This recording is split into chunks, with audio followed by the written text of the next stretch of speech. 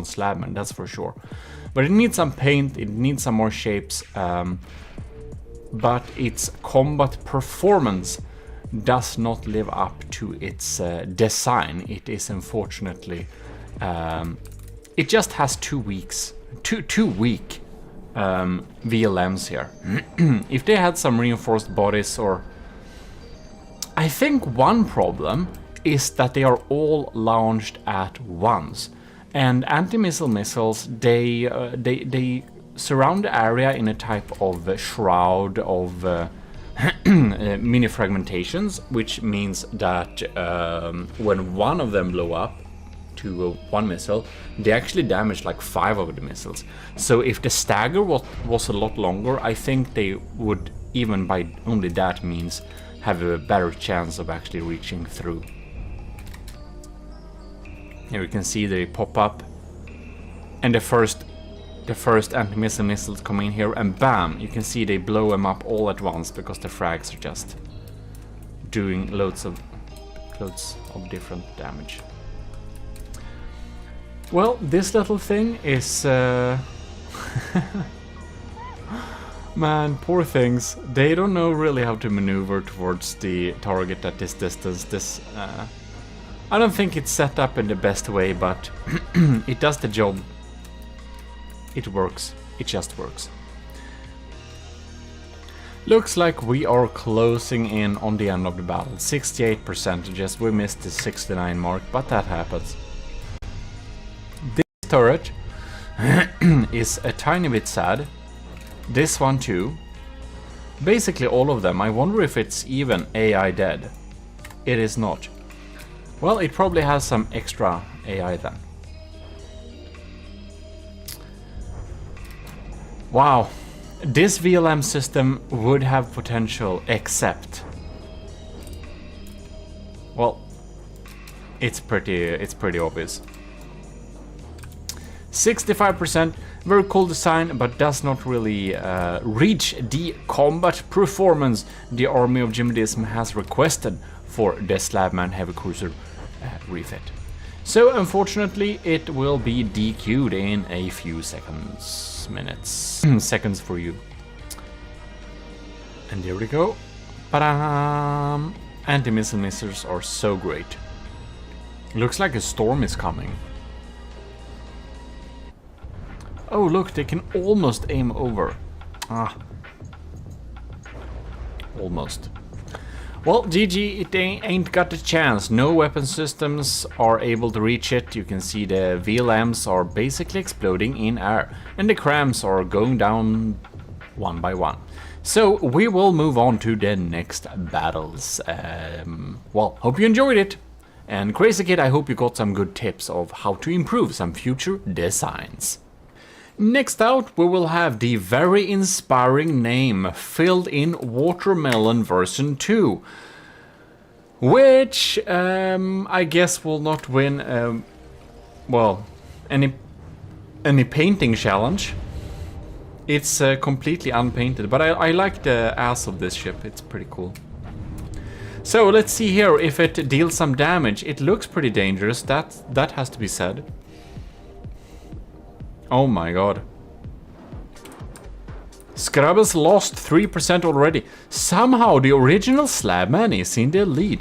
How did this happen? What are these shells popping in here? Is that... What is this? Is this... Oh, armor piercing... No, that's not armor piercing. Is this... Heavy head? No? I don't know. I don't know them yet. In any case... It's just swarming with... Yeah, Hesh. Okay, that's Hesh. That's Hesh heads. Okay. It's spamming us with Hesh. The original Slabman is down to 98%, but that ain't matter very much because Carabas Filled in Watermelon is at 94. We can see the shots are popping in here. Bam! We have some confetti here. Holy craps! Oh my god! Okay, we have some volatile turrets here. And this is why I do turret armor and why I don't do turret necks, by the way. I know I am in the small club of doing that, but whatever. I will prove my point when it arrives. But in any case, we can see that the very penetrative capabilities of the main gun of the original Slabman does reach quite far into the hull and are able to cut off the heads of these turrets, which is a very costly thing that can happen to the poor filled-in watermelon version 2. I don't know why it's called the filled-in watermelon version 2. Or I think wasn't it setup that made the filled-in watermelon as some kind of prefab, or someone else that people could use? No, the gutted watermelon or something like that. Who knows? Because it has a weird shape. In any case, it ain't looking very good for Scrubbers. Look at these things. Oh my god, the mortar shells are bouncing off and dealing more damage than they would have done if they wouldn't hit anything. I really thought that Scrubbers filled-in watermelon would deal a tiny bit more damage than it actually does. This is a disaster. Not for me though. I'm pretty happy with these results.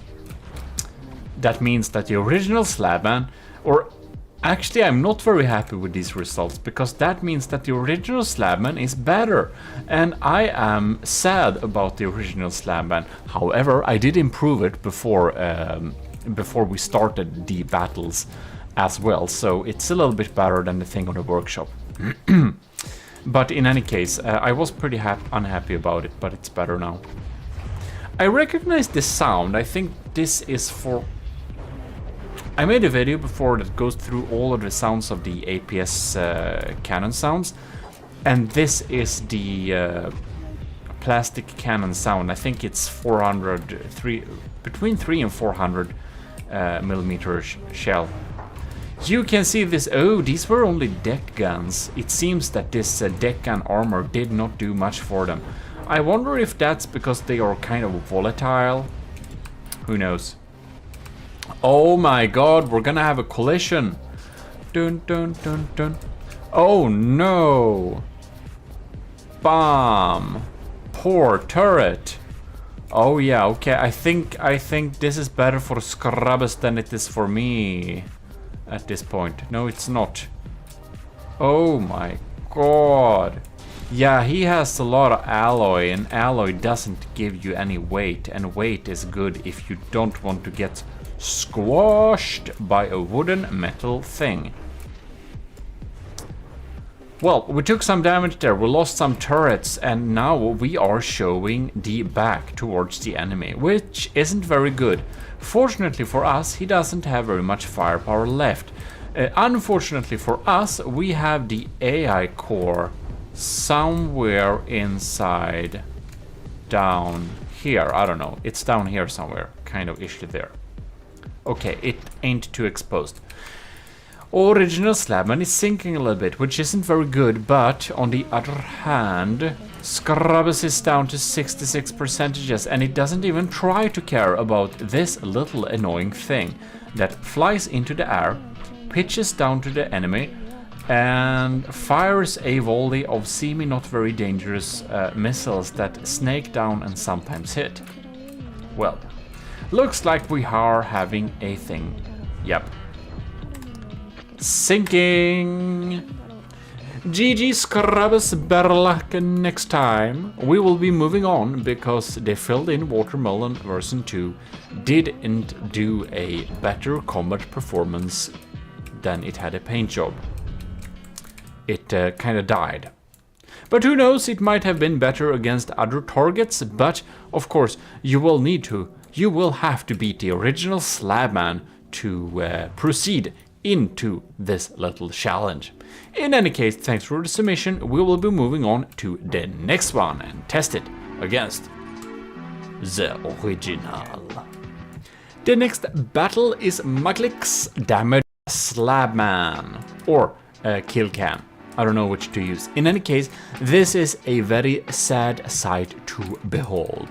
Yes, it is a very, very, very, very sad sight to behold. It is the most damaged slabman we shall ever see, because this thing is made to look like a wreck, with the poor helicopter looking like a piece of destroyed helicopter from MechWarrior 4 Mercenaries. Very sad. One of my favorite games, and you made my helicopter look like a wreckage from it. Oh my, so sad. So in any case, this thing has an absolute crazy sandblaster. Oh my god, it's even blasting itself. Oh my god. Alright, we probably need to follow. Look at these, look at these. These shells, we looked up at them in episode 0. You need to look at that if you haven't, by the way. But these shells are only stabilizer fin bodies with a sabot head. That's kind of all they are. Ew, they are going for the helicopter. That saves us a lot of valuable time, because this helicopter is... well, it's probably gonna die pretty soon, but it's also very, not dangerous at all. Poor thing, poor thing. It's being sandblasted away. So even though these stabilized fin, whatever, shells look very tiny and they shouldn't deal any damage, they kind of do a lot of damage. Wow. It was so good of us to have a... to have a helicopter that could draw away the attention here. So let's see if McClick has any Civ system. I think not. Everything is basically stripped away.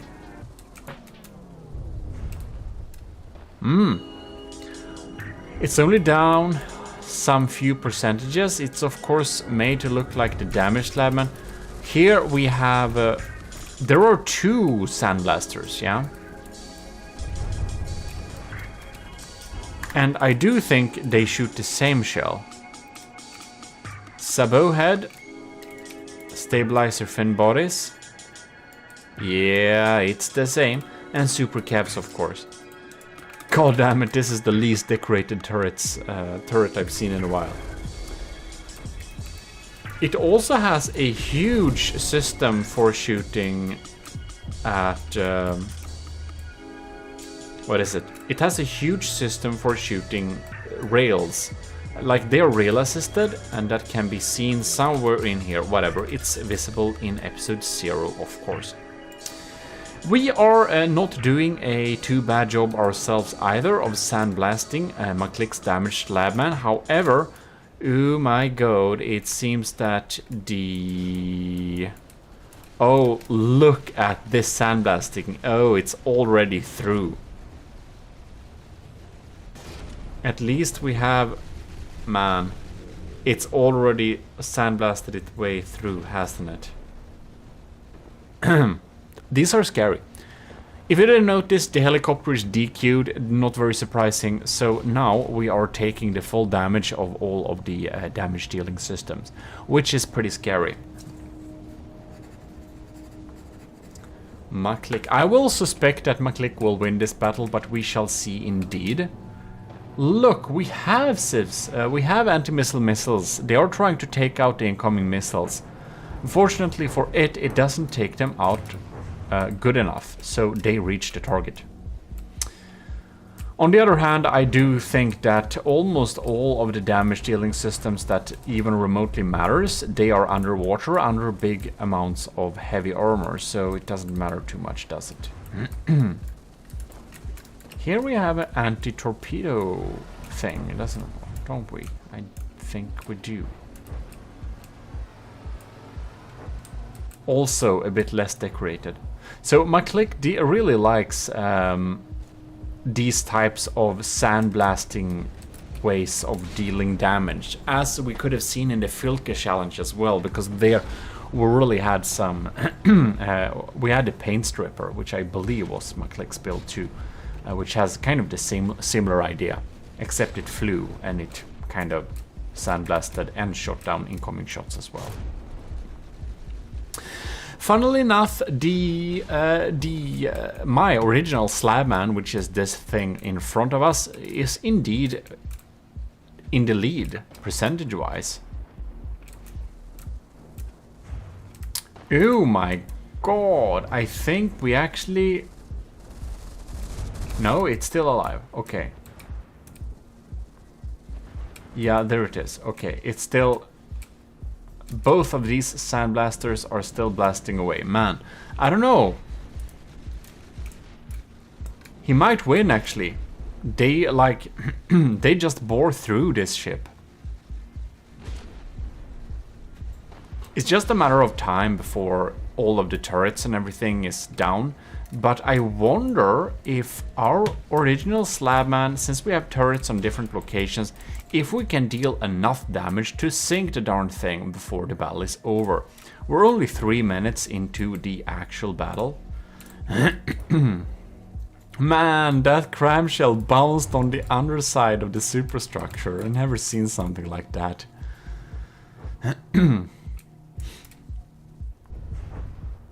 Well, I don't want the damaged Slabman to win, if I am quite honest, because I think it would be so sad, since it's really a really funny joke, but it would be so sad if the ship that is made to look like a wreck of my original ship is indeed better.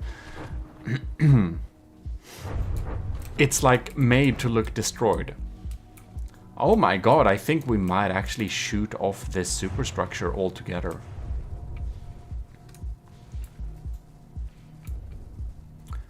However, my original Slabman is at 90% and it's riding pretty low. Very low, actually. We might get some problems here.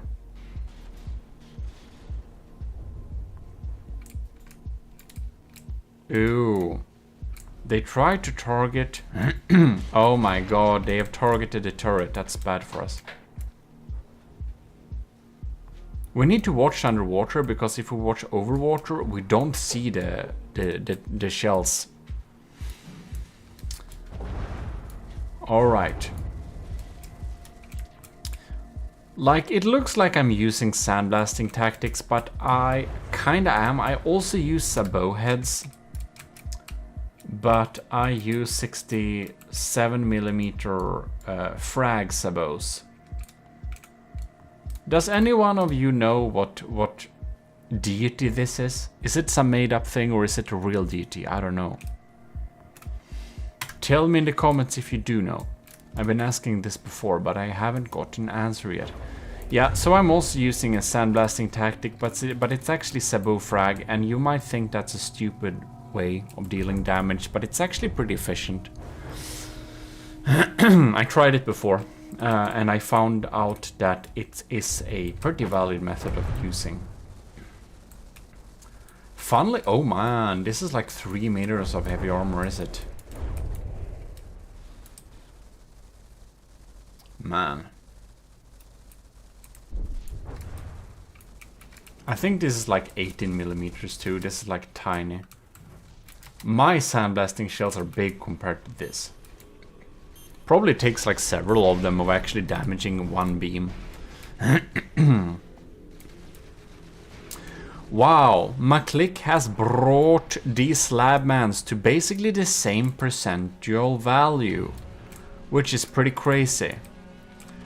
The original Slabman better penetrate that little heavy armor box with its penetrating shells to actually take out this core of damage dealing stuff, like inside of here. If we got a detonation inside of here, we might indeed win this thing. If we can't breach, however, you can see we have a slight breach here. If we get a proper breach shell, we might actually win this, but if we don't get a breach, I think we're pretty screwed, to be very honest, because like McClick is the professional of sandblasters.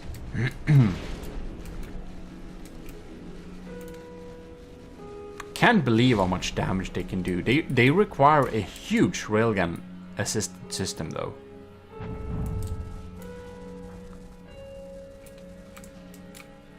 Do we have a breach?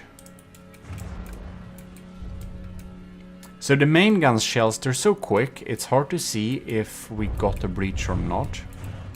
Ooh, I see railgun parts. Well, I guess that's just me being hopeful. One blew off thanks to some stray frag, but not more than that. It is still, though. I think it lost some power. Or it kind of doesn't have propulsion, I think. Well, smart of it, it targeted incoming helicopters before it tried to target the main thing there.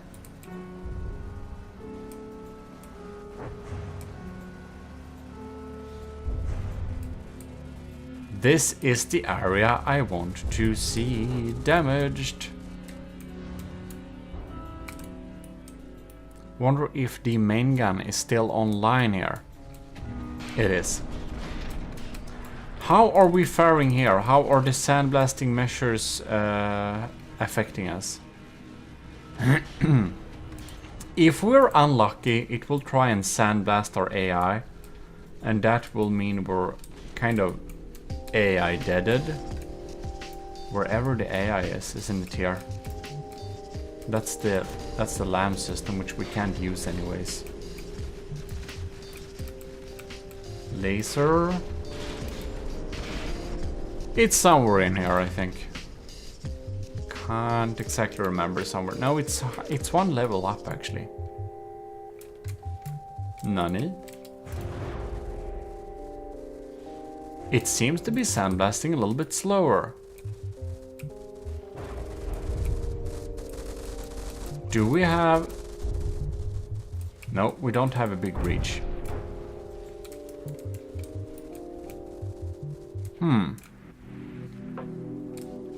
Wow, okay, it looks like we... The AOG domes, only one of them are still online. This is ammo racked, okay, darn it. We only have one left. We have the crams, and well, the McClick doesn't... Damaged Labman doesn't use any lamps or anything, stuff like that, so it's probably a matter of time. I think it's very even right now. Either of these designs may win. This front, though, it's pretty sturdy. My sandblasting capabilities are not really suited to take on something like this. Well, it seems that McClick did sandblast away our VLM system, so that's one of our big damage dealers.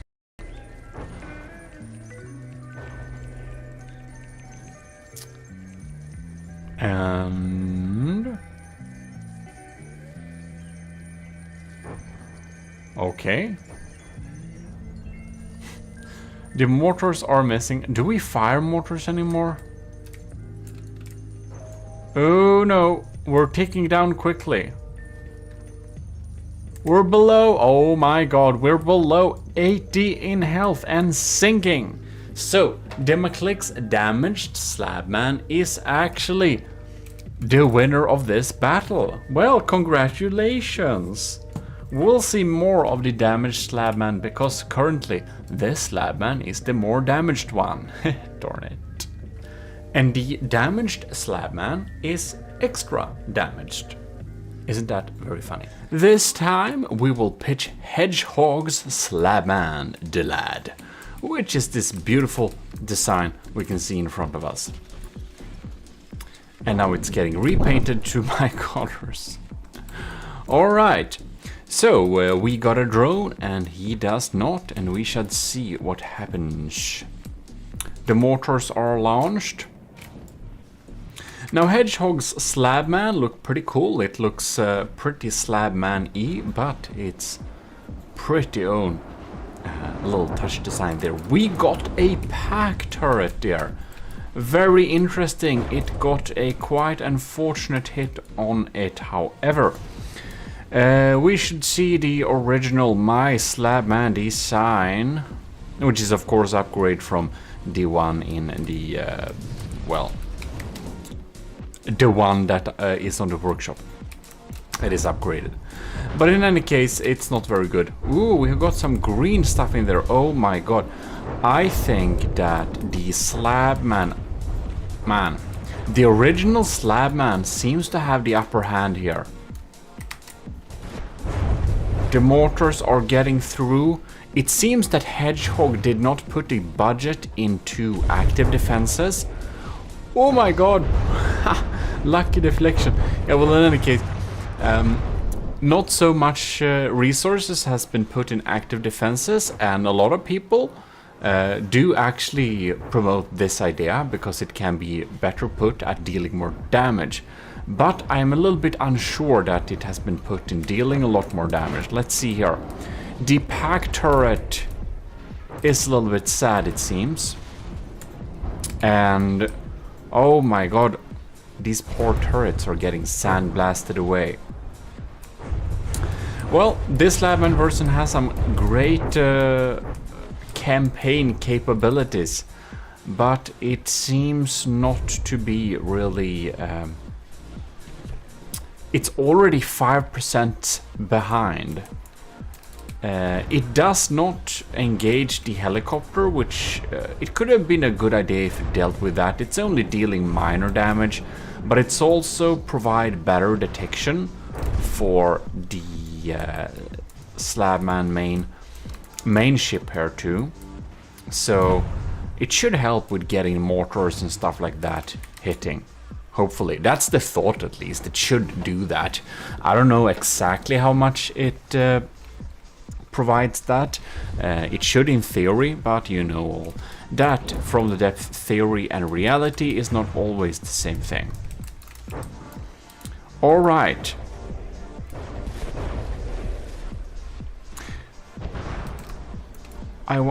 These seem to fire very rarely. They change target all the time. One thing I just want to pause here a little bit and see. Do we have any issues here, I wonder? We seem to have an intact system here.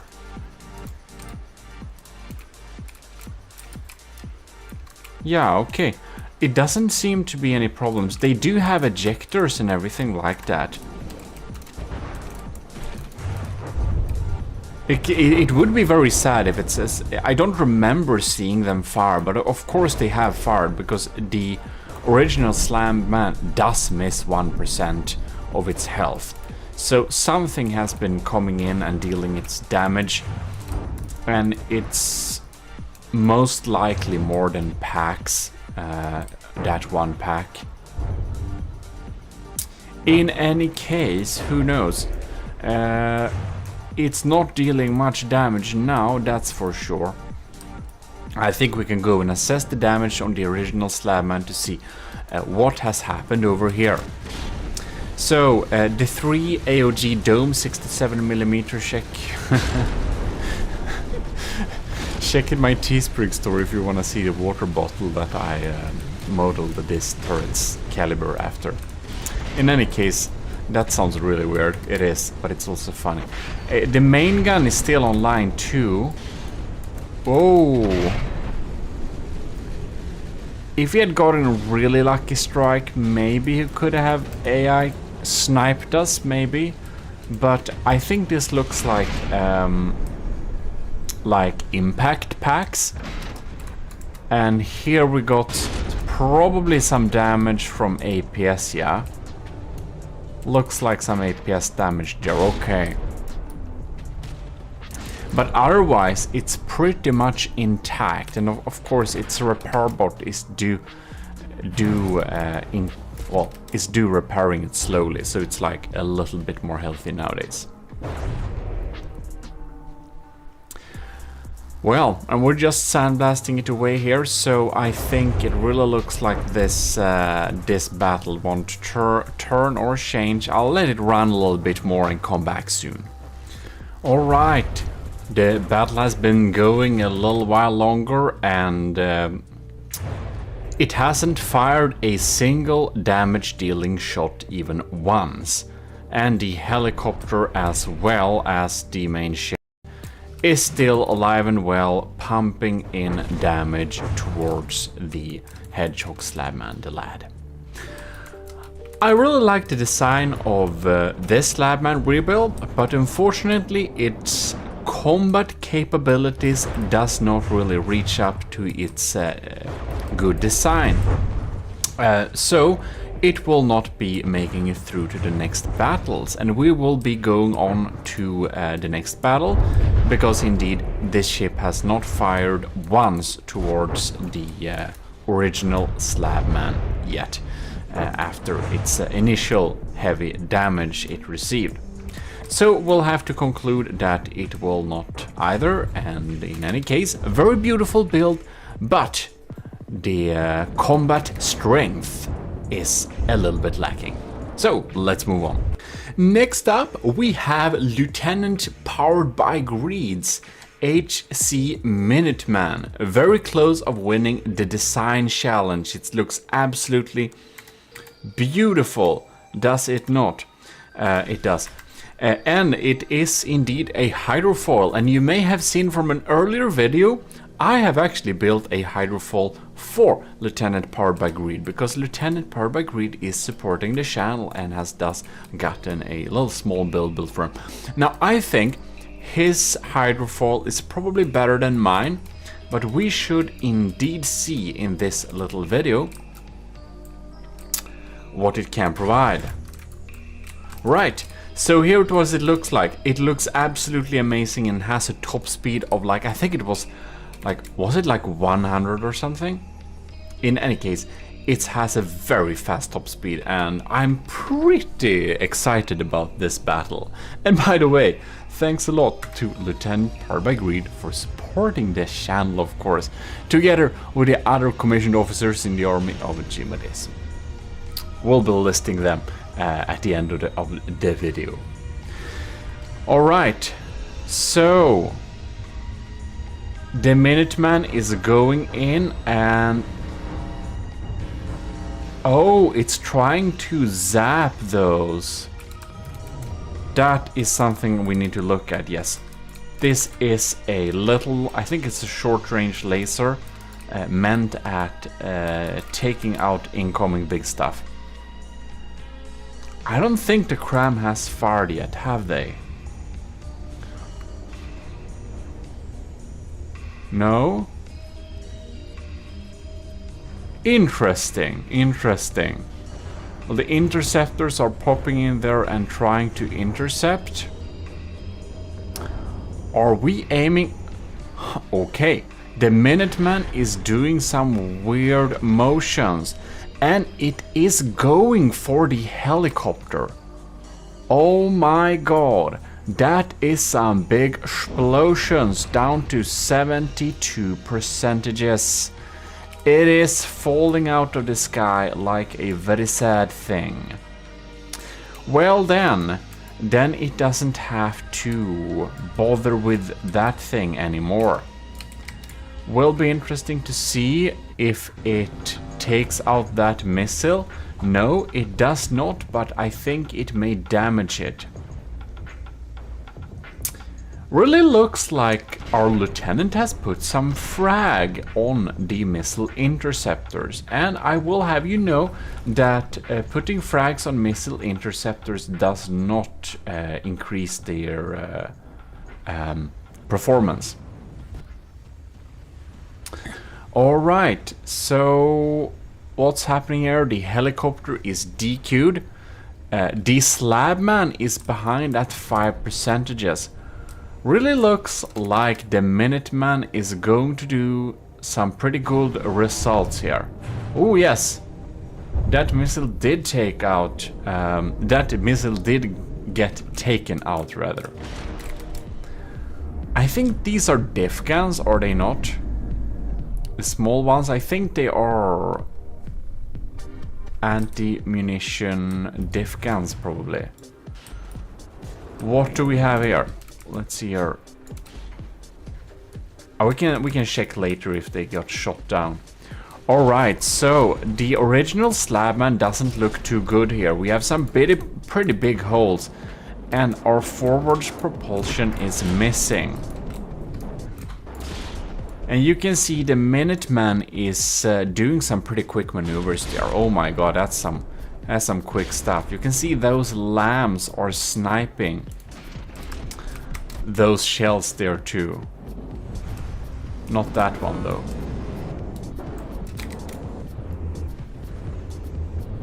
Alright, and we got the diff guns popping in there. I don't know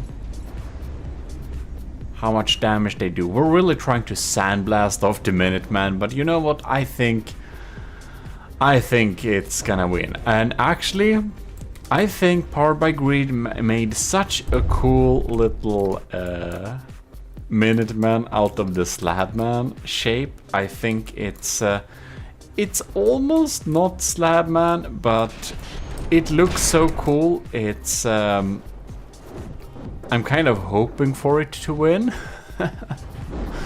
Oh man, did you see that? Oh my god. Yeah, well, that's the power of Cram for you. You can see this crater inside of here. Oh yes, that's some big damage. Our engine power is severely taken down. Original Slabman is down at 87%, while Powered by Greed's Minuteman is at 97%. Well, I do think we already know who is going to win this battle, but again, we shall see. And the dual barrel design on Crams is something that some people don't like for efficiency reasons, but I do think that the redundancy added by doing this is just definitely worth it. Man, these turrets look cool. It's like some polished steel here that works very well together with the white. Yeah, well, I'm really stuck at my gold color, but maybe I should start using some silver as well. Well, we're coming in with the next batch of shots. They're aiming for the aft of the ship. Well, those missed.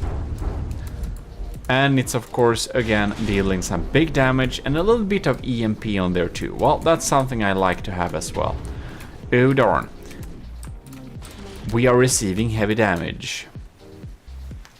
I think that Powered by Greed's Minuteman is so fast that it probably doesn't need to worry about our Cram mortars at all. This one could hit, but I think its lambs are, yeah, I think that got shot down by diffs or something. I didn't see that lamb coming in there. I think the lambs focus more on the larger penetrating AP frag thing we got on there, most likely. Pretty smart idea too.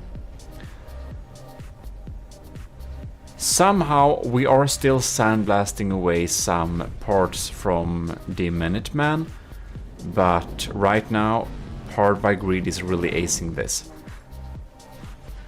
Well, that's some nice damage going on there. Okay, next Cram barrage. This is absolutely terrifying. Look at that. Big frags.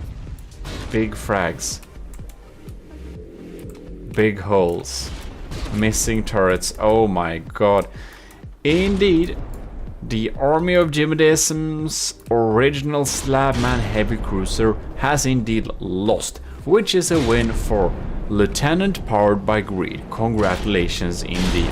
But as all of my ships, they tend to continue fighting even when despawning. That's how I like to build them.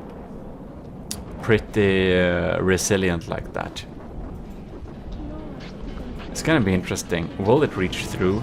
And oh yeah, this is a pretty cool little laser system. It looks absolutely super cute and it works pretty well too. EMP insulated and everything. Good job. Well, let's move on to the next battle. Next up, we have Justin DVD AOG Slabman, which is this fantastic army of GMODISM and Deep Water Guard amalgamation. which we might have to use if we ever team up with the Deepwater Guard when we play the campaign. We'll might need to drag out this particular build for the fun of it, just for that occasion. But of course, it also depends a little bit on how it performs, because we don't want it to hit itself. Oh my god, this looks a little bit... oh no. That was very sad. Wow. We seem to have some issues there at launch, and that missile popping in there, darn it. That feels quite unlucky. Well. Damn. Poor thing. Looks like the original Slabman put in some penetrating capabilities there other than blasting. We're gonna follow this little cram barrage here, because I do believe that these crams are pretty strong. But are they strong enough to get through the defenses? And the answer is kinda, yeah.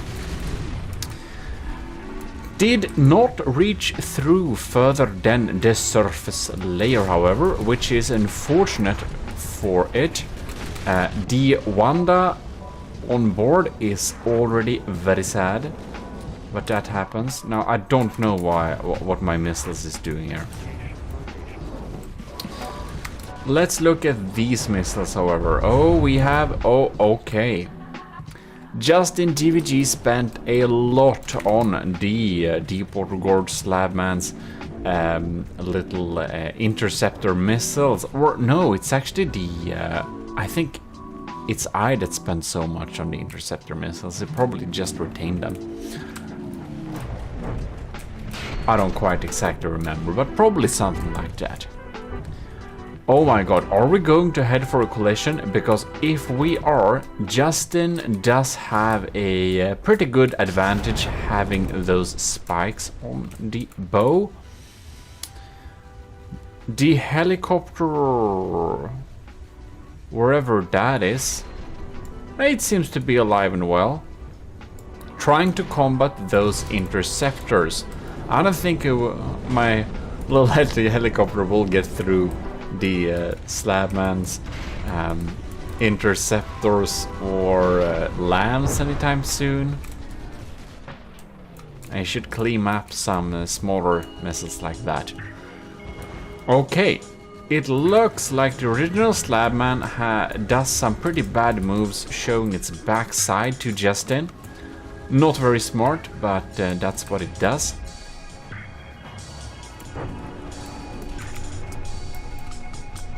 We got some EMP damage there.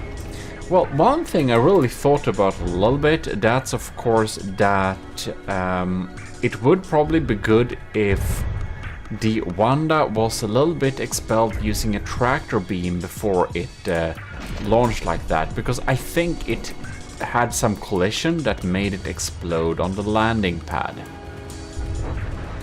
It looked cool though. In any case, let's see how it progresses. The original Slabman is at 93% and Justin DVG's AOG Slabman is at 93% as well. It's completely even. Isn't that quite interesting? We are really throwing similar setup to each other. However, oh, here we have a Sieves cannon. Justin has a main cram cannon and the original Slabman has a main APS cannon. Bam, it is getting through. I wonder if that's hollow point. It kind of does look like hollow point. The original's turret here is still there and it is indeed providing some penetrative shots, I believe. Question is if the DPS from the cram or the APS will be holding this battle on or not. Well, we shall indeed see momentarily. Some big explosions is happening. Justin DVG is indeed in the lead. We're gonna follow this cram shell once again to see what's happening. Ooh, those large VLMs are quite scary indeed. Looks like an explosive shell mostly. Right. Another one is popping in here. And this one is a... That's probably... Either it got through a hole or it's a AP explosive with a fuse. Alright. It seems we are quite even once again. I think it's going to depend a lot on where those cramshells will hit. Because if we can disable the main gun, I think that would be pretty... well, I do think that Justin would win this indeed. However, if my armor-piercing frag setup will be able to target this turret soon, it is already damaged and open, but thanks to the dual barrel and 3D Tetris design, it does have some versatility. I think it's... No, this is 2D Tetris. It's just the damage made it look. In any case, its vertical connection rods does provide it with some redundancy, so it won't be taking out just like that, which is very good for it. Justin DVG 89% and original Slabman 87. Wow, it's really close. And I do think that Justin DVG has made a proper refit of the Slabman. I think this is like a proper refit. This is not a rebuild, this is like a refit, which is very fun to see because a lot of people made some pretty cool rebuilds. And that's cool too, but it's really cool to see a refit because, you know, renovate the Slabman. Well, in any case, some people did try to send in ships that didn't even use the Slabman hull and that just loosely resembled it, but those were declined. And we did request them to send in some ships that indeed was somewhat based on the Slabman. So that's that. We had some rules. We're not super strict like that, but we do need to follow some rules. Right, Slabman is at 87, and Justin's DVG is at 86. Oh my god, it seems that it's pretty close still. The battle is turning in no particular order, indeed not. This is quite interesting. This could go either way.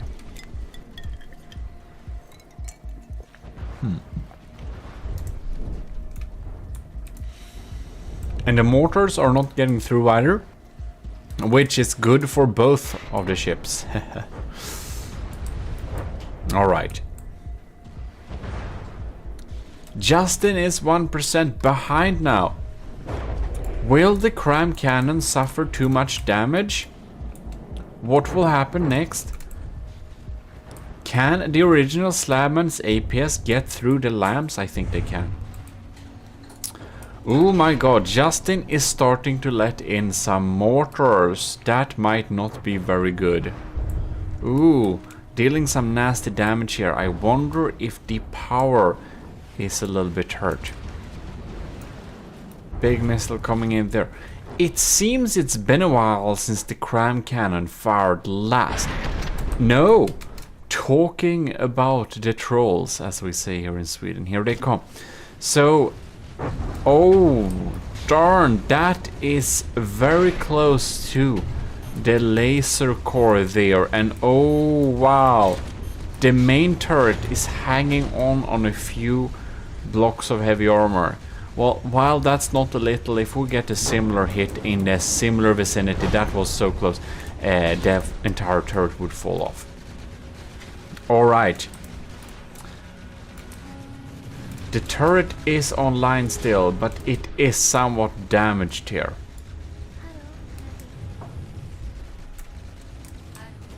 Wow, this battle is really super close. And then Justin did lose the Wanda really early because it seemed it had some collisions when it kind of tried to launch there. The helicopter is somehow hanging on there. That's pretty fun. I think it stays a little bit too close, so I don't think it gets many opportunities to deal much damage. Well, we do sometimes. Might be the difference between losing and winning, who knows? Oh, it does throw in some shots there, so that's something. Alright, we do have a big missile coming in there. And another one. Oof. 80 versus 82. Wow, yeah. This is very, very even. It is a nice, very nice refit. I think Justin did a cool job here. And oh, these turrets also work as Civ's turret, trying to shoot at incoming crabs. You know, I think that time spent on shooting upwards would be better spent at shooting towards the other slab man. Spending too much on Civ systems might actually be a bad move, because you want to spend as much as possible on dealing active damage. On other hand, the original Slabman does look very sad, and it's soon going to collect some penalty points for sinking, I believe. We shall see indeed. The original Slabman is indeed in the lead, technically.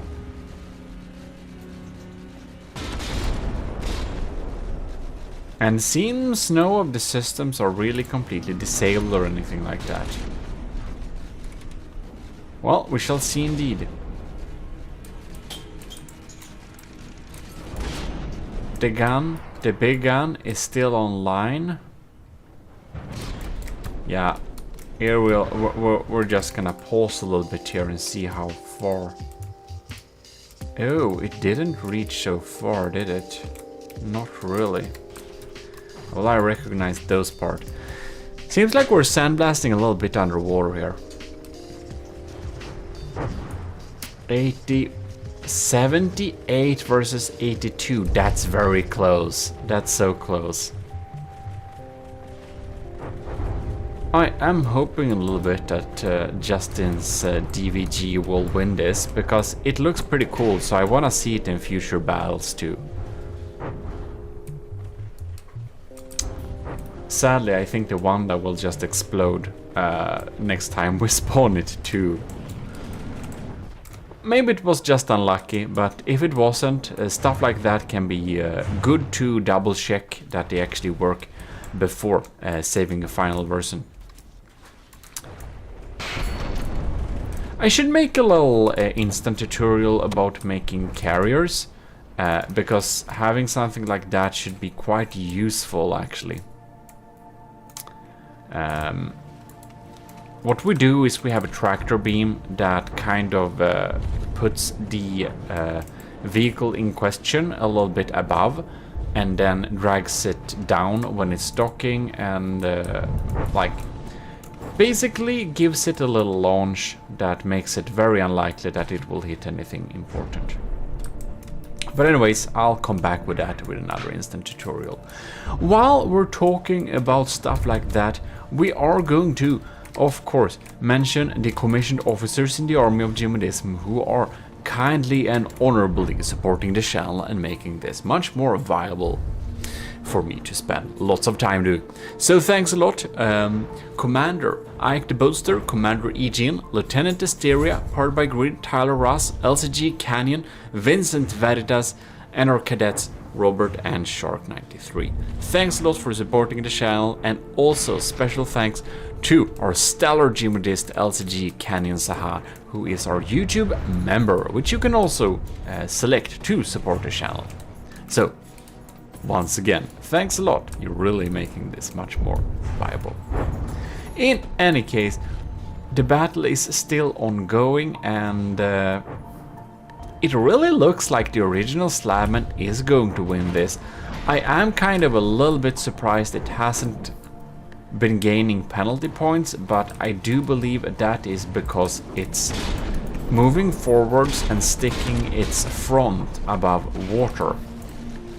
If anything sinks, I have a special little altitude disqualificator that will disqualify anything that's just riding a little bit too low, aka sinking.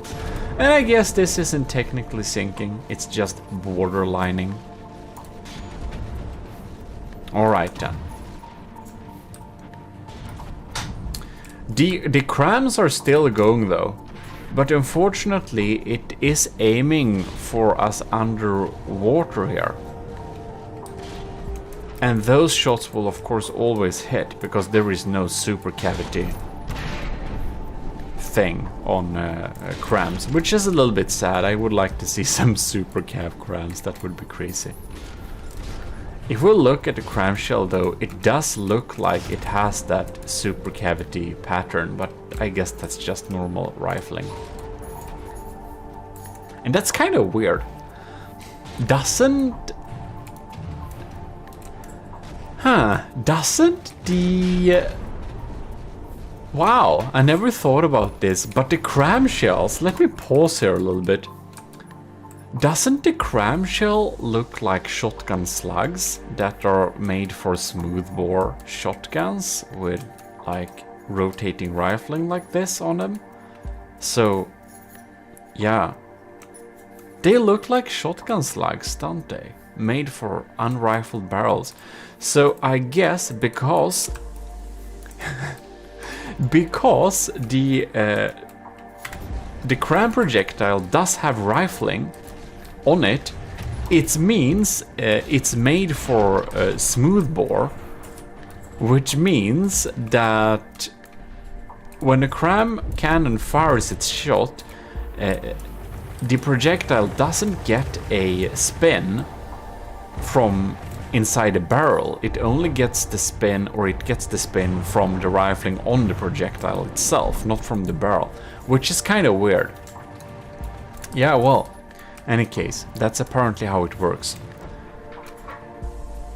Oh my god, I completely missed.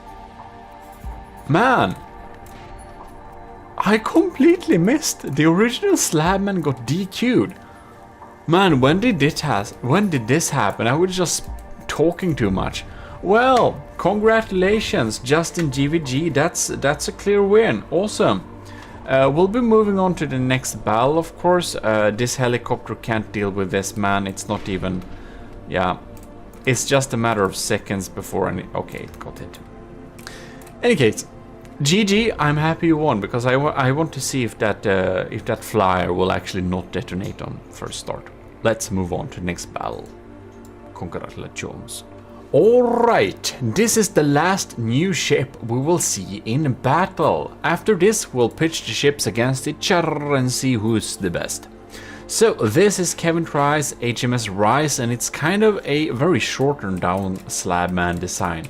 It does have a lot of shields going on there, and of course that does not make it better, but if any of the shields get taken out, it has a backup. Alright, that's some pretty big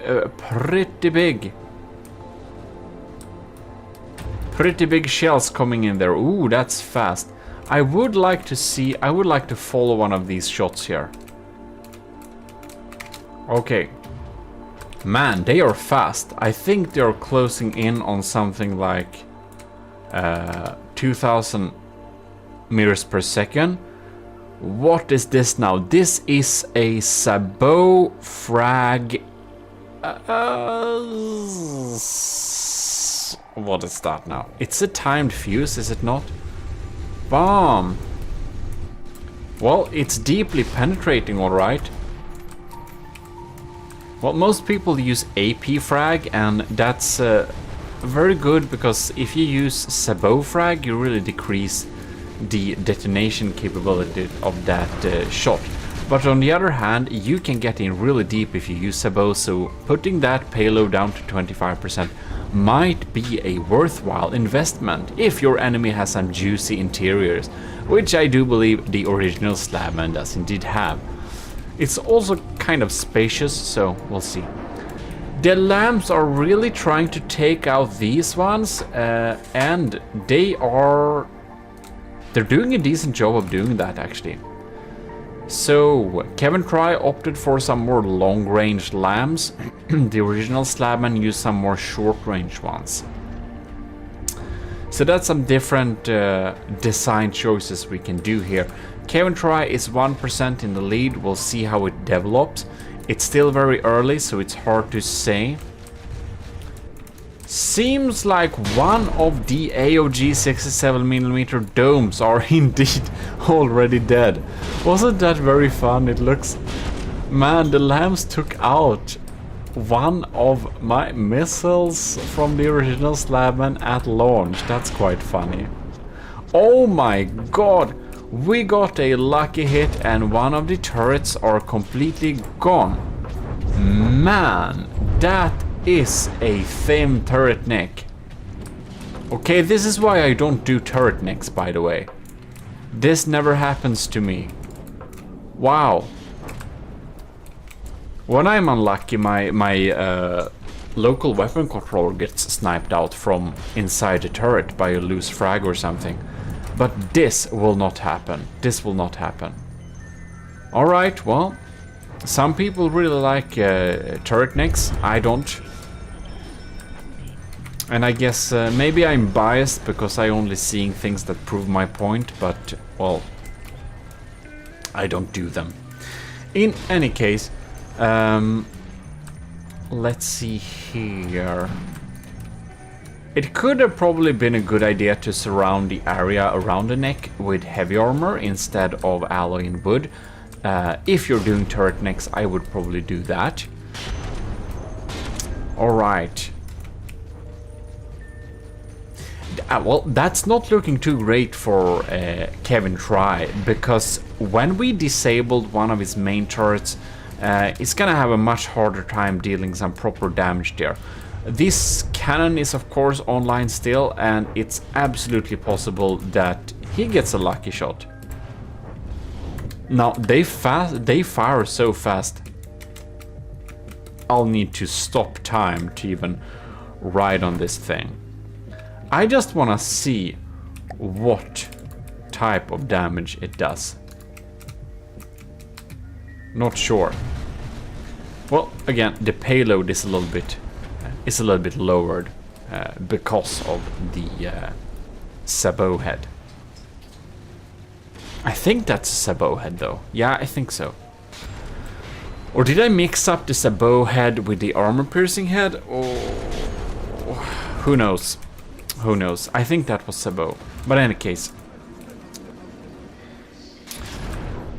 sometimes I'm wrong, but the good thing about me is that when I'm wrong, I will tell you in a later video about it, so you'll know what's proper. Well, we'll see how this battle ends up. Original Slabman at 91.5% or Kevin Try's HMS Rise at 90.4%. So, it's very, very interesting to see here. It can still go either way, while I do think that Kevin Try did put all of his eggs into these turrets and having APS damage. Is no way of combating our tiny helicopter, but I guess the lambs will take out most of the things this little guy throws at him. Alright.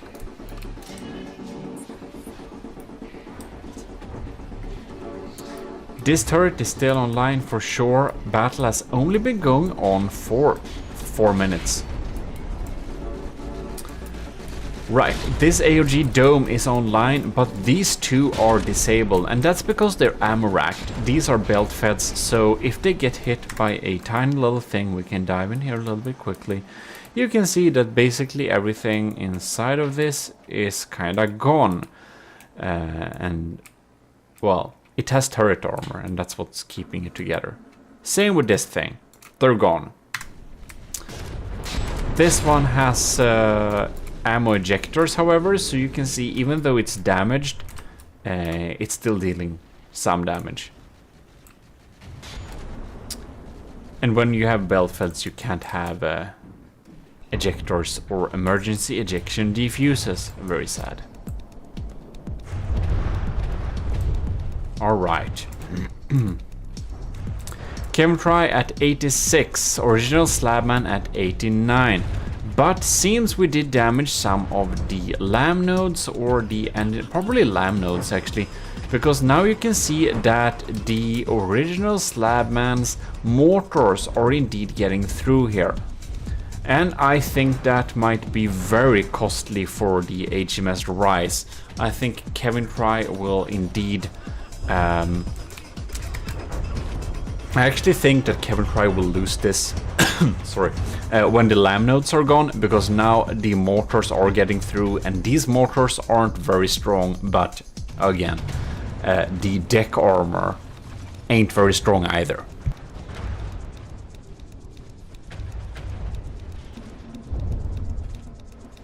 Well,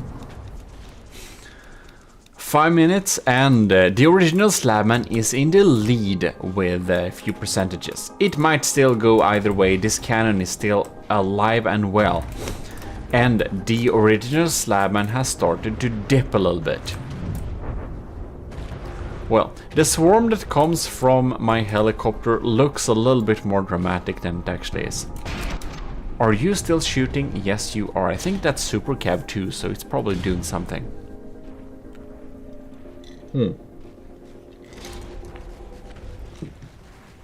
Alright. Are you firing blanks, sir? I think you're... Poor thing. Okay. 82-87. The distance is increasing. Is Chemtry? Yeah, we're still doing damage here. I think we need to be underwater to do this. I do believe Chemtry has a good chance of sinking the original Slabman and thus winning.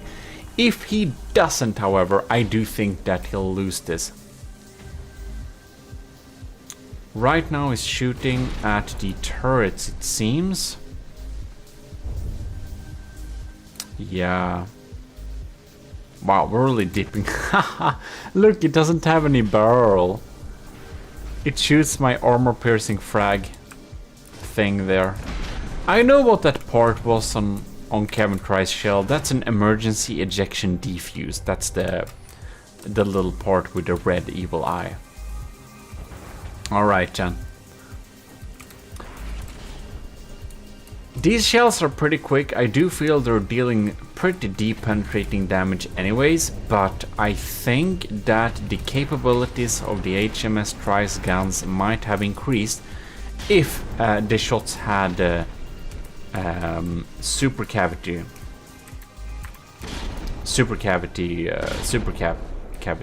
caps, or whatever they are called. I'm trying to watch out for these shells underwater here, because parts of the original Slabman is indeed residing underwater now. Oh, we're getting into a weird angle here. Oh no! And Chemtry didn't set up the turret movement. Didn't set up limitations on moving the turret so it can spin around, because now it tries to steer to the right, and he has his superstructure blocking there, so the ship needs to turn like 30 degrees more, and it doesn't, and only after that the turret can start aiming at us again. Yeah, well, that's why you need to set up on the turret block the angles the turret can't shoot. You'll need to set it up so that it can turn that way, because otherwise you'll lose valuable damage time like this. About that, let's see here. Let's see on these shells here. Is this a base bleeder maybe? Oh, I can't make out these shots. This is armor piercing solid warhead body frag. Armor piercing high exp. This is frag EMP. No. AP frag EMP, AP high explosive, sabot frag. So they're a little bit of a party mix there. I wonder if these shells really have the same velocity, but seems to be working good enough. Well, that's a nice little party mix. I will agree with that choice. But due to some of the other shortcomings, we will see if it is indeed enough to win this thing. It really looks like the original Slabman's lambs are able to take out some of these incoming shells, and they're pretty strong. Now, why are you dragging in the helicopter? Ew, is it? This is just a mystery, to be honest. Why are we docking? Oh my god, the original Slabman has a AI damage, don't we? Oh man, no, health below, oh, it's sinking. It's sinking. Poor thing. Wow, okay. Kevin Tries HMS Rise is indeed a winner of this thing. Looks like during this little session, the original Slabman had some pretty poor results, which is to be expected. And I'm happy about that, because this is Renovate the Slabman, not making it worse. Ladies and gentlemen. Not making it worse, making it better. So that's actually a good thing. Well, this means that we have been going through all of these Slabmans, and we will be getting back with pitching these Slabman, the winners, against each other, and by that finding out which is the strongest Slabman of them all. So we can promote someone a little bit to a Matros second class instead of third class. Very nice. Today we will check out the different ships and pitch them against each other, because some of the ships are better than others, and all that killed my original Slabman has gone through to the double elimination challenge, where we will find out which of these ships are the best of them. So first up we have randomized the list, and this is Kevin Try, who will meet Powered by Greed, HC Minuteman. So let's go. Combatants are in the seas and the battle has begun. So here we have Powered by Greed's Lieutenant Powered by Greed's HC Minuteman. Running in here in very quick speed, closing in on 100 meters per second or something like that, I believe. Very fast indeed. Here we have Kevin Try's HMS Rise, which has gotten some heavy cram shots on the side here. Well, those things can be very hard to protect oneself against. Oh my god, why is Lieutenant Powered by Greed showing its back to the enemy? Not the best. It's turning around and the crams are closing in for another shot. And here he come. A big volley. Some of it miss, some of it hits. The lambs did nothing to stop them, and the damage has been dealt. HMS Rise is trying heavily to keep up with its maneuvers, but of course it's not very easy. The Powered by Greed's HC Minuteman is quite the fast vessel. And the lambs on the HMS Rise is quite not strong enough to deal with it. Well, looks like Kevin Try is down to 93% and the Minuteman is at 99.8. So it has somewhat of an advantage. Well, this will be highly interesting to see. The Army of GMODIST Minuteman is looking glorious over there when it's flying on the waters in that speed. Damn, that was a big explosion. HMS Rise is down to 86%. Did we lose a turret? What happened?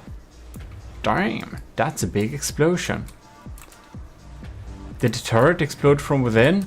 It did indeed. It blew up. I do wonder. It does have emergency ejector. Hope it had some fuses. I guess that cram shot was just placed very right. Very nice. We got another volley incoming here. Oh. Wow, I don't see how the HMS Rise will be able to recover from this. That's a pretty... is that like 18% lead by Greed? And it seems that the HMS Rise has been unable to deal substantial damage to the Minuteman, so it has even gotten time to repair 0.1%. Well, very interesting indeed. And about that, Lieutenant powered by Greed is of course a commissioned officer in the army of GMODIST and is helping us out every month, which is very generous and keeps us making the content more often the more supporters we can have. Very fantastic. And about that, I want to give out a huge thanks to Ike the Boater, Commander Ike the Boater, Commander Eugene, Lieutenants Asteria, powered by Greed, Tyler Ross, LCG Canyon, Vincent Veritas. Thanks a lot for supporting the channel and being commissioned officers in the army of GMODIST. It helps a lot. Looks like our lieutenant's lambs are quite strong.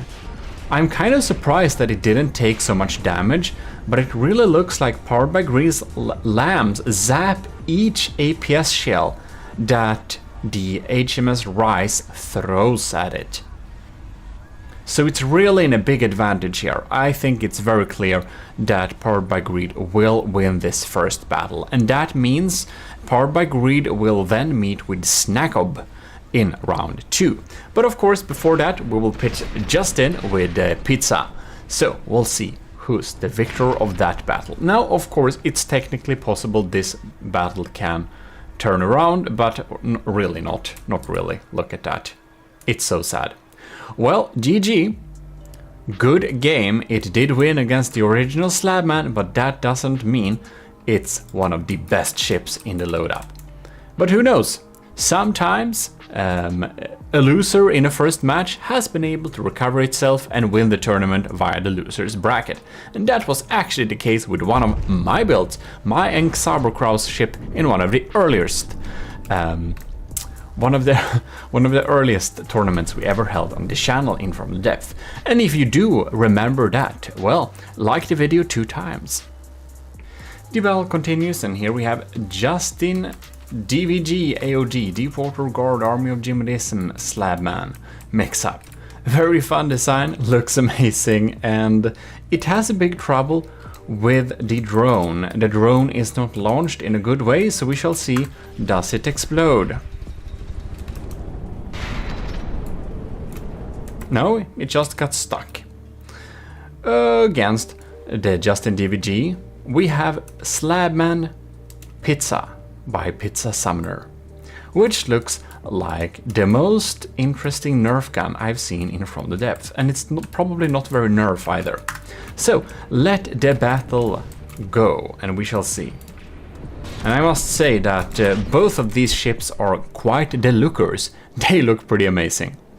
Looks like the missile got DQ'd, but I don't think it reached its target, did it? I don't know what happened with the missile, because I do know the Pizza Summoner does have a missile that is a nuke, guided nuke, but well, the Wanda that was attached to the Justin DVG Slabman has died, and that is of course because it's basically not able to get out of this landing pad in a good way. It should have a what is it called? It should have one of these tractor beam things that will increase its oh my god, that's a big explosion. Whew. Wow, anyways. I will show you in a future instant tutorial how to do carriers in a good way. But it really looks like the Pizza Summoners build is quite strong indeed. We are going to see if we can fire some big crabs here that we can ride on. But we haven't seen them in a while, so I'm gonna see if they are strong and if the lambs will be able to deal with them. They will not be able to deal with them, and you can see they did some damage here. However, just in DVG's AOG, and DVG AOG Slabman is at 88%, 88.2, and Slabman Pizza is at 96. It's quite a strong ship. The beautiful interiors are very damaged now, as we can see, but it has loads of turrets of all sorts of different kinds. We have Sandblaster, we have big crams. And they land some perfect shots here, and Justin DVG is just not very able to take him out from the sky. No, indeed not. The Civs missiles are not able to turn and shoot at those crams in time, so it's down to 79%. I think it's quite clear that the Slabman Pizza Summoners build will probably win this. But again, this is double elimination, so Justin DVG will appear in the loser's bracket. And of course, it's still technically possible that the tides can turn in this battle, but like not really at this point. It's very unlikely. I don't think the ship should reside in this angle. Do we have a sinker? Well, we're down to 59%, so I guess, oh yeah, we're health below 80 and sinking. We have a sinker. Well, that's that. Congratulations, Pizza Summoner. Next up, we have Setups Slabman Stridsjacht and the Seal Clubber helicopter. That is definitely the winner of the lookers. This build looks absolutely amazing, and you've probably seen it in the earlier videos where we looked through and praised this fantastic looking design. And it will be pitching itself against up to Maclick's damaged Slabman, which is basically an underwater dual Sandblaster with some really sad broken down aesthetics on there. It will be very interesting to see which of the builds will be able to win this, because both of these ships are quite strong. So, looks like they went for the Seal Clubber first, which is indeed kind of dead now. I wonder what's gonna happen with the shells here. We have all sorts of colors coming in here. Yeah, that's some rainbow colors on all those shells. Wow.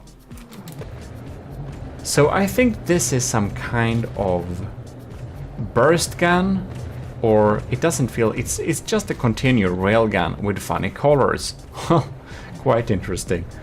And we have some rail assisted guns going on there. They're dealing some damage. I think this might be a pretty even battle. You can see that, well, the damaged Slabman is an underwater Sandblaster, and you can see it's blasting and blasting. Oh, now it's actually blasting over water. And that's some dangerous stuff, really hard to protect itself against, because the Stridsjacht has a lot of turrets like this, and they're diff guns, and they're actually mainly set up to take out incoming cram shells. But we don't have any cram shells here, so this is, I guess, a little bit of an unfortunate match for the Stridsjacht. But of course, it's still a pretty strong build. It's down to 91%, however. Now it's very uneventful, the damage that it deals. It just drills holes like this on different areas, and fortunately it has a lot of different turrets. Alright. I guess. And very fast guns, man. I wonder if this can breach through. We got some heavy protection here, man. That's like... Ooh. Makes me remind a paint stripper. That's like 3 layers of stacked heavy armor like this. This is a true frontsider, if there ever was one.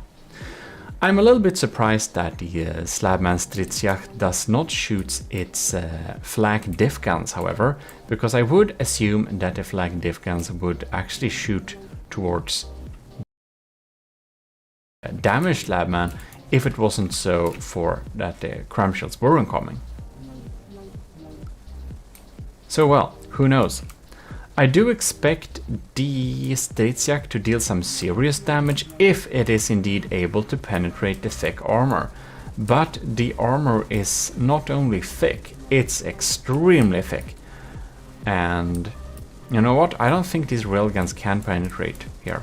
This is some serious armor. Not to mention this. It's like 4 meters of heavy armor. Then we have stacked wedges. And then we have the gun. Yeah. The Stridsjacht is also down to 85%. Man. It's doing a pretty good job that it's shooting underwater. It actually looks like... Ooh, man, look.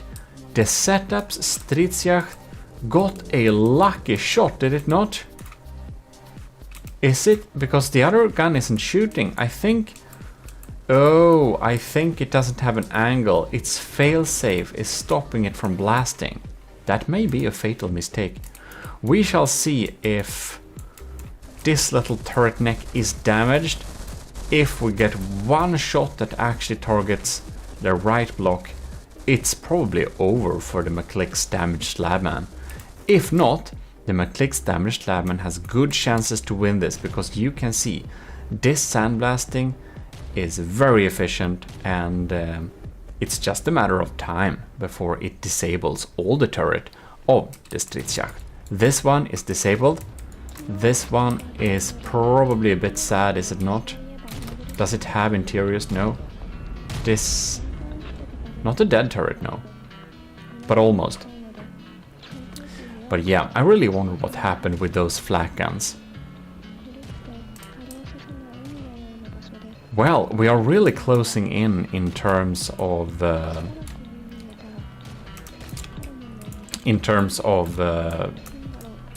like material count. It's really closing in here. And this, man, that's a lot of beam slopes on the side. Or we're gonna fly over or dive over to the damaged Slabman and see what's happening. That's a lot of holes.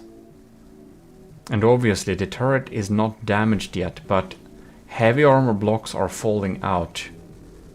We can see we're actually slowly digging through this insane front shield. Yeah, that's some strong stuff. And unfortunately for these Stridsjacht, it is actually targeting the Slabman, the damaged Slabman's overwater parts, which is not really the right way to go here, since McClick put all the good parts underwater. Well, the Stridsjacht is at 80% and the damaged Slabman by McClick is at 89. This can probably go either way. What do we have here? We got some... It's just sandblasting. Where does it target? I don't see very many shots incoming too often. Both these turrets are still online, however, which is good news for the Stridsjacht, because if it loses these weapons, it's gonna be pretty dead. And it's the Sandblaster is changing targets along many times, so it can be a little bit hard to see. whenever it's actually changing up targets here. All right.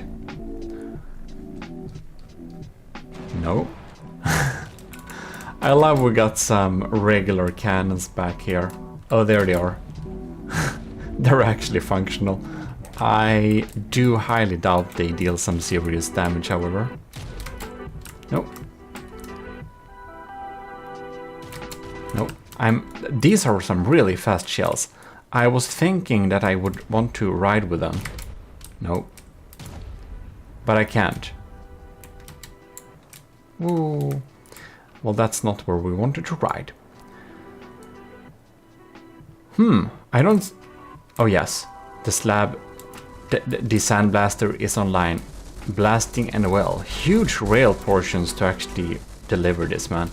Oh, man, that was so close. If that shot had gone 1 meter to the right, I think it would have been over for the damaged slab, man. Man. I think McClick did a really funny design with a damaged slab, man. It feels like a funny functional design.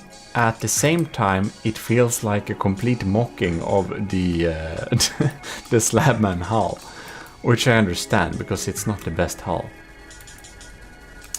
76% versus 88. Well, oh my god, did you see that? That's so close. Oh, it targeted this block. It tried to target it. It's just hanging on 2 connection points here. 2 connection points, and if it gets hit, the damaged Slabman will not blast anymore. If it doesn't do this in time, well, the damaged Slabman will be able to continue to sandblast the Stridsjacht until it's very dead. So we shall see indeed. Right then.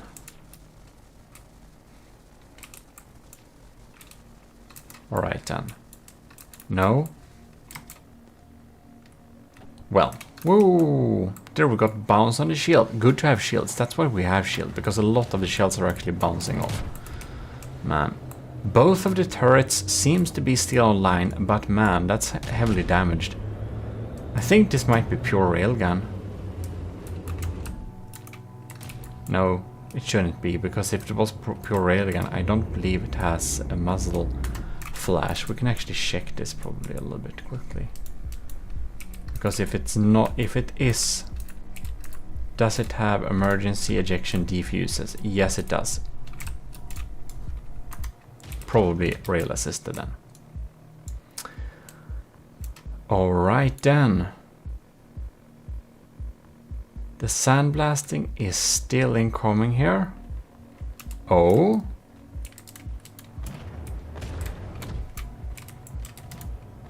Oh, it found a tiny gap to actually shoot through.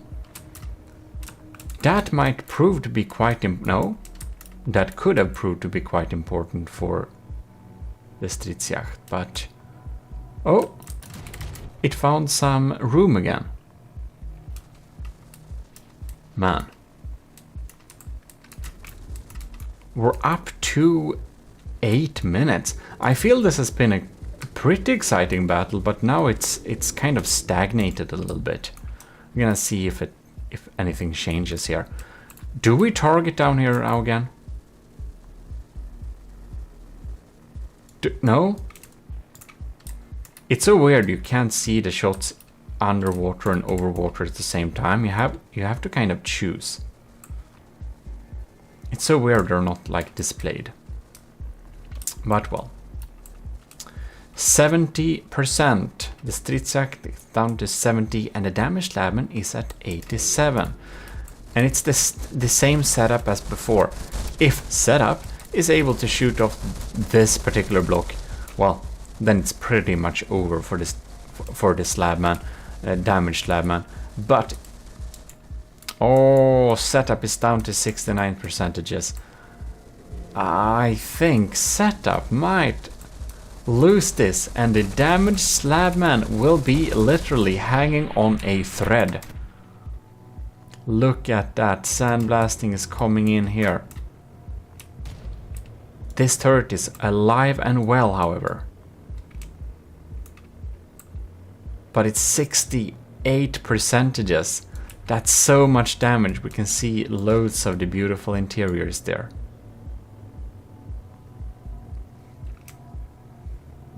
Well, we need to keep track if the sandblasting keeps incoming or if it doesn't. It's quite sad that this thing doesn't get ability to shoot. Perhaps the Stridsjacht should have some ability to face toward the enemy. And I really wonder what happened with those diff guns. Why they didn't switch over to deal some damage. Because that might have been like the thing that would pitch the battle. We're still undamaged below here. I think, oh, we got some of these shots incoming, down to 66%, but McClick's damage slabman is at 86. So it quite much looks like the damaged slabman will win this first battle. Well, in any case, one thing I do want to tell you, that is that you should absolutely check out our merch at our spring store, link in description, because we have a little sale here. That's actually offered by Spring, so it's a sale that doesn't, yeah, it's on them, not on me, which is cool for once. And we got like 25% off until I think it's some week from now. So if you're interested, you should definitely check out. Oh, and there it goes.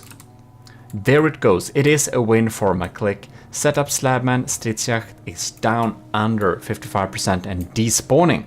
So congratulations McClick for doing this meme build, a damaged slabman, which definitely provides some terrifying sandblasting and from a sad carcass of a ship.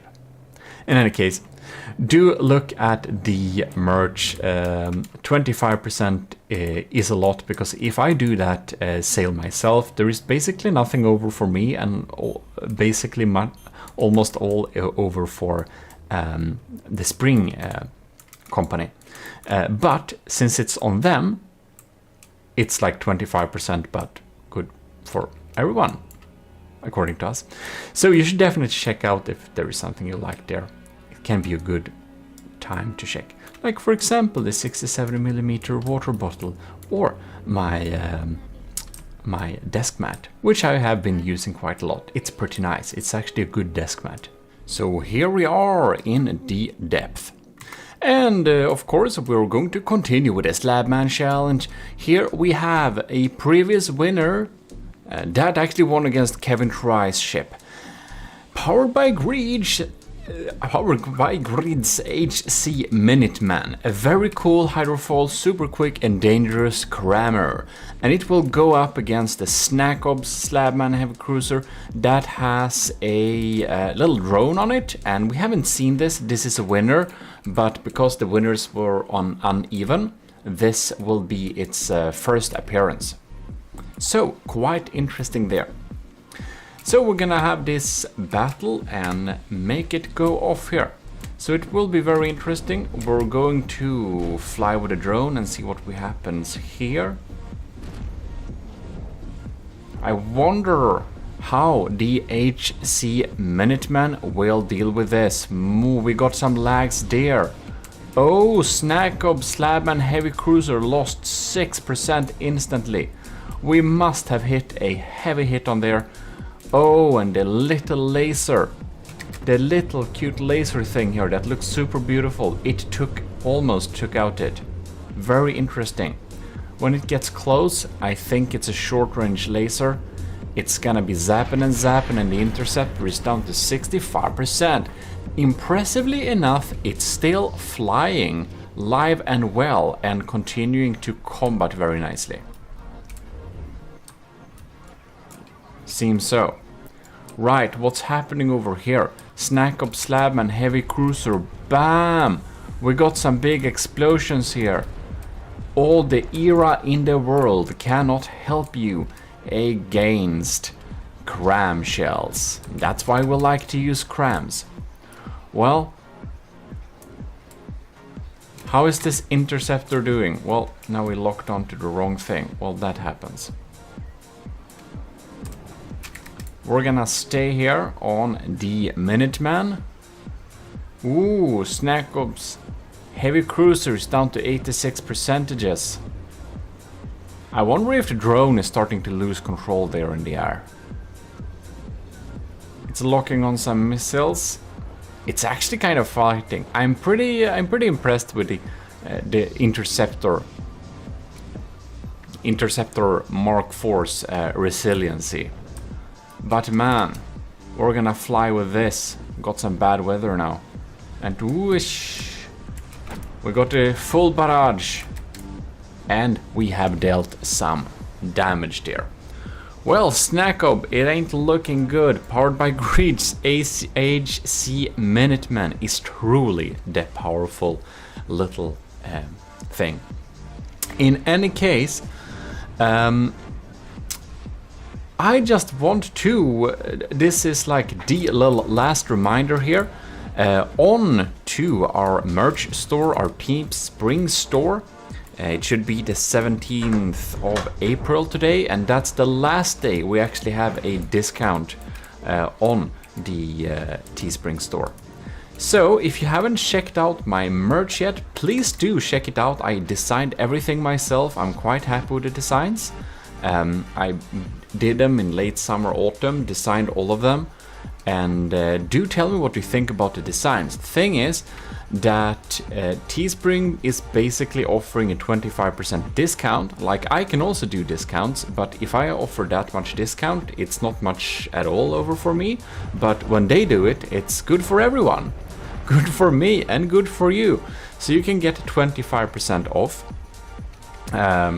anything on their store, and today is the last day. So if you haven't checked it out, I do highly recommend you check it out in the description, because I'm particularly happy with my 67mm shell water bottle, as well as my blueprint style mouse mat. I think it fits very well to have on my desk when building from the depth things.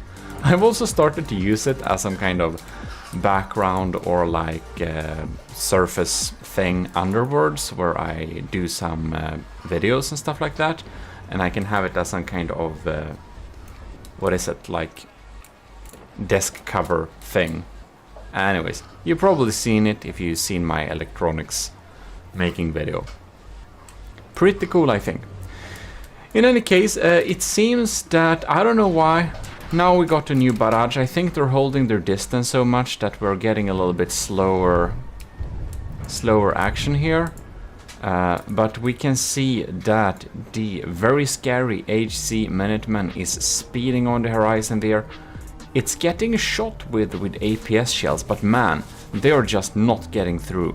Powered by Greed invested in some serious LAM systems, and they are designed to zap APS shells. A very good job on making that.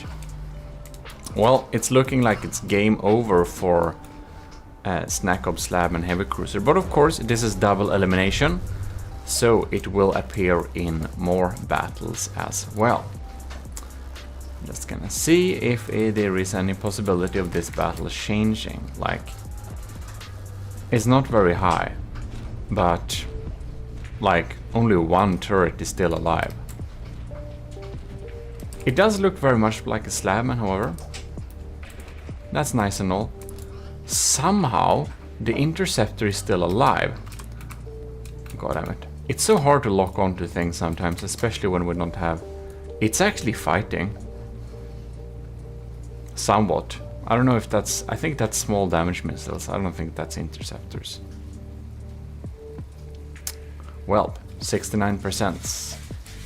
I guess we'll be seeing Snack Up Slabman a little bit more in the coming battles. Ooh. Well, We got some missile interceptors on here too. And there we have them. They're looking so nice. It's been some really good decorative works made on these. I think they look absolutely superb. Like very simple and nice looking design. Of course there are so much mimics, we can't even see what's originally on them, but well, I don't know if they're even armored. Who knows? 52%, it's officially over. Congratulations, Powered by Greed. You have completed, Lieutenant Powered by Greed, I should say. You have completed this, you won this battle too. So, we'll be moving on to the next one. Alright, here we have Slabman. No, this is McClick's damaged Slabman, as we can see here. And we'll pitch it up against the Slabman Pizza Summoner, the Nerf gun.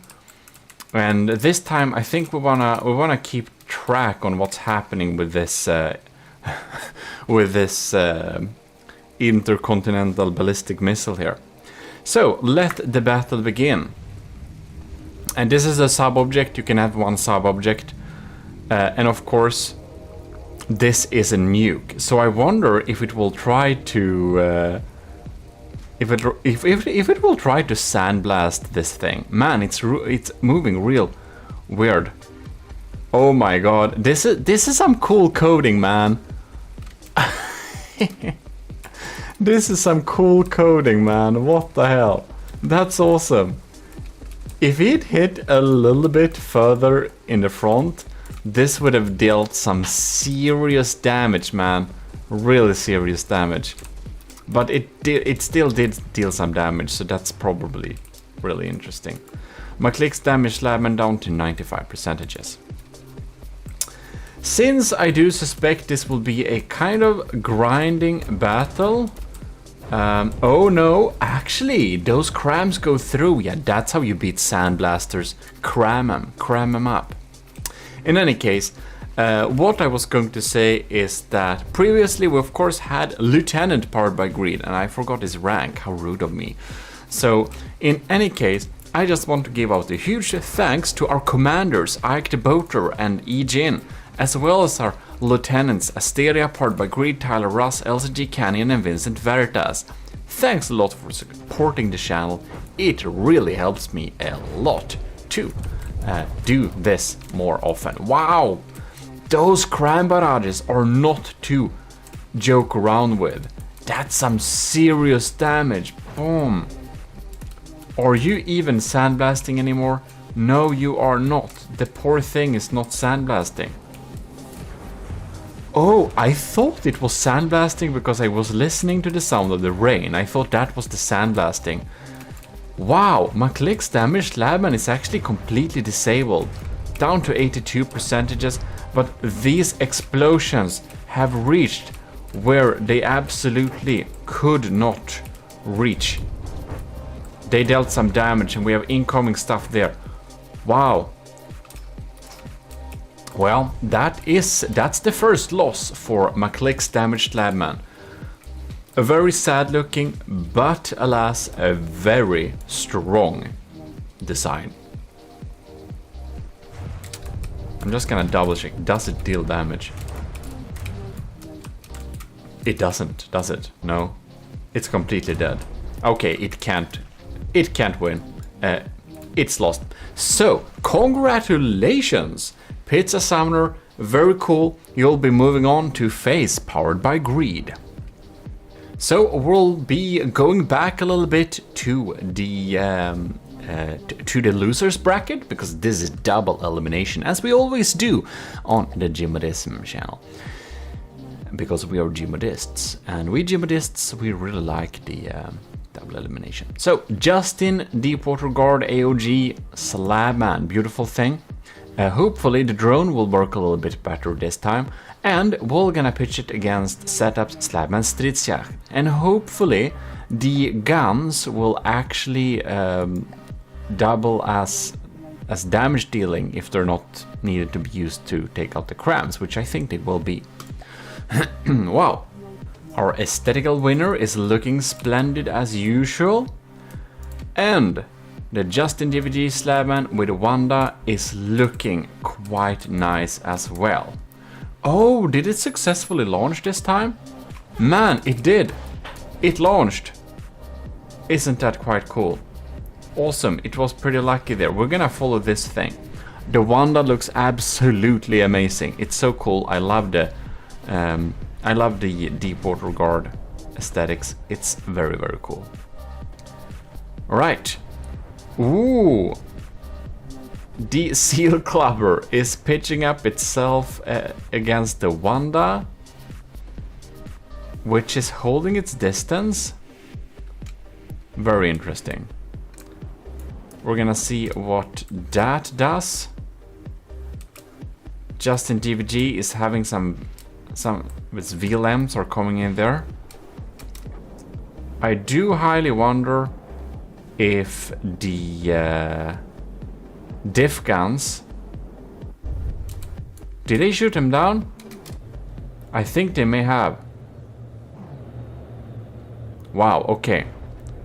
Oh yeah, see there, that's pretty cool.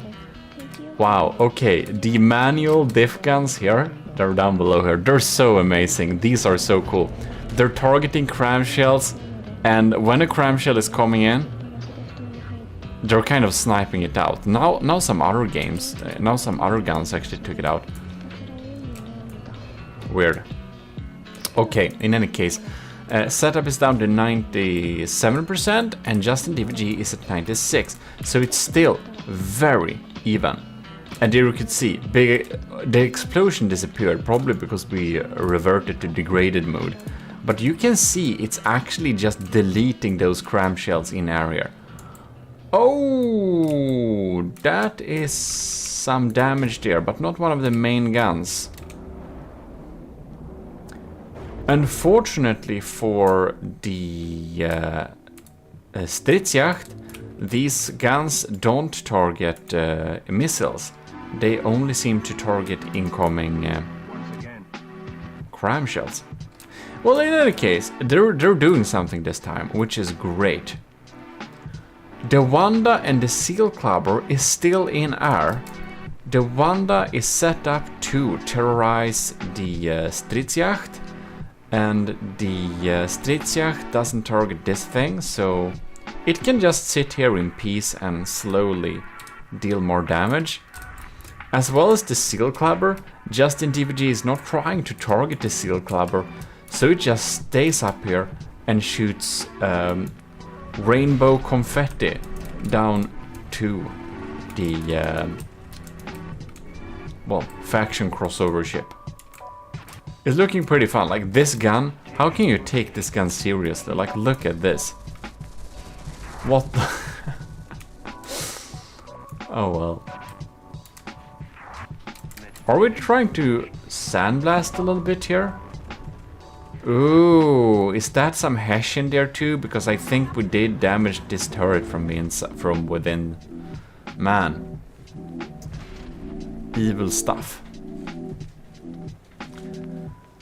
Sin setup is using some flak diff guns to take out cram shells. I do expect them to be depleted by now. So there is probably no more. So all the cram shells from now on will probably actually get through. Very interesting to see what happens here.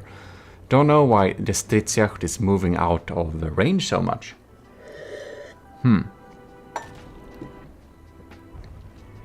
Now there we got an explosion in the air there.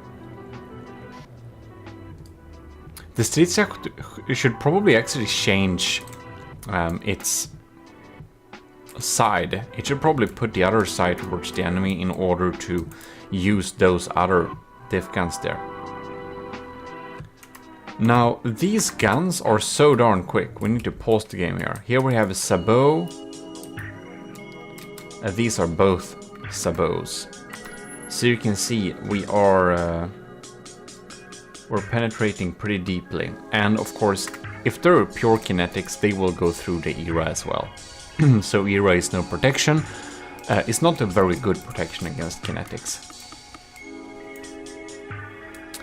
Don't know what the Wanda is doing.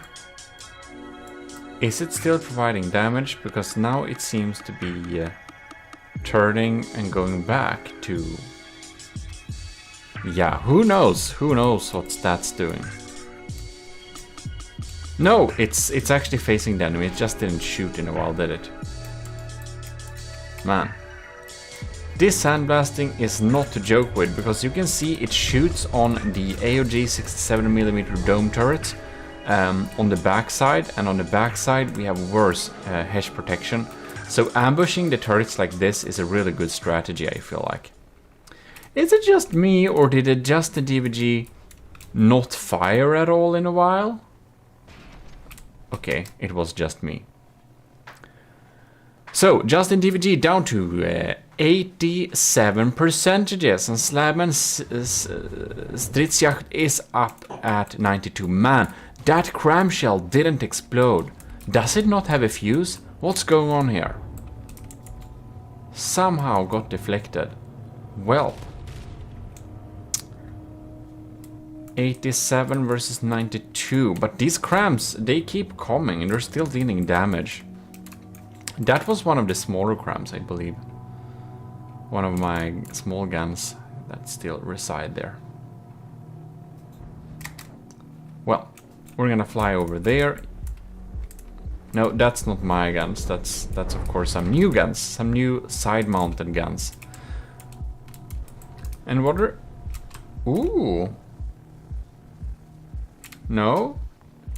Justin the DVG hasn't changed sides, has he? But he got some crams on both sides in any case.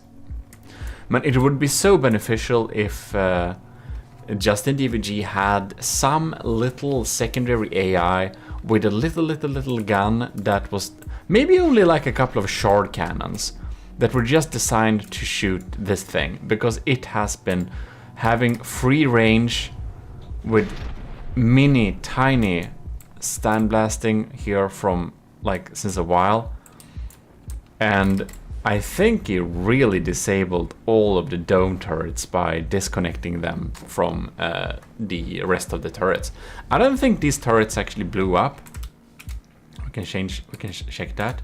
No, the turrets did not blow up. Yeah, they're still intact.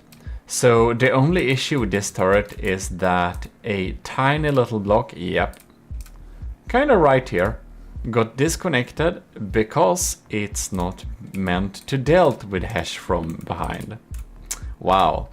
Well, I think these are the untouched turrets that I had on design, so that design fault is on me, but, well, it's specifically designed to take out things from the front. So maybe, perhaps, one of those turrets could have been set up to target a smaller thing instead. Ooh.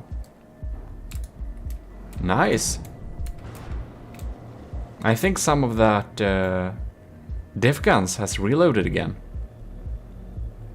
So setup Slab and Stridsjacht is still at 91%, while Justin DVG AOG ship is down to 82. So it's looking pretty good for setup in this. Well, will setup even win the battle challenge? Will he be superior in both design and combat performances? Who knows? Maybe I jinxed him. Ah, the Wanda is providing some damage too.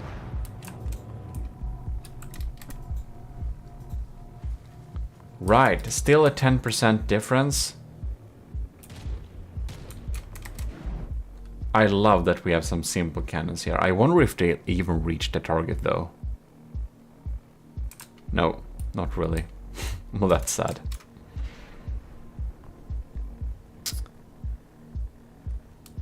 Are we still doing damage over here?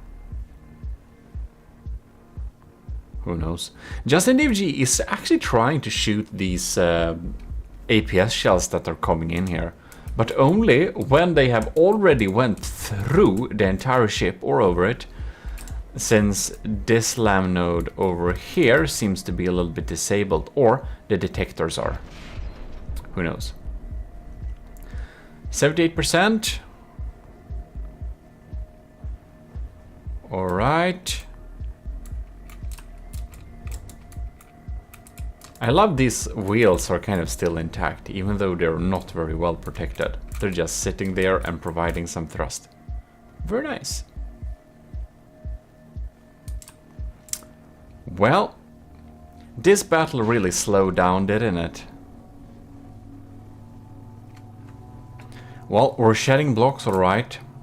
It's going through there. And it's like only this cram cannon that's still alive here. If it successfully shoots down this cram cannon, if the railguns are gonna target it, the entire ship will be very sad.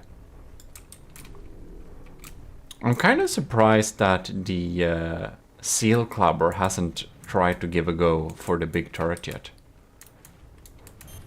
Ooh. That's the detection turret. Man. Oh. Speaking about the trolls, as we say. So, yeah, it started to target in. Only one barrel is still alive here. That's like so many blocks. If one of these blocks gets shot at, man, this thing is dead. It has no capabilities of dealing damage anymore as soon as this barrel gets shot out. Which is probably just a question of time by now. I think it's still active though. I think it's still connected. It's a pretty good. I don't know if that's probably some 2D Tetris, but I think it's a multi-barrel design, so it has some ability to withstand getting shot at a bit. That's a nice thing with crams. They can be somewhat damaged. As long as the firing piece and barrels are not damaged, it can still fire. And if you have multiple firing pieces, well, then you have more chances of not getting completely disabled too. Well, it hasn't shot in a while, has it? I don't think so. I don't think so. Oh my god. It's despawning. I don't know why. I don't know why. But, yeah, it got shot out. Man, the turret got killed. Well, good job, setup, and most notably maybe the seal clubber. Looks a little bit... Man, setup is the best designer. Look at the turtle lord and things. We can clearly see that the seal clubber is thrown together a little bit quickly, but it is efficient. It works, and that's in stark contrast to the Stridsjacht, which is of course the winner of our design challenge, because this thing looks absolutely amazing. Has full interiors. Look at the first episode 0 if you want to have a full walkthrough of that. There are some funny Easter eggs in there. And you can download this ship in the description. Setup/elord has put it up for download. So if you want to have a beautiful yacht experience, you should definitely get this into your assortment. In any case, we're gonna move on to the next battle, which will be McClick's Damaged Labman against Kevin Try's HMS Rise. Both of them lost one battle, but we shall see how they will deal with each other. Damaged Slabman and the HMS Rise here, a little shorter down, smaller version of the Slabman. Or basically cut off. I don't know if it cuts in half or something like that. We're gonna continue. We're gonna start this spell here, and the sandblasting has started to sandblast. Ooh, scary thing, the sandblaster. Kevin Try only has 2 turrets as well. He must be able to shoot out some vital components quickly. Otherwise, I highly doubt that he can win this battle. If he puts his shot in the right places, however, I do think he has a good chance of winning, because I think these railguns are pretty strong. Oh yes, you can see there.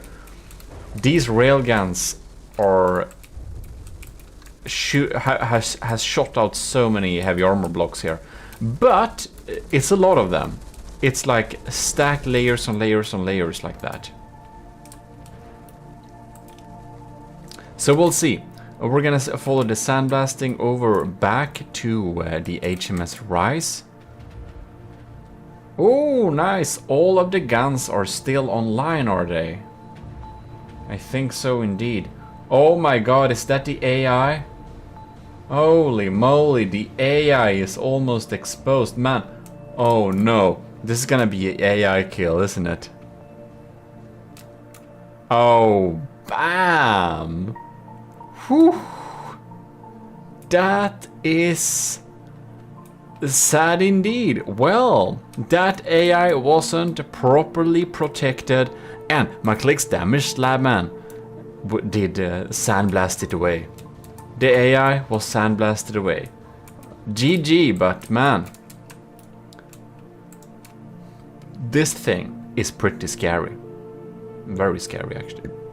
So that means our next loser's bracket challenge will be Snackob versus Setup. So here we go. All right, here we are. We're gonna stalk this drone a little bit, I think. We're gonna see how it will deal with the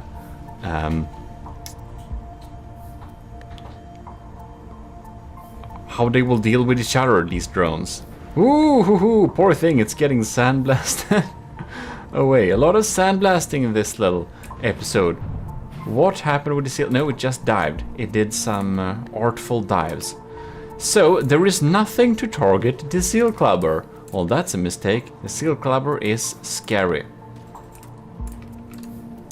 So, Snackob is using APS as the main weapon. So I do believe that hopefully Setup's Stridsjagd will start to use the def guns to deal damage, because I think they were supposed to do that, but I don't quite remember if it was so or if it was just an idea. But anyways, he won't be able to use that to defend himself, so he better use it to deal damage. But I think maybe he doesn't, so we'll see. The Stridsjagd, is she strong? And the Slab and Heavy Cruiser, is she strong? We shall see. These turrets are really thundering on here. Well, we shall see if the interceptor... The interceptor, what is it doing? It's stealing away some fire from the main construct at least, so it is providing some protection that way, meat shielding. The seal clubber, I wonder if the seal clubber will disable any of these turrets by shooting them from behind. Oh. Did it just do that, or did this thing get blown up in any case? Sorry, let's see here. We're just gonna check what's up. Oh. Do we have a case of not having ejectors? How large are they? This is 2-meter outloaders, isn't it? So they really should have ejectors on them. They don't have ejectors on them, it seems. Or they don't have ejector defuses, who knows? Yeah, well anyways, a turret blowed up. We shan't go through the details of that too much, but it looked like a turret blowed up. Because it didn't have... it didn't eject the shells in time. Well, that's sad. Then it's probably just a matter of time before the other turrets... Oh. There's another turret gone. Because these railguns penetrate pretty deep, and if we can eject things, the entire turret won't explode. It will just basically continue shooting, but at a lower rate. So it's really good to have ejectors. Have I done a safe APS tutorial? If I haven't, I should probably do that. Because safe APS is very important to do. You want to have ejector defuses, and you want to have ejectors, shell ejectors on each outloader. Otherwise, you'll be very sad. This railgun looks to be pretty strong. Oh, it doesn't have recoil. So we basically don't see when they shoot. I just missed that, since it's pure railgun. Pure kinetic railgun, that's another way you can get away with not having ejection defuses. Whoops. My super battle carrier uses this method. Well, setup is in the lead by somewhat like 4%. So that's quite interesting to see how this develops then. Yes.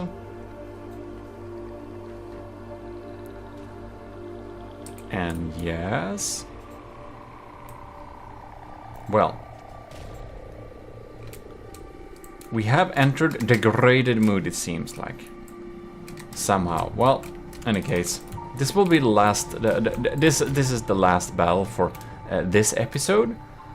So that's probably all fine. Why are we shooting this confetti at? Like, can I lock on to them? No, I can't. Well, in any case. Oh, they're trying to target the interceptor, aren't we? And the seal clubber entered the water. No, now it's up again. It gathered some penalty points for low altitude. Who knows why it did that? Well, it's still shooting now. Do we target the propellers in the back? Who knows? A 5% difference around that in score here. Ooh, smart, targeting the... oh, wow! Look at that! That turret blew up. I wonder, did it also not have... It didn't need ejectors, right? Because this was a pure railgun. So basically the turret block itself must have been shot at. Well then. Do we then deal any more damage? Do we have anything on this ship? Oh yes, we got one turret left. And it's probably just a matter of time before this turret gets shot out, because it doesn't have ejectors. And what is happening with the seal clubber? It flipped over again. What? That has some serious maneuverability problems, that's for sure. Well, in any case, those Stridsjagd railguns are pretty deeply penetrating. They're pretty scary. So it's probably a matter of time before it gets through to deal some damage here. Because right now, I think it's targeting underwater. I don't know why it's doing that, but it does. Forget it. It's done. Bye. It has super cabs, so I mean, why not? Yeah. Snack up Slabban. Basically, I don't have a chance right now. It's probably out of the tournament. I don't expect it to win this, since we only have a small turret dealing damage. The seal clubber is disqualified. Okay. Things may turn, because the interceptor is alive and well at 94%. I don't know if it will recover. I guess that's too much to hope for. But I think it can provide some damage wherever it is. Oh, it's up in the sky. It's actually coming in here with some missiles. They got shot out. But the APS guns are still online though. Well, it's not over yet for Snakob, despite that. As long as this turret and the interceptor is alive, I guess there is a slight chance I'll actually win this. In any case, thanks a lot for watching. Congratulations, Setup is winning this battle, which means that Setup will be meeting my clique again. Wow, wonder how that will go. We shall see indeed. Welcome to the semi-finals. It's getting close, and soon we know which Slabman has the best combat capabilities.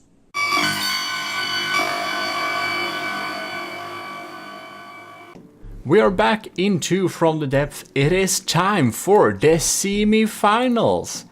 Indeed, here we have Powered by Greed, Lieutenant Powered by Greed's HC Minuteman. Very beautiful design. And very scary too. Fast hydrofoil crown. Here we have Slabman by Pizza Summoner. So this is the Slabman Pizza. It's the most dangerous Nerf gun we have ever seen. God damn it, it exactly looks like a Nerf. I wonder,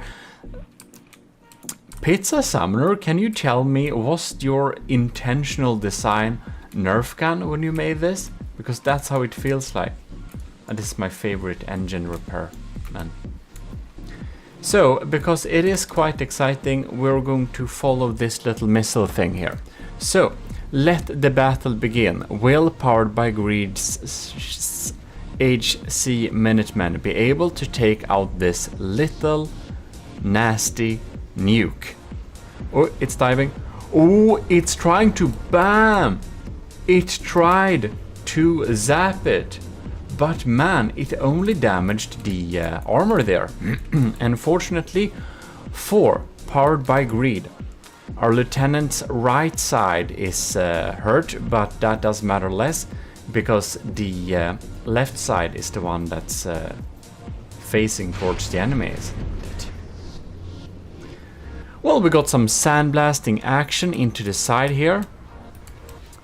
Man, these lambs are pretty strong. You can see they're shooting down there. Alright. Pizza Summoner versus Powered by Greed. Very exciting indeed. Bam! Because Pizza Summoner's guns are pretty scary too. And Pizza Summoner and Powered by Greed are the only two contestants that have never lost so far. Bam! But some of these shots are getting through. Look at that. One of the turrets here is a little bit hurt, but most of the turrets are actually functional. Ooh, yeah, that's some pretty good good redundancy there. Several barrel cram turrets always do survive a little bit longer, since one firing piece can be taken out without it being a big of a deal. And looks like the lambs here by our lieutenant is starting to get a little bit sad. A lot of alloy in this thing. And these lambs are pretty strong still. But Lieutenant Powered by Greed's HC Minuteman is in the lead a little bit here. It's to 96%, whereas the Slabman Pizza is at 88%. 86 now with that blow. Alright, that seems to be mostly some armor from the side here. Looks like Pizza Summoner's Slabman is not really turning quick enough to face the right side to the enemy. I think it would be wise if it used its other side here. If it has the same armor on both sides. That I don't know. I don't know if it's a one-sider or two-sider. The placement of the turret does tell me it's probably a left-sider, since we have some diff guns here, you know? Yeah, probably so. Probably so. We got some heavy armor in that side. And we don't have any heavy armor. Yeah, it's a left-sider. It's a left-sider. But it's going the other way around, so it's oh no, it's showing its backside to Powered by Greed's HC Minuteman there. Man, oh yes, that's, oh man. It was not able to protect itself from that. That's some major damage. 80%, we're down to 80%. Well, these missiles are frenetically trying to deal some... Wait, are those damage missiles? I thought they were interceptors, perhaps. Yeah, these small anti-cram turrets shooting some small units like that, they really help with getting rid of those cram shells incoming there. The damage done to Powered by Greed's Minuteman is minimal. You can see its repair bot has already started to repair that damage there. Wow, Okay, let's follow these barrage. 76%. Now the front side is at least facing the enemy. That should be an advantage for Pizza Summoner. But oh yes, we're shooting a nice little barrage there. Unfortunately, the lambs are quite strong. So the Slabman Pizza can't really get through those defenses. I do suspect that we will see the Slabman Pizza in the losers bracket, I believe. Because I think it's gonna lose this one. 70% versus 69%. That should be pretty decided. It really should. Okay. We're doing some fancy maneuver shenanigans here.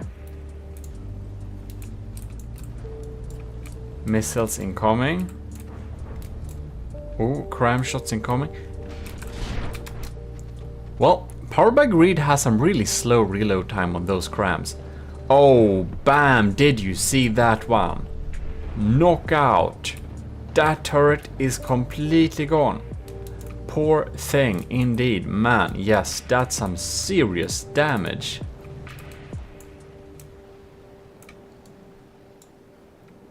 The weather makes it so we can't really see that far, but, well...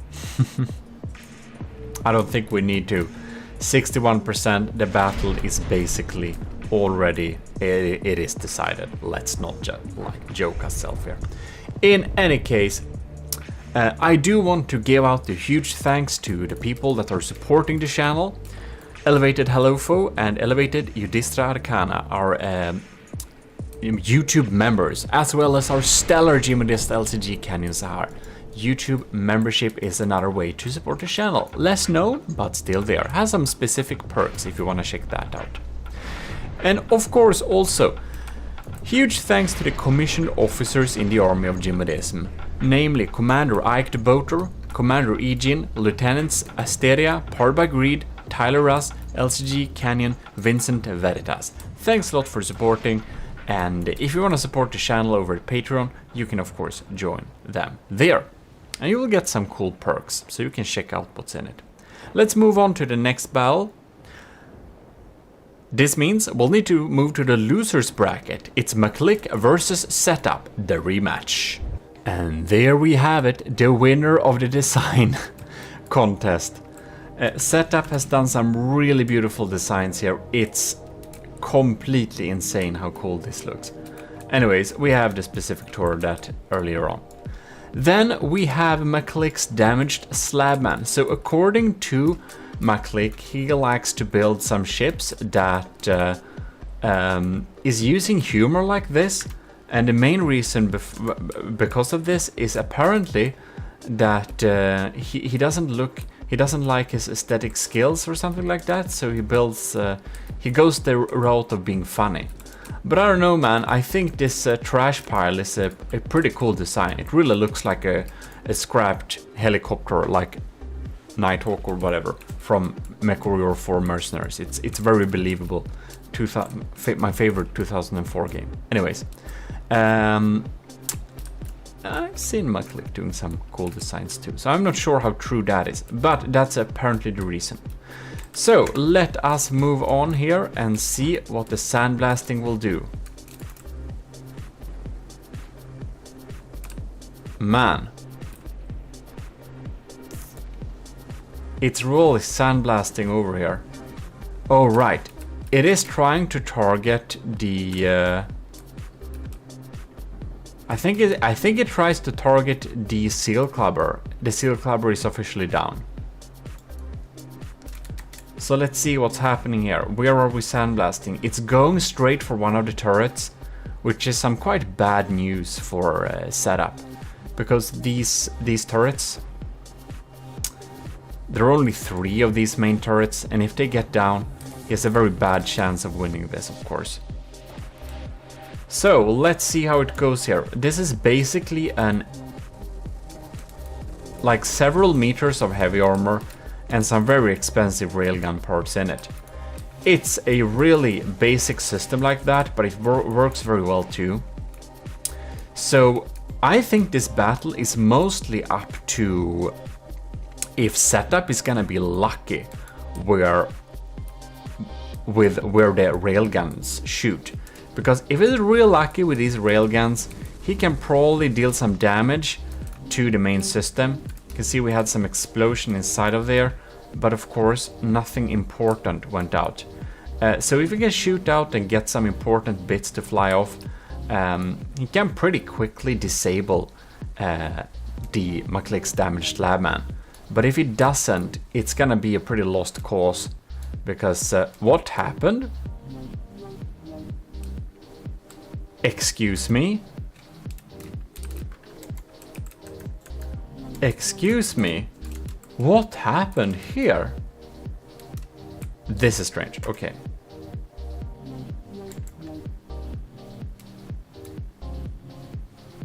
What happened, man?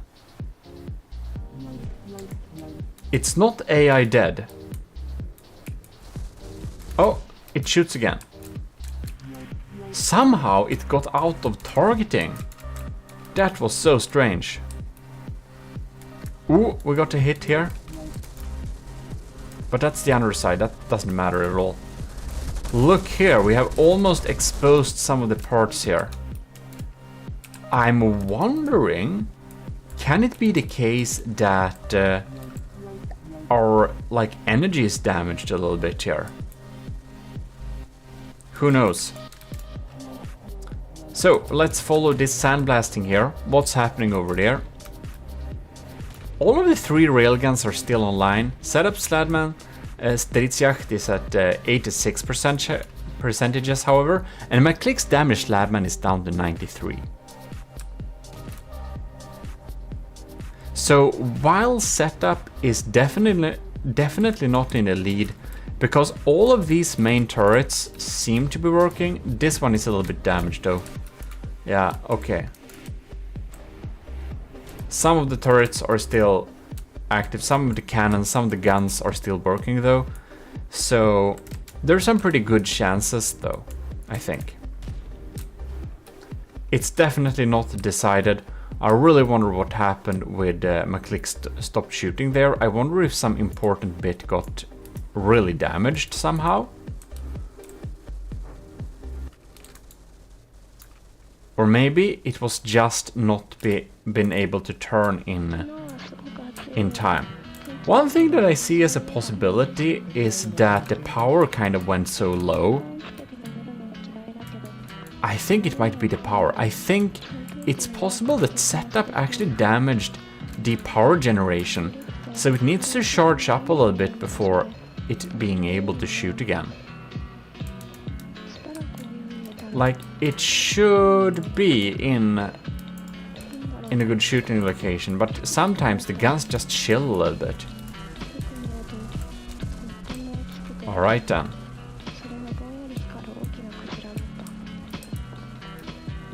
Well, they're online again, and this setup's Stridsjacht is down to 80%. Ooh, the turret is getting targeted itself. That's bad news for it. So McClick is actually leading with 10%. But again, we don't know what happens with this, because we do know that these railguns, they're pretty deep. They are, it's not pure railgun, they are rail assisted. So gunpowder and rail. Yes. But I'm really a little bit spooked about why are the diff guns not shooting, because there are no crams to target here. Why are the diff guns not trying to target? That's a real mystery. We're really not getting through here, are we? This heavy armor box seems to be pretty much intact still. We don't have any damage inside of here. The gun itself is completely safe. I think the thing that could be taken out is probably the local weapon controller. If you get some lucky shot, that could take it too. Both of these guns are, however, completely active. I'm not sure I've seen a shot coming in here in a while, have I? Let's zoom over to The poor Slabman Stridsjakt. There we got a shot.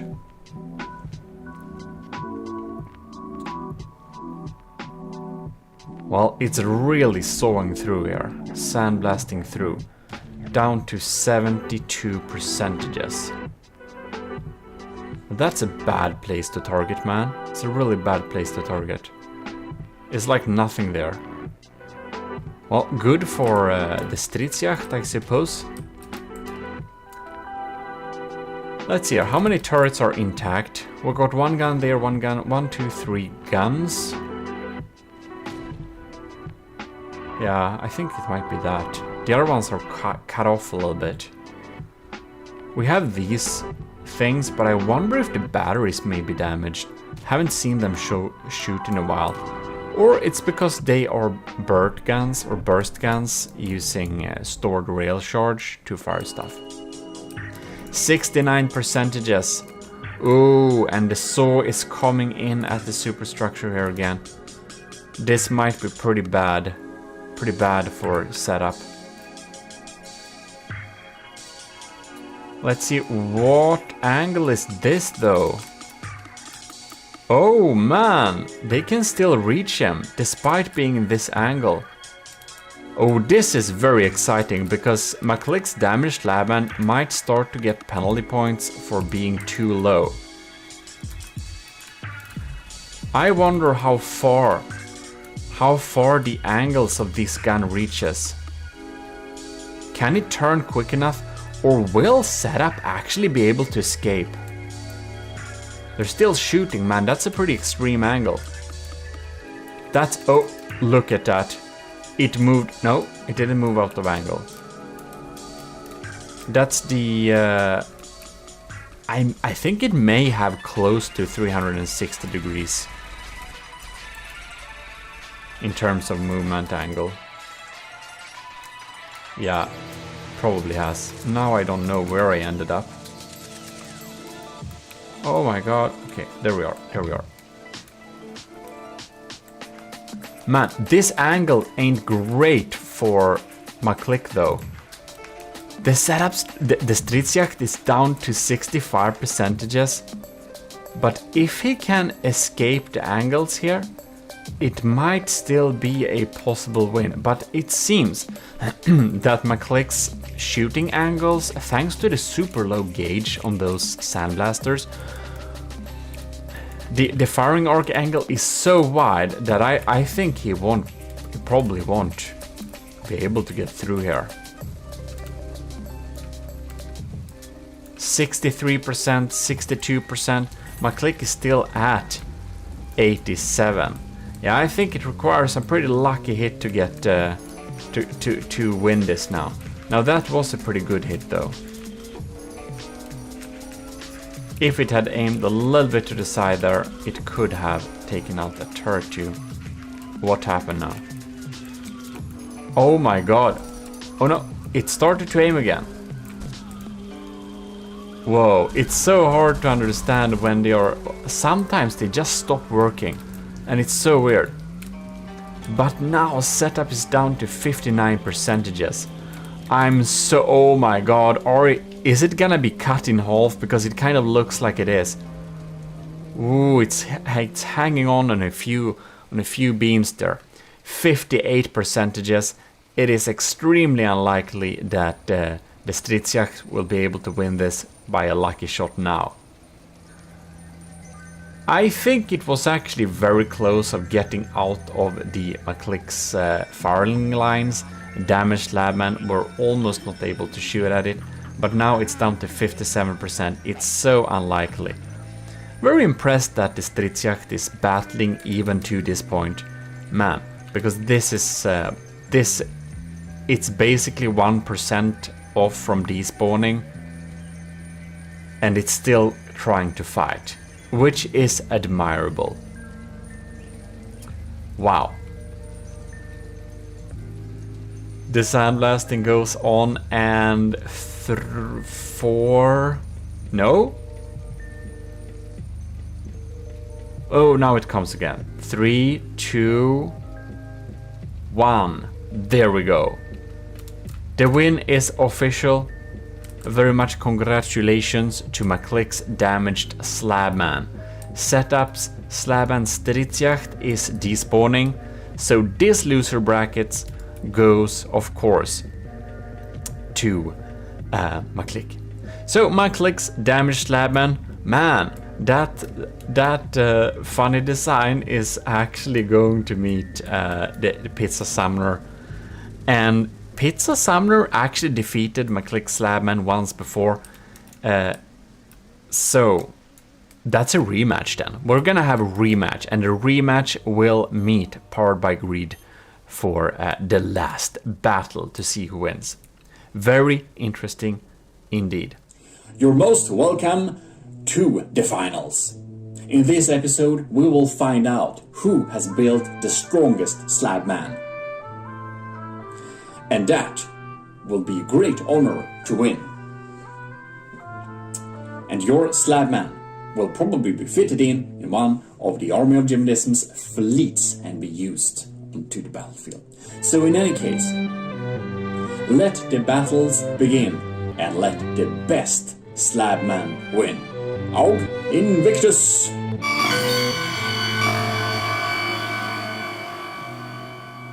We're here with the finals of the Slabman Challenge. Today we will crown the victors of this challenge. Is it just me, or does this boy's camo change every single time we spawn it?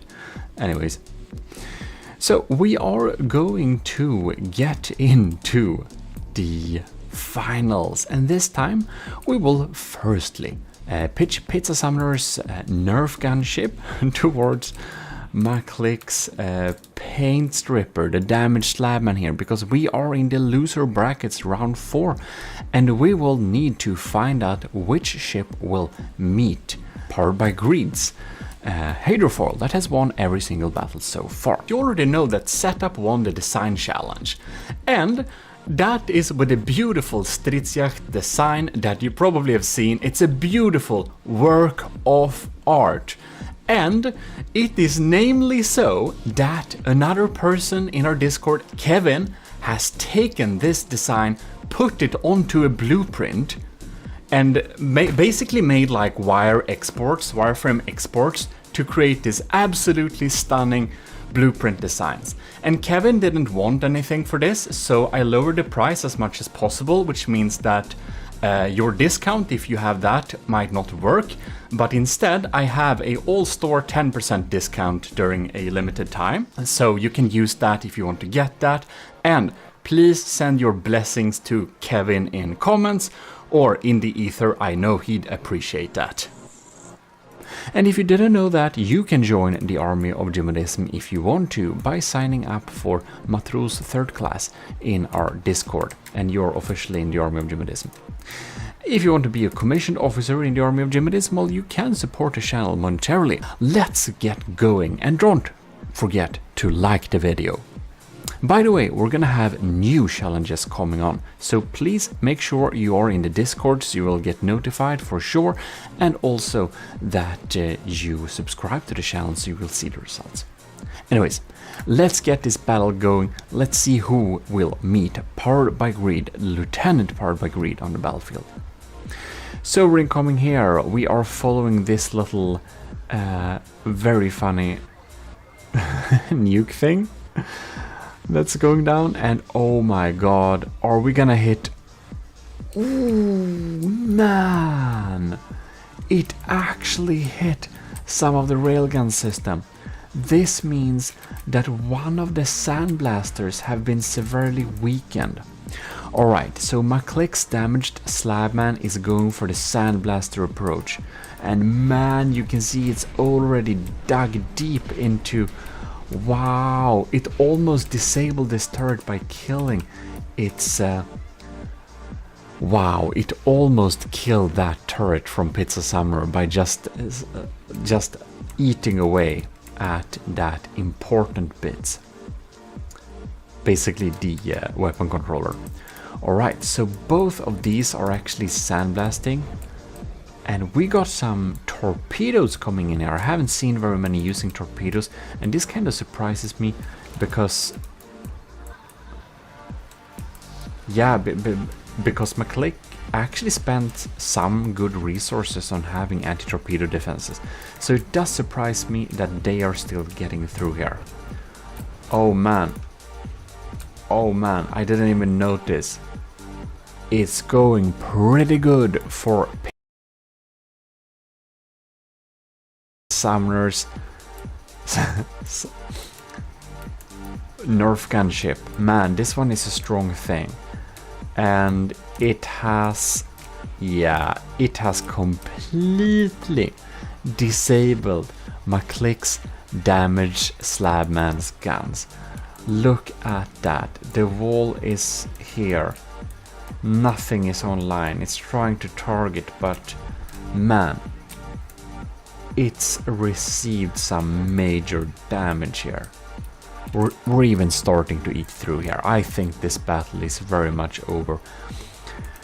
Because McClick does not have any other ways to deal damage. But of course, there is a slight chance that the block that is missing, whatever block that is, I'm not really sure why the system isn't working at all, because I think it should perhaps be working a little bit here. I don't see why it's definitely not working actually. There is a small chance it will start working, so we'll see if anything happens, but you can see those crime shells are coming in there. They are really exploding this thing from within. Man, the Slabman Pizza has some pretty powerful crams on there. And once again, we can see that Doom crams is a good way to deal big amounts of damages. Now this is not Doom crams, these are more like stacked big crams, but whatever, they still do some damage. McClick is collecting penalty points and is under the threshold. Yes, he is too low. He has officially lost and is out of this game. Well, then it comes to the final battle. Powered by Greed versus Pizza Sumner. And this is this a rematch? It is a rematch. And if Pizza wins this next match, it means that we will have another match, because Powered by Greed hasn't lost a single battle yet. Alright, Lieutenant Powered by Greed, we shall see. Will your ship actually win this entire thing? Alright, here we are. We have Slabman's Pizza Sumner right here. And the nuke missed last time. We will follow the nuke and see if it hits its marks this time. Then it might change the tides of the battle and we'll need to do another battle. If Powered by Greed's HC Minuteman wins this battle, it means that Powered by Greed's Lieutenant Powered by Greed's HC Minuteman is officially the strongest ship that was submitted to this challenge. Well, here we have the repair personnel and we got the bridge looking really nice. Now, Pizza Sumner's Slabman Pizza was actually one of the ships that was very close to actually winning the design. It looks absolutely amazing, and so does Powered by Greed's HC Minuteman.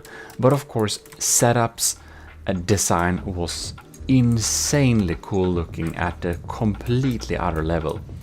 So that thing was really beautiful too. So that obviously won the challenge, but man, these two look pretty cool as well. I didn't check it that, like, we have some cool armor in here. We actually have some heavy armor, the rest is alloy to keep down the weight a little bit. Well, looks absolutely amazing. Let's get this battle going. We're gonna lock on to the Miss Issel. Let's go, ladies and gentlemen. Will the Slabman Pizza Sumner's missile, that tactical nuke, actually hit Powered by Greed's Minuteman? It's diving. Oh, it's targeted by laser and more. Oh, it's not a bad hit. It disabled some of the engine a little bit, but man, the armor is so thick on this thing, it really ate it up. Alright, rematch indeed. The missile, the glove has been thrown. Let's follow these shells here. They're coming into the Slabman Pizza side. The lambs are trying to take it out. They got deflected. This shot got through. The turret is damaged. We are sandblasting and sandblasting. Are we sandblasting anything important here? Looks like the shields are doing a good job of keeping its armor up. We're stripping blocks here, but no major damage. I wonder if Slabman Pizza's crams will come in to deal some damage. Powered by Greed's crams definitely deal some damage. Bam! Really do some big explosions there. And look at that. That's actually a hit. Now Powered by Greed spent some big money on that lamb system. It's not to joke with. That's some strong lambs, man. Slabman Pizza is behind a little bit in terms of material, but it's still pretty even here. Now we go to the next volley. This might change with this volley. They are aiming for the front of the ship. Ooh, but they still dealt some serious damage here. No? We're mostly fine. We're mostly fine over here. Did I hear blank shots? We're firing blanks over here. Some of the shots are blanks. Are we gonna hit now? Or oh, the lamb system zaps them out. Powered by Greed's lambs are not a joke. They are some serious lambs, sniping out crab shells, APS shells, whatever is incoming. We could see that when the Powered by Greed's Minutemen did defeat the Kevin Price ship that has some really strong APS shells there. It did some serious damage. Well, it will be very interesting to see how this battle develops. I do think our lieutenant will most likely win this because he won the previous battles, and it seems that it's developing in a similar way, especially with lambs shooting down those crams when they're coming close. Man. Now we are even having a little bit trouble to turn from Slabman's Pizza side. You can see it's stuck in there a little bit. Man, look at that. That's some serious damage. This is after all a left-sider. You can see the offset setting of these turrets and the thicker armor on the left side. So it really doesn't want to change to the right side. But when opposing something crazy like Powered by Greed HC Minutemen, it can probably be a good idea to actually be able to use your both sides, because in this case, well, the Minuteman is able, she's able to get on the bad side of the pizza summoners. Well, this pizza is soon to be cooked. Look at this. Look, fireworks. Pyum pyum.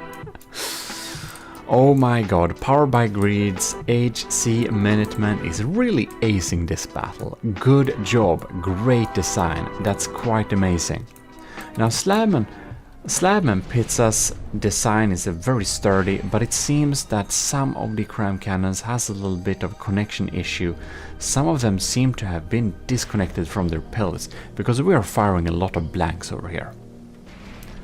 As you can see, we're shooting blanks. Sad firing pieces, not connected to the pellets in a good way at all. Yes.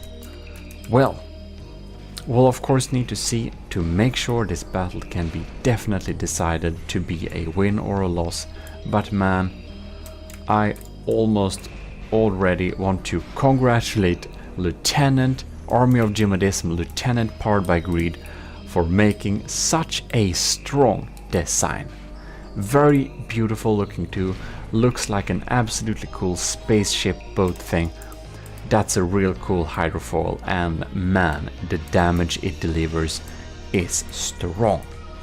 Now of course, I do want to say that Slabman Pizza, our Pizza Summoners build, it's absolutely stunning. It's the coolest Nerf gun I've seen from the depth, and as you can see, these cram cannons has officially became Nerf guns too, because it seems like all of these barrels are shooting blanks by now. Sad. But in any case, it's the coolest looking Nerf gun I ever seen, man. It's a really cool design. Really love the bridge here too. Ooh, I do think it turns red lights on when it's damaged or something like that. That's pretty cool. Or when it's entered battle, not sure. But it's definitely very stunning. We got another swarm incoming here. We can see that powered by Greed's HC Minuteman is at 94.9%. Wow. The Slabman pizza is at 61. And we are having a killed AI. Well, Pizza Summoner, very good job in terms of combat capabilities. You definitely came in second here. You're in the losers bracket last year and you're in the semi-finals as well. This is a really strong design, but gives you second place. However, that's nothing compared to the Slabman rebuild to the HC Minuteman. Absolutely stunning, awesome looking design, and this means that when we are playing the Nether campaign, you're gonna see more of AOG Minuteman, because this ship will be officially accepted into the second chapter Frontier Fleet, which we will be using of conquering the Nether. Here we have the final results, with the third place going to McClick for his beautiful sandblasting. Second place goes to Pizza Summoner. Beautiful design. And first place goes to Lieutenant powered by Greed and Setup for the design part. For combat performance, huge congratulations to Lieutenant powered by Greed. Amazing design. So we will now promote and go through the ceremonies. We're listening to Walls of the Builders. We will enlist McClick and give him the Good Combat Performance Award. Bronze. Congratulations. Pizza Summoner is also enlisted and, of course, awarded the Distinguished Combat Performance Award, Silver. Congratulations. Then we'll go to our Lieutenant, powered by Greed, and we will award him the Epic Combat Performance Award, Gold. Congratulations indeed. And the design is not only good, it's also beautiful and very usable. So we'll also award him the AOG Badge of Exquisite Design. Congratulations indeed. Amazing, amazing, fantastic designs we got there. Now we shall award Setup for the fantastic performance of the beautiful Stridsjakt design. That's even a mouse mat nowadays, as well as the Badge of Exquisite Design, together with a promotion to Matrus second class. Congratulations, congratulations. We're moving on and we will promote Kevin for the beautiful design of the mouse mats, the exports of the Stridsjakt. So we will award them the AOG Star of Creativity. Congratulations. Vestrets will also be awarded the Star of Creativity for the fantastic music that our martial musician has produced, like the little song you just heard. The Waltz of the Builders. Now we will indeed rename and move these ships into the second chapter Frontier Fleet, which we will be used to conquer the Nether. I got a little naming convention scheme text, and that is available as a pinned comment in the Army of GMODISM Discord, the channel. And you can just, again, self-assign yourself to a Matrus third class. So we rename them after our conventions, and we will most reverently cut. Wait for it. Yes, cut. And go into our folder and paste. Wow, amazing. Amazing. Congratulations indeed. And thank you all for submitting your ships, and thank you all for all the cool things that have come out of this. So especially thanks to you who have been watching this, and of course you should definitely get into our Discord and join, so you can be a part of the new challenge. Don't forget to like the video and also subscribe for future ones. Thanks for watching, this is your host GMODIST, and we are signing out. AOG Invictus! Welcome to GMODISM Total Nerdy channel. We are here with Mr. No. Welcome to GMODISM Total Nerdery channel. This is GMODISM, and you're here with Sauerkraut. Yes, we are here straight off the bat to start our beautiful 50k tournament. Off the charts for our first battle here, we have mine and Sauerkraut's build against Snivelord's build, as you can see here. This will be to the first winner's bracket, and the winner will meet Desert Dragon's build. Losers will go to the loser's bracket here, and losers will later combat for the Avengers post that goes to the Dark Champion. Indeed, here we have in the winner's bracket. The winner's bracket will go to the champions, and the champions go then to the final. And the champions will either face the Dark Champion from the Avengers or the Fallen Champion again then. That's basically the setup for this little tournament, and I've made sure to make all of the positions in this tournament sound a little bit silly. Let's go. First battle out is our ship versus Snivelord's mutated hauler, it's called, version 2. So, should we begin the battle? Yeah. And this is of course our beautiful little unicorn. Oh no, the unicorn horn. Yeah, I was to say, what happened? Wait, what happened with the mimics? No! The mimics are sad. Yeah, what the hell? Huh. Well, maybe it's because we stopped time. Yeah. So let's try and start the tournament and see if the mimics are okay. Ah, Yeah. beautiful. They're bad. Okay, let's return to the matter at hand, the actual battle. Yeah. Okay, we're firing crams and missiles at each other. Interesting. Do we have any hits on our little ship? No, not yet. How is the mutated hauler faring?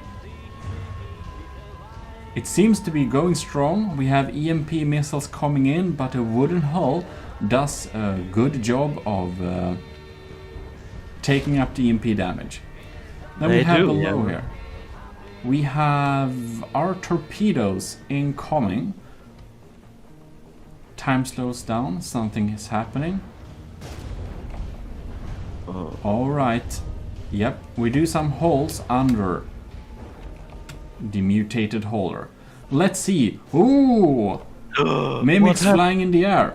How is the unicorn faring? The horn is still okay. Our penetrative capabilities are undamaged. We lost one golem turret though. One golem turret is dead. Oh lord, we have some heavy EMP firing coming. I think Snivelord also utilizes some good old EMP missiles. Oh, we have one thruster or propeller damaged as well. Oh no, unicorn horn is dead. Oh no, the Both horn. cram cannons are still online though. Oh god, what's happening here? Not as much as I thought. Let's see here. Yeah, we have some holes in the side there. One turret is actually half disabled. Oh yes, that's kind of missing. It's kind of very short range turret now. It lost its barrel. Crams are shooting completely. Oh, one mortar actually hit. Okay, Yeah. Cool. Oh, Beautiful. that was a good hit on the front though. Oh yes, that was I think, okay, interesting. Snivelord chose to armor the turrets themselves with quite a lot of stone, which does make them live a lot longer. Good move. And then we have ourselves. Do we have any ability to see anything? Yes, we have one camera tracker online there. And we have our sonar going strong still. Alright, seems we have depth, like altitude fuses on our cram there. So, oh yes, they blow up beneath us. Oh. Well, that's pretty smart. I think we are... Yep, he might actually take out our ammo. Oh no, our unicorn horn went again. The horn again! Seems the mutated Valhalla hates unicorns. I think so too. Oh lord. So we're 3 minutes in the battle here. Mutated hauler is not sure what happened with the propellers here. They're kind of stuck. I think maybe the engine is dead. Yeah, it kinda looks like it. Or the fuel is dead. Which means our nasty mortars are probably gonna take its toll sooner or later. Question We don't is have if... mortars anymore. But that's pretty sad actually. Oh well. Our mortars are taken out. Oh, look our front here. Seems that our torpedoes are still online, but they're not gonna be online very long. We are disabled. Uh-oh. Uh-oh. Ooh, this is... Oh no. No! This is very bad news. Oh, this is so sad. Okay, it looks like we're not going to make it. Looks like the mutated horror is going to take home this battle. We shall see. We still have our repair bots fighting valiantly, and maybe we can bring some weapons online. Our main turret is disabled though, which is a problem. Yeah, there's like no weapon left. No, not really. Do we have torpedoes online still? No, we do not. Nope. Nope, nope, nope. Oh well, this will be interesting. See how this ends. Yeah, those depth crams do really do a lot of damage. They do, yeah.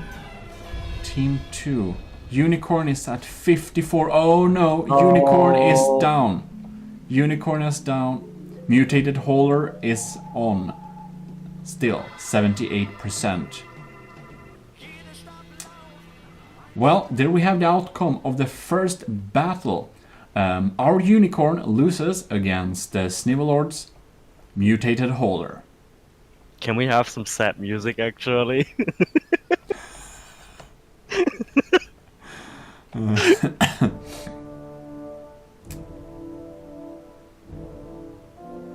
Well, Xaver, do you have any comments to this little battle? No, I just want some sad music from the tiniest violin you can find. Well, anyways, it was fun to spin off this battle, and let us hope we can have some revenge in the losers bracket in future battles. Welcome to GMODISM's Total Nerdery Channel! This. What? This is the second installment of the 50k tournament. Yes. So here we are. This time, Fate Oris, Freya, is fighting against the Destroyer from Elzu 13. Indeed. Should... Looks slick though. It is.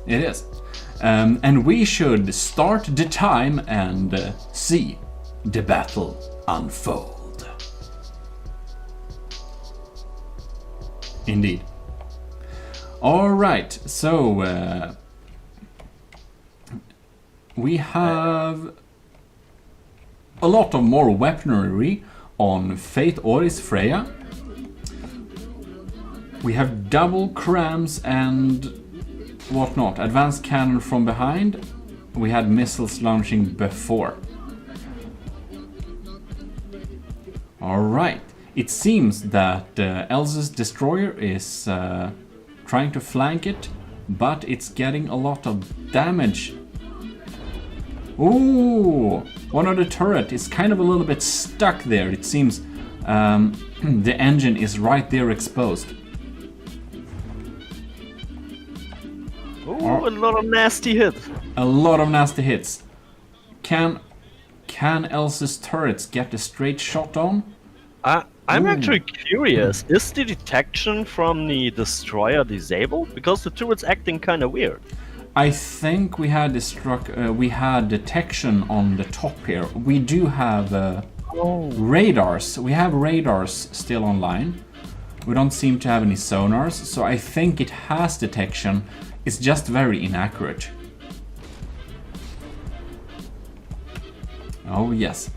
But it looks like Elsa's destroyer does not utilize repair bots. And of course this tournament gives you a maximum amount of 10 repair bots. It doesn't mean you have to use them if you don't want to. So I do not think we are regenerating here.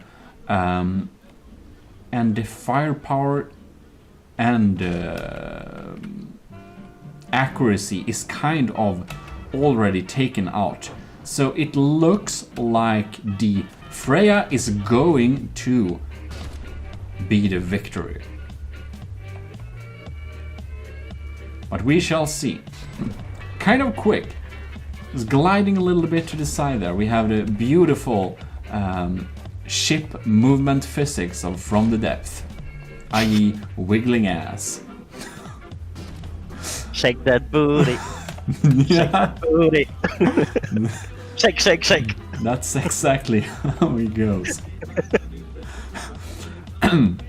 Oh yes, okay. It seems that the advanced cannon, advanced projectile system from Fate is also starting to kick in here. So it looks like the outcome of this battle seems pretty decided. We have one active turret. Unfortunately, it forgotten how to turn, so it just got stuck there. I mean, to be fair, the ship from Elzo seems like he's kind of a new player. Oh yes.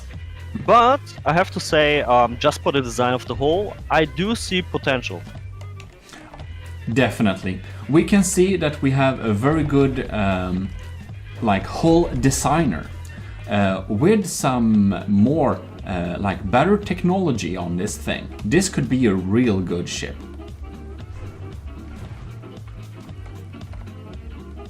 Right. Yep. Seems that the damage that Fate Ori has taken so far is already repaired, and I don't think we'll have any more damage incoming there. Oh, and if one has turrets that would get stuck, one could get into like the turret and set up limitations for how many degrees a said turret can spin. By doing this, one could prevent turrets from getting stuck from time to time. Oh yeah, that's true. I mean, especially when you have like hull behind the turret or another turret behind the turret. With the limitation, you can kind of avoid that the turret's getting stuck. Oh yes.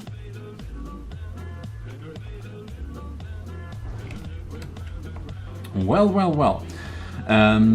I believe we will have future other tournaments which are not decided or thought about yet, but that's our plan anyways. And at such a time we will hope that Elsu would want to submit another ship and perhaps put some repair bots on it and stronger turrets, and I think we'll have a better survivability of the craft. Yeah, that's true. But the shape of the hull, this could be a really fast ship. Yeah, Be that's really fast. that's actually what I said, because I do see potential. Yes. Here we have Fate Ori's ship is kind of goes pretty close to the surface, so it is also a pretty quick ship. And we have some big propellers on the... a lot of propellers actually, so... I don't remember the top speed of it, but it's one of the quicker vessels, as you probably can see. Oh well. 63%. We have a lot of alloy blocks here, and one would expect alloy blocks to be weak since they are so light. They're not. They're actually real good armor, so it does take a little time to kill this beast. Even though it's pretty much defenseless by now. No turrets are alive. We do, however, have the AI well protected there, so it hasn't died yet. But we're reaching close to, I think it's 55% where things is officially dead. But of course, we're not going to be sneaky, so we're not going to cut away anything of our battles. And there it Oh, goes. there it goes. Yep, here we have it. The winner is Fate Oris. Freya. Oh wait, I can't resist this because this has such Warhammer vibe. Walk! Oh, who are you? Alright, the audience! Fantastic! Welcome! This is GMODIST Total Nerdery channel. We're here with... Sauerkraut. Indeed, and we're going for the third battle of the 50k tournament. GMODIST Industries 50k tournament. Double elimination. Tournament. Oh yes. Anyways, this third battle, as you can see on the charts, we have Snivelord winning the first battles, and Snivelord will be facing Desert Dragon. Wait, Indeed. what is this build from Desert Dragon? Just show it. We have the Nautilus. It's so tiny. Oh, it's so cute. Kawaii! God damn it. So, Desert Dragons for the Nautilus has gone for all firepower, no armor, tiny size, a lot of weapons. Snivelord we lost at before with our unicorn, got totally decimated by its pretty heavily armored crabs, but it's not heavily armored. It's wood and stone, but it's pretty efficient. Indeed. Let us start the time. Let's go. Alright, we have tiny shots coming from the Kawaii Nautilus and missiles incoming. Ooh. Mutated Hauler does utilize a lot of EMP. This might be the demise of the Nautilus, because I don't think these crabs will hit this tiny thing very often. God damn it, what are they doing, the crabs? What? It's kind of off-shot. Okay, we have the second volley of missiles incoming. Play the music. Well, ooh. Oh lords, do that? No, it didn't hit. Okay. Ooh. That's kind of close though, they're closing in. Turrets? Turrets? What? Wait, what happened? The Nautilus is gone! What? When did this happen? What? Dude, I literally have nothing seen! What the hell? What happened? I don't know. God damn it. Wow, under 1 minute. That's, yeah, probably the shortest battle at the moment. Well, if nothing weird happened, like this is the result. Mutated Holder wins again. We're just going to throw up just to see what happened. We need to stalk the Nautilus to see what happened. Totally missed that. Wait, we throw up? Okay. Alright, let's see what really happened here. What really happened here? What was the demise of the Nautilus? We're gonna stalk this thing very closely now. Oh yeah. Oh! Those crabs sent the Nautilus flying. We have a second volley incoming. Oh, that's... Okay, we seem to have using some kind of target. Interesting.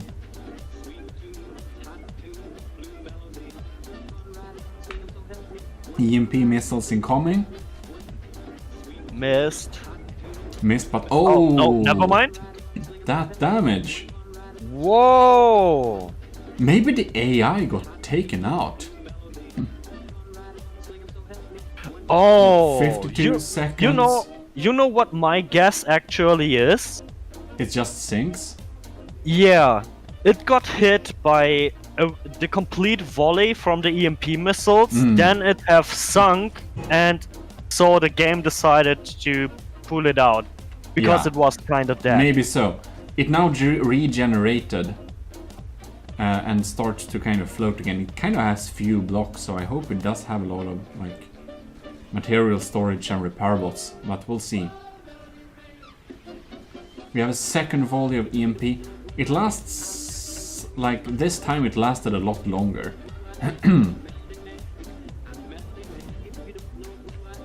We're just wanting to see what the kind of, like, what basically happened. The earlier results are still valid. Okay. Oh, there it goes. All right. Whoa, all right. yeah, I really think the game decides to pull it out because it was not capable anymore. Yeah, I think the AI was dead for too many seconds. I think the EMP takes out the AI and then it gets repaired. And if it doesn't get repaired quickly enough, it just dies. Well, that's a clear victory again for the mutated hauler by Snivelord. Welcome back to GMODIST Total Knowledge Channel. We're back in From the Depth with Mr. Tomacrow. We are here for our fourth battle in our 50k tournament. We have Ad Nekrias on the left with the Blundersome monitor, and we have again Fate Ori on the right with the Freya. The Warhammer theme. Warg! That's right. Let's kick the battle. So we are now live with the battle. Missiles are incoming from the Freya, and Blundersome gets his first shot here. Do we have a hit? We do not. Oh, we had a close hit there. Bouncy one. Ooh. Alright, looks like the Blundersome is trying to maintain some distance here. It's a pretty quick ship. Ooh, I think we got a hit there. Oh, yes. that was a nasty hit. Well, a little bit, but the glass armor seemed to took the most of the blow there. Oh, and there we have a second explosion there. We have a lot of blocks flying there, but it's not the heavy armored blocks there. Right, the Blundersome has some damage. I mean, I just know Ethnicurus has some very nasty knowledges about some systems, and I bet my soul that he actually implemented his cram evade system. Ooh. I bet my soul on that. Because so far as I can see, he's kind of evading all the cram shells. Oh no. We have a hull breach there on the Blundersome monitor, but I think it's nothing behind it, so... Cram evasion system. Well, that's advanced stuff. Seems the advanced cannon still hasn't got a chance to shoot, but we have some heavy damage here. That's actually some real heavy damage. The nose of the ship here is missing, but we have a wall of heavy armor behind, but the turrets are less efficient. 20% loss on the Freya though, at the moment. Oh yes, yes, yes, yes. Blundersome is still at 99%, 100%. It repaired the last bit. Oh yes. That's a fast one. It's a real fast one. I mean, not only fast, it's also real agile, as I can see. It is. 70%. We had a real bad hit there again. So it's scaling away the outer armor, but none of the vital systems are out yet. But there we got something. Alright, we have one turret is offline. Well, the Freya goes actually blood for the blood god. Seems so. We don't have much weapons to pitch against it. Seems that advanced cannon is limited in movement. Now it gets its first shot, and we also have a few missiles. Will they do enough damage is the question. Seems like a EMP combo. EMP explosive combo. Yeah, it kind of was a good hit, but I mean the front of the ship, it's pretty much empty, so it hit it literally nothing in that case. It is. I think the only chance that the Freya has in this battle is its advanced cannon to take out the detection of the blundersome, and it would get a lot less accurate. Oh yeah. Well, it's slowly trying to fix the hole here, but it's not really repairing it. Woohoo! The detection tower is hanging on a loose thread, basically. Yeah, we are almost 30% loss on the Freya, though. Yeah, a little more than 30%. Yeah, well, it's slowly eating away there. Advanced cannon is trying to take out, but it seems it has been unsuccessful to take out the detection. But damn, you see the barrels of the turret is gone. Oh so, yeah. all right. Oh no, we had a big explosion there. Warlords. Probably one of the ammunition boxes exploded or something. Yeah, I don't know. seems so. They seem to be compartmentalized at least, so the whole thing didn't blow up. I mean, the only the only good positive side at the moment is for the Freya that the blundersome monitor actually lost its barrels. It did, so we can see we have a little worse accuracy there, but it still does shoot in its vicinity. Oh, another nasty hit though. Slow time. Something blew up, but it didn't seem to do a lot of damage, did it? Oh, look at that! Ooh. The front is back. The front is back online. Okay, we passed 5 minutes. Longest battle so far. Yep. Still haven't regenerated its barrels there, but I think the incoming small firearms is slowly just eating away at it. Yeah, possible. I think if the Freya had some flak there, it might have been able to take out the detection. But that's not the case, so... ooh, the back is a little bit exposed there now. Oh, yeah. Another volley of crams incoming. Bad miss.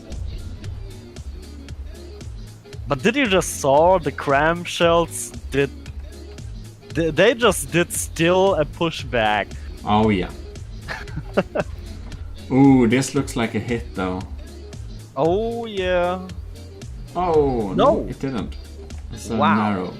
Yeah, this is probably gonna be the longest battle so far. Yep, this is the most evenly matched battle, but I guess that's the reasonable too, since Fate already did win the previous battle, and Ad Nekrias is a very experienced player. Oh, getting short on materials on the Freya side. The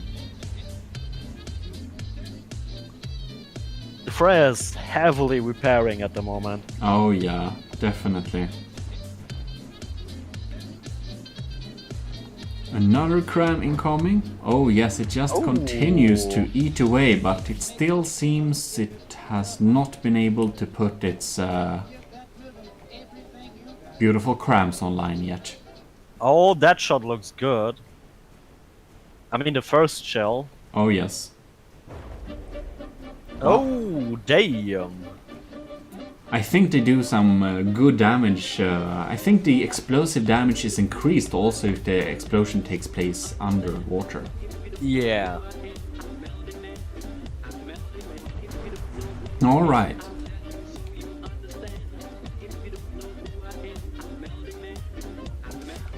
Well, it's unfortunate for the back turret. It's very rare that it actually even gets allowed to contribute because of the angles it can fire in.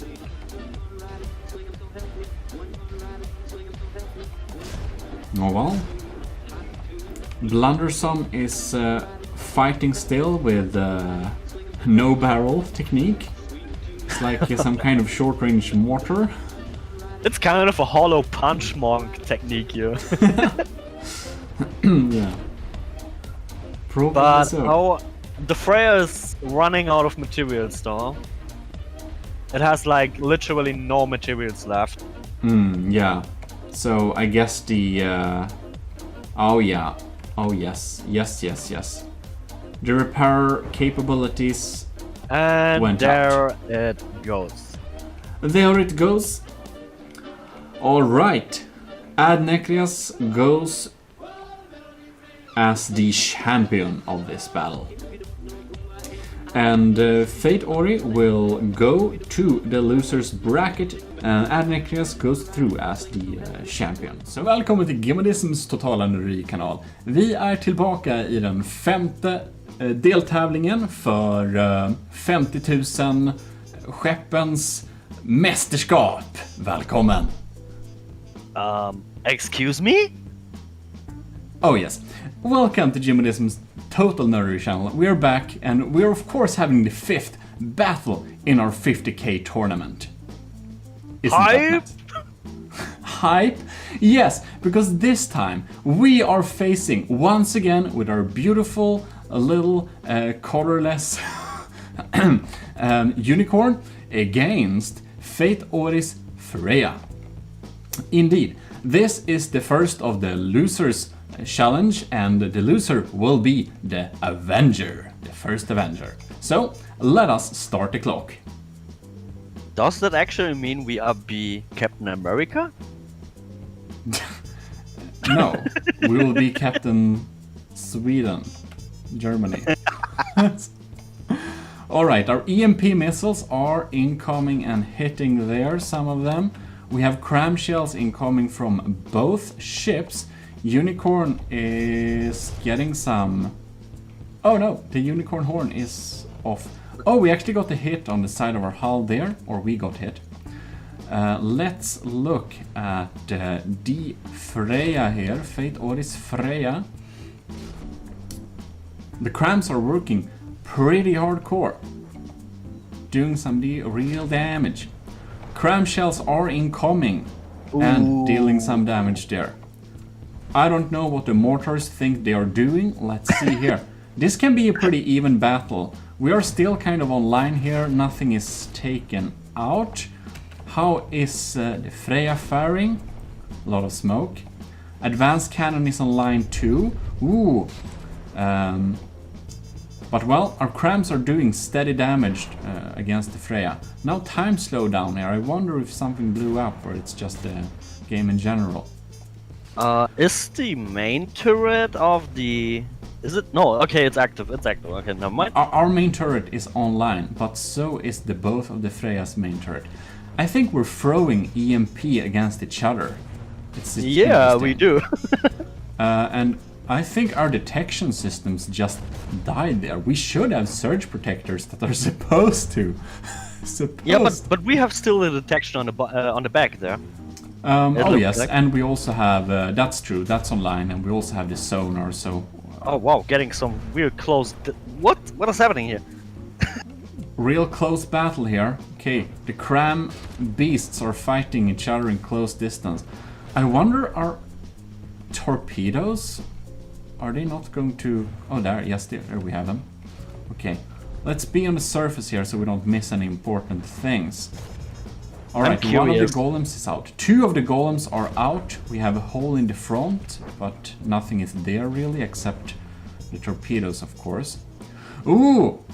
Looks like our cram cannon is a little bit not disabled completely, but we have... Lord, this is a very close combat. Yeah, our unicorn wants a hug, I guess? I think so. Lord. Oh no! Oh no, why?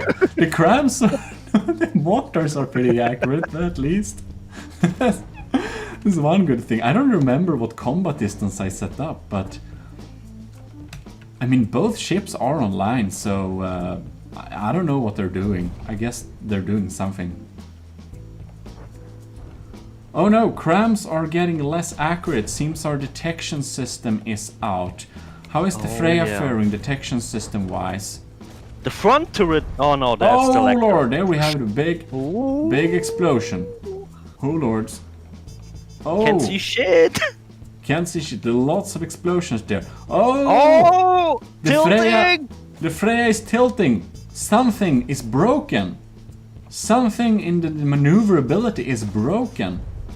Oh no! Oh yes, I mean, this is our ship. We're winning. Oh yes, I mean, but I'm supposed to be... Oh yes. And that's it. Alright, the unicorn is the first Avenger. Fantastic. I am not biased in this battle, but I think it's nice that we at least won one battle. Do you have any more comments about this, Sauerkraut? Our ship looks awful damaged. Poor It was bastard. actually really close though. It was really close. I mean, Fate Oris Freya has already won a battle. We should be glad we succeeded to win against a ship that already won a battle. But it was close. It could have gone either way, as it often is in From the Depth. It's a bit of luck too, of course. Oh yeah. Willkommen bei GMODISM Total Nerdery Channel. Ich bin hier mit Mr. GMODISM, what? Welcome to GMODISM Total Nerdery Channel. We're here for the 5th installment of our 50k tournament. And this time we're back onto the losers bracket, and we're selecting the second Avenger by battle. And that is Desert Dragon's Nautilus against the Destroyer from Elzu 13. Oh yeah. Right, then we shall let the battle begin. 3, 2, 1, fight! Yes.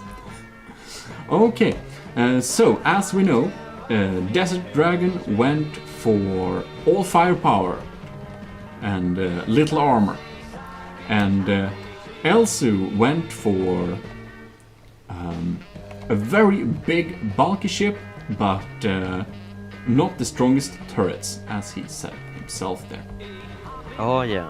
So we shall see if the What? bulkiness... Slow-mo? What the hell happened? There was slow-mo. Yeah, well, let's see here. It's possible. Like, the interesting thing with this battle is that Elzu's destroyer should have good survivability, except it doesn't regenerate. But the Nautilus from Desert,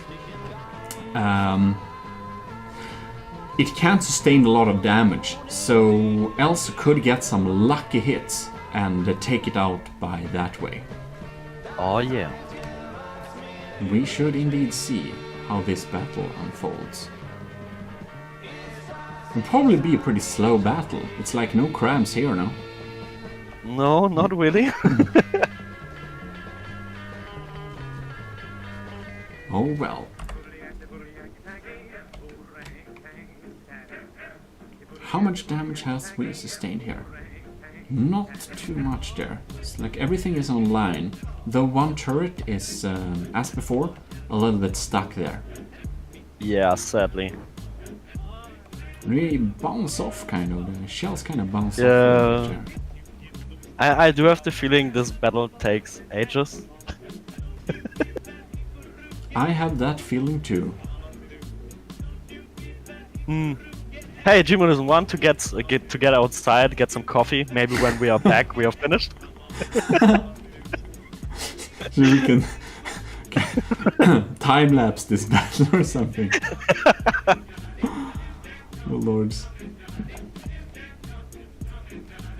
Question is, will it get some lucky hits there? So, I mean, if Elsa hits Desert's Nautilus, it could potentially get a lucky hit and take it out, but we'll see.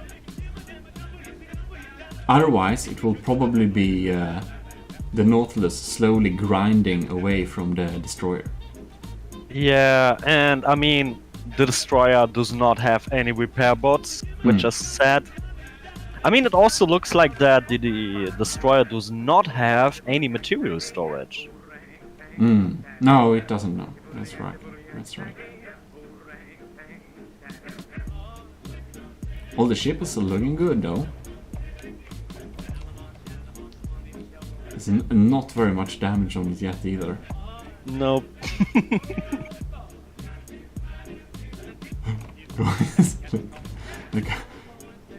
Yeah, so boys, not much to report here at the moment. No, it's like not much is really happening. It seems it's so far the Nautilus have had no damages taken. I mean, it's slowly ticking down materials, but it's like a lot of materials left, so it's not gonna run out of them, I believe. Awkward silence. Yeah, that's right. It would be nice if we could speed up this battle. Oh. It's only been 4 minutes though. It's just that so little is happening that it feels like a lot longer. I mean, the problem here is probably in a couple of minutes or maybe just seconds, the destroyer is running out of ammunition as well, because it can't regenerate ammunition because of no materials. Yeah. So in the longer side, I do think the Nautilus is like probably 100% winning. Yeah. I mean, it can get lucky if the destroyer is just getting a lucky hit, and it can change everything, but it's very unlikely. Well, we'll see. There is some interesting rules in the game, so it might be so that like after a while, if it has no ammunition, it might get automatically taken out somehow. Oh, okay. We'll see. We'll see. But yeah, it's only 0.2. No, how much is it then? 1.02. No, 1.2. Yeah, percent. Yeah, 1.2. God damn it! Yes, it's grinded away from the destroyer. So yeah, there we got it. Huh. Well, Nautilus has still taken no damage. I mean, it does have repairs available to it, so I mean...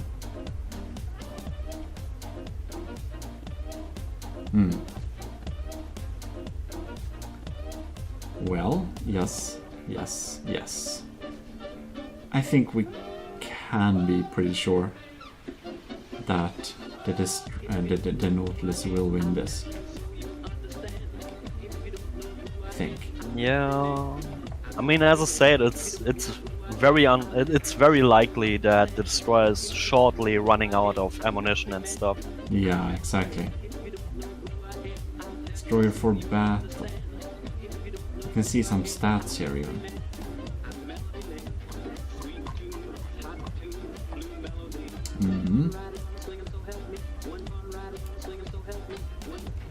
Does it have any... Does it still shoot, I wonder?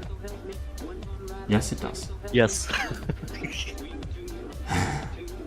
Hey, we made 0.1% progress. Yay! Yeah. This is probably gonna take forever. What the hell? Okay, that's actually super unexpected. Yeah, that it would be this slow. Like, it does have. I don't know why it doesn't shoot its missiles, the Nautilus. True, it has missiles. It does, but I don't know. Maybe it's flares just for anti-missile. That's possible. I don't know really. I think that if the time like passes 10 minutes, I think we'll just decide at the or when the time passes 10 minutes, we'll just decide that a vehicle that has most percentage taken away from it will lose this, because as for this time, the destroyer hasn't hit the Nautilus yet, and we're already like 8 minutes in, and it's basically grinding away slowly. It's just so unimaginably slow. Yeah, true.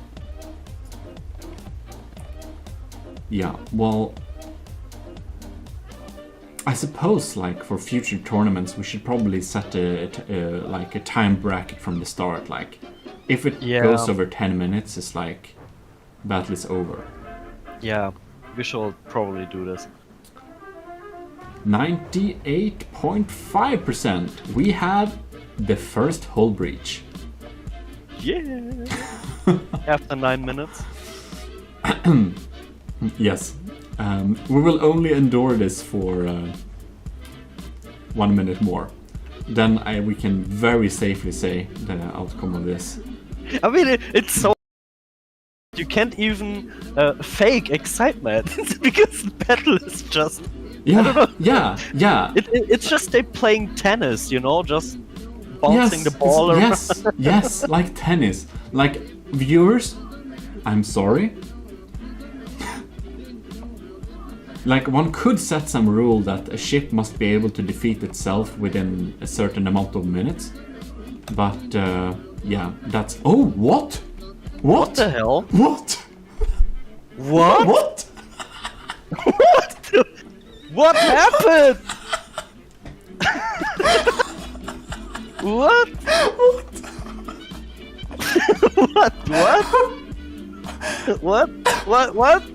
What the fuck? I think the destroyer gets its first lucky hit, and it happened to be fatal. Oh my gosh. And look at the timer, like literally just in time. Oh lord, this battle was so unexciting. I didn't expect this ending. Holy shit. Yeah, Okay. same, man. LC13, congratulations. You're the second Avenger, and we will be facing you next battle. Nautilus, you were 15 seconds close to win. Oh, you are so mean. Just holding this shield in Desert's face. Well, it was the most likely scenario that Desert won this, but sooner or later the destroyer got a lucky shot. Wow, this was very unexpected.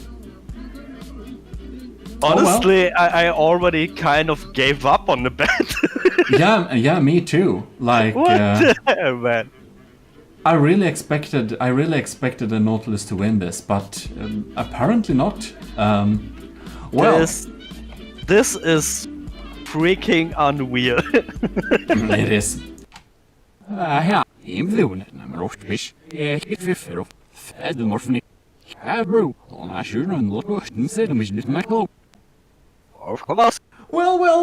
this is the 7th battle, and today we have Elze's Destroyer facing our Unicorn. We finally slapped on some colors on the thing. Poor Oh bastard. god damn it. Let's not hope he's getting the lucky shot on you, on us as well. We do kind of suspect the outcome of this battle, but karma is a bitch, so you never know. And for the formalities of it, we do need to see what happens. With nothing edited away. So we'll see at least. What are our cannons doing there? We got some heavy hits on the side. We got a second EMP volley coming in there. They took out something, I believe, on the detection side. Well, do we have any damage taken by us? No, it seems we are completely fine. Well, Xaver, how do you think this battle will pan out? I'm not sure. I'm not saying anything because I know how bitchy karma can be. Indeed. Well, I wonder. In any case, I do believe Elsa's ship does have basic EMP protection for the AI, so I believe our EMP missiles will not take out the AI. So most likely in that case is that we'll just deal so much damage that the ship goes under. It's still at 90%, but well.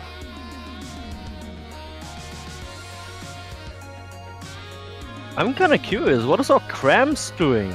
They're, I don't know, super inaccurate? Yeah, that's a good question. We do have all our detections No. online, so... Now it seems like that it hits.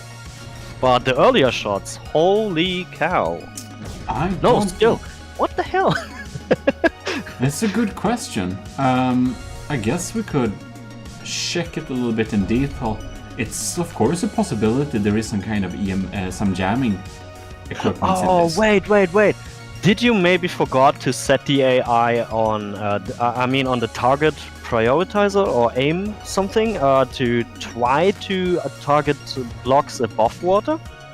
Did you forgot to actually set this? Possibly. Nah! I don't know. I don't remember. Because especially for naval ship battles, that's pretty important though. Well, it's very much too late to do any changes. So. Yeah, I mean our ship is acting weirdly as well. Like getting this close, I cannot remember we set it such a combat range. I can't remember that. Oh, we didn't. I don't know. Because our ship is getting weirdly close for no reason actually. It does. I don't know if it's maybe just inertia or something.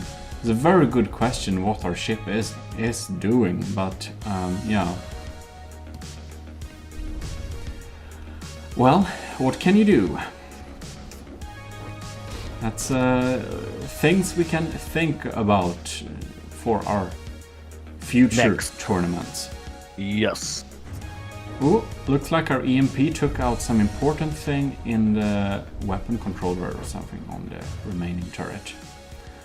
And our cramps are doing a steady job of eating this thing up, still at 70%.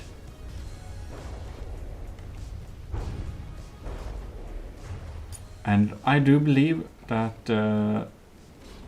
we'll not have a instant turn of the battle like last time. Nah, I don't think so too. Now, I think we can be very sure of proclaiming ourselves as... Yeah, I mean the turrets winners are here. gone. Indeed, Like- they are. Yeah, like both turrets are gone. Propulsion systems are gone. It's AI just a is matter of time. completely exposed, and our cramps are probably going to blow it up sooner or later if the EMPs does not finish it. 63%, 62%. It does have decent survivability though, one must say. Like, I think that comes from the size go. itself. that's true, that's true. It is, of course, the Elsa's destroyer, also was around 50k. So I guess the most of that materials was spent at bunches of alloy. Anyways, after 4 minutes and 43 seconds, the unicorn is proclaimed as the winner. And we can now call ourselves the Dark Champion. And well, next time we will be looking at the Champions Battle. And after that, we will be meeting the Fallen Champion and see if we'll get to final or not. Oh yeah. And we are here for the final between the champions. The two champions are going to face each other. It's, I guess, the semi-final of who is going to compete in the final. So, let us start. And there we go. We have the Blundersome Monitor and Snivelord's Mutated Hauler, we can see here. Missiles are coming in to the Blundersome Monitor by Adnecrias. Alright, so these are two builds that so far have won every battle, so it will be real interesting to see which of them will be the winner. Did you saw that? That I saw. sneaky Blundersome just evaded these crabs like It a little did bugger. indeed. It got its fair share of, oh lords, what is happening here? Mutated Hauler's AI Lost compartment. expansion. And the engine's gone. Oh lord, that's pretty quick. What the? The What? Mutated Hauler's AI got taken out by the Blundersome Monitor. That was the quickest battle so far. Oh, do you know what this means? We are going to face the Mutated Hauler for a rematch! The Fallen Champion! We got revenge! We finally get the revenge! You hear this, Snivelord? We finally get the chance for revenge in the next battle. Fallen Champion versus us. Anyways, congratulations, Adnecrias. Your Blundersome Monitor, which you complained to us, was thrown together in far too little time. Seems to be the best ship anyways. Oh. Anyways, do we have anything more to add? No. In that case, thanks a lot for watching. This is GMODIST Total Nerdery Channel will Cybercrow! signing out! Revenge! Revenge! No! Anyways, we're back for the 8th battle. The 8th battle. We are refacing the Mutated Hauler. It's a rebattle, the Unicorn versus the Mutated Hauler. We, as the Fallen Champion, no, we as, damn it, the Dark Champion, will face the Fallen Champion of Snivelord. Angry bird face! Exactly. And the winner will go to the final. So I almost don't want to start the clock here because it's a little bit scary. But Xaber, should I start the clock? Yes, do it! Revenge! Revenge! Okay, let's see how we're faring this time. It's a little bit too scary, actually. Oh lord. We're throwing... Uh-oh. Cram barge incoming, total detonation. Oh my god, this is not starting well for us. Already a hole in the side there. Yo! How is the Mutated Hauler faring, I believe? Not a single damaged block, are you kidding me? Or we do have a hole in the bottom here. Let's hope our torpedoes have better luck. I'm not biased in this battle or anything, so may the most valiant fighter win. If anyone missed this, me and Xaber built the Unicorn, and I'm not biased. So what? much. I mean, I am biased? No. I mean, it won't really change the results. Oh no, that EMP is evil! Ah! No! What happened? Oh no! You see this? Our engine is gone. No, our engines is No, it's actually in not. the middle, in the front. Oh no, more explosions underneath. Damn, that's real efficient. Do we do any damage against this, I wonder? We are not freaking hitting! We are so off. Our aim is so off. Oh my god, this battle is a little too scary. Ladies and gentlemen, I want to confirm, GMODISM made the detection stuff, not me. That's so close! The AI is almost exposed! We're still kind of 10% slow. Oh no! Oh, what? Oh my god! Are you kidding me? What? We took out the AI! What? What? Oh my god! Oh my god! What? Celebrate! What?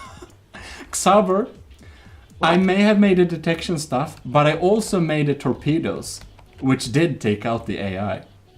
That's pretty nice. We actually won the rematch. Yes, we did. We got our revenge.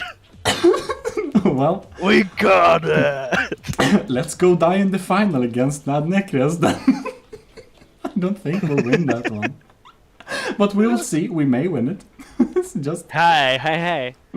I mean, the fight between the mutated hauler and Ethnic Curious ship was kind of curious, but maybe he has a harder time against us because we have EMPs and we have torpedoes, which the mutated hauler didn't have.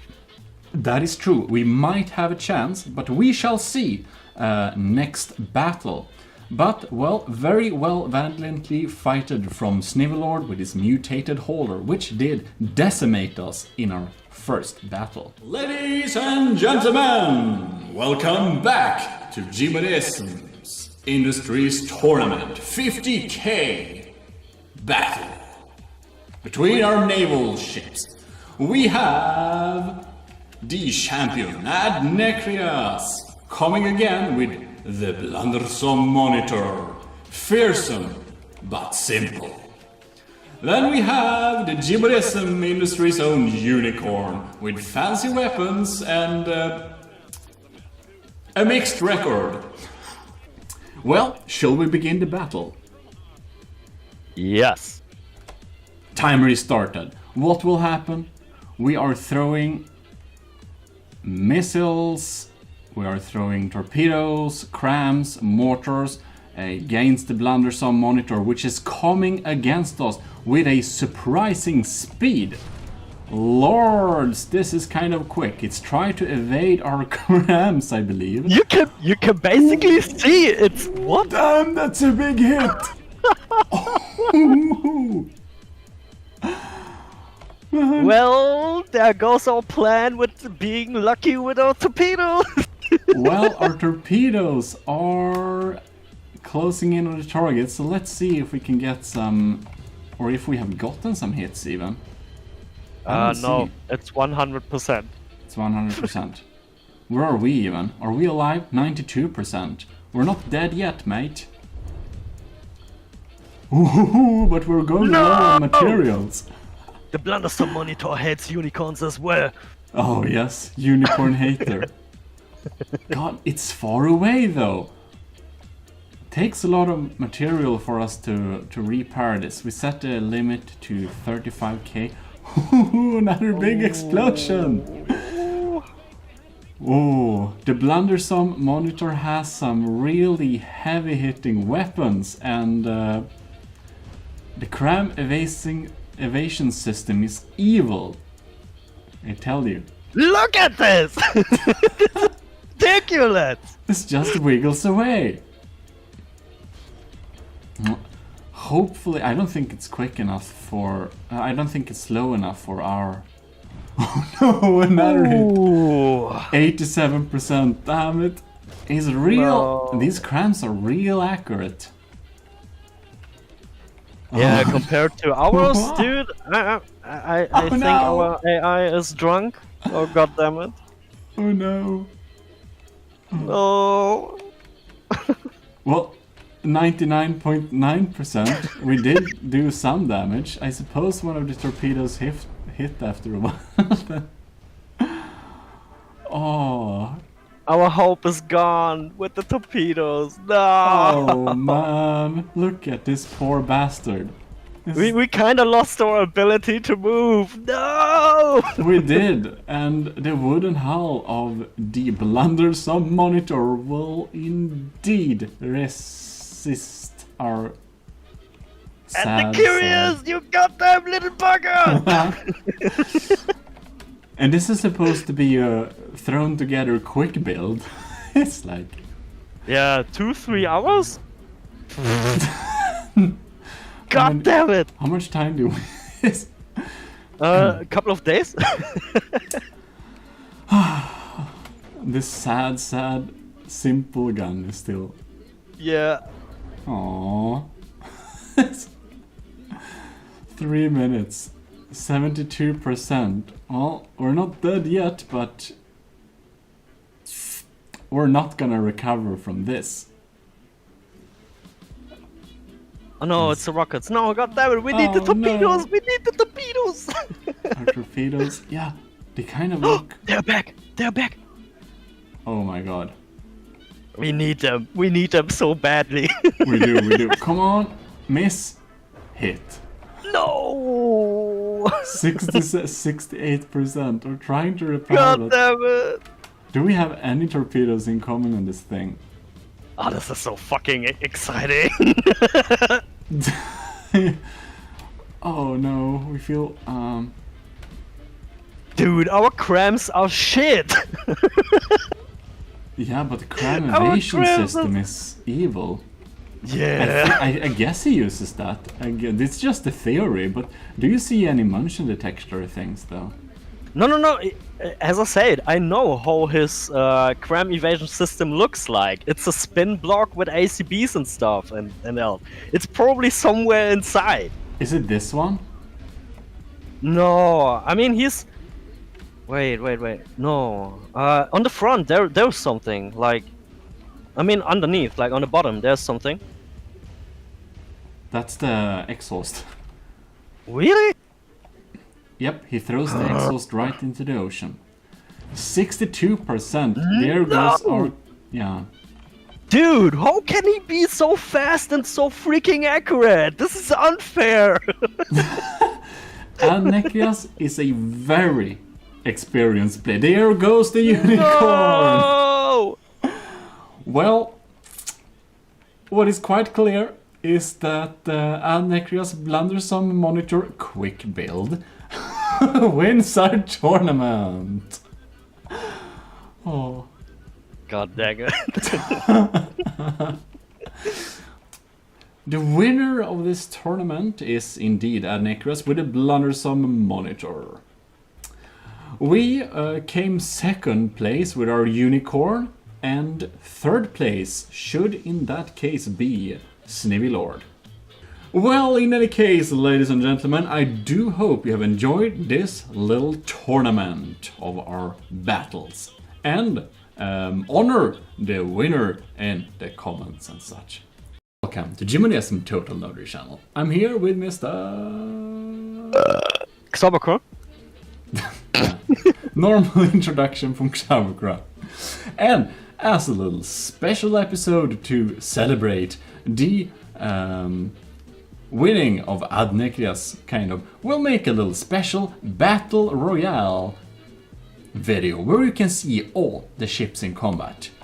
Oh, and I have to re-say, before we start. Yeah. And curious, I take it back that you used your fancy cram evasion stuff. It was just the basic AI, I guess. Yes, Nekias, we kind of went into single player and tore down your build block by block to see what you used. Literally. and we didn't find a cram evasion system. You're just very fast, and you just use an AI setup that makes you kind of rotate around in circles. So we were wrong. You were not using a cram evasion system, but you could have. Yeah. You have the skill to make it. I mean, to be honest, I was not expecting that he is using bombing run AI. No, that was kind of a surprise. Right. In any case, we have, of course, the winner, Nekias, Blundersome monitor. we have the, what did you call this one? Kawaii! Yes, indeed, the Nautilus from Desert Dragon. And there we also have, of course, the mutated hauler by Steel Lord. No, just the angry bird face. But we got our revenge. And Yeah! Unicorn! Hey, wait, why is there already a missile? Because I kind of set it to play, just so that all ships would load in. And mimics. There it is. Whoa! Wog! Indeed! Fate Oris Blood Freya. for the blood god! And, of course, the Destroyer by Elsa, which did survive surprisingly long. We didn't think it would win against the Nautilus, but it did. And there we have the combatants. Let's start. A battle royale! Battle Royale. Well, we're throwing crams all over the place. Missiles are going in every... Oh, lords. Why is everyone targeting us? What the hell? I think they hate unicorns. It's probably... Yeah. Yeah, that's probably a thing this tournament. Oh, lords. It's going to be hard to keep kind of track here. Yeah, Oh, I'm just looking at the percentage though. Yeah. Oh. Did you see that Fate does utilize anti-missile? Yeah! I didn't notice that before. That's really nice. We should have had anti-missile as well. Ship doing? Why is it going in the middle? Don't get scratched, man! Oh, look at this! Our ship is actually going for ethnic curious though. It is. Our ship I think it wants has revenge. knowledge. Yeah. I think it wants revenge, but oh lord, what happened? It wants to penetrate him. But look, the Blundersome What monitor the has hell? flipped. What? Well, oh well. Hey, that's a submarine. What the hell? And now it gets some heavy fire. Okay, interesting. I mean, the Blundersome is actually the most damaged ship at the moment. Oh, that's really... Oh no, not anymore. The mutated hauler just has the least percentage now. No, it's the Freya! What the hell happened to the Freya? It was at 100% for a second. Nautilus is the tiniest ship on the board here, so no one targets Yes. it. Where is it even? Here it is. There it is. Hawaii! Just spewing all over the place. Oh, let's find Freya, because right now it seems Freya is first down the line here. Yeah. 74%. Oh, the detection stuff seems online, depending on the turrets moving. Yeah, it kind of... You mean offline, no? Online, yeah. It's a little bit unsure of where to look. The Nautilus is still at 100%. Holy shit! No one targets that tiny bugger. No, of course, the AI is set up in that way. It looks like the monitor has regained its kind of glory. Oh! Finally tries to face the right... yeah. I mean, also the missile launchers from the Nautilus are working now, because we thought that they're not working, probably, because we haven't seen them in our battle. Yeah, I went into single player and I looked a little bit at the Nautilus. And the Nautilus missile system, they're all set up to the same missile controller, and the weapon controller controlling that is only set to activate at 750 meters of range. Oh, alright. So the Nautilus demise was probably that it wasn't fast enough to get in range of the closer ships to use its missiles. Yep. Our ship is still doing well. I think we'll have to take a little sneak peek at... Oh, everything is offline. Uh-oh. Uh-oh. Oh yeah, it seems so. Our poor turret isn't doing much, and will it die or something? I don't know. We get pretty much spammed with EMP though. Yeah, we're not we're not decently protected against EMP, but someone else shoots down the missiles for us, which is nice. Thanks, Freya. Whoa! The Nautilus got a very big hit. It's down to 56%. Oh look! Poor bastard. It's not Korea anymore. No. No. It's the first one to go. Oh, speaking of the devil, dude. Sorry, Nautilus, we jinxed you. But we did jinx ourselves before, so I mean. Alright, and it seems that the Freya is still at 65%, but I don't know if it lost enough blocks for no one to kind of target it. I guess it's still alive. It is. Oh, the one destroyer for battle? What was it? That's Elsie 13. Oh yeah, he has no material storage. Oh yeah. That was kind of sad.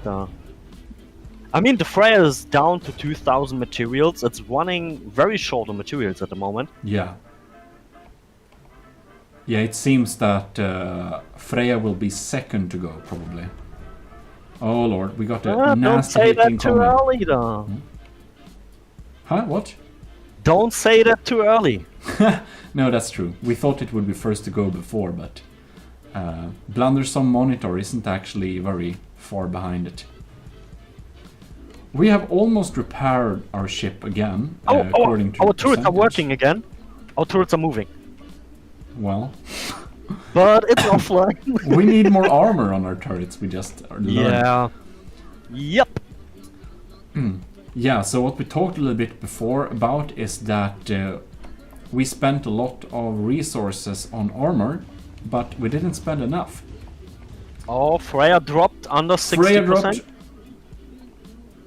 Oh, Freya's maybe going. Oh, there we go. And there it goes. Speaking of the devil again. Freya is down. Blunderson Monitor at 76%. You got jinxed. We'll jinx everyone. Yeah. We got hit pretty badly there again. Yeah. We kind of have no functional weapon system except our... Maybe, but the controller is maybe gone from the torpedoes? Maybe. But we do have our penetrative horn back, so... Yeah. Oh, so sexy. I do kind of want to see if our missiles are... Yeah, it kind of looks like that the controller is gone. Yeah, I should have armored them better. I mean, it's quite funny. Nothing happened really because everyone has lost its weaponry, kind of. Yeah, everyone is so damaged. And hey, Elzu, where you going? come The back! battle's here. Come back! Come back! The battle is here, not there. Oh well, is not coming back. It seems. No. I guess the... Oh, Our missiles Nick. are back. Our small missiles are back. I think they were back before, but why are we going so close to our demise? It doesn't target us. I'm happy. I mean, yeah, it's funny that he's not targeting us. Uh-oh. Wait. Let's hope we do not eat the shot. Yeah, Uh-oh. No! kind of. No! Wonder. You know, now it's like Atnicus is actually helping us here.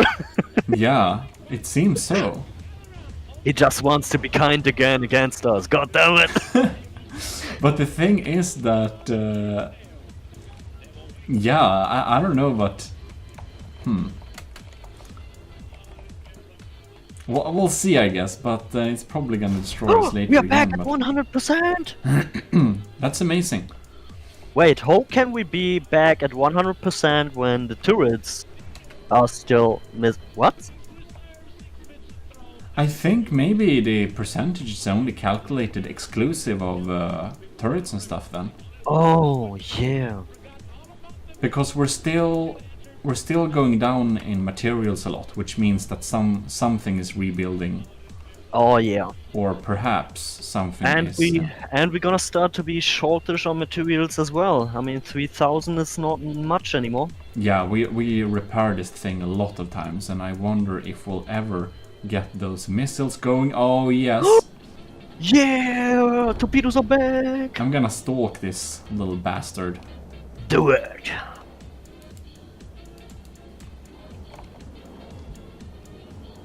Oh, it finds the target. Will we take out? I have the feeling it's gonna pop before. Oh no! No! Oh, the second one got. It popped and it popped. God damn it! Oh, well. Why? Seems Why this- it is? Why? The second one hit, but now, now it's a sitting duck. Alright, what's happening over here then? Oh no. Uh-oh. Nekrias, what are you doing? No! Oh look, Don't- his barrels are too short. He can't shoot right now. Yeah. Or his detection is gone. Yeah, or underwater, I don't know. Uh-oh.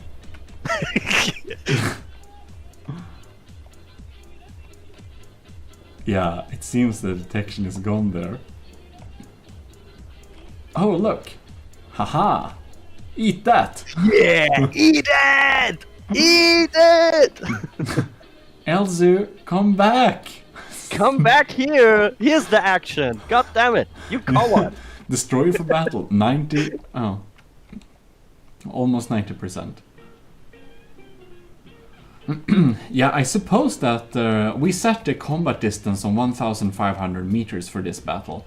But Yeah. our ship actually is a little bit better on longer ranges. The missiles are set up to be able to hit on longer than 1,500 meters, I believe. And of course, the mortar are better at a longer distance. Yeah, that's true. Well, everyone is kind of dead by now, so the battle is kind of I mean, slowing down. we run out of materials though.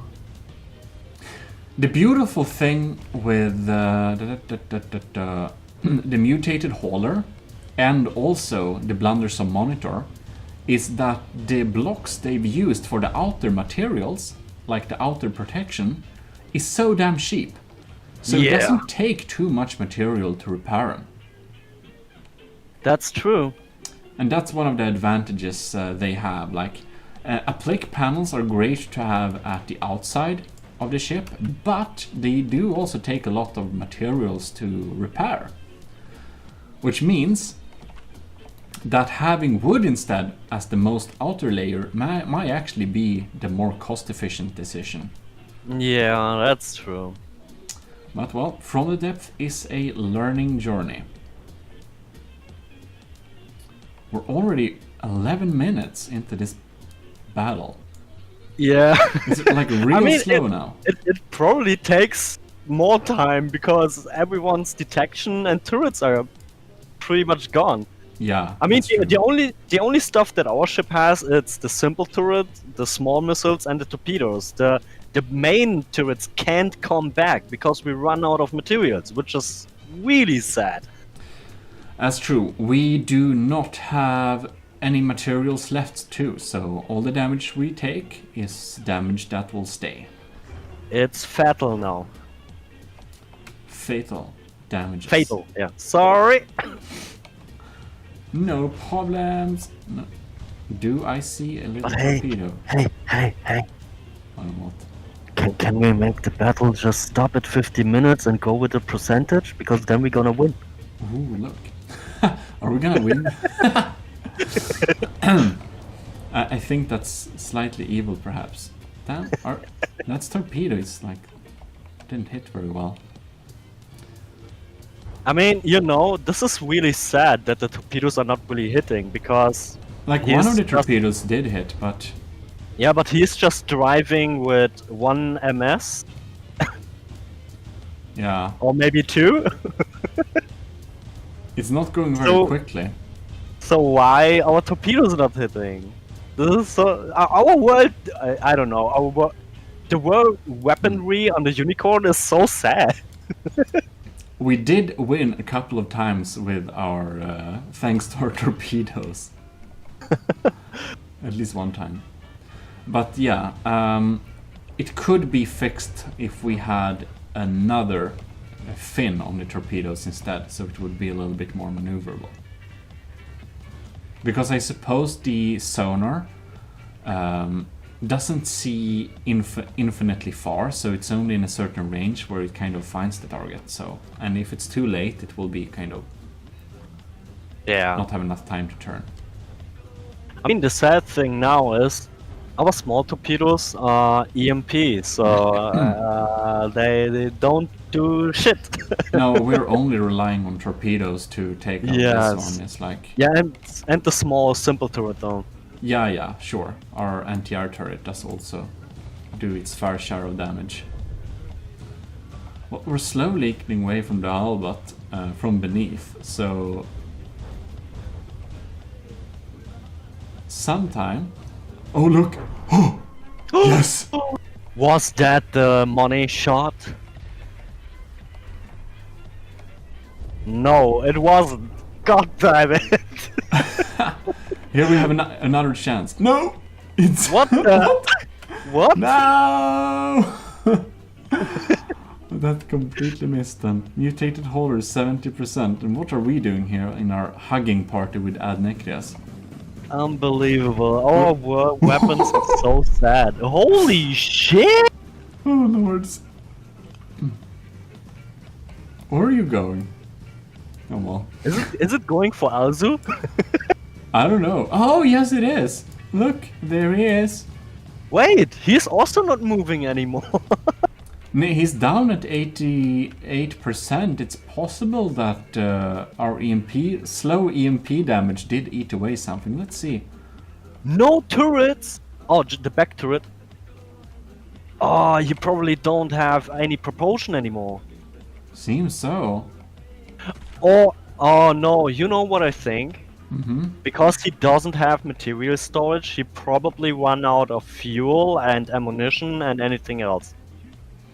Well, yeah, if he ran out of fuel, that's not sure. We'll see. What happened there? Maybe it was a torpedo, who knows? Uh-oh. Uh-oh. Adnekirius is evil against us, we lost a lot of percentage. 85. Adnekrias blundersome monitor isn't looking too fresh either, but neither are we. Yeah, and we can't repair anymore. Ooh! Oh, freaking hell. Now we are AI compartment. I have the feeling we are next. Yeah, we're kind of too close to... Oh, the mutated hauler run also out of materials. Only Adnekirius has still like a shit ton of materials now. Yeah. Oh, that's just a sitting duck. Let's find... Where are... Over there? Well, that's a while away. I mean, it's like funny because the only ship that can move, the only ship that has still the capability of moving, it's our ship. Sad thing. You see the AI. I think we were so close on destroying this thing. Yeah, but Adnekirius, this little bugger, decided to attack us again. And he probably took out our torpedoes. Oh no, yeah, then we can't repair them. Oh, yeah, no. they are dead. Seems so. We have only the small missiles on the back, and they are EMP, so our warcraft is useless.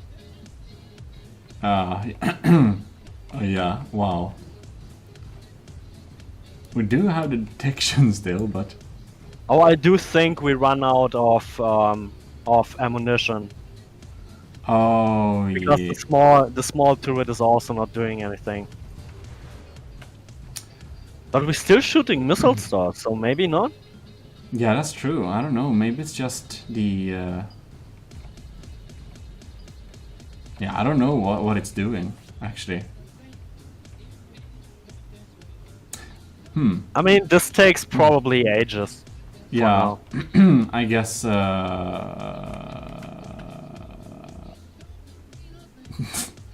don't know how we should pronounce the. I mean, the destroyer for battle has the highest percentage, but just kind of escaped from battle. Oh, 82. Yeah, still kind of has the. yeah. It's 8% above us. God damn it! Well, another missile volley is incoming, so I suppose it will kind of.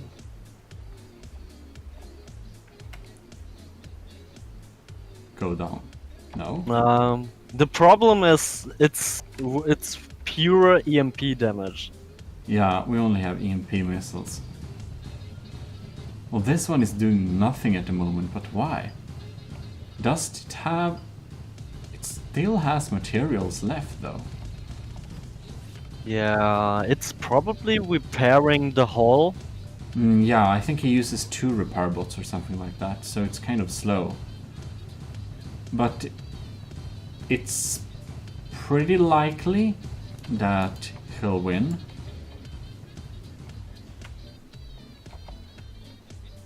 I suppose. Oh well, I don't know how to rank this. Maybe we don't need a ranking, because... Maybe we just call this a world draw. Yeah, I guess we can call it a draw between those who are... I mean, it's just a fun battle between every submission there. Yeah, we just wanted to show them all to you in this little battle, and probably the blunders on monitor will eventually recover and finish this battle. We'll just die sometime, and if we die before or after the mutated horror or destroyer, we don't know. I mean, I should say we take this here a draw because it's already 20 minutes long. Yeah, that's true. Anyways, in that case, we'll just end it here, and I'll say thanks a lot for watching. This is GMODIST from Total Nerdery Channel, and Sauerkraut. signing out. Bye! Well, hello folks, this is GMODIST. My From the Depth audience probably don't see me very often, but here I am. And we're going to get into the Age of Sails ship tournament right now. So let's get into the brackets, which, because it's Age of Sail, is of course handwritten. And, well, let's go. Hopefully no one knows Latin. Tournamentus, eliminatus, dublus. Here is the brackets. And first we're going to look at the ships, of course. The first is Cortez's Havoc, and this is probably the most like accurately beautiful mimic ship on this tournament. Just, I mean, look at it. It looks like a proper ship. You can even walk around below deck. We have a lot of interesting automated stuff. We don't really know exactly what they do. But it's a beautiful ship with a beautiful deck, and the mimics are stunning. Good job. Best looking ship. Amazing. Next we have Favfol's Storm Galley, and this looks like a pretty sturdy and powerful build. It's compact, but it has a lot of guns. I think this ship will pack some true punch, but we'll see about that, of course. It has a full crew ready to board. Unfortunately, I don't think these boys will ever board, but well, here we have a beautiful door. I believe it's mimics, if I didn't... well, anyways.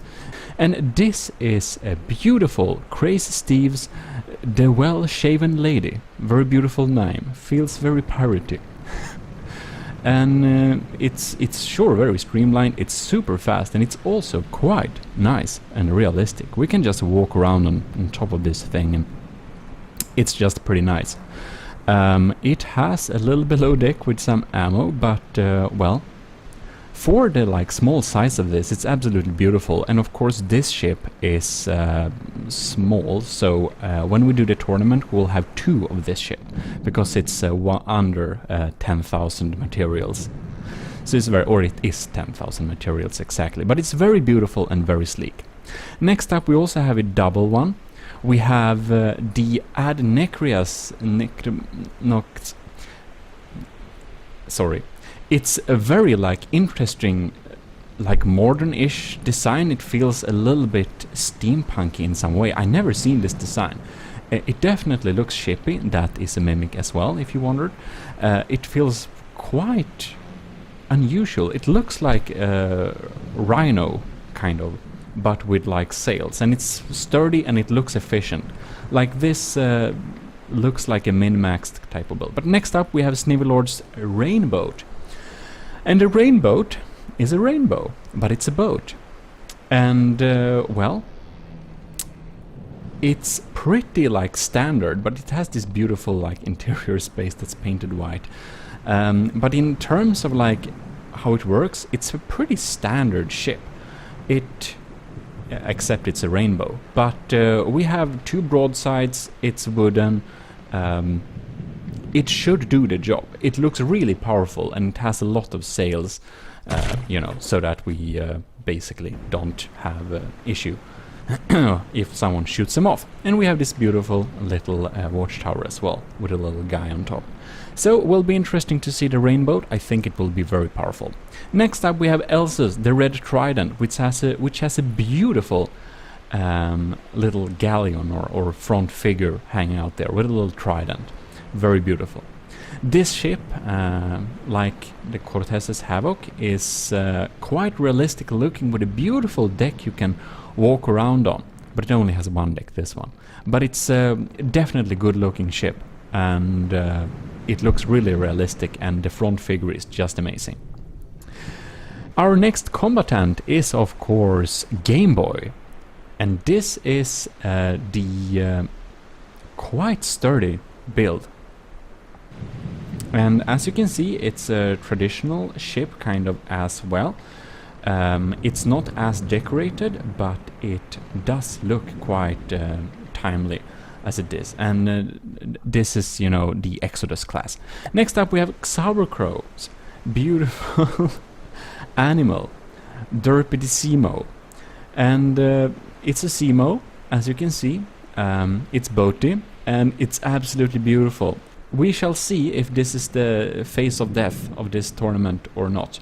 Last time the face of death was Jono 1928, who had a real face of death. But you look at it, it's beautiful, and it has a lot of blast guns, so it should be really dangerous at close range, even though it looks derpy. Next up we have this beautiful ship, and this is made by Alec Gigakio. Alec Gihiakio? Yes, Alec. Very beautiful build. It's also very shippy. You can walk around on it, and it has lower and upper deck just like that. And well, it's like its own style, but it's I like it a lot. This is, by the way, a mimic. It's kind of hidden, but this has a beautiful like little area space with. This guy freaking out. I don't think that guy think they will win, but we will see. Maybe Alec will win with his beautiful Trieste. So next up we have Jono 1928, the winner of our last tournament, and it also has a beautiful front figure flying there.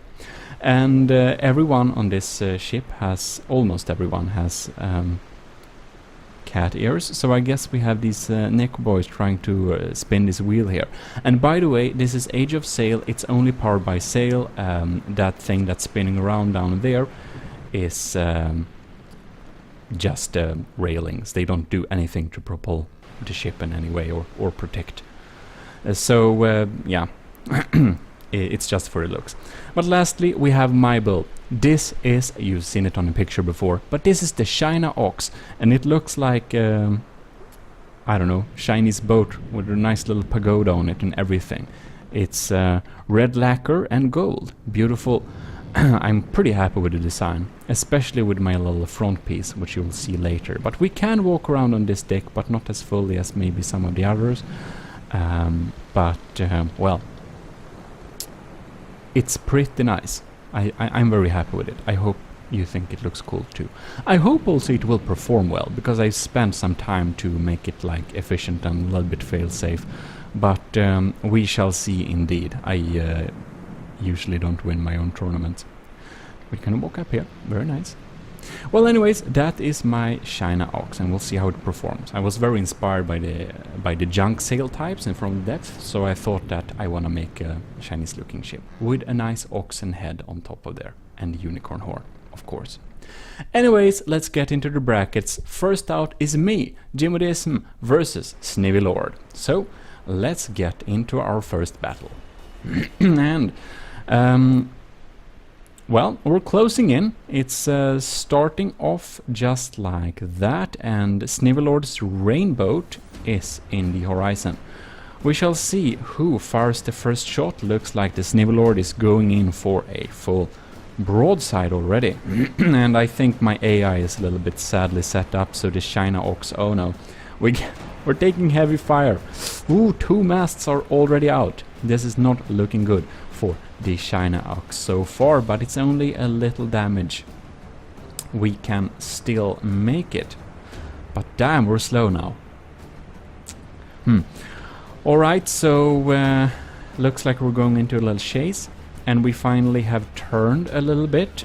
So I've just fast forwarded there a little bit, and the... Alright, we're going in for broadside. China Ox, come on, fire! Oh, we got the first broadside there. Beautiful. I've concentrated all my guns on the China Ox to a very low place there, so it does some truly concentrated damage. The rainboat is trying to get away from us a little bit, it seems. Now let's see here. Snivy Lord is turning to get into its broadside range. We're continuing to fire the broadside, so we're in a very good position right now. Oh, right. Rainbow Snivy Lord is taking its revenge. Oh, that looks dangerous. 87%, we're down to 87%. It seems that Snivy is in the lead. Not surprising, we got the first damage there. I don't think any of us have the blast guns. We only have normal cannons for this ones. So I made my hull real thick, but that my guns are concentrated is a problem as well, which we'll see if it causes my demise or not. Anyways. Oh, we got off a pretty big part of the side there of the rainbow. Broadsiding continues. Well, this will be highly interesting. Probably very smart of the Snivy Lord to have that many sails. I think this will be beneficial for him in like this tournament. I'm glad I built my main mast pretty sturdy because it's still standing. Oh, beautiful broadside there. A lot of shots. That's a lot of damage. Oh, that... Ooh, I'm lucky there. If that broadside had hit, my detection would have been real sad. Oh, we're getting into broadside range here. We just jumped over some boring bits, by the way, if you wondered why the clock went up a little bit. And that's because nothing happened. But now stuff is indeed happening. Looks like the rainbow is gaining some distance. We seem to have some maneuverability problems on the rainbow. Perhaps the rudder is already off. Ooh. Oh, come on, China Ox, get into a nice position. GMODISTs, that's mine. China Ox is coming up behind the rainbow for a beautiful little broadside. If it does as I command. I feel like I should have set up the AI a little bit more properly.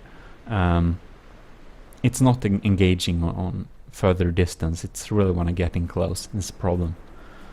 Well, this looks like, oh god, oh yes. We're in the lead. We are in the lead. We're continuing to fire. Oh yes, beautiful. Look like I have gotten the upper hand now. So the China Ox is getting some nice broadsides here on the Snivel Lord, which is trying to turn around to counter our broadside, I believe. Well, let us see what this develops into. Oh, nice. Another broadside. It seems like the Snivel Lord has a little bit problem of seeing the China Ox right behind it. So we can continue our beautiful broadside. Oh yes. Snivel Lord is down into the 70s, 60s. Oh yes, we're getting more broadsides in there. It's looking pretty good for the China Ox. Except, all right, we had some troubles turning there, so we're trying to catch up, and I think we're going to get into the broadside range now again. Beautiful. 7 minutes, says the in-game clock. We have some maneuverability problems on both sides here. Both my ship and Snivel Lord's ship is seem to have a problem to get into each other's broadside. Oh wow, Snivel Lord is coming back for revenge. Problematic. I still have a couple of more percentage, so that's good. And now we can get into broadside once again, and hopefully Snivel Lord want revenge broadside. Come on. Oh, there we go. Fantastic. Fantastic. I think it's pretty safe to say that the first battle of this tournament was won by me. I'm very happy when this happens, because most of the people participating in this tournament is probably better builders than I am. Amazing. Yeah, we're getting down into the 50s, below 55 it will start to despawn, and when that happens we have a concluded victory, basically, for GMODIST's China Ox. We're in the 80s, and Snivy is down in the 50s, so beautiful. I'm very happy with my design, the China Ox, and Snivel Lord's Rainbow was a really sturdy build. I think it will do well later on in the losers brackets, but we shall see. I haven't tested the other combatants yet, so we shall see. First battle concluded. Next up is Favful versus Cortez X. So here we go. Right jump into it. Thuvian Storm Galley. Looks like a compact and powerful build.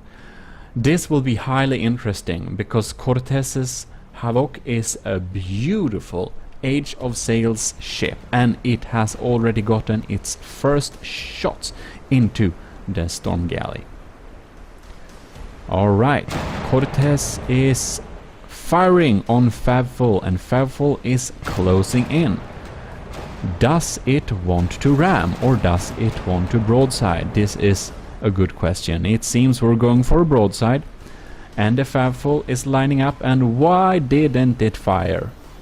Alright, Favful has a good position here. Oh yes. Oh wow. One of the beautiful masts from the Havoc is down. Cortez must be sad. Favful must be happy. And Favful is turning up. Oh lords. Looks like Cortez are having some blast guns. Oh my god. The entire sailing rig from Favful is gone. How is the Storm Galley going to move now? This is a good question. I don't know. They are kind of... Favful is in the 80s. Okay, interesting. Let's see what happens. Seems that the guns are still intact. I think this can still turn around, because I feel that the Favful is a pretty compact and powerful build. So we shall see. Oh, yes, right. Favful also has these ones. Oh, we're... God damn it. Cortez's Havoc is completely showered in shells. All of the masts are gone. Both of the ships are lined up in broadside and none of them have sails. This match can really draw out on... take a long time, we shall see.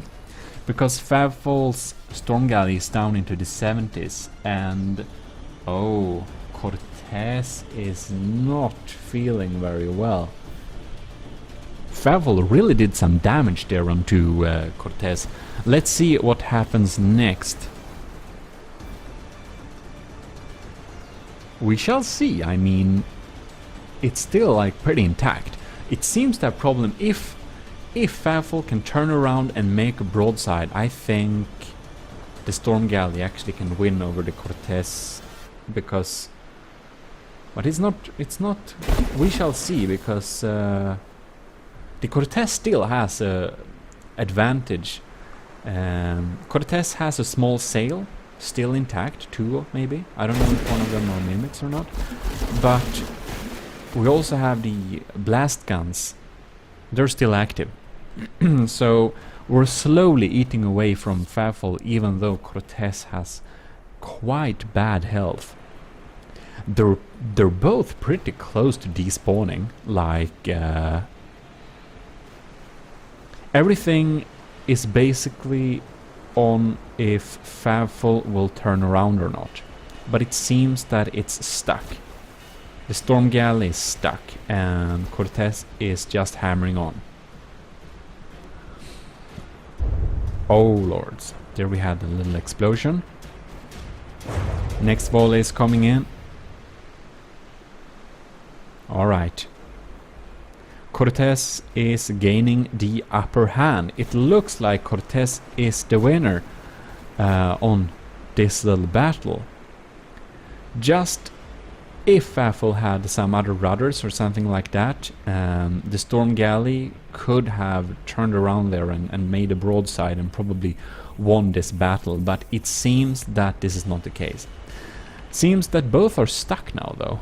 I guess we've gotta wait. We gotta wait a long time. They are stuck. They're just sitting here. And there we go. Finally, Cortez got into firing range or firing bearing and has fired some of those shots again, which means that Favol is down into the 50s.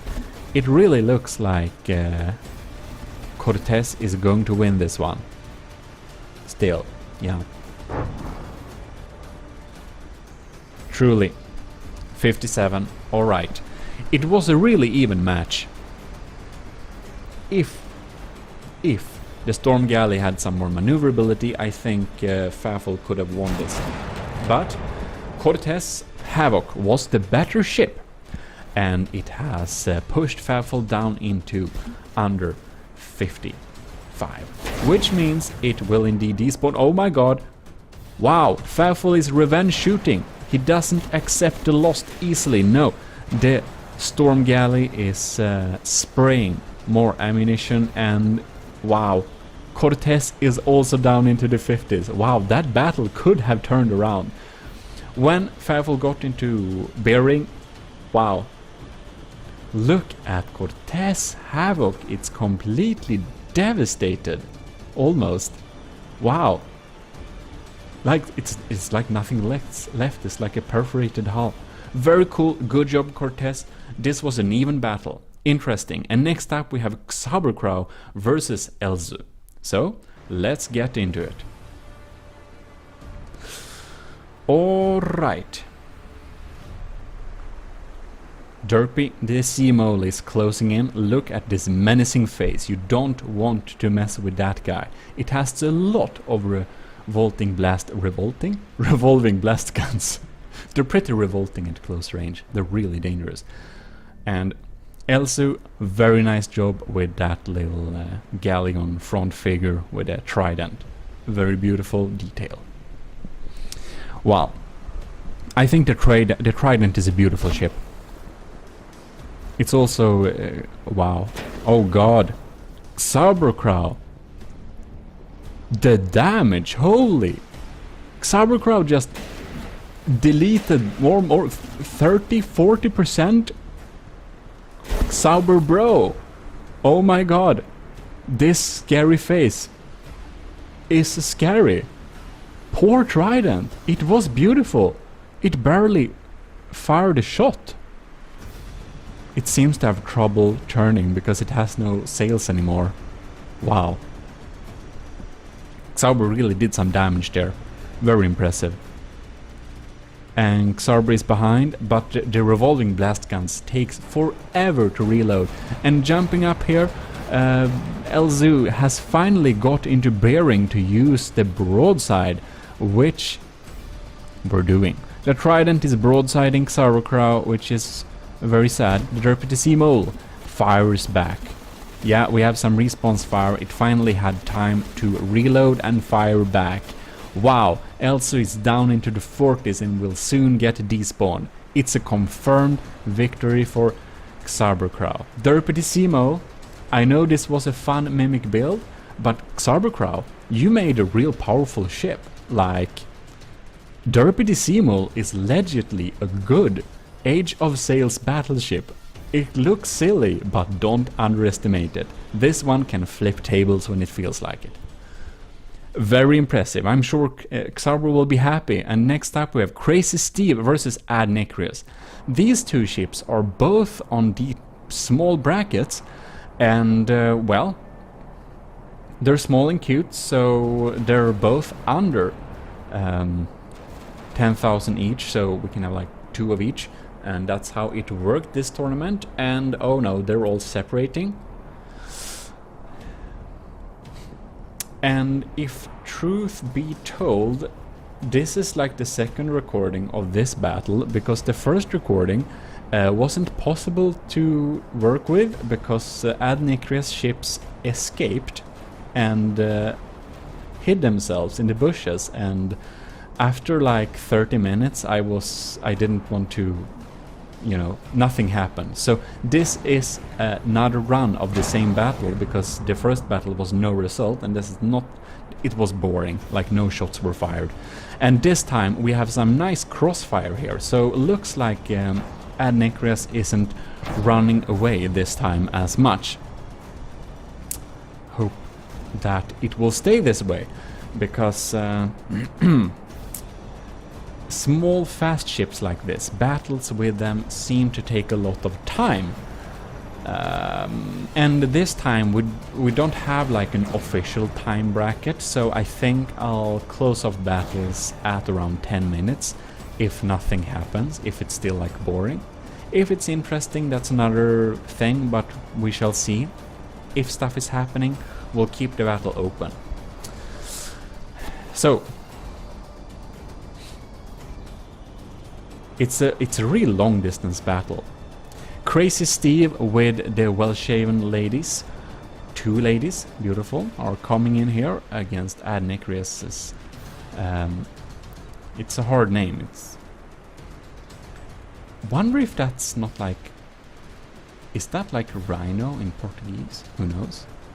Anyways, they have done tiny damage against each other, just scraping each other's surfaces, so all has taken some damage, but not that much damage. Well, this will be highly interesting to see what happens next. Oh, the well-shaven lady from Crazy Steve is getting a good lineup on Ad Nicrius right there. Okay. Yeah, we have some response fire. Looks like Ad Nicrius has opted for a long distance, unusual little vessel. Will be highly interesting to see if it actually hits shots at like that range. So Crazy Steve is chasing after Ad Nicrius, who is long range sniping Crazy Steve's build all over there. And as surprising as it is, it seems that both of these ships are kind of accurate, so they actually do hit each other sometimes at long range. But This is definitely one of those drawn-out types of battles. I think we will probably need to skip some parts later if nothing interesting happens. One of Adnekri's ships has just straightly ran away a little bit. We'll see if it comes back. Well, one of Adnekri's ships are valiantly fighting the ladies from Steve. And Crazy Steve's ships are... they're teamworking pretty well, I must say. I think that I think they're good team workers. Okay, the large sail is soon going down, it seems like.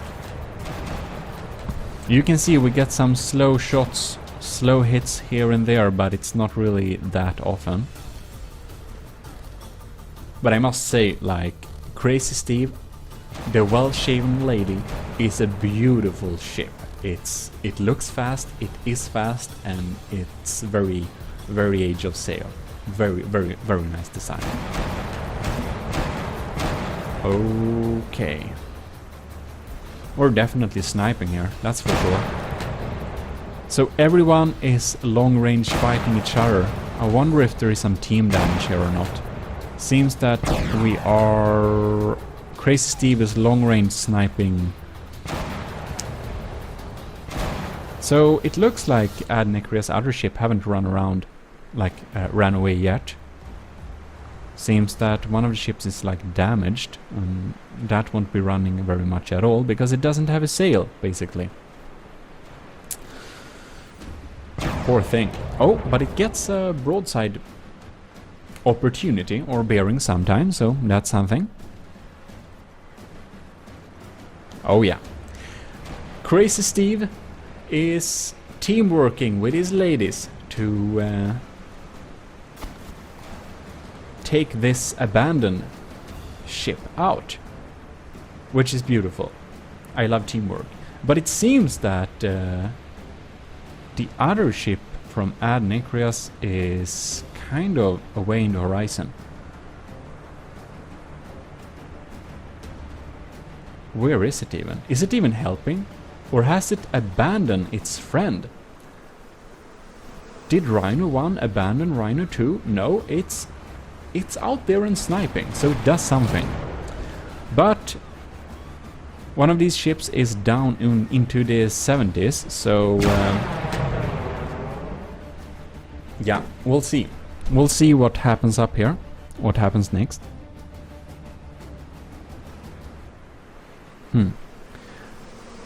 Do we get the sniping opportunity or not? Seems that... oh yeah, okay. The ladies are continuing to work together to take out the handicapped, damaged Adnekrias ship right there. Alright, let's see the distance here. They're kind of circling... okay. Looks like it's... oh wow. Nice hit. So, that was the entire sailing mast of the already damaged ship, but one of the ships is completely untouched almost, so let's see what happens with that.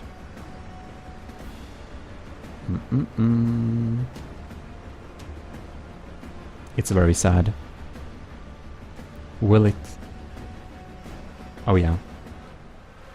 Crazy Steve is team working to kill the Nasikornis. Yeah, I think, I don't know how to pronounce Nasikornis.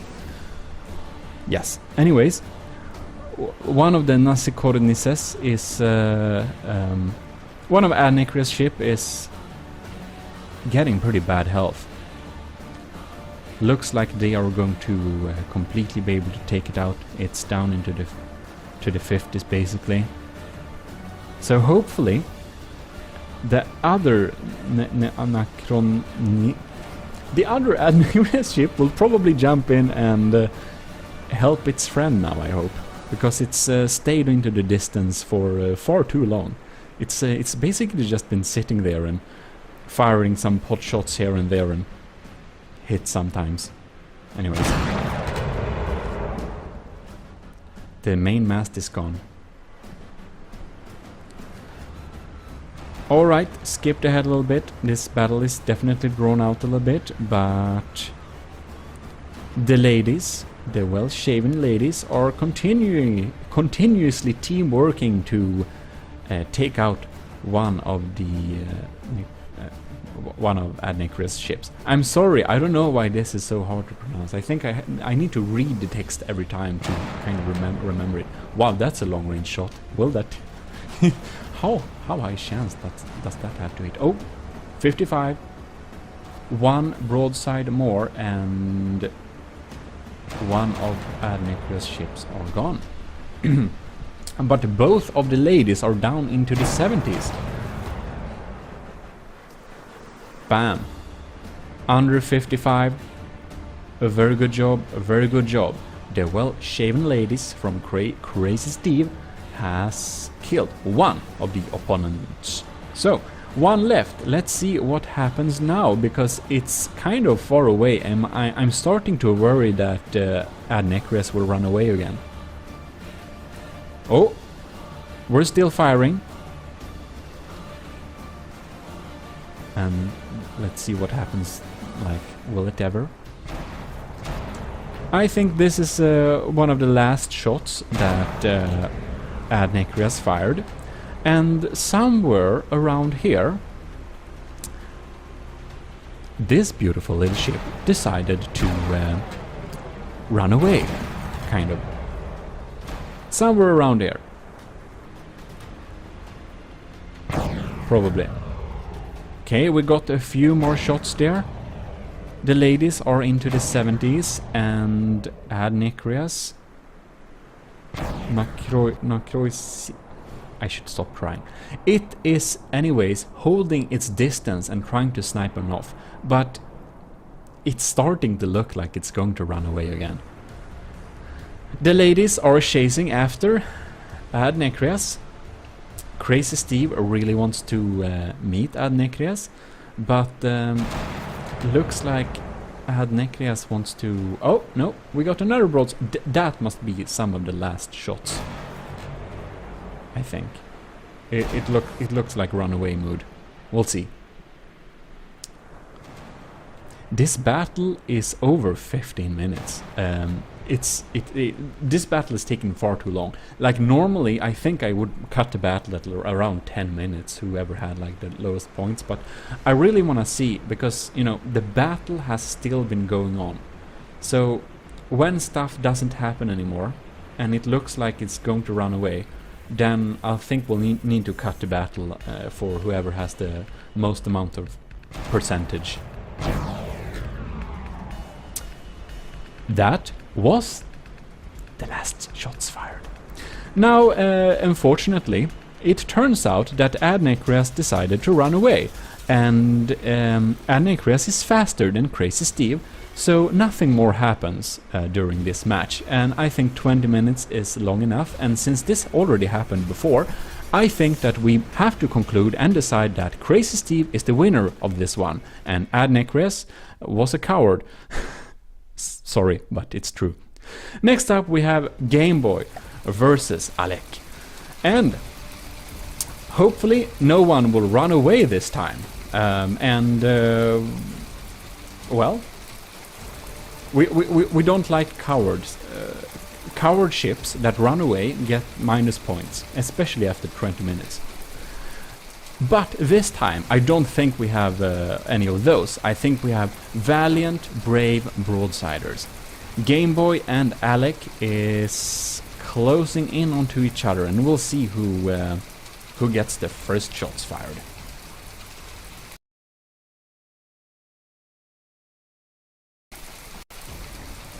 Oh wow.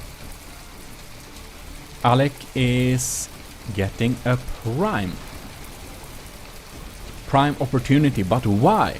But why? Alec, you didn't fire almost any shots. Wow.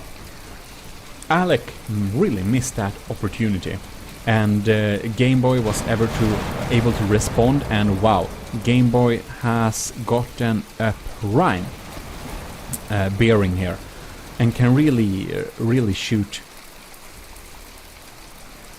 the Trieste's like back room.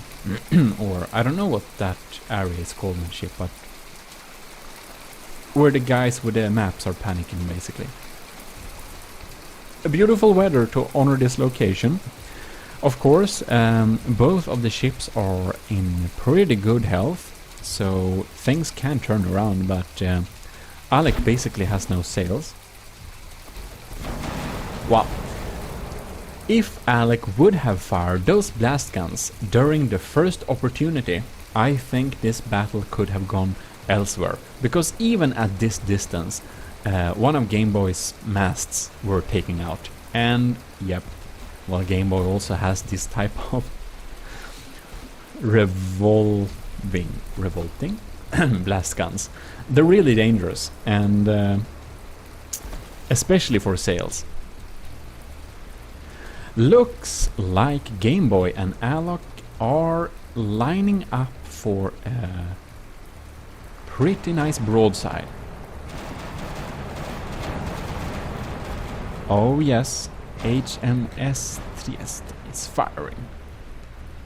And Exodus class is pointing towards us. Nothing happened, so we just skipped over this little part, because now the ships are finally lining up for more broadside, and Game Boy got this devastating hit. Oh my god. First broadside and dual revolting blast gun hits just like that. The entire like captain's planning map room is basically gone. All the sails are gone. This will be highly interesting to see if the firepower of this ship is damaged or not, because Game Boy is still in pretty good health and Alec is down into the 70s, so oh wow, very nice. Now the blast guns have done its work, and wow, yeah, Game Boy's Exodus class will be quite much slower now. Wow, this is a heavy broadside onto broadside. Game Boy is down into the 80s, Alec in the 70s. Alec still has a chance to win this, but it's really leaning towards Game Boy. We shall see. Game Boy is continuing to broadsiding, and Alec seems to be in a pretty sad state right now. We'll see if it will be able to hit back. It's just floating around there, like no steering rudders and no sails. Well,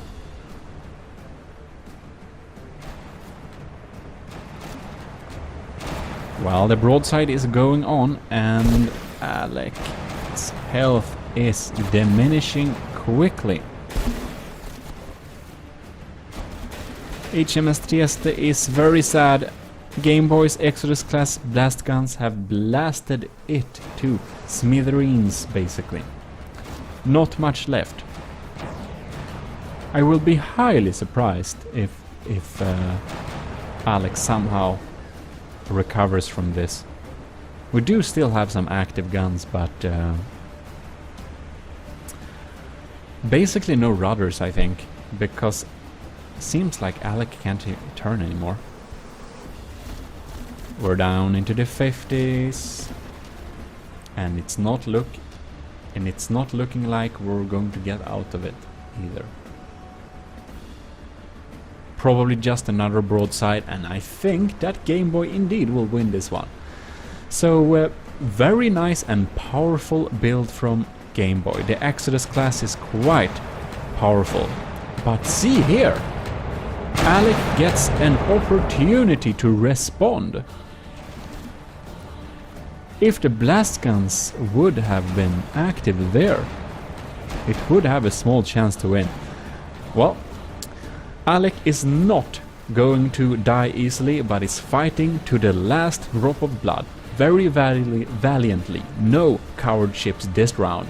But, alas, Alec is down under 50 5%, and Game Boy's Exodus class is the superior ship.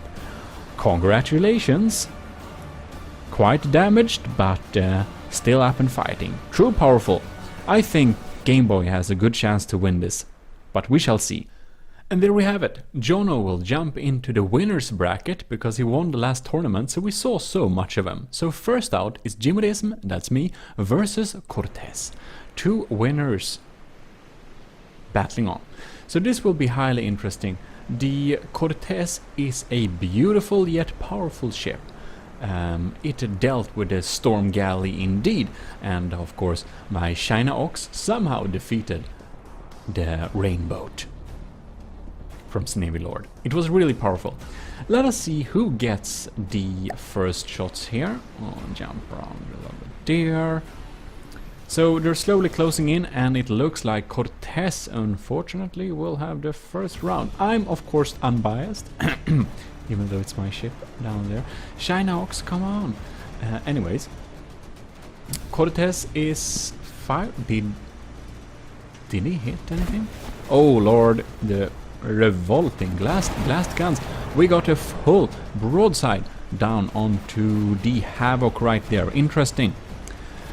Broadside versus broadside. This is how I imagined the Age of Sails tournament. Wow, this is so powerful. We shot off one of the beautiful masts. Sad to see it go, but it was necessary. Now we don't have much broadsiding anymore. Okay, let's see if the ships will turn around. Damn. The Havoc is pretty quick. But our broadside is in bearing, and we can pound on there. We're still in bearing. It seems that Cortez might have an issue with turning. No, it's coming around. The Havoc is getting into bearing. Well, this shall be really interesting. No, seems that Cortez decided to turn away a little bit. Wonder if there is some problem with the rudders there. That's possible. China Ox is coming into broadside bearing pretty soon right there. Nice volley. That's a lot of damage. Cortez Havoc is down into its 70s. Oh, the revolting blast gun is on us. China Ox took some damage, but wow, I must say I was real lucky there. Alright, and now we are sitting ducks, almost. Well, it seems that my China Ox has a weird AI, and it likes to go on close. Probably not the smartest thing I've set up. I think my issue with my ship is my AI. That's the biggest. It's not set up. It should be working on longer distances because it's pretty accurate and pretty steady. But alas, it does work. And the China Ox is lining up the Havoc for another broadside, and it looks like Cortez steering is real sad. Oh, there we have the main mast. That took off some good percentage as well. Ooh, Cortez is down into under 55%. It seems like it shall indeed now despawn. The China Ox is still up in the 90s, and wow, I'm kind of surprised. The China Ox, I must applaud myself. It's a good build. It's kind of damaged. We indeed were lucky as well, but good job. Very amazing. Alright, cool. I don't think I'll win this, but maybe I'll do. We'll see. Next up we have Cybercrow versus Crazy Steve. So Crazy Steve's the well-shaven lady is a smaller ship, so we have two of them, and Cybercrow is a heavy derpy Decimo, which comes in close with some real dangerous close combat abilities. Indeed, now we shall see what happens. I think Sauber will be able to take down the sails and make them unmovable pretty easily. Oh, there we go. Just blast them off. Good job, Sauber. Crazy Steve. That lady is not going anywhere for a while, I think. The other lady is absolutely fine. Crazy Steve has made a really efficient and fast ship. It's powerful yet super quick. I think it's the next most quick ship. Oh, Sauber is blasting away the sails of the other lady. We'll see how this goes. Sauber is still in the 90s, and that is, well, everyone, maybe? Okay. One problem Sauber has, though, is that the reload speed of those revolving blast guns are pretty long. Oh no, look at its face, it's kind of gone. So sad. Anyways. It's like a zombie derpy Decimo. And looks like Crazy Steve has lined up for some broadsiding. Wow. But I still think... well, we shall see. I think perhaps Sauber Crow wins this one. It kind of depends if he's able to get in close, or if Crazy Steve eats away from further distance. Bam. Oh, Sauber is down into the 80s. Nice shot, but he's still getting broadsided. They have a nice little broadside exchange. If that was a close range, one of the ladies would have been dead. It's down into the 70s now. But the other one is more fine. So, yeah, and it's quick. It's really quick. It's lining up shots there. And Sauber's health is diminishing. Derpy Decimo might be a submarine mole soon. Let us see. No face left. Some of the guns are still active, but you can see there that one of the batteries have been shot off completely. Bam, more shots. Oh yeah. Oh yeah. Looks indeed like the ladies are ganging up on the mole and sea mole. Oh, percentage is dropping indeed. Sauber, can you recover from this? Come on, line up, broadside and fire. Oh damn. Was that the last battery? No guns left? Alright, it looks like Sauber is not going to recover from this at all. No. Nope. Crazy Steve's the well-shaven lady is a highly efficient combatant. And even though it has no sails, they are ganging up and broadsiding the poor Derpy Decimo, which is soon below 55%. And there we go. I indeed am highly impressed by Crazy Steve's fast ladies. Really efficient. Sauerkraut, well, you have a chance in the loser brackets. We shall see what happens there. Bam, that was the ammo. Wow, that's a win for Crazy Steve. Congratulations. Beautiful. Now we only have one little match left onto the winner's bracket. And that's of course Game Boy versus Jono. Jono is the winner of our last tournament and has submitted a tiny ship. Now, we shall see how efficient it is, but we know that Jono can build really efficient and powerful cars at least. Wow, oh, what? The Game Boy, that's... Why do you use those at that distance? Well, it did something for sure. And these beautiful small ships are kind of 7,000 materials, so they're well below the allowed limit for a double submission. 7,000 each, that is. Oh. Felix Rex has gotten a nice broadside, but wow, the response and fury from Game Boy's revolving blast guns are pretty insane. I remember that those spinning water wheel is just for show. It doesn't do anything. So it's pretty slow. Maybe, yeah, okay. We got another broadside. Very nice. But if Game Boy responds, this might be an issue. Looks like the Felix Rex. Damn. Wow. Game Boy hit the ammo.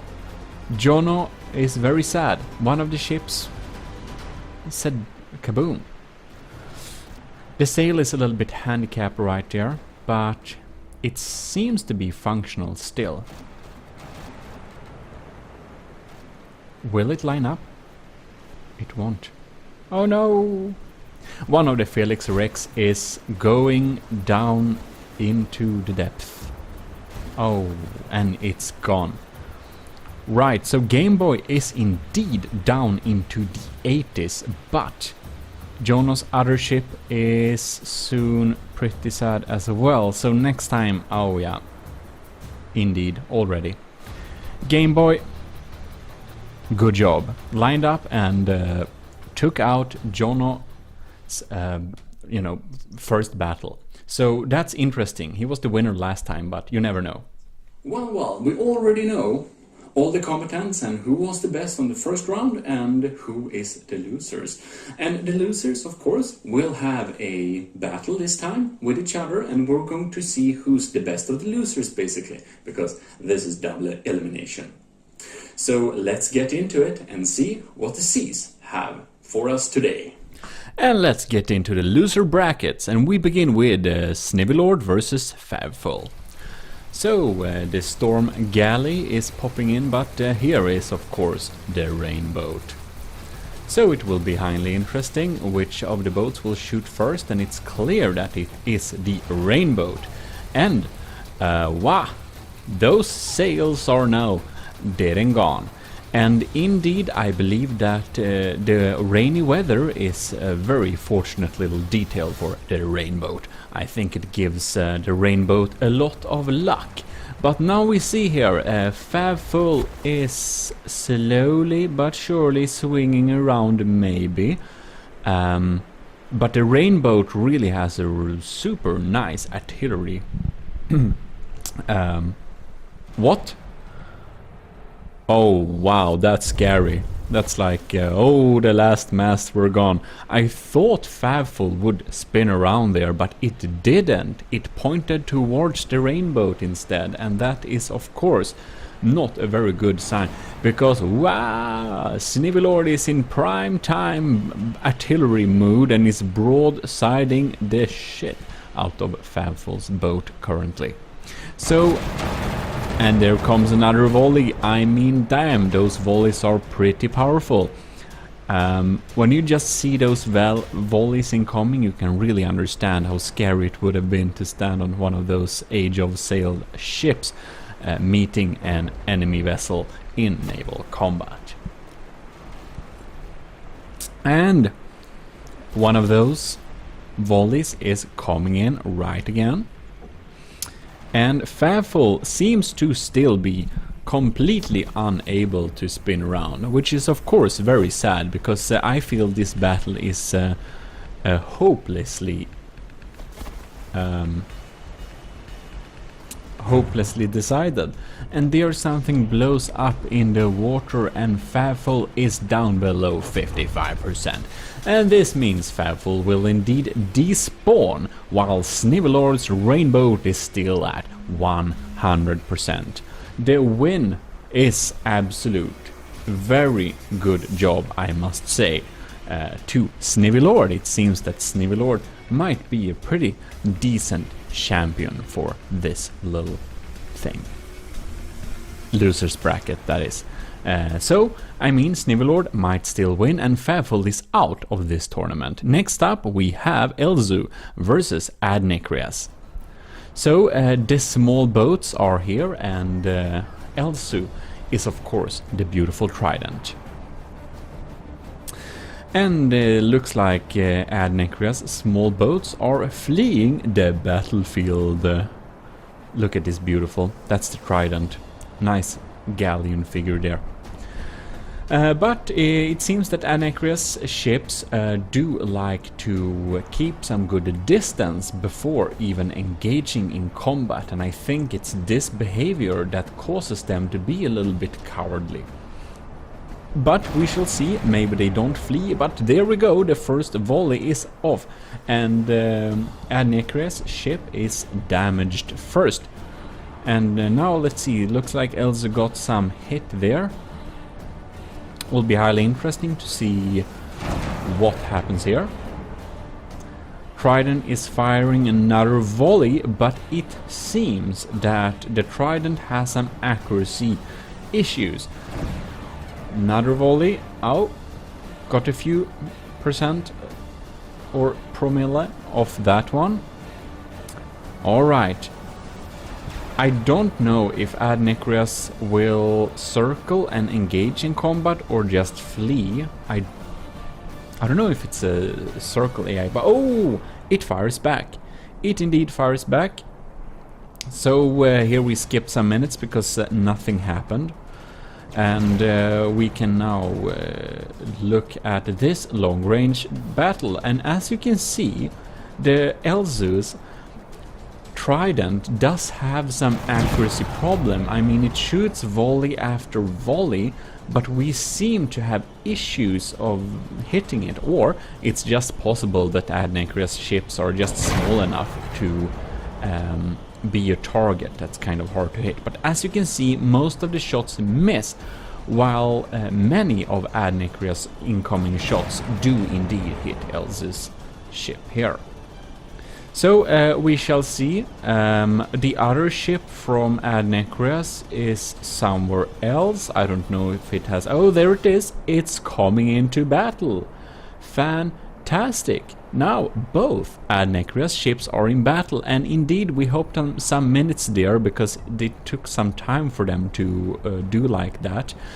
But they are slowly lobbing shots against Elsa's red Trident, which is very impressive. I'm very happy to see Anacreon's ships finally doing some type of cooperation, because they've been a little bit low on the cooperation scale and very high on the coward scale before.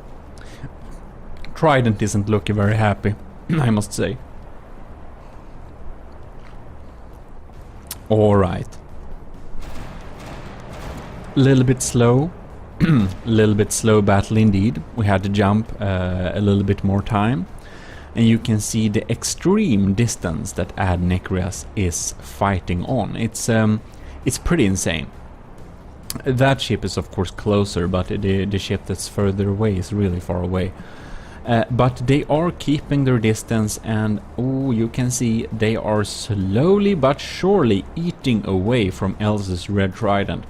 So if Elzu can't get in some good hits on Anacreon, Elzu will have some real trouble hitting the enemy, because we are indeed not facing a broadside to the enemy. And there we go, it's already 7 minutes, and you can see the sad state of Elzu right there. And well, it's down at like 84%, and Anacreon is still pretty high on the percentage scale. So it will be highly interesting to see if this can flip around or not. There we fired. Oh! My ladies and gentlemen, that was quite an explosion, and Elzu is now down at 74%. I can indeed conclude that that was the ammo storage, and hopefully not all the ammo, because if it was, Elzu will have trouble shooting its guns at the enemy. And here we have Anacreon popping up and down here, stably trying to get Elzu in his broadside's eye range. Oh! Here we have some sniping, prime-time sniping by Anacreon to shoot off some mats. Elzu seemed to indeed have some arrow barrel more somewhere, because it could fire back there. Very fantastic. But the percentage of the Elzu side is not looking too great, and well, We're not going very fast either, and it's just a question of time before the last mast, yeah, it's now gone. It's now gone, and Elzu is a sitting duck below 55%, which means that we can conclude a victory for Adnecria's ships. Alright there, Elzu, the Trident, a beautiful ship, but we will unfortunately not see any more of you, but Adnecrias will get more chances in the losers bracket. So let's pop up here, and we can see we have Alec Gihakio versus Jono 1928, I mean. And here we are. Jono's ship are of course small ships as well. And oh god, that was a long range spray. Well, Alec goes in for hard combat already, and just sprays the first vessel, which is already down into the 70s. Pretty powerful range blast there. But we shall see if Jono can recover this, sniping off some shots there, but ooh, these ships are small, they're below, like, I think they're below 8,000 materials each. And look at this beautiful guy sitting there. You must admire their bravery. But you wouldn't want to meet Alex broadside, because it's quite powerful, and it also has the blast guns going on there like that. Pretty darn dangerous. Oh, sad thing, they're sitting there. But again, you have to admire their bravery, and Jono is slowly sniping off some shots from Alec there before he comes into range, because when he do, I do believe that there will be blood.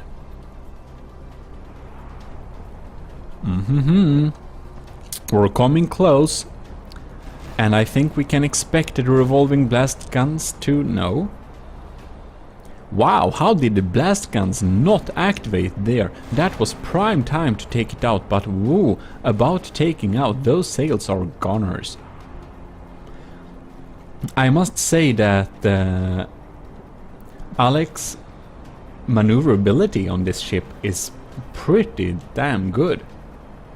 This ship is fast, and it is quite agile. It's fast, agile, and a little bit less agile now, because Jono shot off one of the 3 masts. Well, well, well. Hope the guys in the control room back there are not too sad. But now we are flying with blast gun shells in the air here, so it looks like one of the Jono ships are starting to look pretty sad indeed. You can see them in the control room here. They're not panicking too much, I think. But we shall indeed see. Sometimes the battles flip quickly. And here we can see the Neko boys are working on and making the spinning wheel work. Except it doesn't. Oh wow!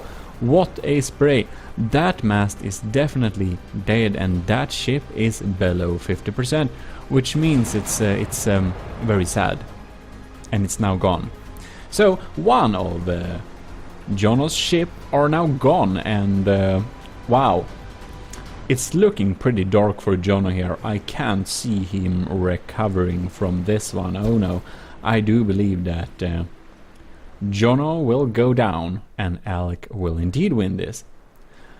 2 Neko boys are working on the wheel, and unfortunately it's just railings, so it won't get us anywhere. Oh no, we're sitting there and waiting for Alex, who is coming in for another broadside. How brutal. How brutal. The naval life can be. Very dangerous. Bam. Well, does the guns even work? Come on, Jono. Give us some revenge shots at least. What are you doing? Alec, come back. You're not gonna lose this. Come, it's not dangerous. I think you can come back. Okay, whatever. Let's look at the guys here. They're still working. I'm glad they're not dead yet. They're very cute working on there. Oh well, indeed. There comes death from everywhere. revolting blast guns, was the death of Jonas Felix Rex. So congratulations, Alec. Very good job of taking out those ships. You weren't hurt that badly, but you never know, sometimes luck is not on one side. Well, next up we have of course Cortés versus Xaberkrau, and we will see who is the most valiant fighter between these two. Will be highly interesting. The face of death is popping up there. You can see how dangerous that looks. You know that if it comes into close range, well, Cortés is not gonna have a good time.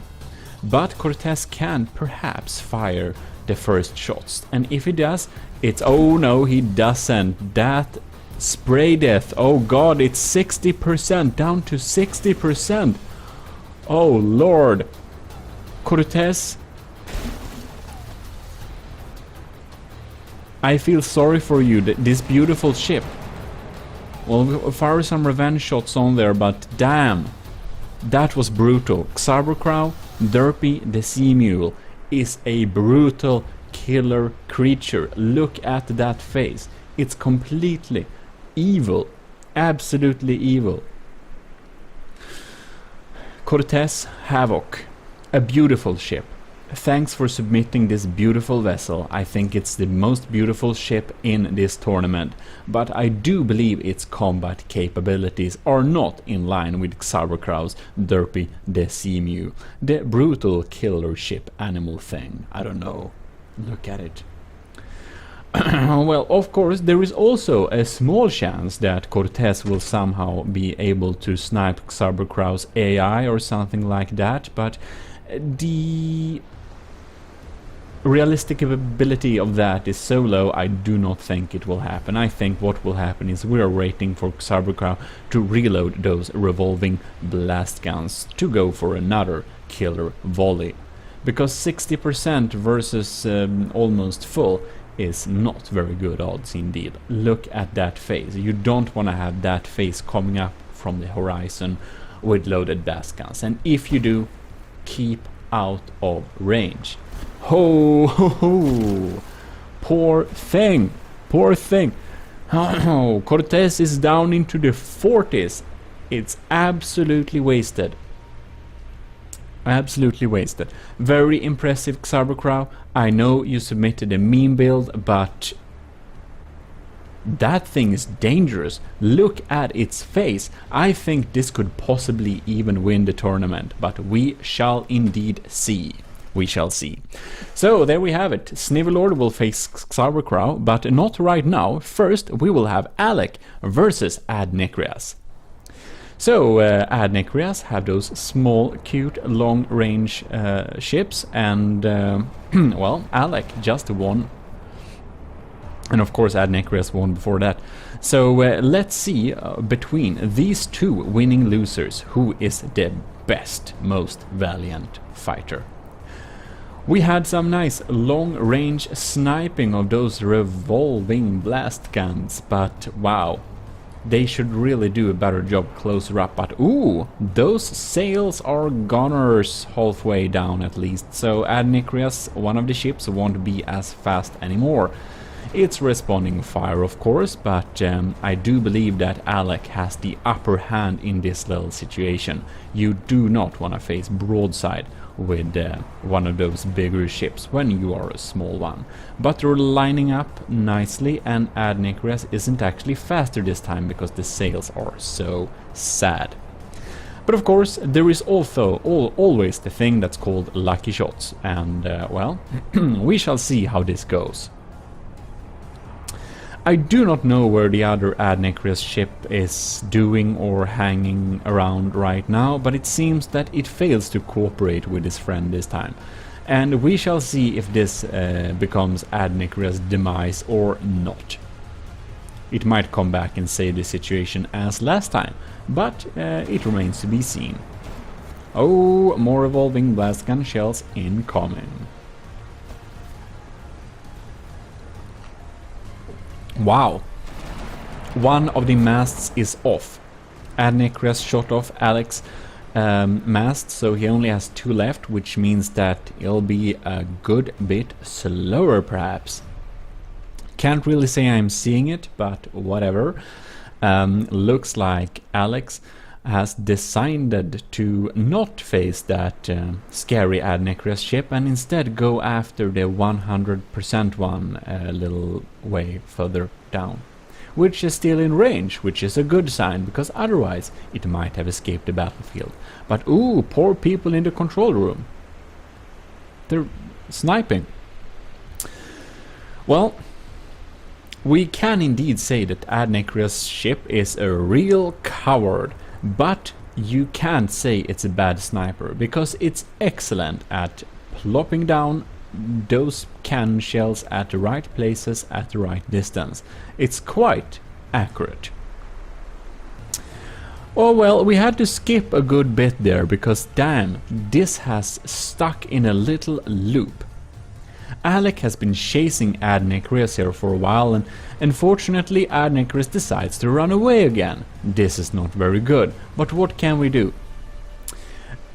But now we can see that Alec is spinning around and trying a broadside. I'm really quite impressed that... Oh, nice hit. I'm really quite impressed that Alec is able to keep the same pace as Ad Necreus' quick ship, even though one of the masts is off. Alright, broadside this coward before he escapes. Broadside him. Oh well. And Necreus has built a really fast ship, so we had to skip a little part more there. And well, we're continuously trying to broadside Ad Necreus, and I'm starting to become partial, because I almost want just Alec to kill this Ad Necreus ships as fast as possible, because I mean, it's already been 7 minutes. We're still chasing after Ad Necreus, and I think indeed that Ad Necreus thought that, oh shit, I'm not gonna win this battle, so I'm heading off into the storm. Oh wow, poor people in the control room. Oh well, Ad Necreus has been running away for far too long, and his percentage is a good bit below that of Alex, so we will decide that Ad Necreus loses this battle because of cowardice. Now we have Snivelord versus Xarbercrow. Also, congratulations Alec, very well fought, you're good at taking out those small ships. Here we have the Rainbow by, and there we have Xarbercrow. And we shall indeed see. Oh, Snivelord actually got a good broadside on Xarbercrow. And hopefully this will be enough, because I think Xarbercrow will get on close and finish him pretty quickly. Look at that face. It's absolutely terrifying. You don't want to have that face in the horizon. Look at it. It's absolutely terrifying. It's also been turning quite for a while, so we'll see when they catch up. Sometime. Oh lords, we're coming in here. I'm thinking we're starting to get the right angle. Come on, Xarbercrow, finish him! Oh, the spray has gotten on. Quite dangerous indeed. Well, we shall see. If Snivelord can answer with a better broadside at this range perhaps, then that would be quite fine. Oh wow! Xarbercrow is dangerous. Those guns are indeed super dangerous. I'm starting to think that Xarbercrow indeed will win this. I'm thinking I can already write it down. I think... Oh, dangerous, dangerous. It's hard to withstand this. Look, the side is gone, but ooh. Snivelord is responding the fire. Maybe I am wrong. Snivelord has a lower percentage, but... Oh, Xarbercrow is dropping. Oh lord. We have an AI kill. Damn, ladies and gentlemen, Snivelord killed Xarbercrow's AI, so he died instantly. I was very sure that Xarber would have won that battle, but this is not the case. Snivelord's Rainbow is the more valiant fighter, and Xarbercrow, I'm sorry, but you're out of the tournament. And here we have it, Snivelord is indeed the winner, as I knew from the beginning. So, Snivelord versus Alec. two very valiant fighters. Which of these winning losers will be the most valiant one to be able to go into the main tournament? Well, that of course has to be decided by battle. And who's lining up? Oh, it's Snivelord is lining up for a powerful broadside in the front here. But, oh, no, really? Alec, I know you have the revolting blast guns. If you just would have fired those at the right moment at Rainboat. If you just have sprayed Rainbow there, you would have almost guaranteedly killed him. But this is not the case. Something made Alex not fire those revolving blast guns, so we're going for a normal broadside here on the Rainbow.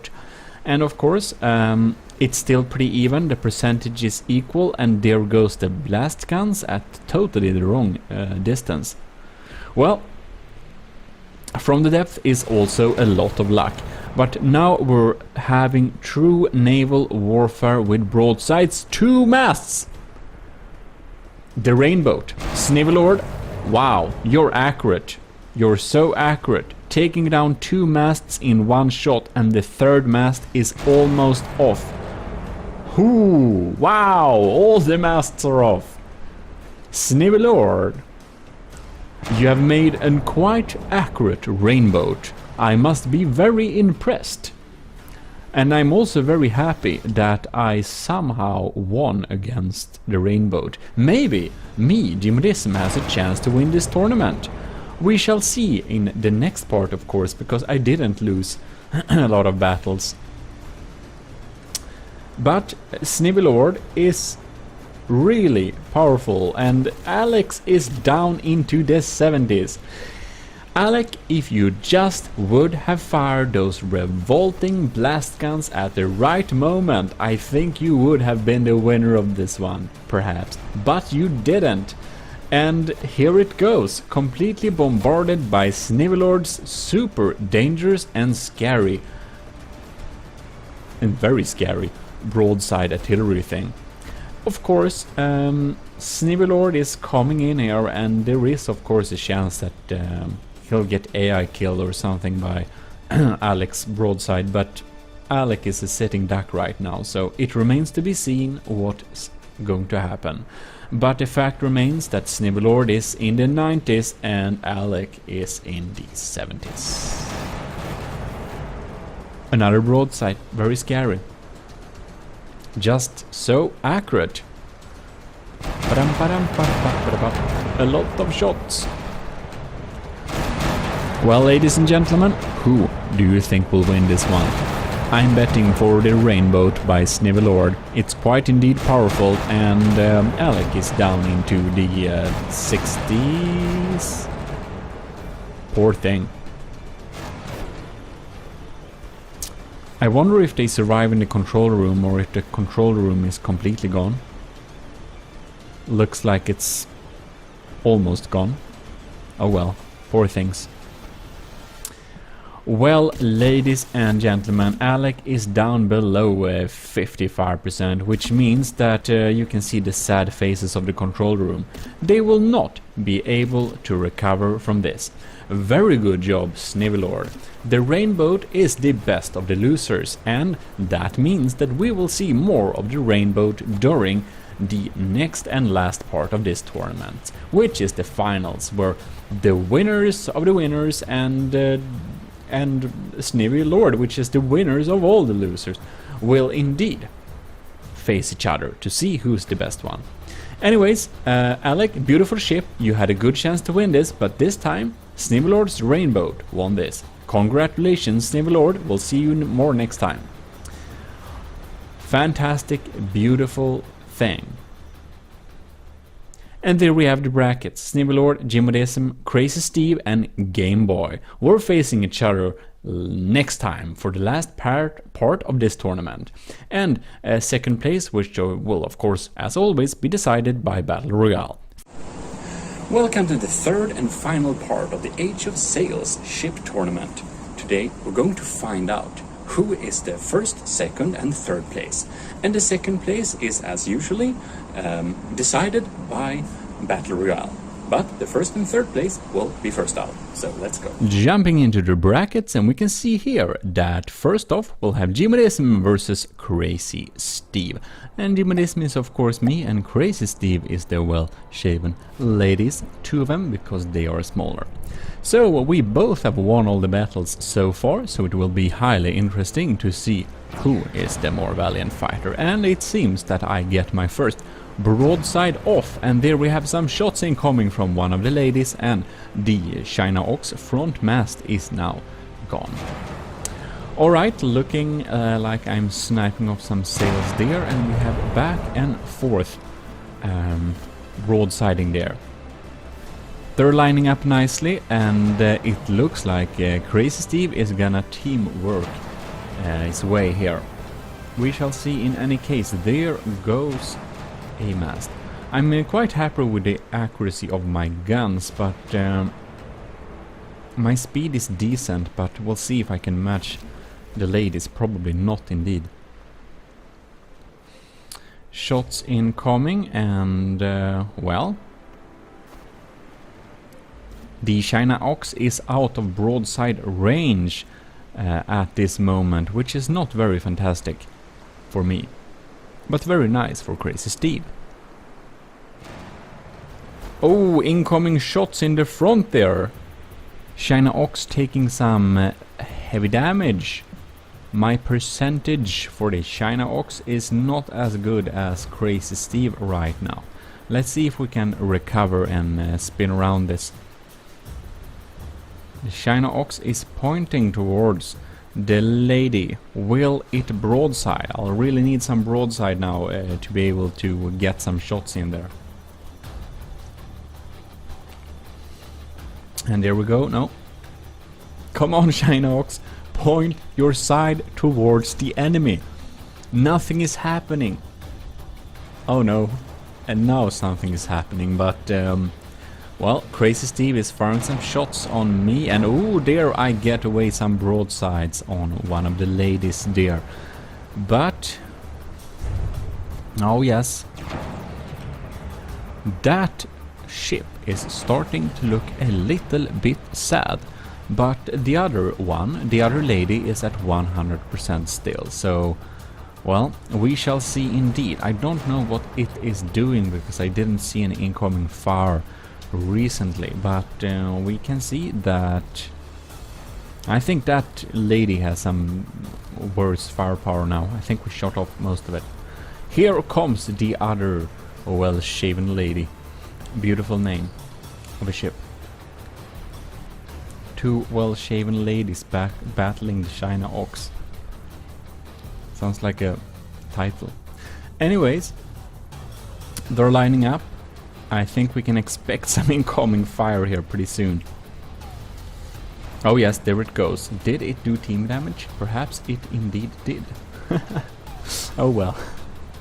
Hard to avoid sometimes. Come on, China Ox, do some respond the damage. My AI is struggling here. The China Ox. Come on, GMODIST, at least you can take that poor thing. It's standing around there, maybe. Ba-dum, ba-dum, ba-dum. Prime time broadside right there. So the percentages are starting to look pretty equal, but damn, that wasn't too great. Well, my China Ox is taking some damage, and we are chasing after the completely unharmed lady. And we shall see if we indeed can counter this in some way. Alright. Come on. Come on, spin around. Spin around. Not you. Well, Crazy Steve is spinning around and is lining up a perfect broadside. And the China Ox is in its 70s. Not looking too good, but we do some respawn fire there. Oh, yes. And we're taking some damage. Oh. one of the masters off of the damaged lady. Crazy Steve will be very sad. Unfortunately, the China Ox doesn't line up to battle both of the ladies at the same time. Oh, wow! Yeah, I had an ammo barrel there. Now it's no more. Hope my guns will still fire. I do think I have them at different places, but... Well, well, well. It says still pretty many parts left on my Ox, so it might still turn this around, but it remains to be seen, of course. Come on. Oh, yep, we're broadsiding the damaged one. Doesn't do me very much good because it's not even firing. If this would have been manual control, I would have focused all the firepower on the undamaged one. I'm down into the 60s now. Not looking good. More incoming fire. Yep, they're dealing some good damage. That's for sure. Alright. Let's see. Take a look at the Ox here a little bit. You can see the pavilion, or the ramen stand as Sauerkraut call it, is completely gone. And there I had most of my detection systems. So we're probably a little bit handicapped in terms of accuracy now. That's not too good. We're missing most of the front of it. Come on, lady, spin around. No, not lady. Come on, China Ox, spin around. And the Ox is gone from it, so you know the oxen head in the front. So you might forgive me for mixing them up a little bit. Damn, that did a lot of damage. It's completely empty. The pavilion is almost gone. Very sad. Well, well, well. Let's see indeed.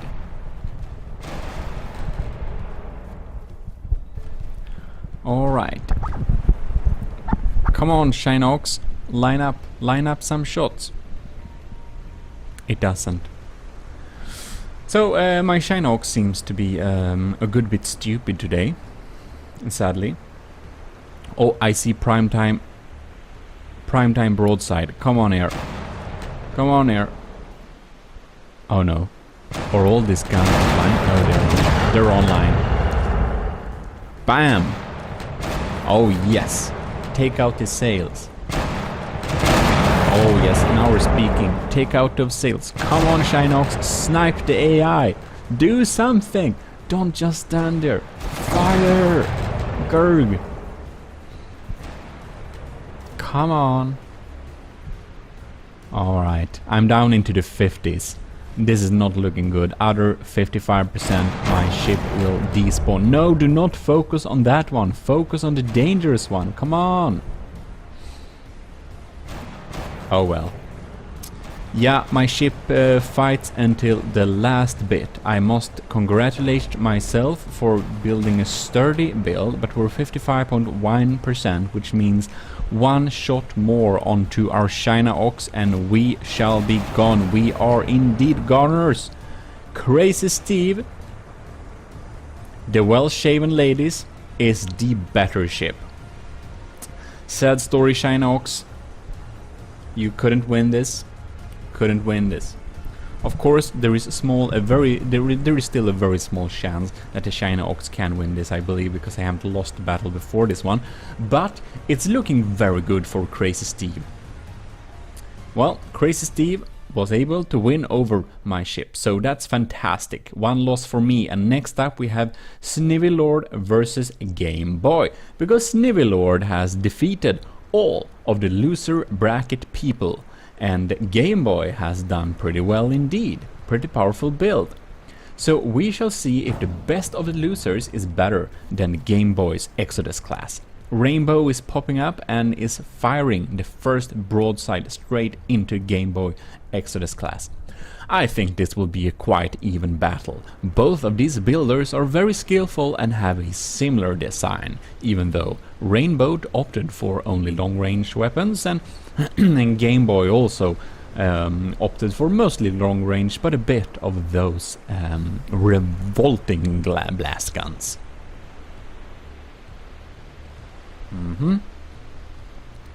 Yeah, oh yeah, Game Boy is lining up for a broadside and is filling the back part of the Snivelord's Rainbow with a lot of cannon shells. Interesting indeed. Both are into the 90s and the Rainbow is spinning around to respond fire, I believe. Well, now it looks like we're starting to have a boat chase. We'll see how this goes. Oh yeah, okay.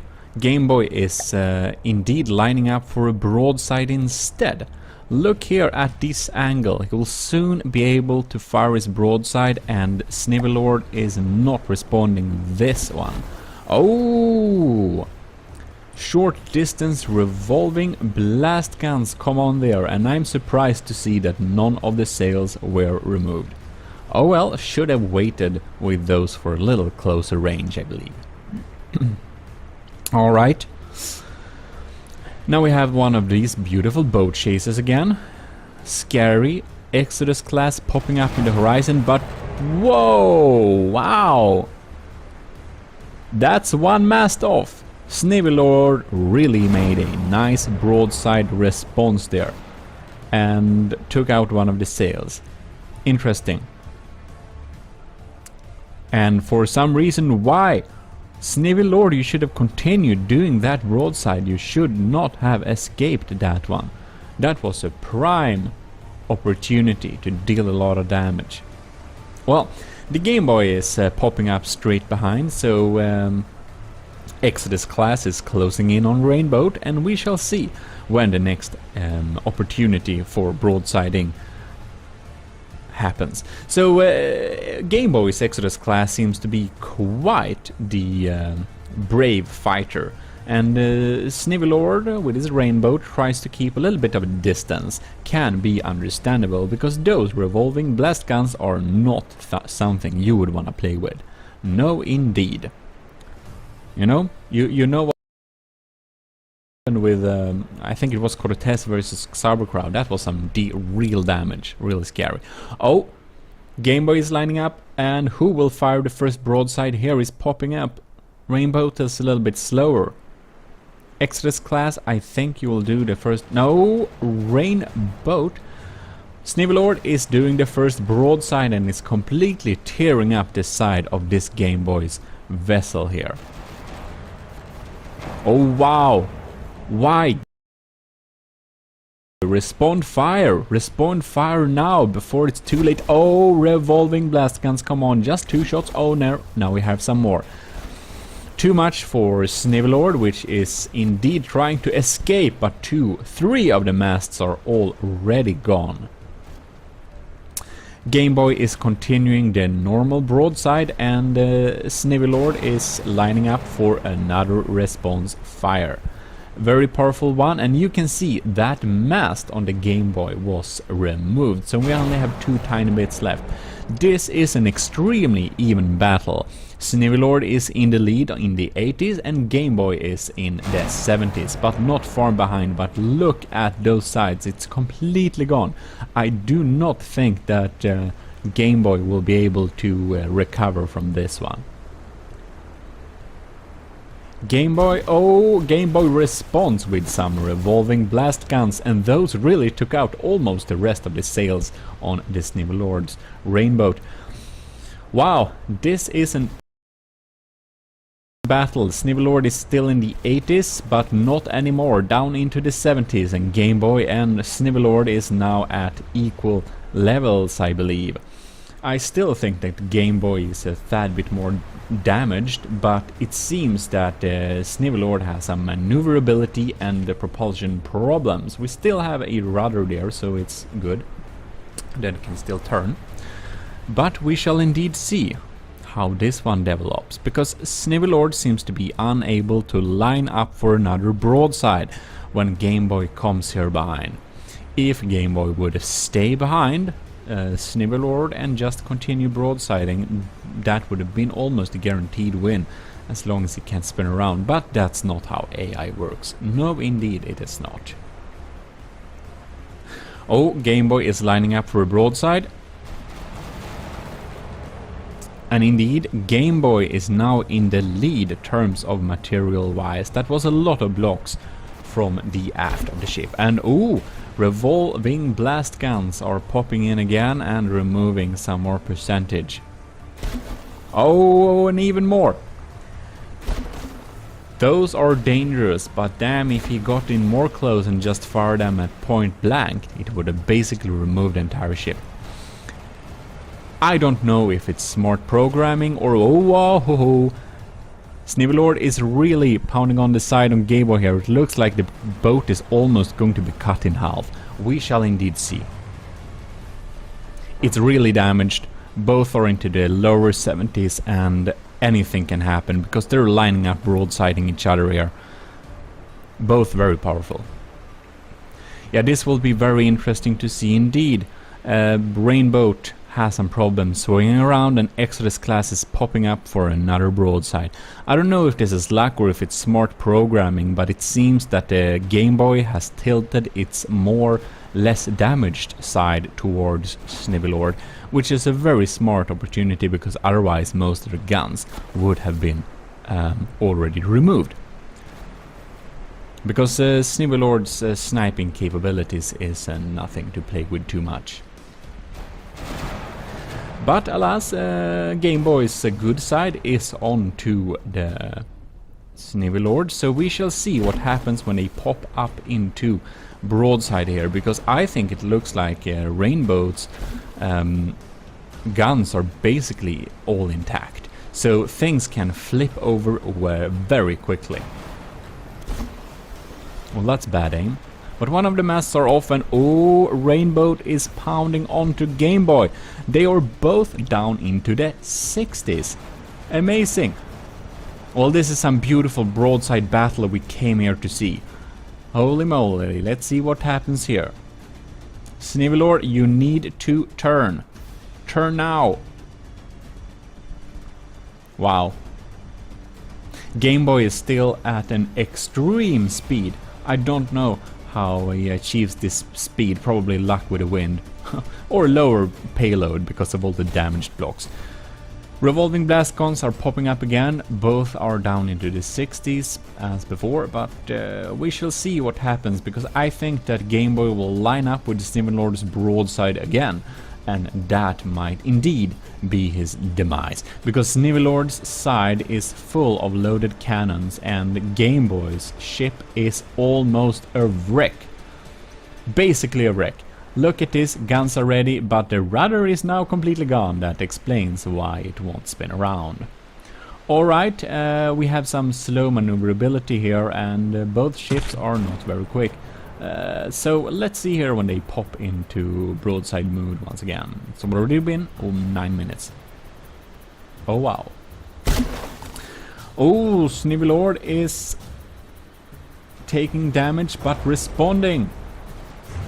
This is what I thought would happen. This is very interesting. Snivelord has the upper hand in terms of firepower. Oh yes, it's just pounding on. Game Boy is being pushed down. Snivelord is now in the lead, and yep, Snivelord is in the lead and is just continuing to pull artillery onto Game Boy's ship. Very dangerous. Oh yeah, Game Boy is pushed down into the 50s. Under 55, Game Boy will despawn. It looks like Snivelord is going to win this. 57%.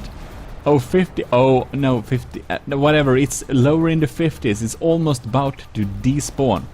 Snivelord is still alive, but it's not much left until he was also on the brink of despawning. The one that fires the next volley might indeed actually win. Maybe Snivelord will not win this. Maybe Game Boy does. But if Snivelord lines up for another shot, Game Boy is gone. It looks like he's maybe out of bearing. He is out of bearing and Game Boy is indeed responding.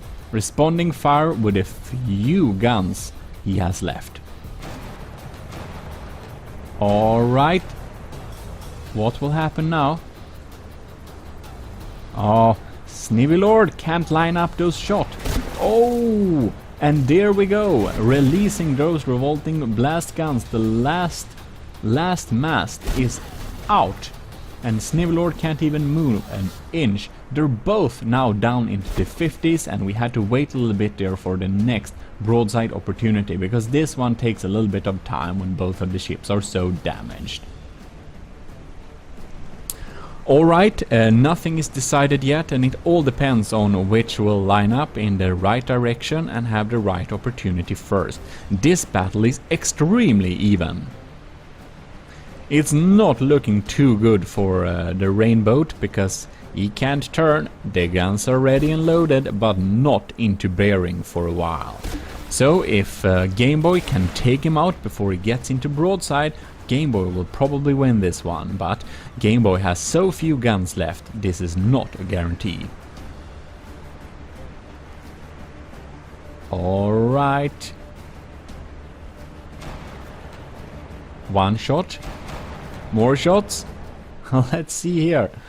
Oh, Game Boy is soon popping into the bearing of the Rainboat's broadside, and when, if he does... Oh, look!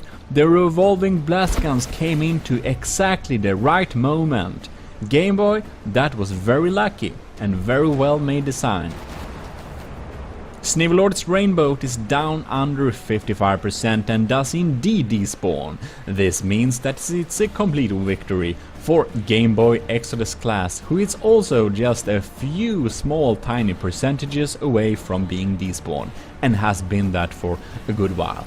This is the most even match we have had so far. Very well fought, and congratulations, Game Boy. This means that Snivelord is out, and it's time for Crazy Steve to face Game Boy, since both of these guys have won every single battle so far. Alright. Game Boy is lining up. And no, it looks like Crazy Steve is firing the first broadside and rolls some of the first blood from Game Boy's Extras class. But the response fire is quick and sturdy. Oh, and he sprays him. He sprays one of the ladies with those dangerous revolting blast guns. And now I don't even know when I say revolting or revolving blast guns. They're a bit of both. Alright, Crazy Steve is team working his way here. And he's lining up, and Game Boy comes real close to one of the ladies. Very close indeed. He is lining up a prime broadside. Oh yes, revolving blast guns, but why did not the other guns fire? Come on now, line up and fire.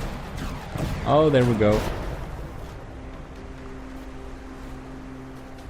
It's just a few shots.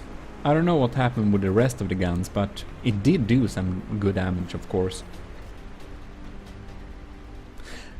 Crazy Steve's well-shaven ladies are much easier to take out when they are damaged in movability, because they're bopping and jumping around a lot. Oh wow. Well, there we have some nice broadsiding. Oh, the main sailing mast is shot off. Well, good job, Game Boy. Exodus class sniped that one. Response fire from Crazy Ladies. We had to jump a little bit because some parts of this battle is slow. Having one of those smaller, longer range vessels can throw out the time of the combat quite some time. Well, we're doing nice broadsiding back and forth, and I would not want to be Crazy Steve in this particular moment, because broadsiding with a Game Boy Exodus class is not a fun experience, as Snivelord can testify to. Looks like Game Boy is able to battle both of them at the same time, but Game Boy has still taken some good damage. The well-shaven ladies look friendly and fast, but they are not friendly at all. They pack some good punch indeed. There we had some explosion. Wow, Game Boy is down into the 70s. What a twist. I think that Crazy Steve must have blown up one of his ammo crates. But Game Boy is still able to broadside quite some bit, and it's still looking like not a very fun place to be at the broadside bearing of the Exodus class. And Crazy Steve is standing there, and if he can't get out of there, I think that ship will be a goner. Oh no! Oh lord! Look at that! Look at that! I thought it was a little bit silent and dead. Looks like Crazy Steve was able to AI kill Game Boy's Exodus class. Very good job, very good sniping. Congratulations, Crazy Steve, that is quite amazing. But now, me and Game Boy will meet for a little battle to see which of us, which of the winners of the winners of the losers of the winners, will be able to face Crazy Steve again to see if we can decide a final winner. Because the China Ox, my ship here, GMODIST, and Game Boy's Exodus class, we have both won all battles except one. And this battle will be deciding to see who can fight for the first or third place of the tournament. Probably. Alright there. Looks like, oh yes, China Ox is lining up for a prime broadside. Very well done. We shot off one of the masts, but I would have liked to see some more damage out of that. Come on, China Ox, do some more damage now. Come on, oh yes, more broadsiding. It's looking good for the China Ox. Amazing maneuverability, nice firepower, but we need to be watchful so that we do not get hit by these revolving blast guns. There they come, the revolving blast guns are live at close distant range. It's not looking as good for the China Ox anymore. Look at that hole in the hull. Absolutely dangerous, but we are not damaged that much yet, so we are still responding fire. And our sniping capabilities with the China Ox are quite decent indeed. Well, this is certainly a very interesting battle. Game Boy doesn't have too many percentages intact either. Both of our ship is somewhat equally damaged.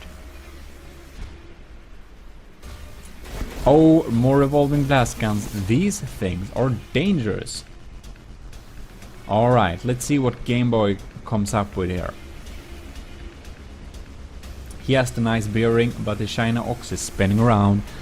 And oh yeah, incoming volley there.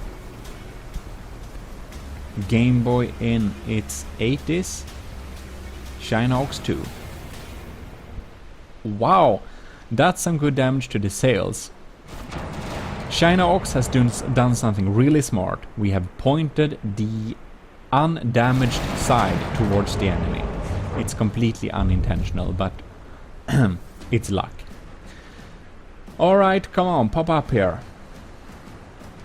I'm waiting for my China Ox to get into broadside combat while we have a nice opportunity. China Ox is in the lead because Game Boy has more percentages damaged. My mainsail is looking a little bit funny. Huh. Alright. Oh no! Game Boy lined up for a perfect broadside there. Not good for me. Come on, China Ox, respond fire or perish.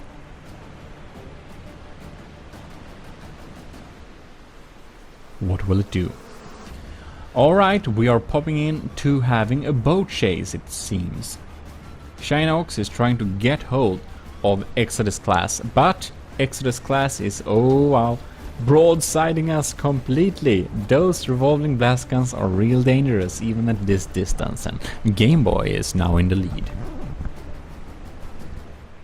Oh well. Come on, China Ox, line up for a broadside. If you don't, it's not looking too good. Of course, our percentages are quite equal indeed. Damn, that's some good damage. Shinox is down into the 70s.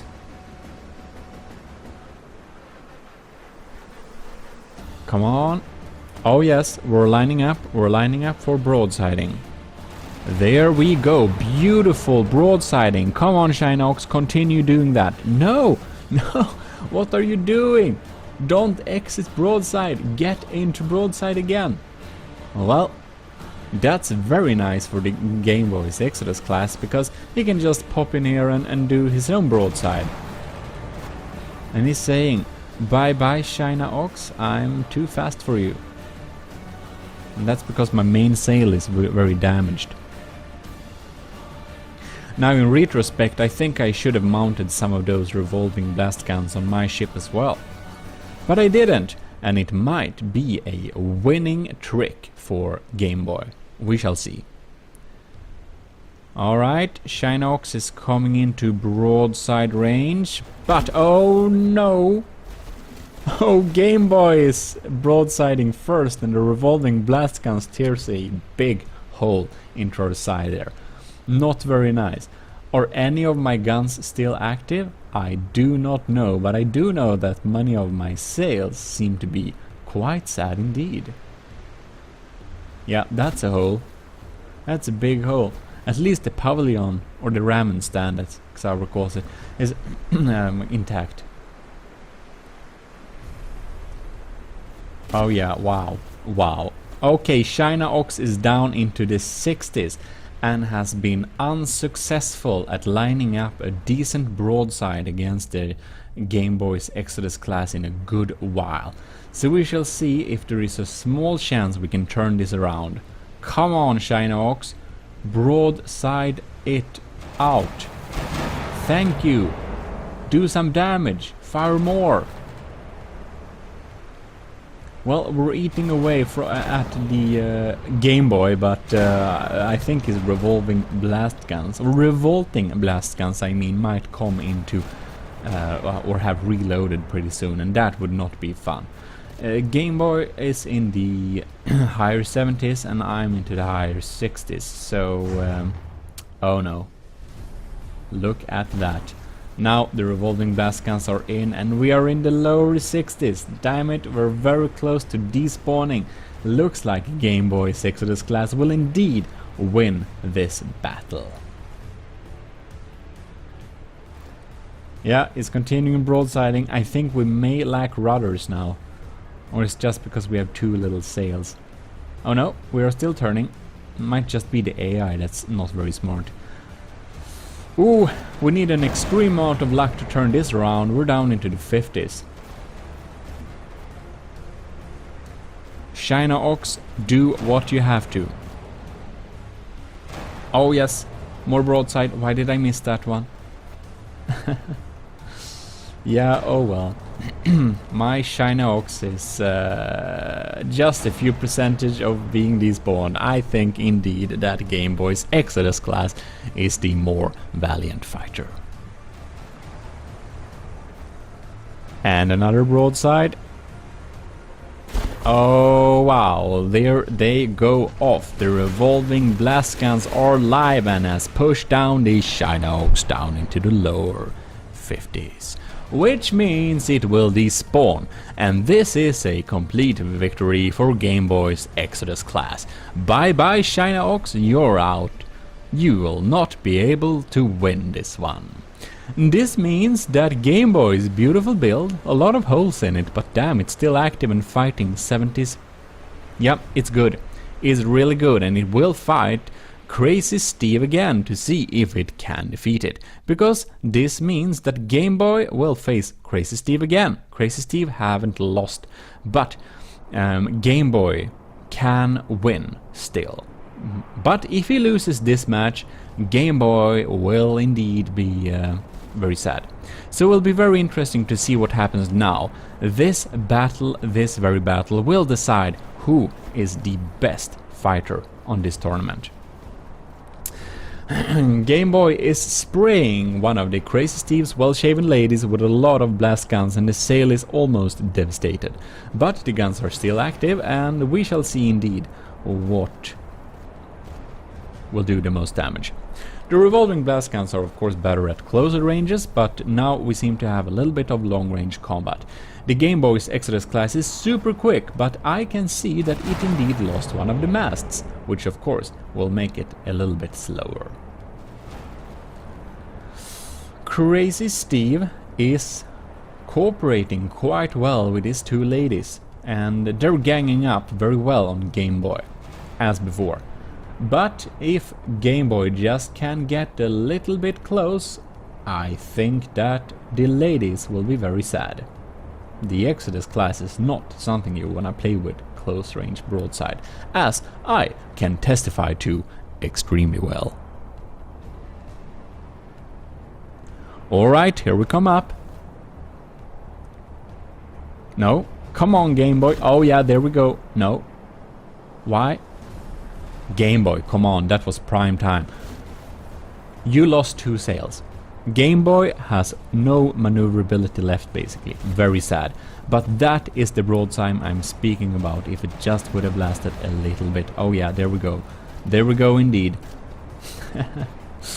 Well, that's a very sad Crazy Steve well-shaven lady right there. I don't know if its guns are still active. It is. Right, Game Boy is into the 80s, but one of the Crazy Steve's well-shaven ladies are very sad. The other one is at 100%, so we'll see how this one goes. Oh, wow! Good sniping, Crazy Steve. Amazing sniping. Now Game Boy has no more masts left. This will of course be not very good for his maneuverability capabilities. I think that the bearing will more depend on where we will point. And it seems that the rudders are quite intact on the Game Boy's Exodus class, so let's see what it does. If it just points broadside and fires at the enemy, I think Game Boy might indeed win this one anyways. Seems that Game Boy is deciding to always point towards the enemy, and this is a dire mistake. Because if he does, his guns will never be able to broadside. Oh! They have thought... No. No. Okay. They had a smart thought and regretted it. But we are broadsiding the damaged one, and the revolving blast guns are on. Damn! That's some damage! That's some damage! Game Boy basically executed one of Crazy Steve's ship just straight off their close combat with revolving blast guns. Bam! That's completely despawned, and suddenly Game Boy is technically in the lead. With a good marginal. Very interesting. Okay, Game Boy, just line up that broadside to the other lady and you might indeed win this still. Except it looks like you're backing away and are facing the enemy. This is not very smart. Well, Crazy Steve's well-shaven lady seem to have a good time. It's still at 100% and is just sniping off there. We do know that the Game Boy's Exodus class can be AI killed if we just hit the right spot.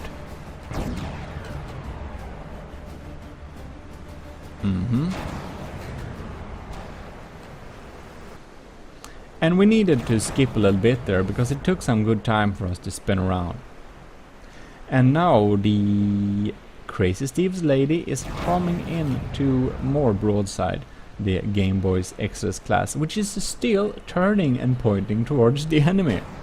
And that's very lucky for the ladies, or one of the ladies, because one of the ladies is already dead.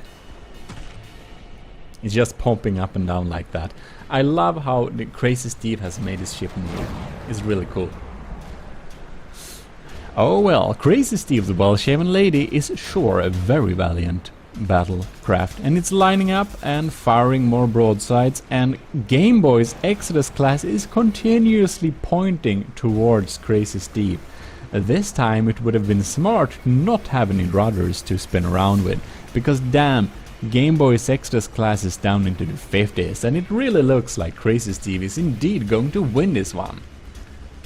Crazy Steve, if you win this battle, you are the winner of this tournament. And it looks like Game Boy is helping with that, because Exodus class is deciding to point towards the lady all the time, and does not seem to do anything smarter than that. And that, my ladies and gentlemen, looks like it's going to be Game Boy's demise. Game Boy is down into the 57, and Crazy Steve is not way near Game Boy's broadside, which is still dangerous, by the way. So, just a few more broadsides, and we shall see. If not, it gets too close, then Game Boy might decide to get into broadside range and fire back, but it looks like the well-shaven lady keeps its distance. Very smart. Oh, lining up for more broadside, and 54%. We're down under 55%. This means that it is a confirmed victory for Crazy Steve with his well-shaven ladies. Congratulations, Game Boy's Extras class is devastated, destroyed, perforated, and defeated. This means that Crazy Steve is the winner of this tournament, and Game Boy will be at least third place. So, the last battle is the second place and will be decided by Battle Royale, as we always want to do it on this channel. Congratulations, Crazy Steve! You are the winner of this tournament, but right now we will decide the second place one. And of course Game Boy can be second place if he wins the Battle Royale, but he will at least be third place. That is in any case decided. So let's jump into the Battle Royale, and we have all the contestants right here. And we have a smaller issue with the frames per second, because I'm recording this on my laptop from 2017, so that is as it is, but I do believe that we'll still be able to perform this battle quite well. And we can see that the Seamule has released some of its revolving blast guns and dealt a lot of damage already. And of course it's hard to follow where everyone are and where they are. As you probably have noticed, Adnicreas and Crazy Steve only got one ship each. They didn't I didn't let them spawn with both of the ships in this type of submission. And you may think it is unfair, but I thought it was more fair. Because most of the AIs in this tournament are set up to prioritize larger targets, because they usually do that, which means that Crazy Steve and Adnicreas has an advantage being smaller, that less ships will target them. So that's why I only spawn one of them each, and you might think it's unfair, but then you may think so. Because I think it's more fair. You know, Fiddler won the second place on the ground tournament, even though he was quite defeated during the regular battle. So, of course, this Battle Royale only decides the second place. I think it's a little funny thing we have there.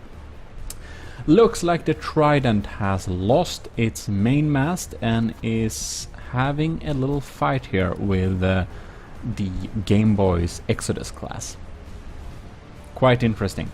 And as you probably notice, the speed is a little bit slowed down so that the processor is able to calculate everything that's happening all at once. Oh lord. Sauerkraut's Derpy the Seamule is popping in here, and this thing is dangerous when it releases its stuff. Oh, there we have Jono 1928 Felix Rex tiny ship, and since Jono also has the small ship, I only let him have one of them, and it's now dead. It's the first one to die. Sad story. Ooh, Xabor, Crow and GMODISM, we are fighting a little broadside battle here. I hope that I will not get hit by those revolving blast guns indeed. No. Oh, there it goes. Dangerous. My entire side is fried for me. That's not very fun. Sauerkraut just destroyed my entire side. Look at my poor ship. The China Ox is down into its 70s. Sauer, how can you do this to me? And it's spreading its shells all over the place, and oh, there we go. Poor thing. Favfol's galley didn't like that too much. Adnecrias is cowardly keeping his distance. I must say I am not surprised. Here is the battle and Adnecrias is sniping from far away. Taking it safe. Anyways. Xauberkrau is fighting strong. I think he might indeed win this one. Favfol's Throvian galley, storm galley. The storm galley isn't looking too happy. It can still turn and fire, but its mast is gone indeed. Alright, how is the Rainboat doing? We know this is a very strong combatant and should indeed fight well, but it already has lost a lot of its masts here. It's only one left, so it's not going as fast as it should. But at least it's looking more happy than the Red Trident, that's for sure. Oh, and the Game Boy also has no mast. Poor thing. It's just sitting there. It has a mast, but no sails on it. While it's exchanging some shots with Alekihakios HMS Trieste. So, what's happening here? Oh yeah. Cortez isn't looking too happy. No.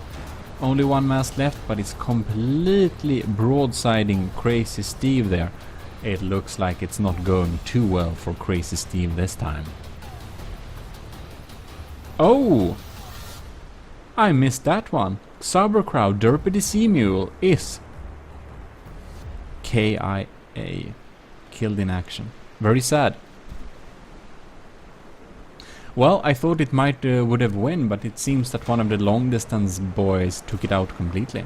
Maybe you saw what happened. It's hard to look at all of the ships at once. Oh well.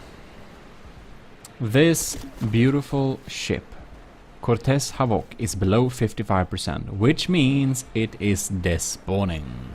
Poof, it will say in just a few seconds, and it is out. Fired a last volley of revengeful shots at me. How dare it? Anyways, I'm standing here with the storm galley and having fun, it seems. Not that I need more blast guns to my side, because it's completely missing after Sauerkraut's evil attack. Game Boy is still fighting strong. Maybe he will indeed secure a second place. We shall see, but the turning and speed doesn't look too well right now. And Alex's ship is still fighting strong, but Game Boy's Exodus class is very dangerously close to despawning, I can see right now. Scary indeed. There it goes. And the assumption that it would win, how wrong could I be? It's completely dead. The Red Trident doesn't look too happy as well, but my China Ox is fighting on still, even though we only have one tiny mast that's kind of hanging on one pole, and poor thing. Our entire side is like missing after Xauber's attack. Well, indeed. I'm broadsiding something else, and the storm galley from Favfol is broadsiding me. How unfair! I'm very happy it just turned away from me now, so it doesn't bother me. Oh, no. My mast is like always dangerously close of getting killed. It's just hanging on one tiny block. And as you probably know by now, repair bots are not allowed during this tournament. Crazy Steve is still alive, but, well, Alec too, but in the same condition of not doing anything, just standing there. So we have a lot of like boats just sitting around there and thinking about something else, it seems. Yeah, like everyone lost their masts. Adnecrias is even damaged, but it's the one that has the highest health, that is for sure. Well, indeed, I wonder how this will develop, because the ships are quite far away from each other and not too much is indeed happening when they can't move. That's very sad. One that can move though is of course Adnecrias, who has been staying far away from almost all of the battle and has almost all the health left. So Adnecrias can pop in here and snipe some targets. I think that Adnecrias may indeed get the highest kill count per vessel here. We shall see indeed.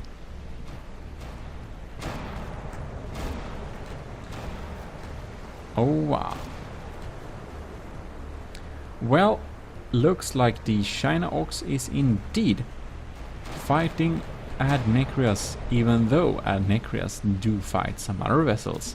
Very interesting.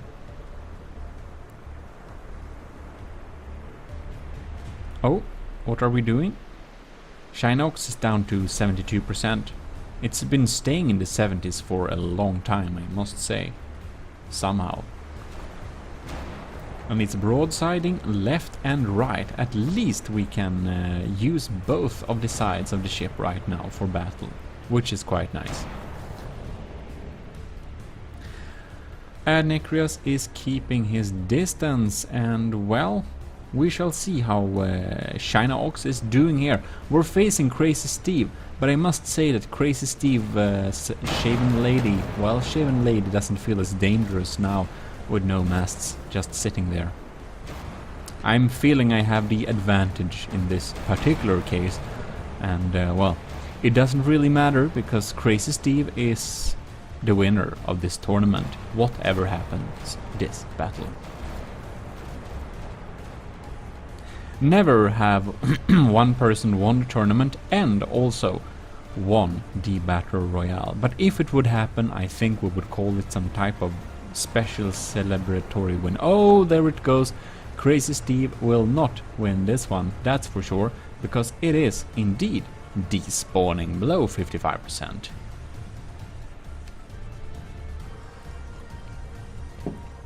There it goes. Alright, one more down. Adnecrias, the Red Trident,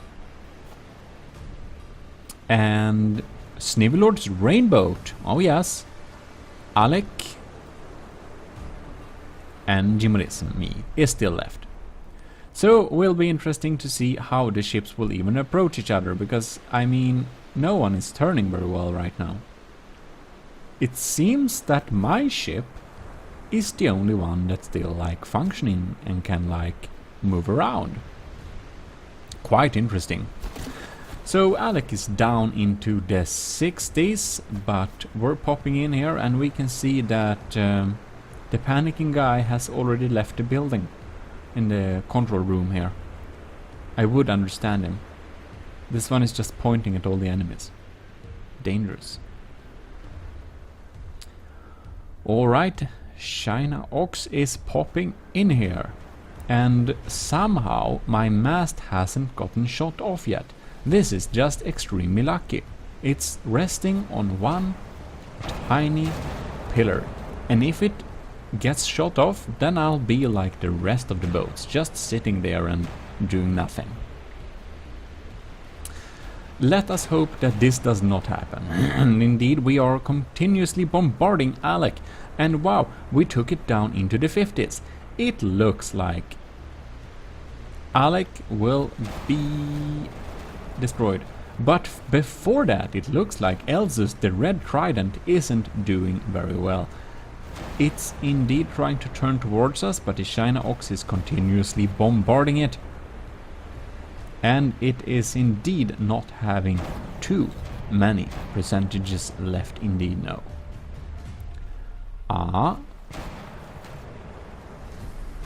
It looks like the China Ox targeting is not as well as it once was. It has to be damaged somehow, because we're missing a lot of shots there.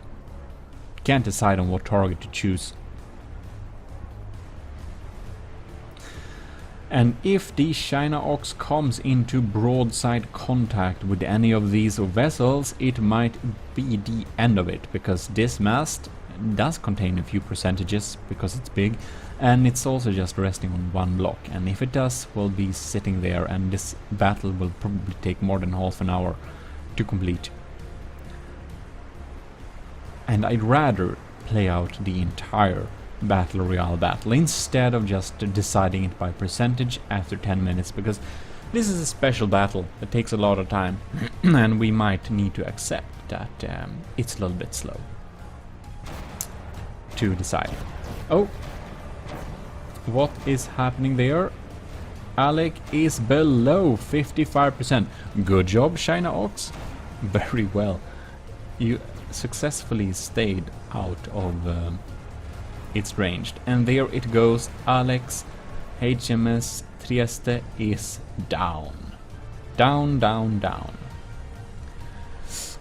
Now we are creating a cute little Bermuda Triangle with the Red Trident, the China Ox and the Rainboat. But the Elzeus Red Trident isn't looking very happy as well. Indeed no. Its ammo is going, it is despawning, and it is out of the tournament. Now, for some reason, the Rainboat has decided to target Adnecreas. Thank you very much. I'm very happy that Snivelord has decided to target him instead, because I would be completely... oh no, it's coming. Oh no, it's lining up. Bad news. Well, it will be interesting to see how this battle develops. Adnecreas is... oh, down at 70%. Good job, everyone. Adnecreas has not been a complete coward this match. He stays on his distance and is sniping us out, but isn't leaving the battlefield. Please, Snivelord, continue to target Adnecreas so I can sneakily destroy you from behind. I like this deal. I'm thinking that Snivelord has second thoughts and is trying to line up against me. But, wow, do you see the percentage of Snivelord? The China Ox has some pretty good chances. I think it will be the China Ox or Adnecreas ship that will indeed win. And no, I will not try to pronounce it because I barely can read I said I wouldn't. Adnecreas ship. GMODIST's ship. I must say that the distance between Adnecreas ship and mine is very huge, and for some stupid reason I decide to target it instead of Snivelord. Might as well do that when I can use Snivy as some type of, I don't know, defensive wall. Snivelord's Rainbow is below 55% and is despawning as we speak. There it goes. Snivelord is out of the tournament and it's only Adnecreas and me left. Unfortunately, the distance is huge and our ships are very slow. So we are fast forwarding a little bit here because this takes ages. You can see the clock up there. We're up in 17 minutes and I'm slowly closing in on Adnecreas. That's why I do not want to break off this and just decide a winner, because I can see stuff is happening. If Adnecreas would have escaped by running away, well, you can see how slow it is. Then we could have said he's escaping the battlefield, but I'm actually closing in, so we have to wait this one in. And we're in by 21 minutes, 22 minutes, we are closing in. The China Ox's oxen head is somehow still there. Beautiful. So let's see here if we can get close enough to make a broadside. As you can see, my sail isn't exactly functioning, but luckily for me, Adnicria's sail isn't functioning either. 24 minutes. 24 minutes and we're finally lining up for a broadside. How will this end? Will Adnicrias engage in combat or escape combat? Can he get behind us or somehow trick us into not fire? Shinox is lining up a broadside on Adnicrias from behind. It is looking good. Oh man, will it respond fire or will it not? Shinox is down into the 60s, high 60s, but nevertheless.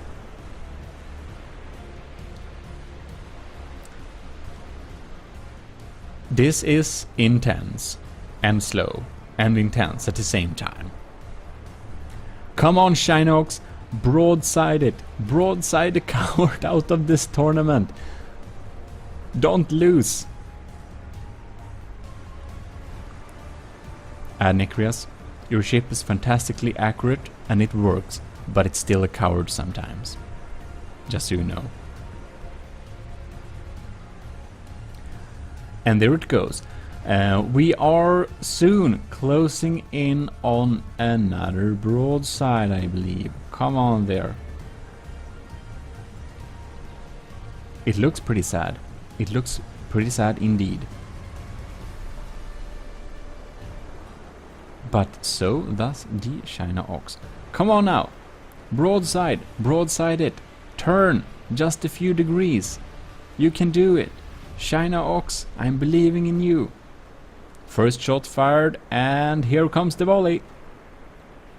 Ah. Oh yes, the damage is quite extreme. Going in for a second volley to push it down below 55%. There it goes. Fantastic.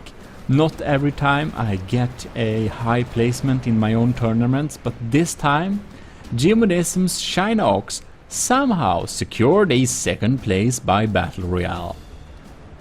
I never won the Battle Royale once before, and I'm quite happy. Amazing, fantastic, cool. I'm very impressed with the Shinox, it's quite big. I didn't think it would survive this long. I thought one of the smaller boats would win this Battle Royale. But anyways, there we have it. Shinox is almost dead, but he did one. Which means that Crazy Steve is the winner of this tournament. Second place goes to GMODISM, myself, by Battle Royale. And third place is Game Boy. And I do hope you have enjoyed this tournament, and if you did, please stay tuned for future tournaments. GMODISM. Well, hello and welcome. You are watching GMODISM. We are back into the depth, from the depth. And today we're going to do best of 3. The AOG Fred class battlecruiser versus the Stronghold. And the Fred, it's 700k materials, and the Stronghold is 1.4 million, as you might know if you look here. 1.4 million. It's an expensive boy. And Captain Scoobrox, who is a commissioned officer in the army of GMODISM, which means he's supporting us every month, and we are super thankful for that. So thanks a lot once again to Captain Scoobrox for supporting the channel. It really helps me out to make more videos for you and be more consistent and stuff like that. And about that, I'm sorry for the lack of content this week. I had to do some other stuff, so I couldn't really find some time to record and stuff like that. But on the bright side, the more people who will support the channel in the future, I hope, if you can and are willing to do so, well, then look at the Patreon page, see what perks are in it for you, and see if you think it's a fair deal or not. In any case, that said, I think we should be checking into this little thing here. So, we're also gonna take this little opportunity to release Lieutenant Asterias Flygfisk. And Flygfisk is also part of the Army of GMODISM second chapter Frontier Fleet, because the first chapter Frontier Fleet was annihilated in my last try against the Nether. And I'm going to play through the Nether, and we're going to go through the Nether using our Army of GMODISM second chapter Frontier Fleet, which is our new build-up of fleet who is not going to be annihilated. And the Fisk is a patrol diver, so this is a diving patrol boat. It has some area of the radar dishes are hidden here, but there are a few of them there, and they're hidden. It's a pretty cheap system, 14,000 materials. I don't know if you think that's pretty cheap, but it basically flies and dives. It's pretty hard to hit, detects the area, and doesn't require any fuel. It's completely powered by, well, what it has. First I wanted to have ion thrusters, but I realized that having both propellers and thrusters is actually cheaper and more material efficient. So that's what we're doing. So it basically dives and flies to evade, you know, any detection, missiles, stuff like that. Against submarines, they're probably not going to be able to hit it with its torpedoes. And against flying things, they may shoot some missiles and they will end up in the water, and, you know, we might be safe. So Krams, of course, is pretty safe from Krams. But anyways, this is a patrol diver, and we are sitting inside of here right now, as you can see. And we made it for Lieutenant Asteria. So of course, for our lieutenants, we make really small projects. If you are willing to support us as a lieutenant, and we're very thankful. So, special thanks to Asteria, of course. You can download the Patrol Diver in the description too, if you want to check it out for yourself a little bit. We made a little building video of it before. Now, we should be going to... We're going to go through the thread here a little bit quickly. We, of course, walked through it at the last building episode of it. But this is the best of 3, so we're just gonna check out one of the requests. So basically, a little bit quickly, Captain. Okay, let me go back here a little bit. So when people become a commissioned officer in the Army of GMODISM, I will basically say that, okay, what game are you interested in? So of the things we'll build stuff in. And Captain Scoobrox said that yes. Very nice, I like From the Depth, so I would like you to build a large ship in From the Depth, and because the classes kind of decide the size, and Captain Scoobrox is a captain, of course, so that means a larger ship like this, 700k. This is a pretty compact design though, but it is built for speed, so that's why. And then we basically had some kind of wishes, like basically it's going to be APS, Advanced Projectile System based. So we have an APS based system and we have CRAMs as backups. I first wanted to have diff APS as backups, but he prefers CRAMs as backups, our captain, so we did that. We have AA CRAMs as backups here. We have vertical launch missiles, because that was also a request, having some missiles as backup systems too. So we have some CRAM mortars here as well. We do have our mixed bag little Type N APS, and it shoots, well, it shoots loads of things. And we can check the intakes. We have an armor piercing frag EMP mix. We have, we have a, well, a squash head. We have a disruptor conduit to deal with shields, and we have a pretty penetrating heat shell too. So that's the mix up in this party mix. We have 3 of these turrets together with the Army of GMODISM 67mm dome. And I chose 67mm because I designed a water bottle that looks like an ammo shell, and I thought it was funny, and you can actually buy it if you want to. And support the channel at the same time. So that's cool. Right. And in the front here we have some more VLMs, we have some vertical launch anti-missile missiles, we have a guy chilling. And we have some detection, and we have loads of cool stuff. So let's pitch this into BAL and check out how it fares. And this costs 700k, 700 and what is it, 14k. And the stronghold, it costs, well, once again, 1,404,000. So half the materials we basically have to deal with it. So let us go indeed. Are you gonna collide here? No? Yes? Ooh, that's, oh my god. Why did you do that? Anyways, let's move on. And again, you can download both of these ships in the description if you want to have a look at that and the one that disappeared. Please do so. Well, let's start this little best of 3 battle and see if the Army of GMODISM Fred class battlecruiser can indeed beat the stronghold.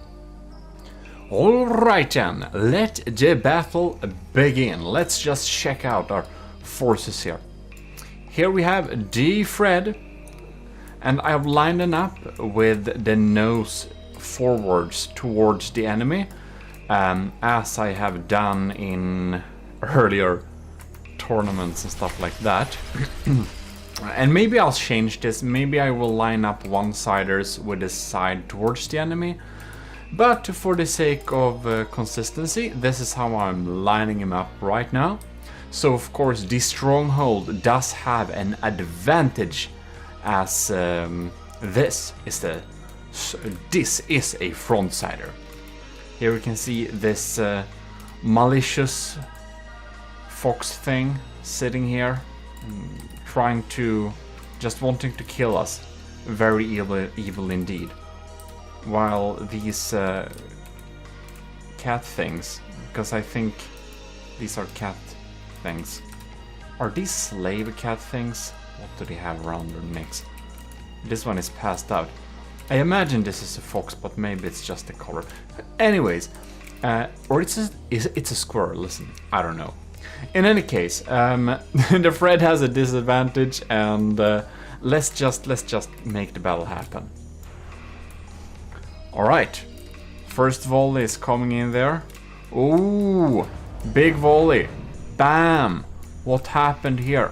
We got some substantial damage to the front, but nothing deep it seems. Alright. We are popping in shells, the automatic cannons are going full force. The mortars have aimed in towards the enemy. We are lining up the armored side towards the enemy, because remember, one side is basically not very much armored.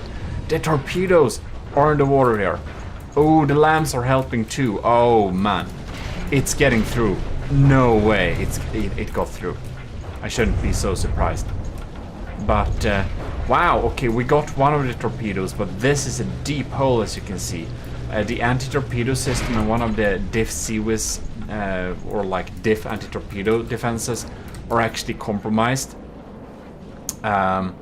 So let's see what damage we can do. The stronghold is at 96%. The Fred is behind with 0. Oh no, not anymore. They are on very equal terms anyways. Here we can see we have an array of sandblasting measures on the Fred class battlecruiser, as Scoobrocks has indeed named it. So let's see. It's blasting and blasting. We are dropping some shells here. What's happening? We can see the shields really help the stronghold a lot here. But it's it's just staying here. It's keeping its distance. But it's down to 92%. Right. Let us... Sorry. I wanted to follow that volley. Let's zoom in here. See, the lambs are dealing with that volley. I don't think it got through much. We're still at the same health. Mortars are popping and popping. The lambs are zapping and zapping. And the crams, they are, I don't know, booming and booming. Oh, we are on a shallow part of the nether map. I always kind of randomize the location. And you need to set the location, by the way, when you start a custom battle, because if you don't, then you basically will spawn at the edge of the map, the origo, and then you will get like infinite deepness sometimes, and it just looks weird. It's just weird. All right, so these anti-missiles, they are actually amphibious, so you can see they're homing in on the torpedoes here, but they would actually home in on something else if they could too. The kinetic CWIS, it's firing there. I think the flag CWIS system is already offline. Oh, we can see it's slowing down here. Okay, and the medium ones pop in, some smaller ones too. Bam, they are gone. Ooh, the battle cruiser Fred is really shedding some blocks here. We're opening up. Oh no, you can see the lamp system inside of here. Our lamps are now compromised. That's real bad. And for some reason, the AI has freaked out. What are we doing? We have a catastrophic angle towards the enemy here. Do we not have a detection? We do have a tracking signal on the stronghold. I do wonder why it's turning the wrong side towards the enemy. This is a mystery. I never seen this happen. So I'm going to build a new battleship to beat the Ragnarok, and for that I'm thinking I may need to delve a little bit into breadboard, because obviously there are some serious problems with from the depth built in AI systems. And it seems to me that the devs are not really intent on even fixing that for the time of being. Oh man, oh no. Wow, we got a real bad hit on our weak side. One of our main propellers are gone. Okay. Ooh, this turret is hanging on a thin line there. It's just one little stone beam protecting the beam from actually keeping it on place. Oh yeah, so the devs doesn't seem to wanna fix the really bad AI. Because this is a right-sider. This should never turn the left side towards the enemy, and I frankly haven't seen it do that before either. Fortunately, we do have some armor on the wrong side of the ship, because of course we will anticipate that sometimes we just show the wrong side towards the enemy. Ooh, I wonder if not the case is so that for some we're no, because I thought for a moment here, is one of the AIs kind of dead? Is one of the AIs not there anymore, and that it switched to kind of the last resort AI to point the other side at the enemy in hopes that we got better health? Because I may have set it up that way. Hard to remember everything you do. But anyways, that's a little bit of a mystery. And it's really strange that it keeps the left side towards the enemy, because the Fred is pretty maneuverable. And we can see we have some VLMs still online, and if you're new, that's vertical launch missile.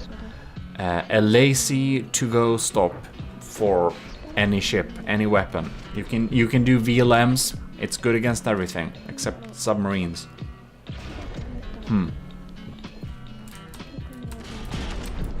The stronghold is in a pretty sorry state though.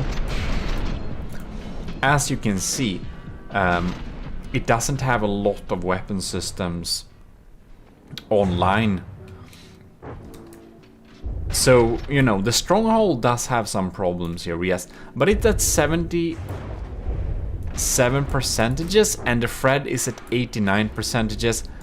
Oh, and it finally maneuvered around to point the right side against the enemy. You know, my only theory, except that the AI is clunky, is that it was set to a little deeper maneuver depth, and to not risk of getting stranded, it had to maneuver out of that shallow area. Because now you can see the Type N's mixed bag autocannons, they are online. We got the AOG Dome, 67 millimeters. Yeah, like the water bowl. It's funny because, you know. Anyways, I don't know if you think that's funny. I think it's pretty hilarious, but maybe I'm just strange. In any case, that's what I did. The Dome, 67mm Dome, and the Vigoletta Marksman 5, also 67mm, but longer shells. They are really sandblasting away here. Well, the interceptors are doing a pretty good job. These are the amphibious ones. Ooh, and they are popping down to take out the strongholds VLMs. Alright, we got the right side towards the enemy here, and we can see that this stronghold is looking pretty sad indeed. 73%, but now that we maneuvered with the right side towards the enemy, I think it's much less of a chance that the Fred is actually losing this one battle. Which would be very sad, because it's of course built to take on the stronghold, even though it has only half the materials. So, we'll of course need to run more battles before we can reach some kind of final results. Ooh!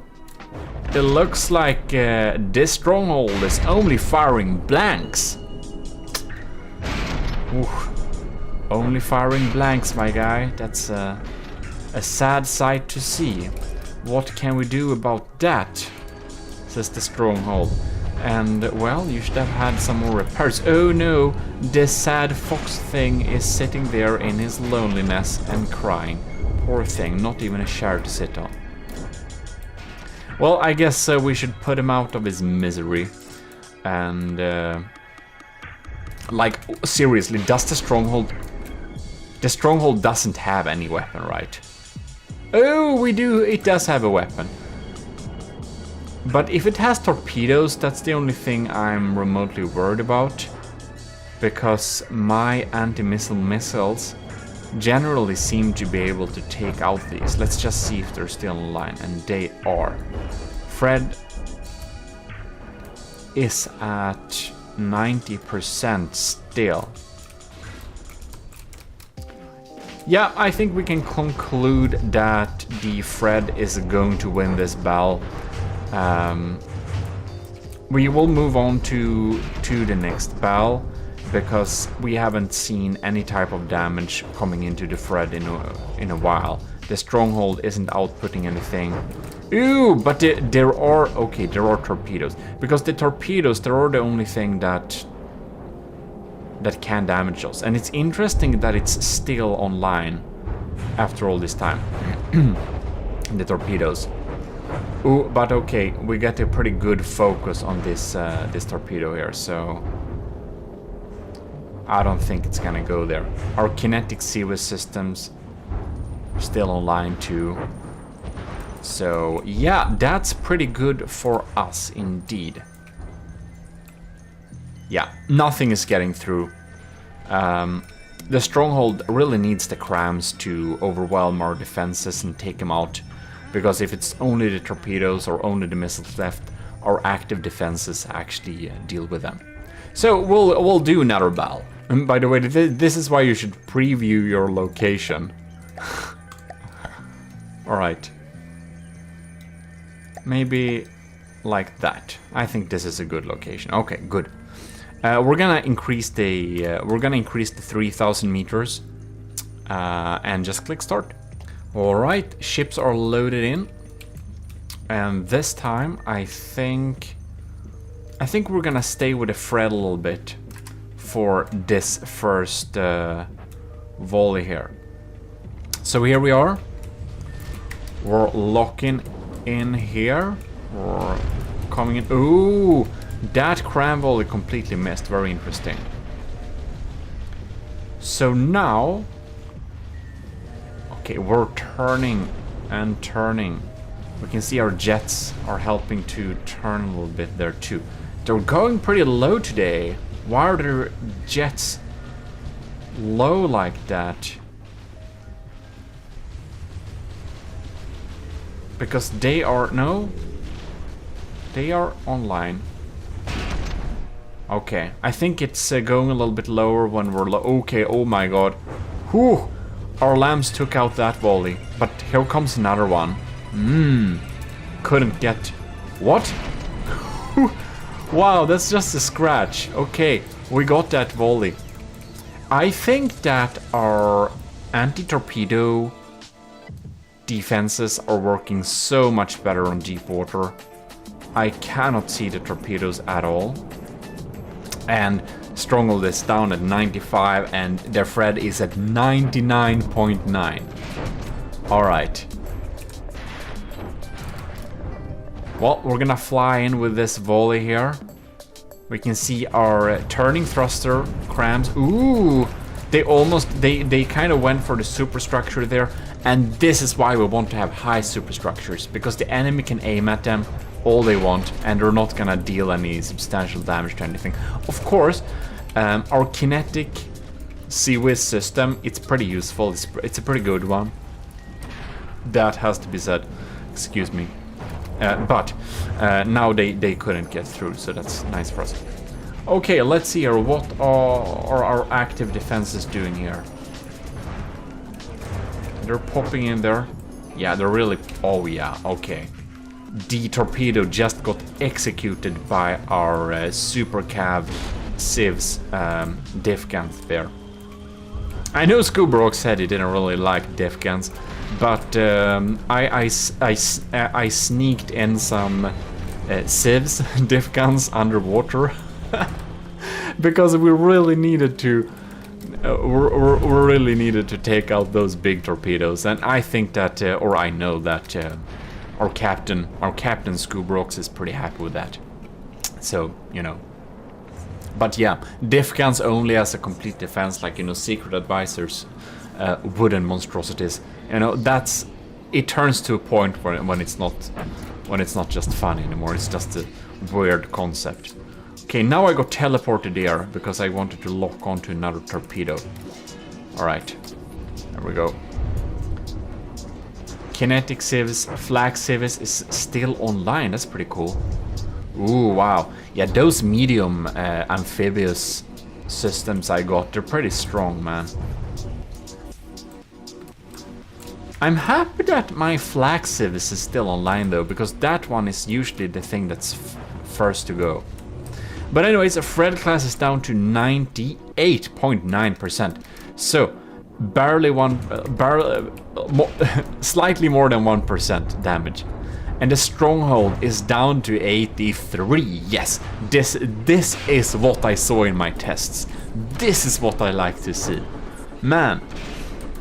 Yes, okay. We're definitely... I don't see us losing this. You know, we really checked the results earlier in the last build video, you know? But I wanted a proper best of 3 to kind of, I don't know, commemorate and celebrate the release of the Frad class battlecruiser to the public. It's of course built specifically for Captain Scoobrok, who's our captain in the army of GMODIST, which means he's supporting us every month, which is absolutely fantastic and generous.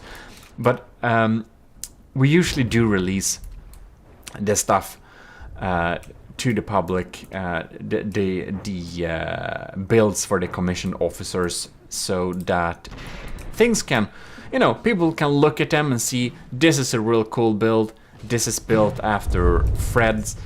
The Fred is built after Captain Scoobrok's specifications, and if you want to and are able to support the channel, at that level, I could do something similar for you in the army of GMODISM, as we have our fun little roleplay thing here, because, you know, roleplay is fun. I like my roleplay. By the way, I don't know if I told you this before, but I have a cool plan for some future streams. I want to play some RPG games, and I want to be completely in character when I do this. And when I'm doing this, it's gonna be on Twitch, of course. I will have your chat as my internal thoughts, and I'm going to use those internal thoughts to help me take decisions, or if they're real weird and doesn't fit the character, I'm just gonna say I got a real weird, for some weird reason, just thoughts popping into my head, and just kind of bake it into, sorry for my camera work right now, but I'm just gonna bake it into the experience of that role-playing session. And I'm sure someone else has done this before, because everyone has always done something before. But I thought it was a cool idea, and I have personally not seen it before, so I'm gonna do that on Twitch. Do stay tuned there. You know, as with the videos, I haven't been streaming this last week very much, but I will of course come back with my effort. I'm very happy that the AOG Dome is online, because it uses belt-fed autoloaders, which means I can't have emergency ejection defuses, nor can I have I can't have any type of safety system. You know, if a little frag hits that thing, it's frag shells, by the way, it's gonna blow. Like the dome is gonna blow hard. So I'm really happy that that 800 RPM cannon is still completely and fully online, and is just spreading its toxic needle frags all over the place. The poor thing is sitting here once again without a share. Poor thing. Oh, that's a sad cram shell if I ever saw one. Wow, I didn't know it could fire. Oh, it's only farm piece. That's what's happening if you fire without a barrel. Wow. Okay, the stronghold is down to 71%, and the Fred is still. Fred. Oh no, I'm sorry. What's? God damn it. The Fred is still at 98.9. That's pretty amazing. That's pretty amazing indeed. You know, I don't really know. You know, Scuba Rocks named the ship Fred. That's the Fred class battlecruiser right here. I wonder why we're on slow motion now.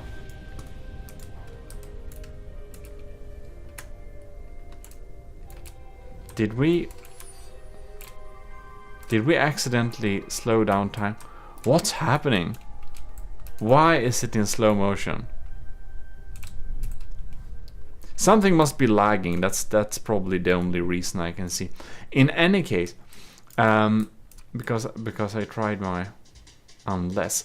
In any case, the Fred class battlecruiser, it has kind of a male name, yeah, but ships are usually called by, like, ships are female for some reason. I don't know why. It's just the way things are.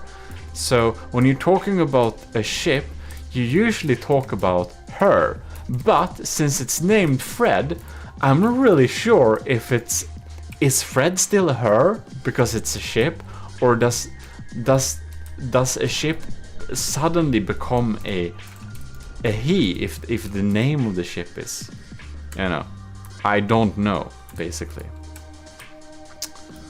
In any case, so I found out while we were slow motion, I accidentally pressed some button and you know, took down the window. I should actually press my little gaming button so that I can't press the Windows key when I'm gaming. I have such a key on my keyboard, I just don't use it. But in any case, when I filled around with that, I accidentally switched my keyboard to Japanese input. And when you switch from Swedish input to Japanese input, all of the keys kind of move. So I was pressing minus and plus, and you know, when you switch that type of input, it's just other keys. So it just became weird. In any case, that's that. Stronghold doesn't have any ability to shoot back as does it seems. And it's down to 68%, so we must definitely conclude that the Stronghold is losing this best of 3 battle, considering that the Fred is up to 99% now again because of its repair bot, so that's pretty cool. Yeah, sorry about that sound, but anyways, that's basically that. We have our results, and we can happily conclude that the Stronghold indeed gets beaten by the Fred class battlecruiser every time, and that's pretty cool because in all my testings, online and offline, the Fred has never lost. So go download the ship and you know, check out what I built for Scoobrocks here and test it against the Stronghold yourself and see if it loses. Question is, does it lose against 2 Strongholds? You know what? It should. But we need to try. This is just insane. We're really encroaching a little bit on what my system even can do. But man, like, it's gonna lag a little bit, I think. Oh man, that volley, look at that. That's, oh, ha ha. Ooh, full hit. We instantly lost 3%. Yeah, wow, okay. Double barrage. I can't expect it to win this, that would be too crazy. Anyways, we're gonna lock ourselves onto here. See, did they take out any serious systems with the first volley? It seems they didn't actually, that's good. Alright, in any case, I just want to take this moment to not only thank Captain Scoobrocks for supporting, but also... Oh, no. Poor thing. This is scary though. But also, oh no. Also supporting our other... Also mentioning the other people who are supporting the channel, and that's our YouTube members, which is Elevated GMODIST Hallofo, Elevated GMODIST Yudhisthira Arcana, and Stellar GMODIST LCG Canyon Sahad. And for, oh no, look at that torpedo, this is scary. And for our commissioned officers in the army of GMODism, we of course have Cadet Shark 93, Cadet Robert, Lieutenant LCG Canyon, Lieutenant Tyler Russ, Lieutenant Powered by Greed, Lieutenant Asteria, Commander Eugene, and Captain Scoobrocks. Isn't that quite amazing? Thanks a lot for supporting the channel every month. It very much helps me be able to do YouTube more and more, and hopefully better quality and more consistently. So, here we are. What is happening here? The Fred battlecruiser is down to 86.5%. The lambs can't really keep up with two volleys. That's just insane, man. Oh, look at those torpedoes. You know, worth a shot. This is 700k versus 2.8 million. It's almost 3 million. This is an unfair battle if I ever saw one. Look at that poor thing. 1 minute and 30 seconds in. Yeah, we're not gonna win this. We are picking up a few percentages off. They are really tight here. Look at this, I don't know, sisters in crime. Man. They have double lambs too. I would almost expect that our crime overwhelming tactic does not work against 2 strongholds. They're pretty vicious. Their Fred is down to 66%. Man, okay, yeah. We're not gonna win this thing. I would have been pretty shocked if we could beat 2 of them, because that would just be completely insane. Ooh, but not at 700k. Now that's a challenge for you. A lot of you was very skeptical that I would be able to build a thing that could beat the stronghold with only half its material.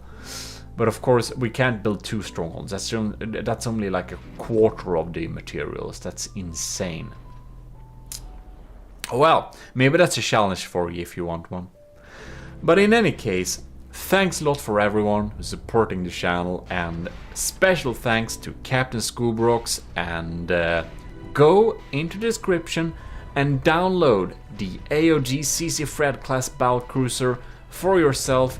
Try it out against the stronghold to see if you can make it loose, and try it out against your own ships at a similar cost and see how they fare against it. So, with that said, thanks a lot to everyone who is supporting and liking the videos and everything like that. And I do really hope that you enjoyed this little video, and excuse me for not really being very good at like content this week, but I really had to focus on some other stuff, so I couldn't really find some time to make some videos for you all, but today I was able to. And of course the Slabman challenge is coming pretty soon. No surprise.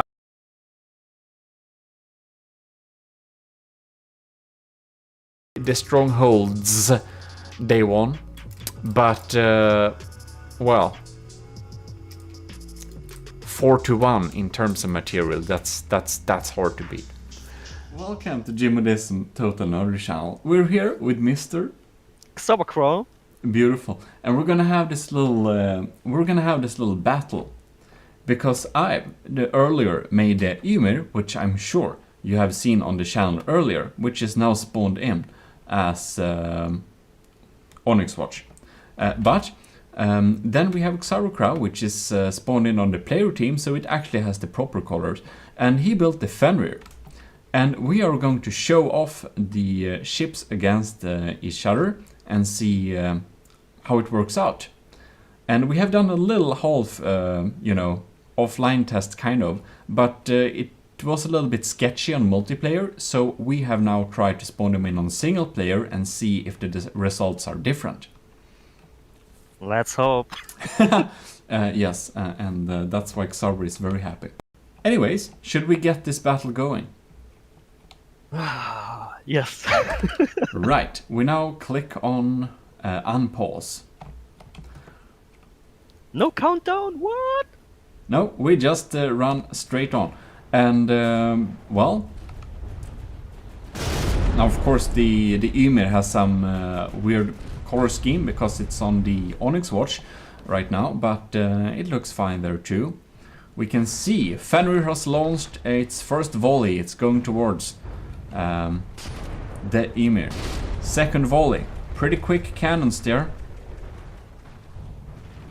The incoming fire from the Ymir to the Fenrir. First shells miss, 1 hit. Other hits. Okay, oh, there was a nasty hit on the Fenrir. That was a nasty hit. We're going to check it pretty soon. Let's see how the Ymir is faring. We have some holes in the outer hull, but it seems to be no substantial damage so far, except at one of the big barrels. Second volley coming in here. Let's see how it hits. Okay. Going back to the Fenrir. See how we're faring there. Oh. Ooh. Oh yeah, the fast gun is out. Yeah, the worst side. Yeah. Oh yeah, we have hull breach in the side here. Yeah, not only hull breach, like the world battery of the crams are gone. Oh, indeed. We have a hole in the top there, something. Turrets are missing in the back. Second mortar volley, missing the target. Missiles coming in.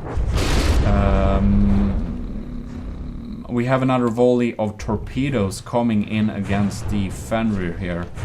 Let's see if we get some hits there. Yep, seem to penetrate through the early layers of armor. We're heading back to the Emir. I can already tell this battle is over, because I saw the Fenrir lost its capability of turning abilities. Yeah, it seems that the shells that were incoming from the Fenrir to the Emir, some of them bounce off the hull. It seems that the fuse that is used is not inertial, so some of the shells bounce off. Yep, here we have another shell bouncing off the Emir. Around half of the turrets from one of the sides of the Emir is destroyed, however, but the... Oh! Fenrir took out one of the mortars, but the advanced cannon is still running, and one of the main cannons is running fine. Frontal cannon seems to have no problem as well. Alright, we're starting to get bigger holes in the side of the Fenrir here. We're starting to have some real problems turning. No, dude, till this point, this battle is over. Yep, it's pretty clear who's going to win this fight. As of this version, the Fenrir does not have any type of regenerative capabilities, while the Emir has some regenerative capabilities, which means that the Emir will slowly repair itself, which the Fenrir will not do. So that's a big advantage right now for the Emir, of course, as we of course have some damages, but we are still repairing stuff. I can see stuff is missing from the Emir that was missing before, but it's not missing anymore, basically.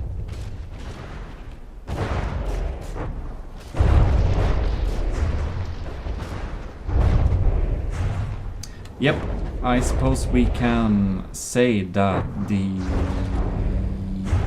Fenrir does not have any way of defend itself anymore, and it will not regenerate. So we can be pretty sure that this fight is won by the Emir.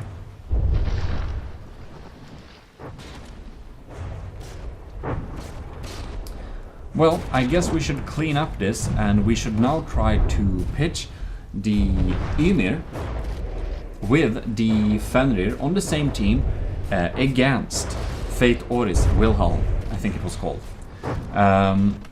As it has double the material value, it uses a lot of advanced armor, it uses a lot of regen, and with a test that I done a little bit before with Emir versus it, and he did as well, it versus the Emir, it was pretty clear that it won, and it also has a double material value, so it makes a lot of sense too.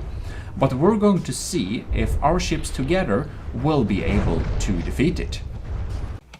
Alright, and here we have it, Fate Oris BB-1 Wilhelm, which is the same size ship, but a little bit like kind of twice the, like basically the cost of our ships together. But you can see we have a lot of repair boats inside, and we have some pretty heavy armor, advanced armor, and a lot of lambs. It is able to take out many of the incoming cram shells, so we kind of expect this build to win anyways. And of course over here we have the Fenrir and the Emir side by side here in their proper colors, and we're just going to unpause. Alright, so we have some pretty long distance battles here. Okay. Now, the Wilhelm does tend to target the biggest ship. I think the AI is set up in that way. And the Fenrir is slightly smaller than the Emir, at least in material, so I think maybe that's why it targets the Emir. Yeah, the range of the turrets are not really good though. Alright, it seems that the AI is perhaps set up to be on a closer range for the Fenrir. Yeah, it is. All right. Well, let's see if it. Oh, Oh, now we incoming got. missiles on the Fenrir. Yeah, and now it also starts to target the Wilhelm. I'm so proud of my anti-missile turrets, though, man. They're so good. Do you have? Is it the small turrets on the side or those? No, the no, no. anti-missile? Look on the cram. There's an APS between. On the back, there are also. Oh, so you have anti-missile APSs as well. Yeah. Yeah, they seem to be more effective because I know that we don't have any incoming missiles right now, but I know that the Ymir has a problem of taking out incoming missiles. Did we took out the LAMS? It looks like it, dude. That's really surprising if we were able to take out the AMS already. See, we have a volley coming in here from the Ymir. No, Fenrir, it missed. We have, of course... Oh, we have a missile streak incoming from the Ymir. Yeah, the LAMS, it's offline. Well, that's really nice, because the LAMS were able to take out our stuff really effectively. Ooh, nice. Was able to cut off a shot there with a turret, I cut off a turret with a bunch of... Oh no, lanes are online. Lanes are working, yeah, I see. Maybe we just had some power shortage. And Fate Ori also mentioned that doesn't know what really happened there, but apparently the version of this ship is a little bit old, so there is a better version, but I guess we're glad that we don't have the best version of it then. Maybe we have a chance. Oh, you're pretty close, man. Oh, missiles incoming on the Fenrir. I just love the volley of the Fenrir because it's like so much shells. Yeah, it looks really cool when we're incoming, and since you get a lot of volume with the incoming shots, it's a very likely chance that some of the shots will hit. Yeah, but the accuracy seems like pretty bad. It's like the AI, it's controlled by a drunk AI. Oh no, Yeah, this one actually hit it. Wow, I'm surprised though. Yeah, maybe it's a little balancing issue inside of the AI, perhaps. I mean, my fast shooting turret is also something, at least a bit. Oh yeah. Well, we're lagging a lot, kind of, with all the explosions incoming, projectiles, and all the lambs, EMP damage. I mean, this is pretty much at this point. I would say this is pretty much on a stamina fight. Yeah, and thing is that Fate Ori's Wilhelm has a lot of stamina. The repair bot count in this thing is pretty insane. But my cramps came in. Did you see that? I saw that.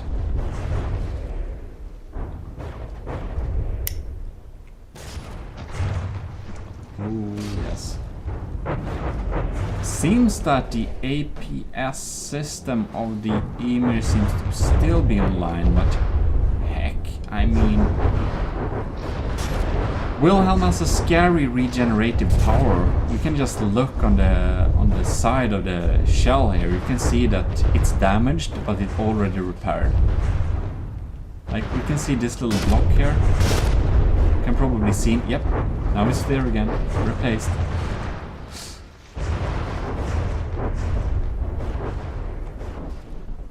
I mean, for the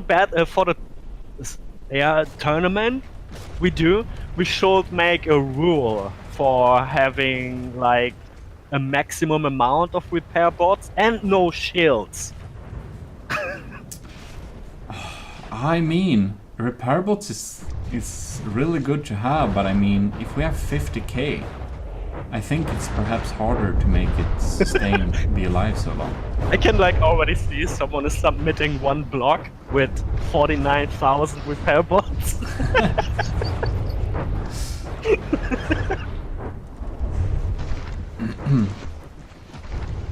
Yeah, I don't know. We'll see. Damn, this is a hell of a long battle, dude. Yeah, it's gonna take forever as well. You can see the Ymir here. It's still going strong. Replaced a lot of their damaged blocks.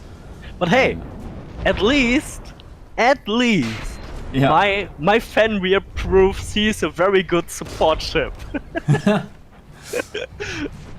Yeah, I mean, we have a lot of good incoming artillery volleys coming in there that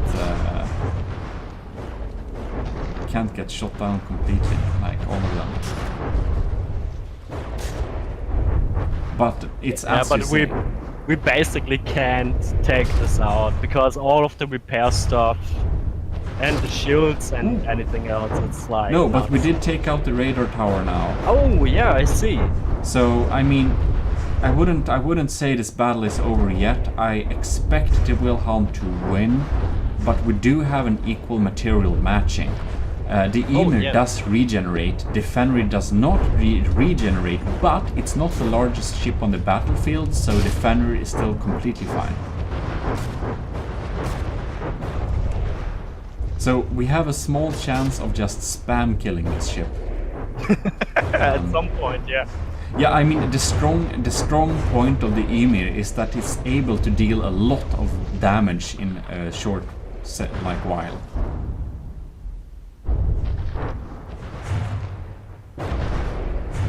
But damn, no, it's like, oh no, it already kind of rebuilt the radar tower. Yeah, I see. Oh wow. So many shots. That's why I gonna tell ya, we need a maximum amount of repair bot placements for these battles. But I mean, thing is, like in campaign when you play, you can have as many repair bots as you want, it's just a matter of cost. And if the best way is to have a lot of repair bots, I mean, I can't really say that's wrong. In that case, we have to do some kind of rule that you can't have any repair bots and no shields. I mean, no shields, I'm totally up with that, for sure. Yeah, but I think it's too late to announce that, if we would make that. It has to be for some future stuff. Why is it too late though? Yeah, because we announced it in the beginning of the video and not all people hang around. For the, like this is a slow battle. Yeah, and do you really want to have every battle like this, like 30 minutes?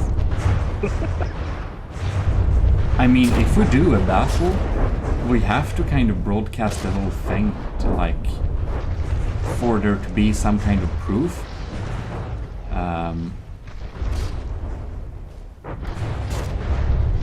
Kinda, it's like, if we don't, it's not really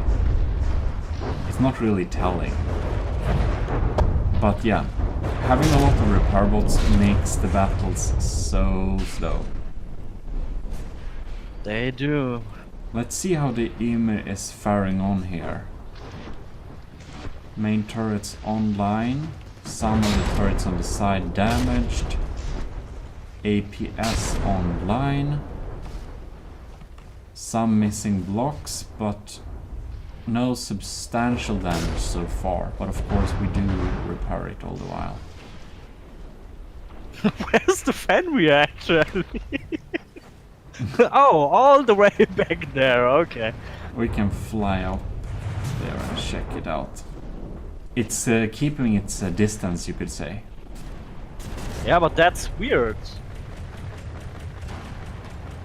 It seems to be doing completely fine. I don't see much damage. No, Two on of the back, barrels. there's one turret missing. The crams are a bit damaged. Oh, right. Yeah, where we have one turret missing. Some damaged, and some of the turrets are indeed down.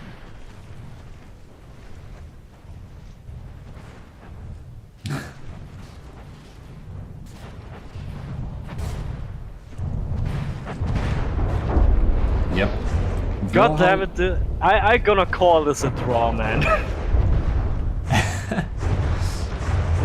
Yeah, like it's pretty. It regenerates so quickly. It's yeah, we don't have a lot of damage on this thing. I think that because of earlier tests, it is likely that the Wilhelm will eventually win, but I think it will take kind of maybe an hour or something. Yeah. Because the Ymir has also quite the repair bots, and because of the armor layering and compartments inside this build, the Ymir can take a tremendous amount of beating before it gets unworthy of battle. So yeah, I guess we'll call this a draw, but we'll say that it's likely that the Wilhelm will win in the end. But since we have a kind of equally matched like cost here, and as long as the Ymir stays online, the Fenrir won't really get too much targeted, so it will take a very long time before the ship starts to target the Fenrir. And since the Fenrir won't regenerate, I think the battle will turn at that point. But yeah, as said, the Ymir can take a tremendous amount of beating too, but the Wilhelm can take even more. And it regenerates so quickly, like, oh my god. Oh my god, yes, I just saw that on the stone blocks right there. Yeah. Instantly, in 1 second, like 11 blocks got replaced. What the freaking hell? Yep. This is no fun, man. Yeah, repair bots, like you can see all the repair bots flying around here on the Ymir. We have a lot of them. They're repairing the outer hull here. Yeah. And, I mean, it's not really practical to have a build without repair bots. But if we have very much of them, like, a battle can be never ending, so it's a little bit on like good and evil with the repair bots. You kind of need them, but they also prolong the battle so much. You can see the lamps there just taking out some of the cram shells incoming. Really powerful stuff there. That's some heavy lamps. You know, lamps are really useful and good like that, but I think that the kind of diesel punk feeling of just having heavy cannons and some missiles maybe, but just big cannons and ships and wood and metal is so kind of cool. I'm a little bit reluctant to use shields and lamps and stuff in my builds, but yeah.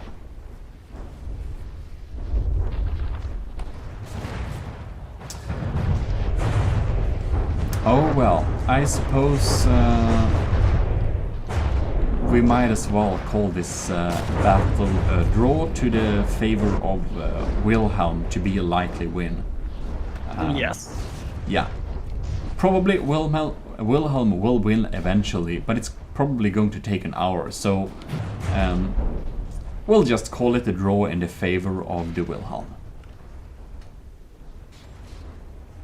Well, thanks to Fate Ori for submitting this ship, and hope folks will wanna submit ships of 50k cost limit, and that's of course in the load save vehicle menu here. You can see the cost of the build,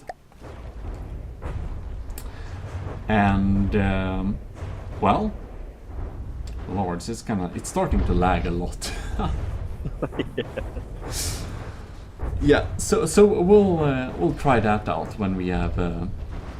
Wait, is Wilhelm submerged? I was going to say. It's not even on the surface anymore. And this is interesting. Damn, is the material storage empty or something? It's almost starting to look like the battle is turning. Huh. Okay, we are not gonna call this a draw, we call this a win for us. Well, we'll see, I don't know. Do we have... It's a very filthy window. No, we have repair bots online here. I don't know how much material it has left, but it's starting to look a little bit sad. Maybe we... I mean, it kinda looks like we burned too much holes into the ship, into the hull. Yeah, I don't know if it will be... It's hard to say if it will recover or not, because when it's underwater... So deep. No, but like the Emir has some torpedoes, but it's just a secondary system. Oh, we actually have a cram shell. No! No, sad cram! Damn it. And this is starting to get a little bit interesting. And we also have... It's launching missiles, but I don't know if they ever will hit something.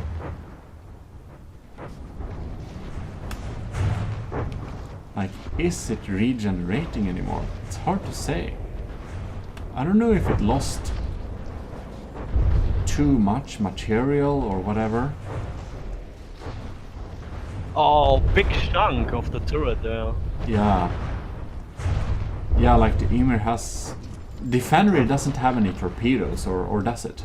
No, just No. cramps in the APS. Just crams and APS. Yeah, so the Emir is providing some firepower against it, but it's not much.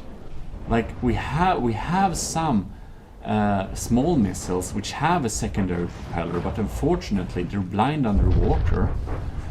So they're only really useful if they're heading towards a target.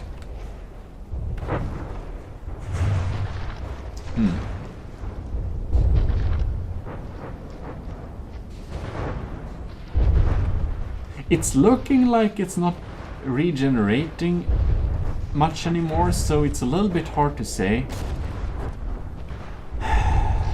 I guess we have to change the... You can't even see it anymore. No, it's like underground. I don't know. I think this will be a like never-ending thing. But Yeah. I guess I mean, we'll just... come on, we still call this a draw. for Yeah, good this for is the a Wilhelm. draw. I think it's not a draw in the favor of Wilhelm anymore, because it seems that it's kind of repairing. It's hard to say if it will recover or not, but I think it will take very long time.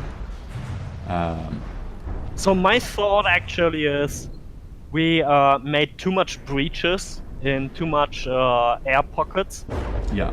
And because this ship, it's super heavy. I mean, it's using heavy armor, it's using a lot of stone. That's why it's sinking. Because I also saw it's using a lot of propellers to manage the altitude. Yeah, to float, keep afloat. Yeah. Yeah, I mean now the problem on the Fenrir is that the crams are set it up to -3 altitude. yeah, they will never reach the target.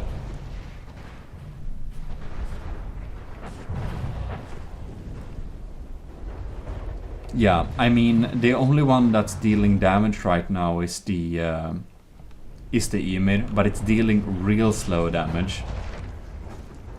So I don't even know where the ship is anymore. Oh, here! Oh, it's on a sea level now. Oh lords! That's an interesting torpedo. Yeah, why don't you blow up, stupid thing? Blow up, damn it! It looks like it's pushing the. It looks like it's pushing the. That's what I thought too.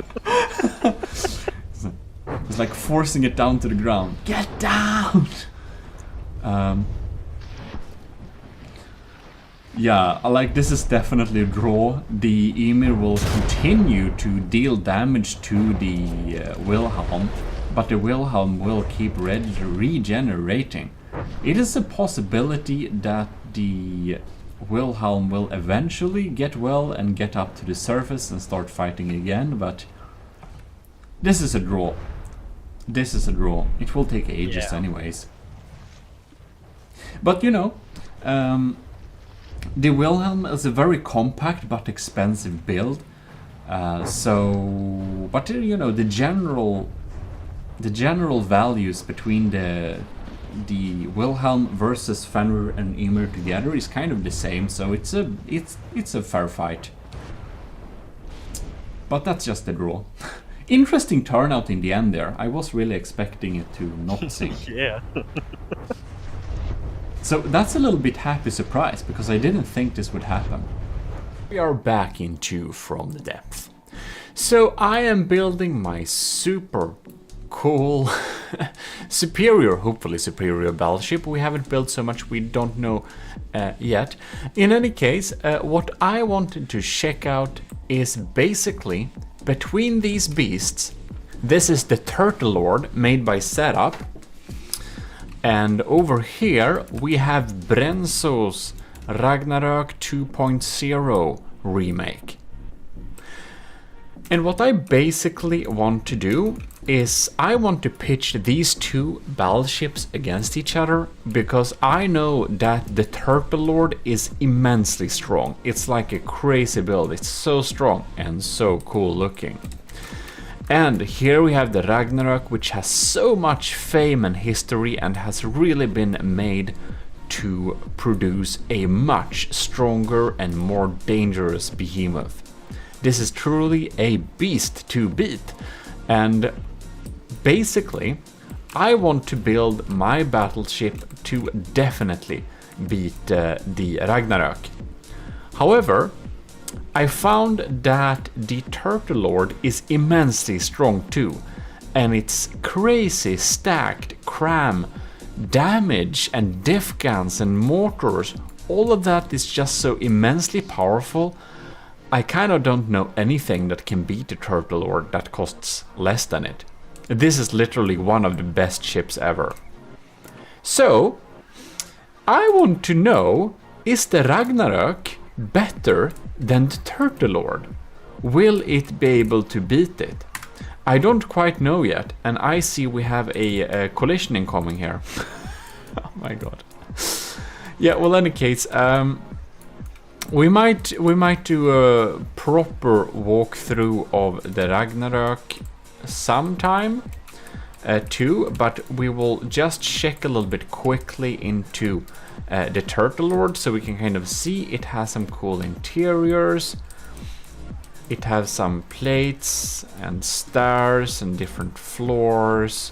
It's a very nice build. We have gone through and looked at this in more detail before, so I suppose that this ain't new. But I think it's very cool. I just love the feeling that we can actually live on this thing.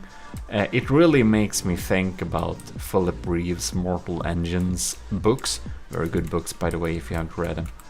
In any case, this is the Pilkington Fleet's HMS Ragnarök 2.0, and original design is a Swedish YouTuber you probably know more well than me, which is Robas, who unfortunately doesn't do From the Depth content anymore. But in any case, in the day he built a very powerful ship called the Ragnarök, and due to things getting updated and stuff like that, it's not very powerful anymore. So Brenzo basically remade the ship and made it much more powerful and a formidable thing. So we should check this thing out. Just take a little look at it, a little bit quickly in the interiors. We'll probably do some more proper walkthrough sometime.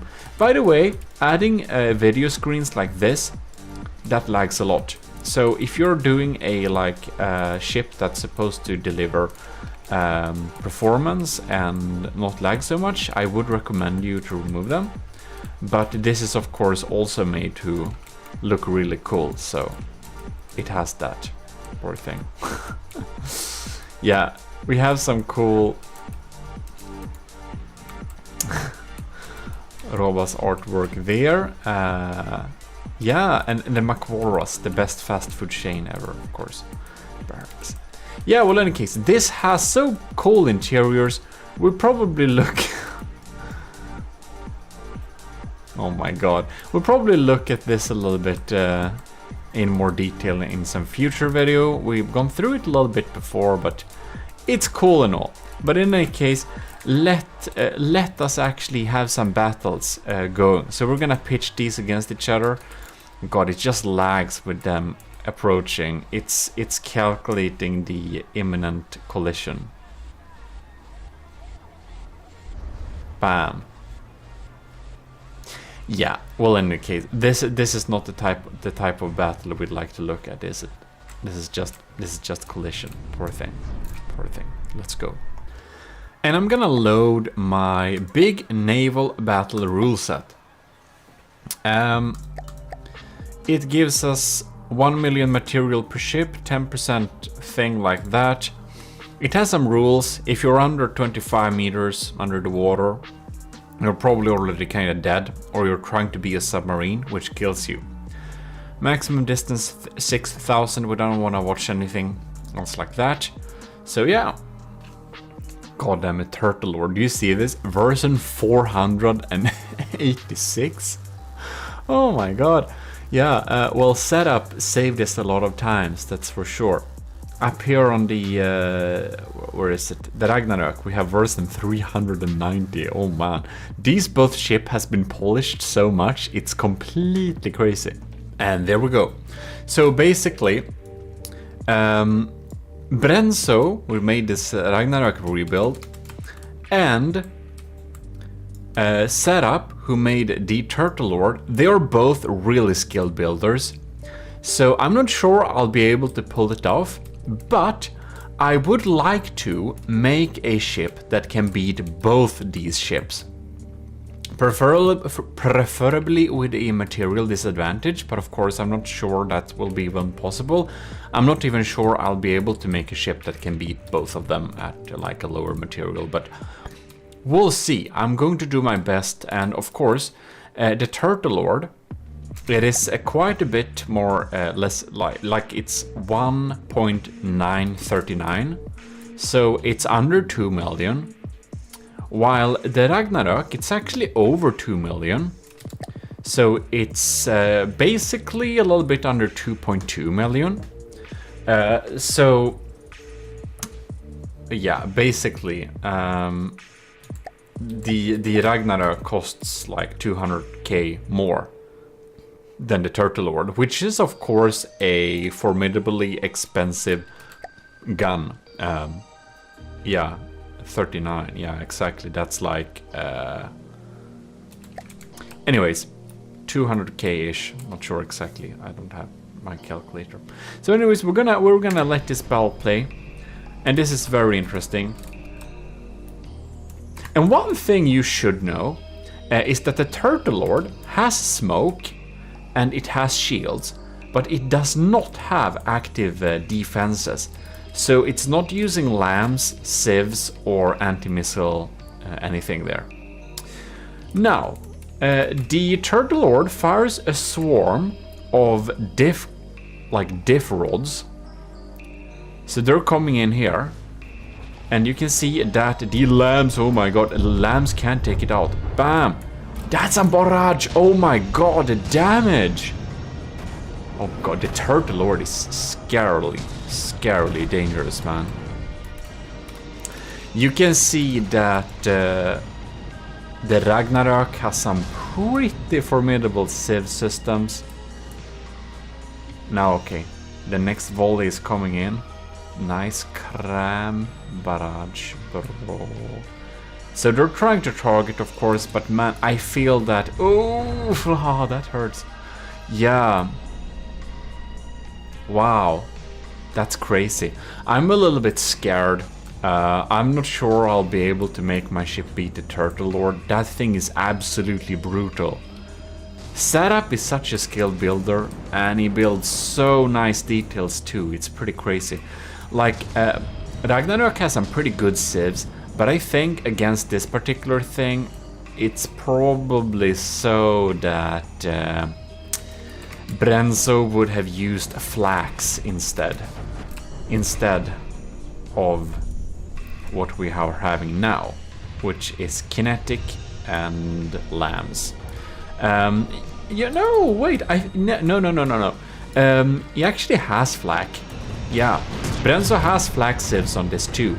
He does that, but he doesn't have flak sieves that have a very big radius. It's kind of small flak, so it's good against swarms of like small medium missiles, but less good against huge clouds of cram shots just coming in there and just, you know, killing everything. Because for that you need like 500 millimeter flak diff guns, which is probably something I'm going to have on my on my new battleship. By the way, this is a secret from next episode, but I have a name for it. It will be called the Gimle, or possibly Gimli, we'll see. And the reason for this will be explained. It's actually a pretty good reason. I did my research. I did my history and mythology. In any case, oh goddamn, look at this turret. Like, this barrage is so crazy. This turret is completely disabled, man. That's so scary. Look at that exposed area here. Oh shit. You can see too that the mortars are coming in here. They're pretty scary. They are pretty scary. We have reached some stuttering here. And for me, this usually happens whenever we have... oh, look, that's some pretty strong sieves. You can see that we can really see that the LAM system gets absolutely drained by mortars like this. Man, the Ragnarok is down to 75% and the Turtle Lord is at 94. This is like this is not a fair match by any way. It's completely pivned by now. Man, it's just, you can see we're firing at this thing. The head is a little bit sad, yes, but for this turtle it doesn't matter. None of the main guns are basically taken out. We have had some big damage in the front, so it basically affected its floatiness. Yeah, well, in any case, what happens when it stutters for me is that the water pumps are put in action, so my ship will actually have no water pumps, and for any contestant that will send their ship in, there will be no water pumps allowed, because I hate this kind of stutter. I'm actually gonna turn off GPU Ocean in hopes of or getting less stuttering. But it's not about that, it's honestly the water pumps. For my system, for some reason, the water pumps calculation when we have breached and damaged hulls, it just causes the micro stutter. Annoying. I don't think it helps turning off GPU Ocean.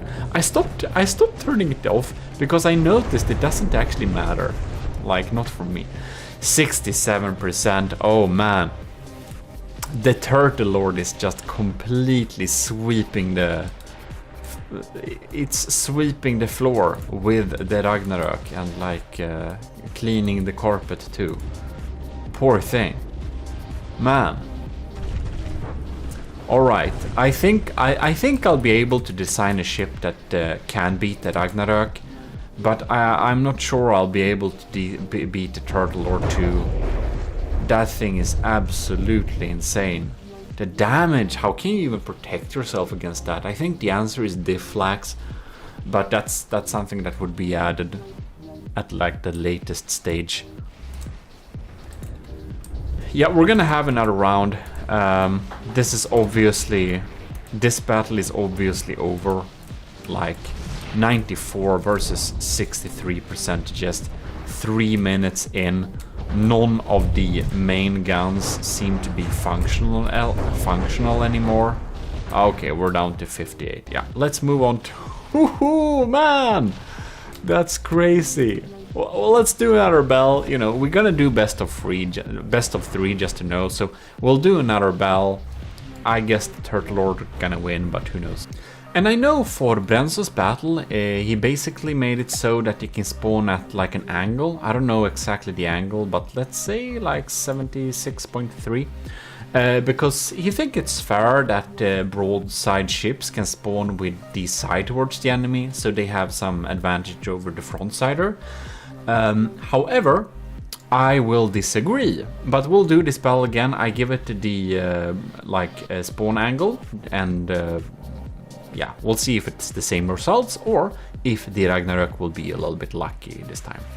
And the reason why I wouldn't agree with this is basically I thought long and hard about this, and you can see this front sider here. It's sitting there. It's really stable. It's fronting it's like siding the enemy. And it has like access with all its guns, but it also doesn't really move. It's like dead in the water. So to combat the Turtle Lord, what you would like to have is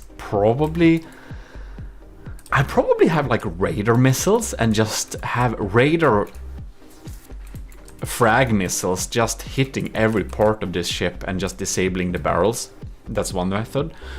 Or I'll just have doom crams, like really big crams, because this thing won't be able to move. Like the best defense against crams is to move out of the way. So as you can see, like a lot of the Turtle Lord's crams actually missed the Ragnarok.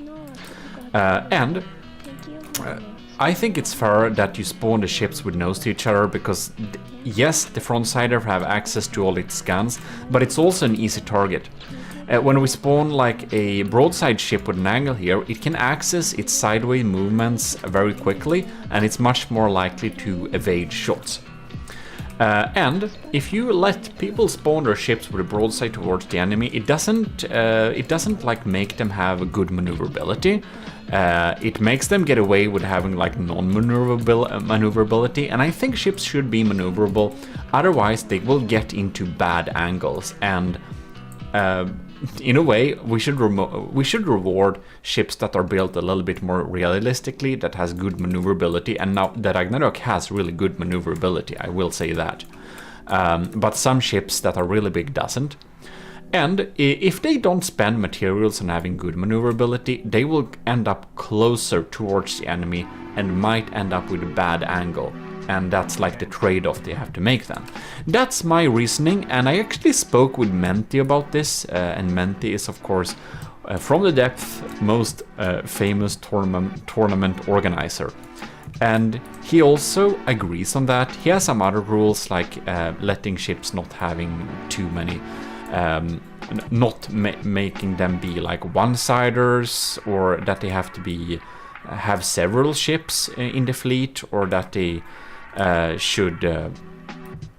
there were some different things he spoke about. I don't remember everything, but basically he also thinks that the nose of the ships should be towards each other, because otherwise they can like have really long distance battle and really get away, and nose to nose makes them get closer and makes it a fairer match.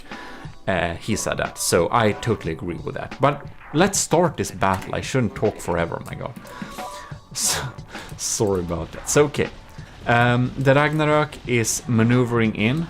It's moving sideways. The swarm is coming in. Oh yeah. It was saved from that first blast here. Is really moving sideways here to get some good damage going. God damn it, I talk so much. In any case, I would like to give out a huge special Uber thanks to Admiral Super Dave.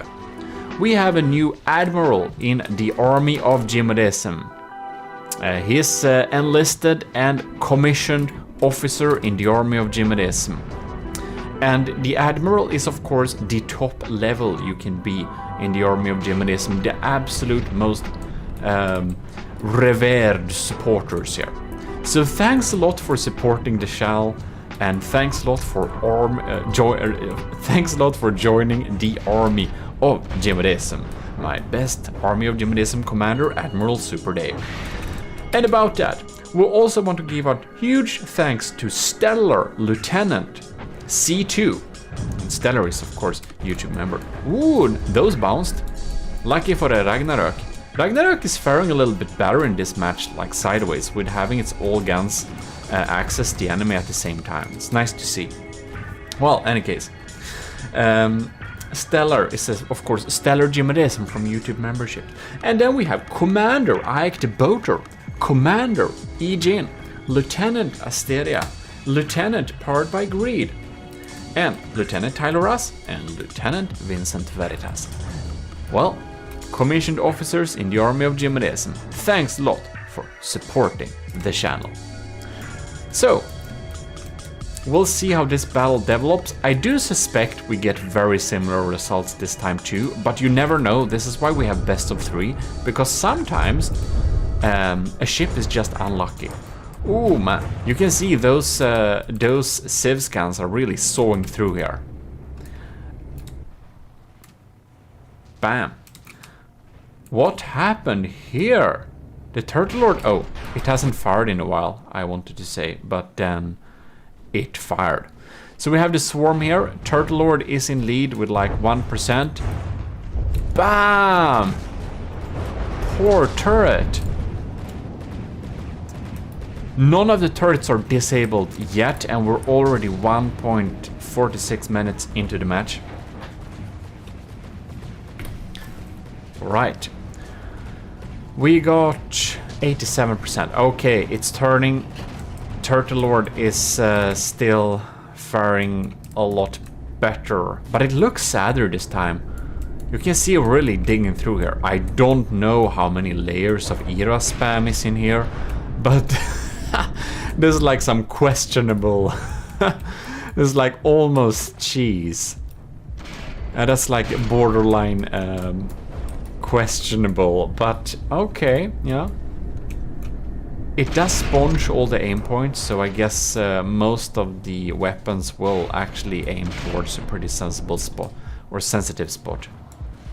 Turtle Lord is down to 90%, so that's pretty crazy. But HMS Ragnarök, Hans Majestäts skepp, is what HMS stands for, by the way. And that's of course His Majesty's ship, because Sweden is a monarchy, if you didn't know that, officially. He like literally does nothing, but you know, officially. So we got another swarm incoming. It hurts looking at this, man. There's some dangerous things. I'm not looking forward pitching my future Gimli super like a Gimli battleship against the Turtle Lord. Those cramps really hurt. Alright, 76% versus 89. Of course, you never know. You can always be lucky. Look at those Civ systems. They're really mopping up these skies here. But when they come shots from 2 different directions, they don't really know where to aim at. Oh, the Civ system is doing a pretty good job here. Well, Turtle Lord has a pretty good advantage still, but man, if he can just keep... If the Ragnarök can just keep off all these shots incoming, that's probably pretty great for him. Look at that, we're really cleaning up here. But now comes a big swarm. Ugh. 69. Down to 69 health. Nice, bro. Okay. Yeah, that's some damage, man. That's some damage. That turret is completely disabled. Water pumps start to complain and give us stuttering. More. Oh, yeah. I believe we're looking at a battle that's over. But man, the HMS Ragnarök's Civ system is so good. I really need to make some pretty powerful shells to get through, and I already did since the last episode of building the battleship, or the first episode that is. You can see that I actually have a cram turret that will get through these Civ systems, and that's nice to have, and that's probably needed because they're really cleaning up the area. It's actually very satisfying looking at the Brenzo's HMS Ragnarök 2.0 sweeping up the skies from these shots.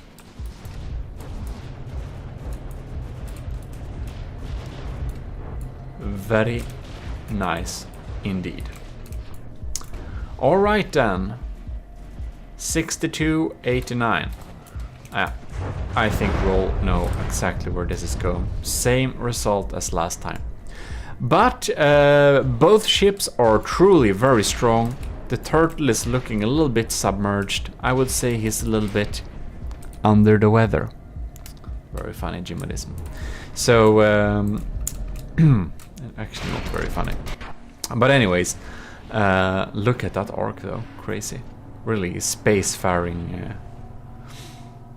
And we're gonna see them steer towards the target too. I'm not even sure we'll get there in time before the Ragnarok despawns, because this thing is so sad now. And we're in space. In any case, that was interesting to know. So we can conclude, and like the battles were not very even, we can probably unanimously conclude that the Turtle Lord is a much stronger ship than the HMS Ragnarok if we look at metrics like materials cost. Of course, the Turtle Lord has a higher block count, but yeah, some people measure block counts too as kind of strength of ships, but I don't know. For me, I think actually water pumps lag much more than block counts, so I don't know how relevant that is. But yeah. In any case, thanks a lot for watching, and again, huge thanks to the commissioned officers in the army of GMODism, and of course, especially our new Admiral, Super Dave. So the Funera Hominem is a really big ship from the workshop, and Saturnus class from Suzu is really big too, as you've seen before one battle previously on this channel.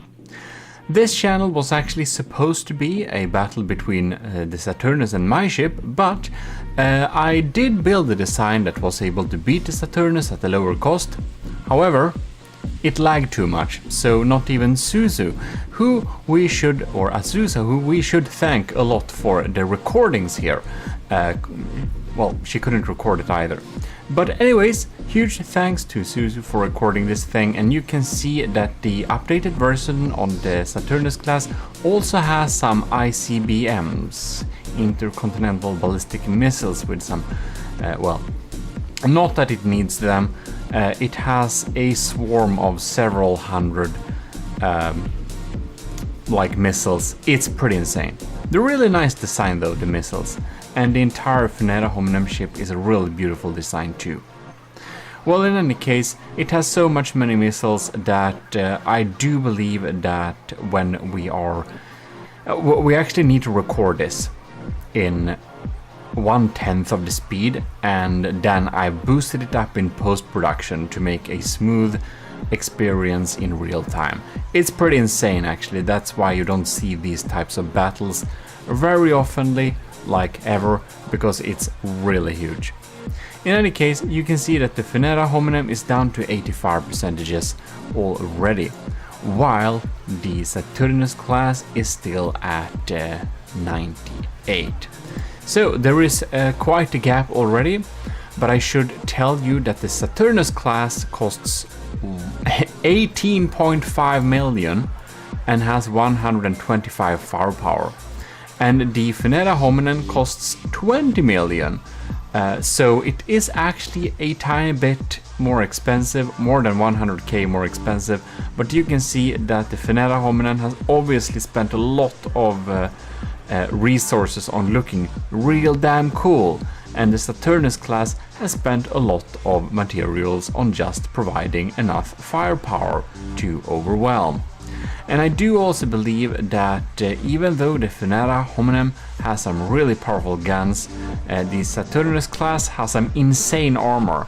And this is of course the Funera Hominem, and you can see that I don't actually believe that these guns are doing a really good job at penetrating the Saturnus.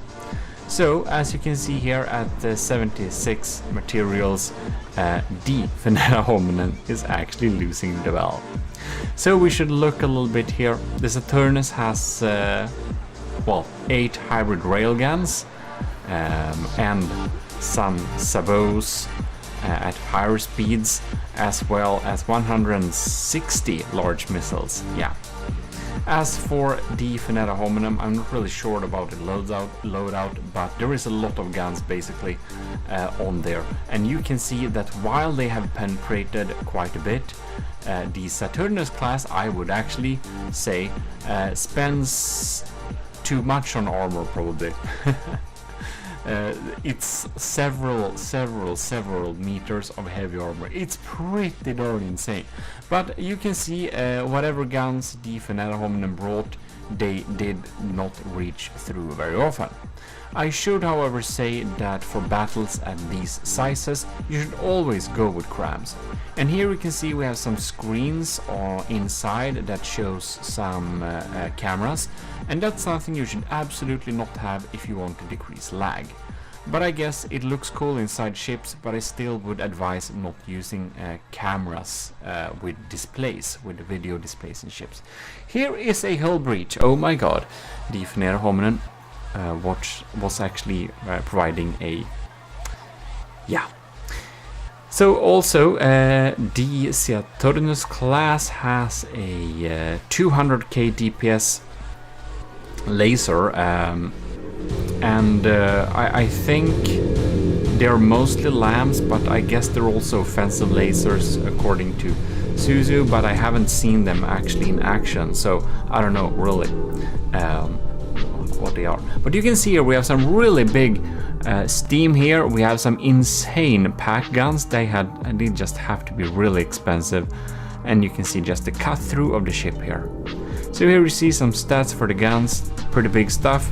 Here we have some stats for the missiles, and as you can see they are shape charged, which means we need to guide them somehow, and that's why we need to have so many general processing cards in this ship. So this is a thumper head, and that's of course really great for tanking the enemy LAM systems. One thing the Saturnus class isn't doing very well, and that's probably EMP protection for its lasers and many other systems, but when we're building large ships like this, you can see they are directly connected to heavy armor, and they have surge protector beside them, but they are not insulated, so they would get targeted pretty easily.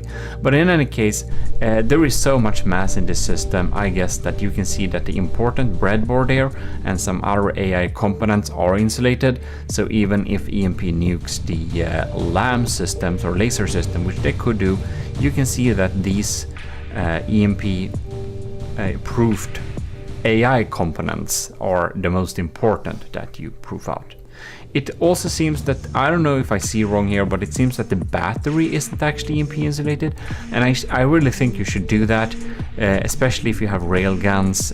If the railguns lose power, that's bad, and batteries are really expensive too, so I think it's a good idea to EMP insulate them. Anyways, let's take a little look at the Finetta Hominum after this battle. You can see here that designer of this ship has made a really beautiful build. It is actually looking completely amazing, like it's a work of art, and it's made by Anti-Sphere. It's available on the workshop too, so anyone can check it out. You can see these guns here and these details.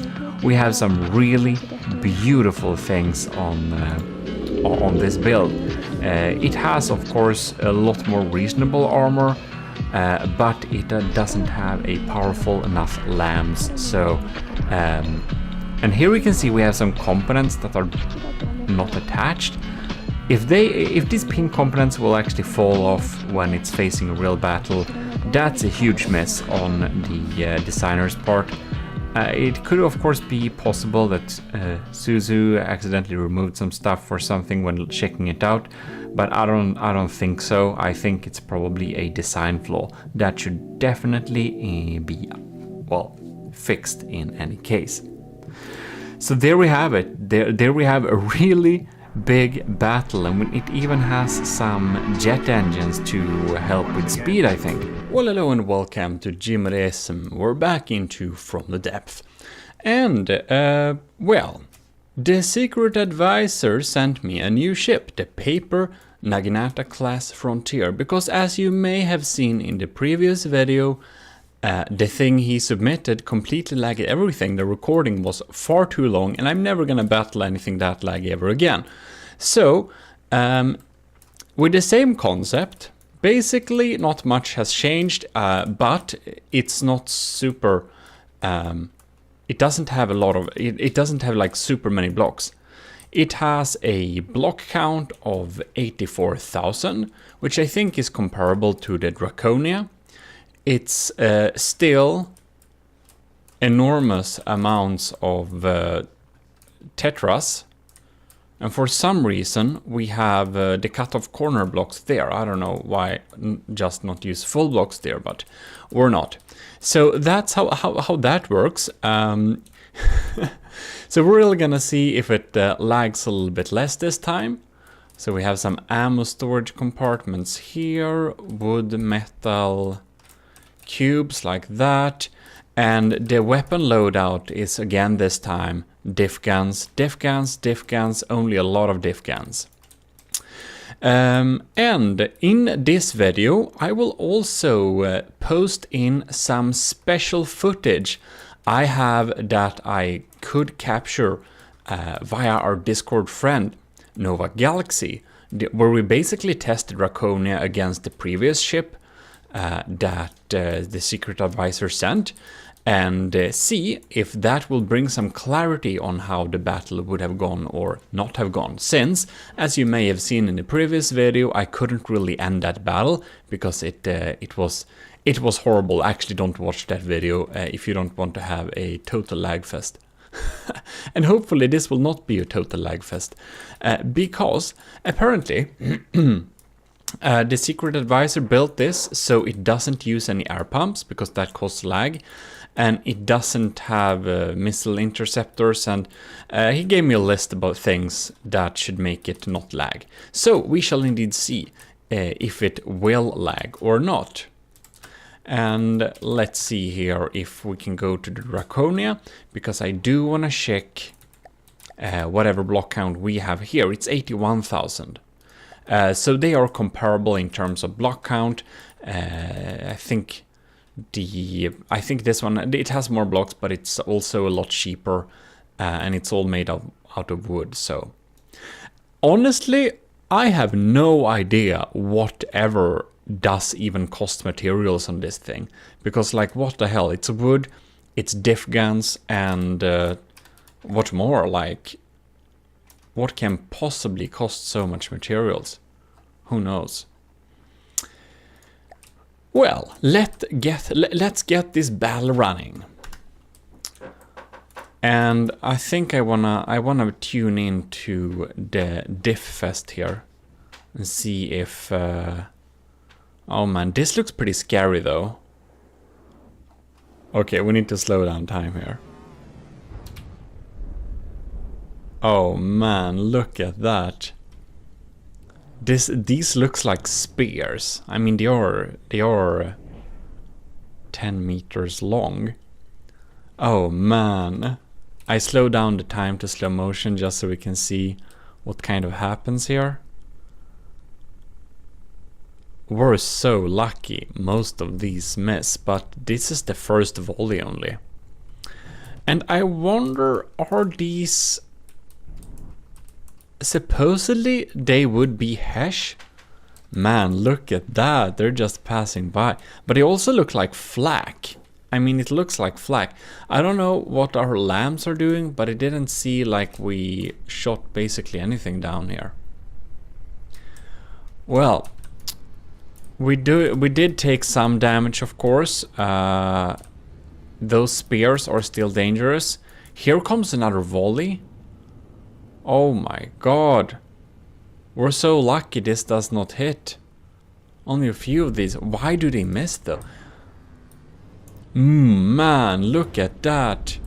Poor turret cap.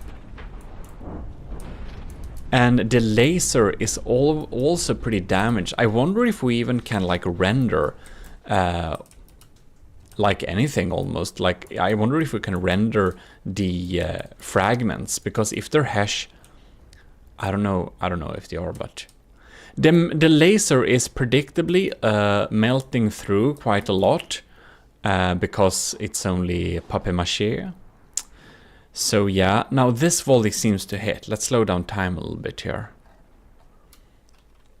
Uh-oh, this ain't looking too good. So diff guns is a great way to take out some enemies early on, because of course your firepower will be spent after a while. Luckily, a few of them are bouncing. Ooh, these are going for the laser. That's not too good for the laser. Man, Draconia is down to 95, but the Paper Naginata is down to 90. Oh yeah, that looks... Oh no, this is the Hesh inside the turret. That's our fast fire ones. Ah, look, they're just eating up materials here. And after this swarm, I think we're on an equal material advantage. These are like a lot of shots. Man. That one, ooh, that hits bad.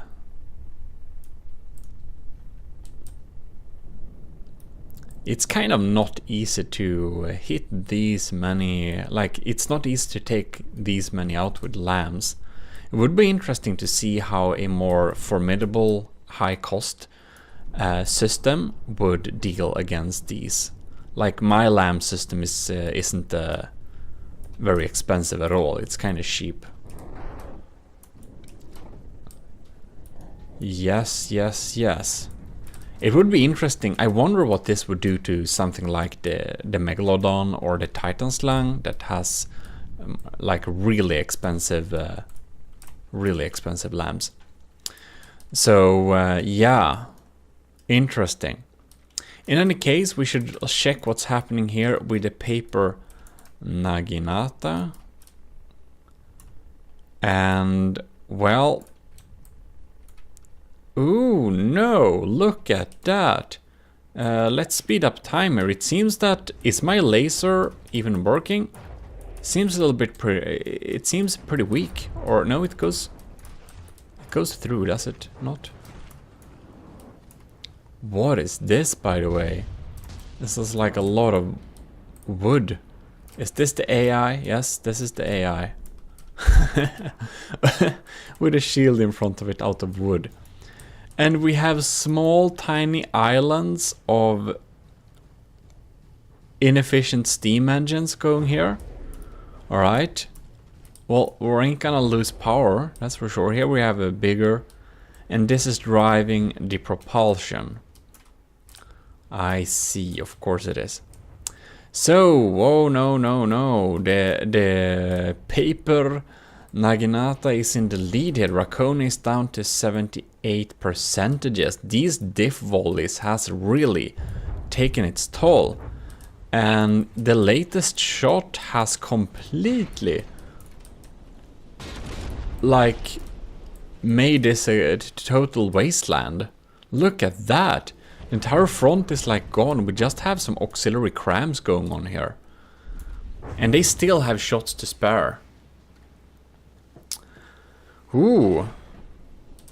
Scary, scary. Yeah, it's not looking too good for the Draconia. These armor has really taken some beating. 1.6 million worth of diff guns, man. It's kinda insane.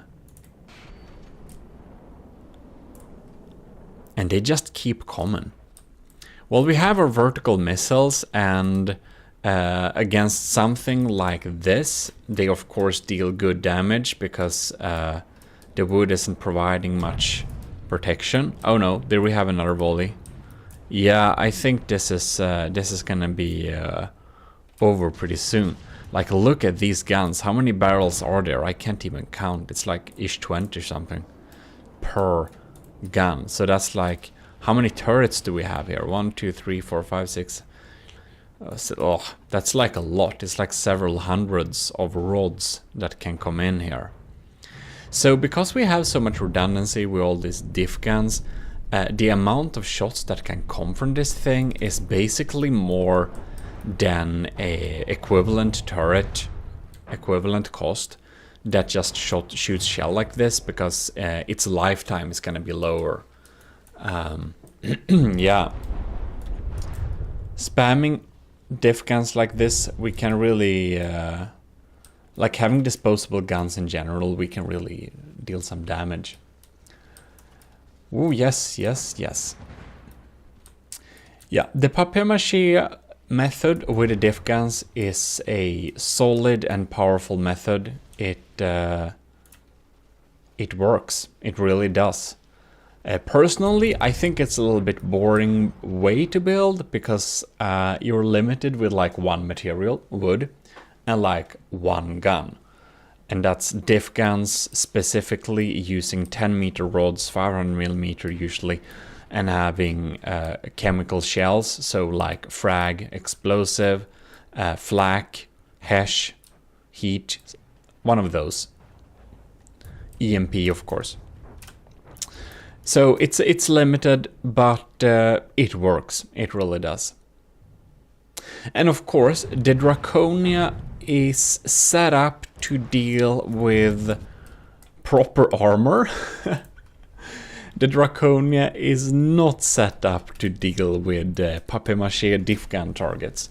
But it would be interesting, you know, I think we can specifically build something that could beat something like the paper Naginata with a also severe material disadvantage. Because as we don't have any defensive systems, lamps or anything on this, it's not too hard to just, like for example, my shots, I spend so much power on armor penetrating, and it's completely useless against a papier-mâché target like this. That Draconia has despawned, so let's just restart and see if something else happens. Yeah, so here we go again. Let's just unpause this battle and see what happens. We're gonna hang out a little bit here with the paper Naginata class frontier by the secret advisor and see what's happening. What's happening here?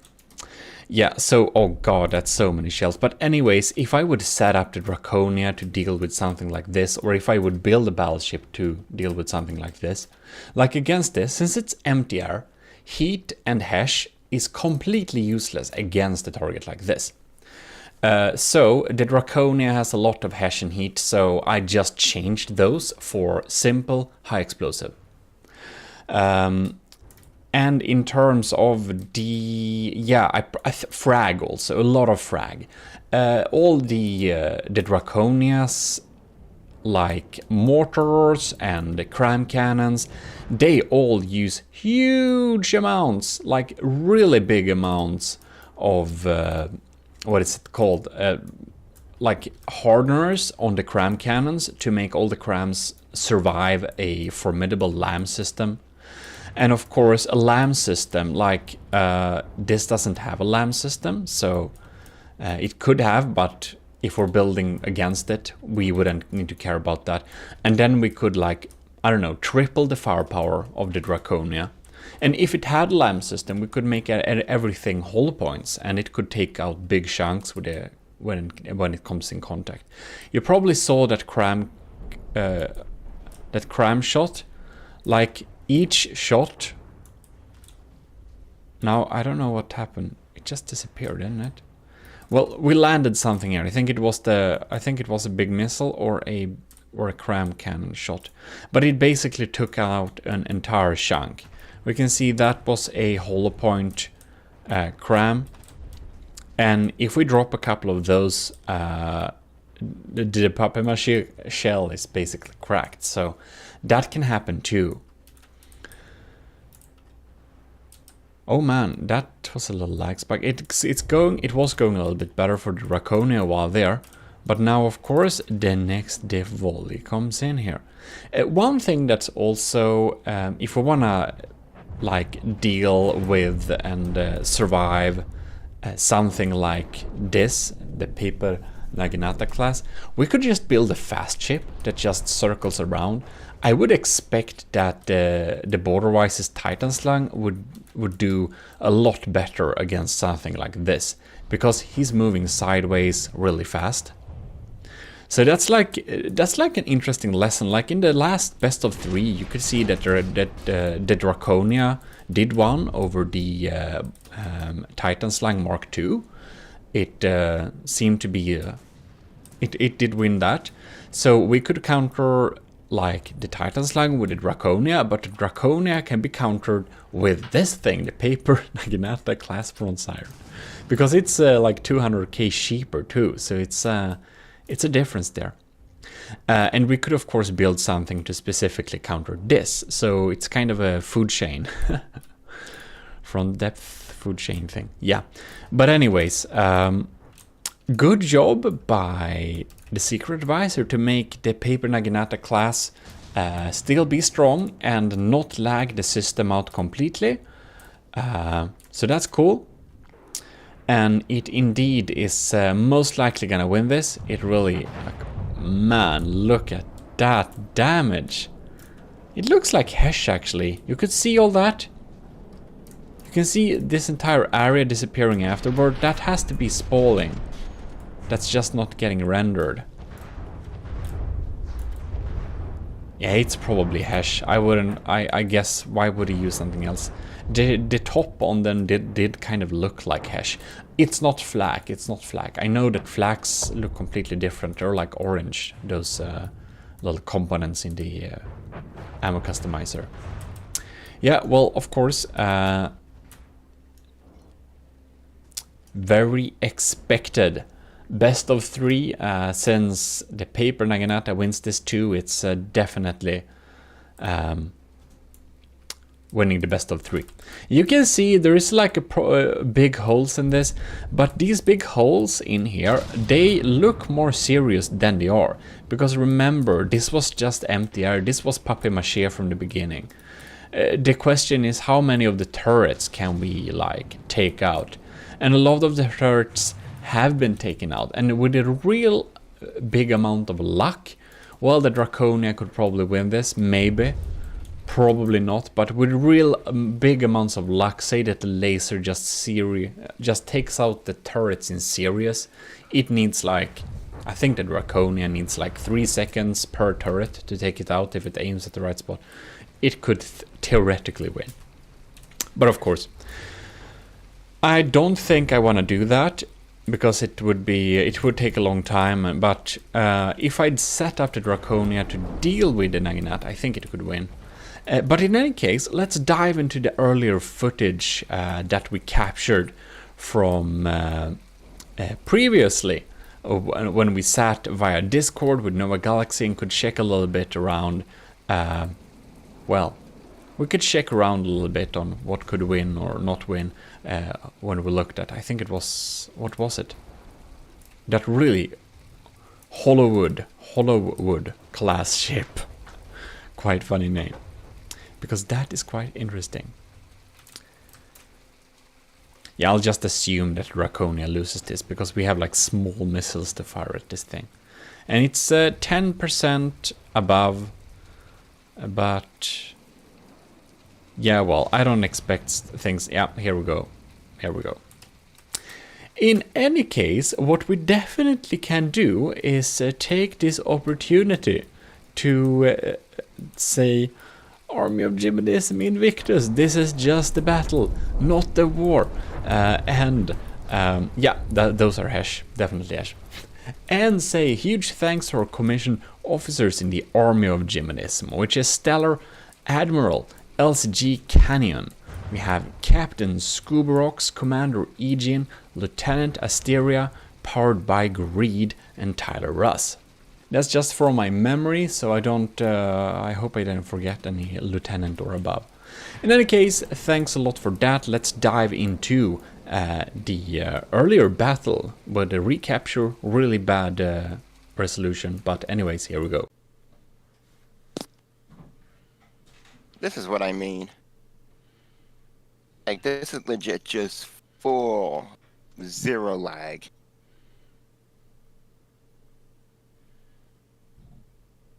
Oh my god. It's only diff guns. I know, but the amount of barrels. Yeah, there is a There's lot. barrels within barrels. It's ridiculously huge. The battle has commenced. It honestly feels way smoother than I expected.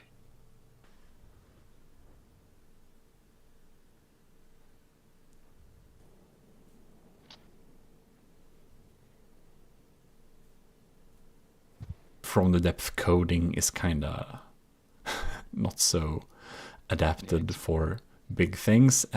Well, then we know that the Draconia is stronger than the Hollywood class.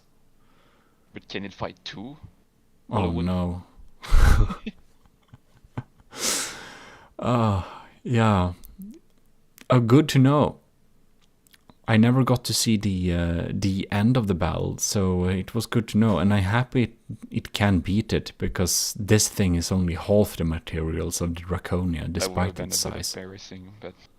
Yeah, it would be very embarrassing if a wood spam diff gun thing could beat the Draconia with half the cost. You could make something good enough for that at the same cost, like if you like really build it smartly.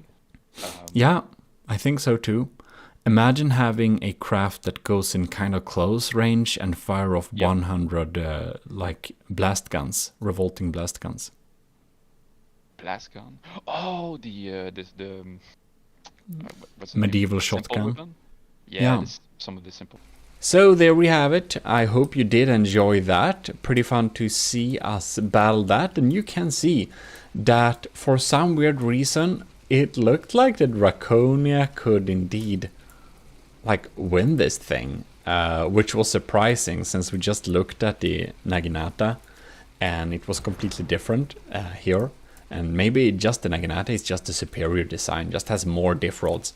And I guess countering the Draconia with another front-sider does make a lot of sense. Well, hello, you're watching GMODIST. We should now pitch the Draconia versus the Titan Slang. And these are my rules. You can see we have an altitude limit of a negative 500. No, 15, I mean. And we have the standard despawn rules and sinking below 80% and sustain 30 seconds. And then we have the Draconia, the Mark II, which I updated several months ago. It's not recently updated, the Draconia, but the Titan Slang is recently updated to another version 2. So it will be highly interesting to see how it fares. Because Borderwise recently released a video which pitched the Draconia versus the Titan Slang. And, well, my Draconia is the Mark II too as well, so it's the Mark II versus Mark II. But the Draconia is actually a... I didn't update it since, like... I did update it before I recorded my earlier best of 3 videos. But after that I actually didn't update it. But in those battles the Draconia was honestly a little bit unlucky.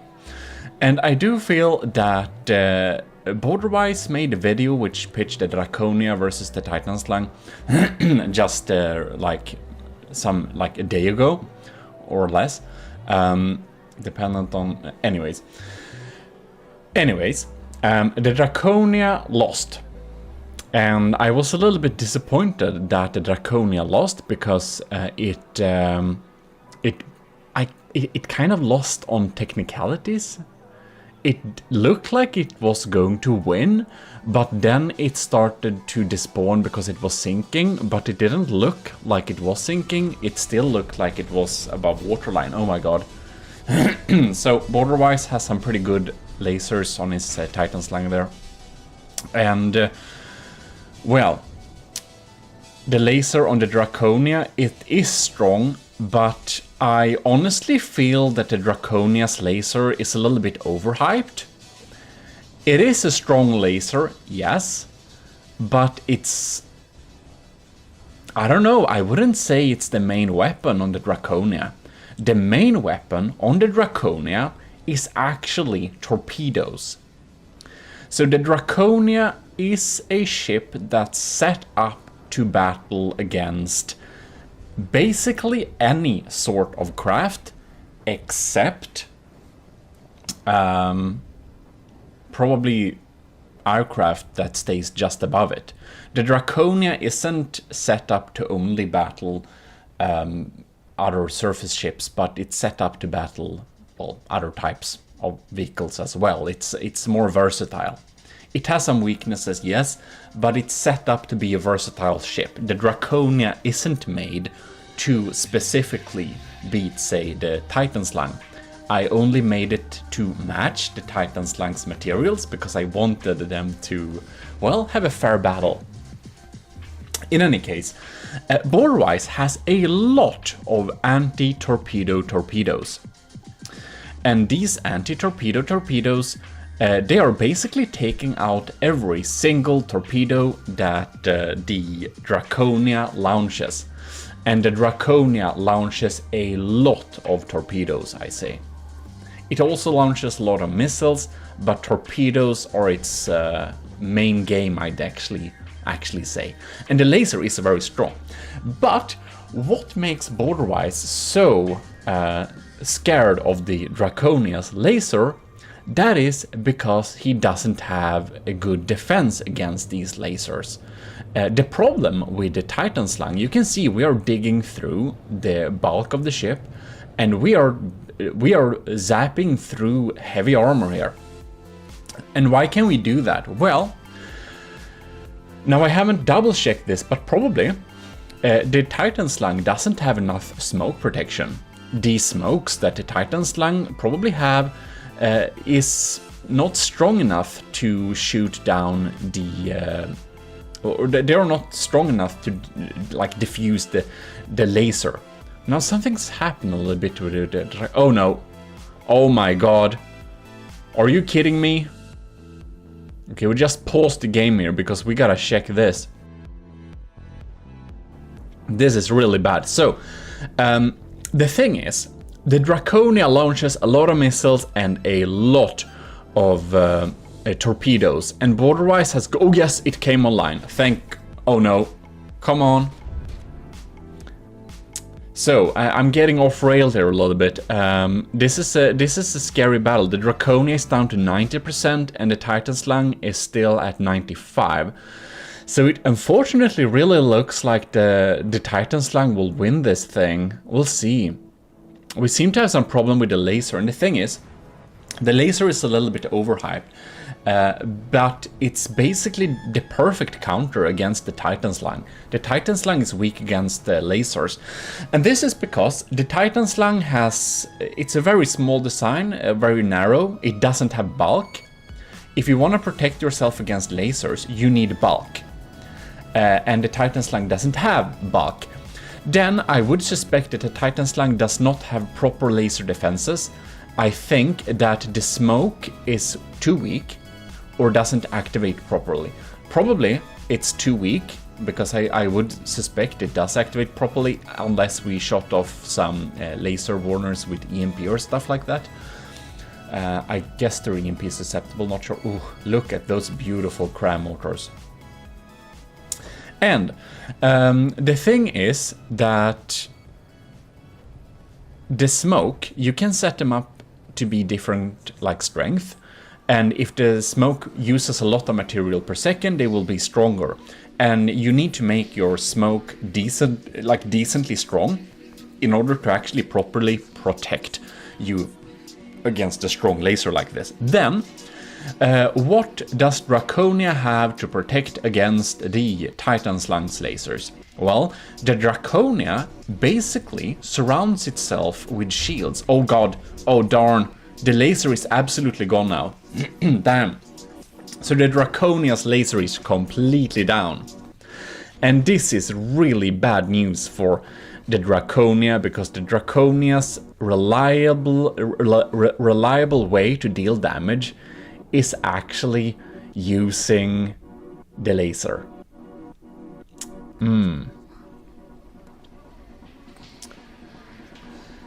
And if you're wondering why this commenting section is a little bit weird, that is because there is so much lag at recording this battle, so I did record it, and I sped it up 2 times, exported it, and then recorded voiceover, because otherwise we would be sitting here more than an hour.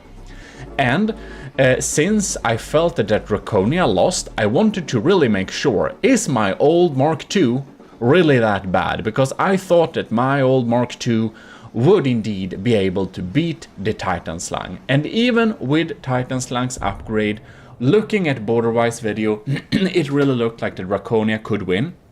So here we are making a proper best of 3. However, I did have to speed it up 2 times, and when I've sped it up 2 times, you can see it's still slow. It's 4 minutes into the battle in game, but we went 8 minutes, and this would have been 16 minutes before the speed up. So some parts are sped up, some parts are not sped up, but in general, I sped this battle up 2 times just to make the FPS reasonable and the battles not too long. But in any case, the Draconia's reliant way to deal damage against the Titan Slang is its laser, and now the Titan Slang has taken out Draconia's laser. So the Draconia seems to always lose against the Titan Slang if the Titan Slang is able to take out the Draconia's laser early on. If, say, I would upgrade the Draconia to a Mark III and make it have 3 missile turrets that are connected up to the same laser, no, laser turrets that are connected up, ooh, look at those beautiful mortars, yeah, EMP, there you go. But anyways, if I had 3 laser turrets connected up to the same laser pool, I think that the Draconia would never lose against the Titan Slang. It's a little bit bold to say this, but that's kind of how I feel. If it had multiple laser outputs, which a lot of you have suggested me to do, but it was a little bit too much work and I didn't feel like doing it, so I didn't. But if I had done that, I don't think that Draconia would lose.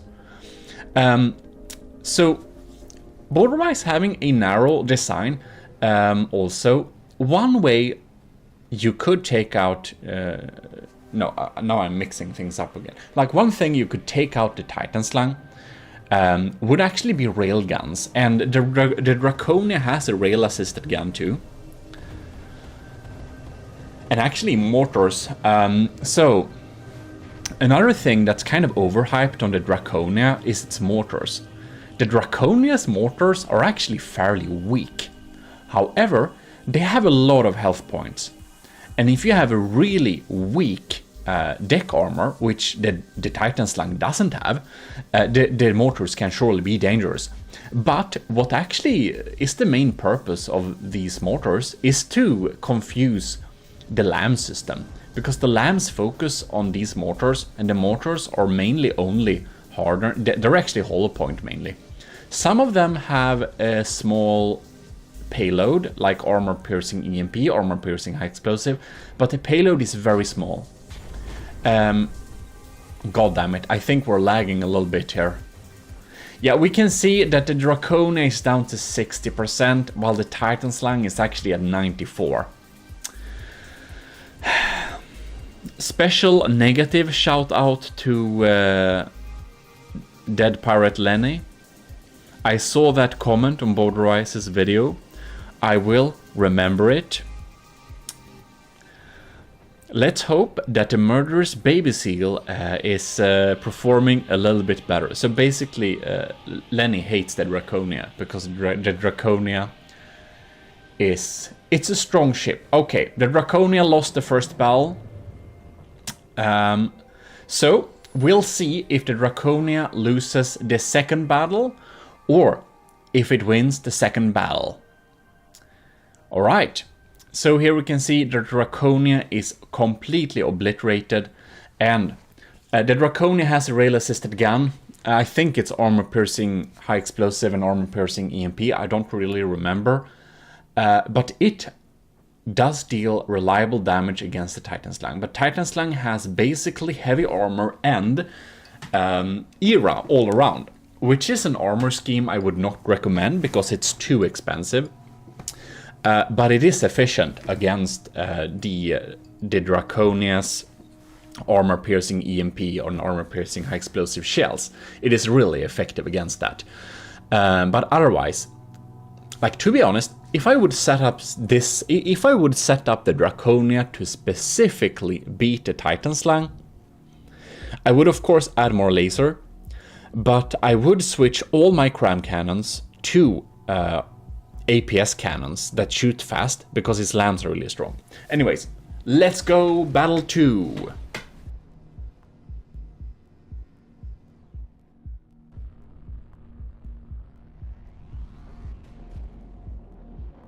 So we can see the initial swarm. The Draconia's initial swarm is very strong. Oh, the laser is burning up the side there. I do not think there is much smoke there actually. I don't think that smoke uses a lot of materials per second. It just melts through.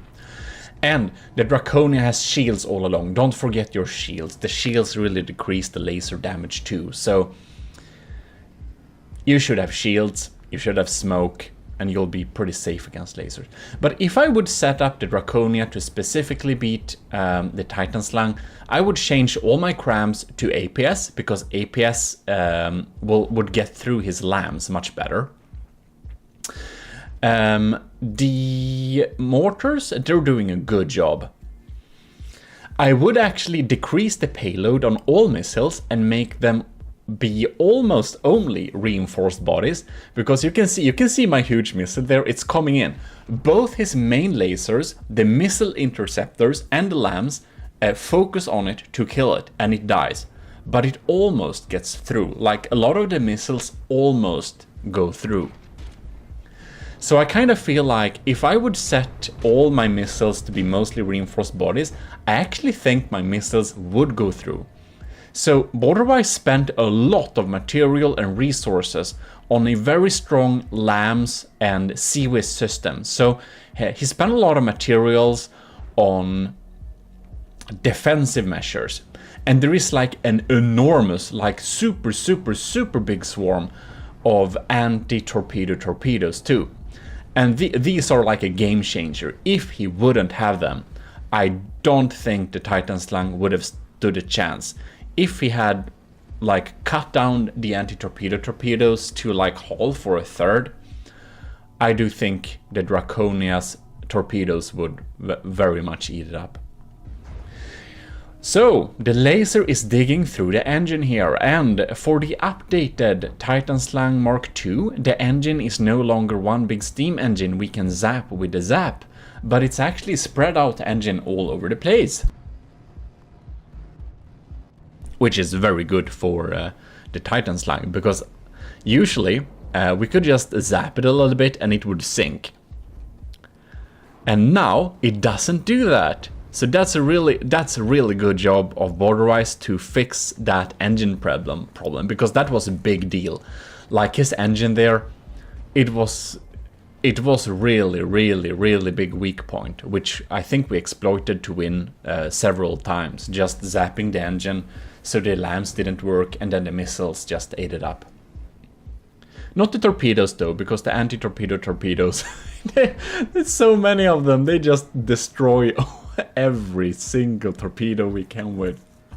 I don't know, if I would set up my torpedoes to almost only be reinforced bodies, I don't even think they would get through. I don't think that. But you can see my mortars actually confuse his lasers from time to time too. So the main lasers are focusing, doubling as a CWIS system, which my laser is doing as well. Oh, there goes my EMP pack. God damn it, laser! If you don't get online, you'll lose this battle. Draconia! Murder! Fat murder baby seal! Get up straight, get your shit together. What's up with this railgun? Half is fine. So that's really funny. In Borderwise's video, he thought he took out my APS cannon, but he only took out half, as far as I can see. And the laser seems to be mighty fine. That's good. So the main gun on the Draconia, it's a divided system, so it's half and half, so you can destroy half of it and the other half still works. So that's really nice. It's kind of symmetric like that. It's like an independent dual system, which is great for redundancy, since we spend a lot of materials on the barrel. And as for APS and cram, if you can, always have several barrels, because only having one barrel for a big turret is too risky. Ooh, that's a little EMP zap. And oh, if I would set up the Draconia to specifically beat the Titan Slang, I would definitely make my pack a piercing pack, and I would probably make more piercing packs. All the cram cannons, or regular cram cannons, I think I would set them up to be APS, because you can see his lambs are taking out some of them, and that wouldn't be the case. I said more outputs for the laser, more reinforced bodies for all of the missiles, because he has so much defenses. So, oh, and I think I would make my rail like main gun. I think I would make it super cav and make it shoot underwater as well. And I think I would set it up to be only armor piercing. I think I would make them, yeah, like pure kinetic slugs, because they are not getting like absolutely destroyed by his era layer.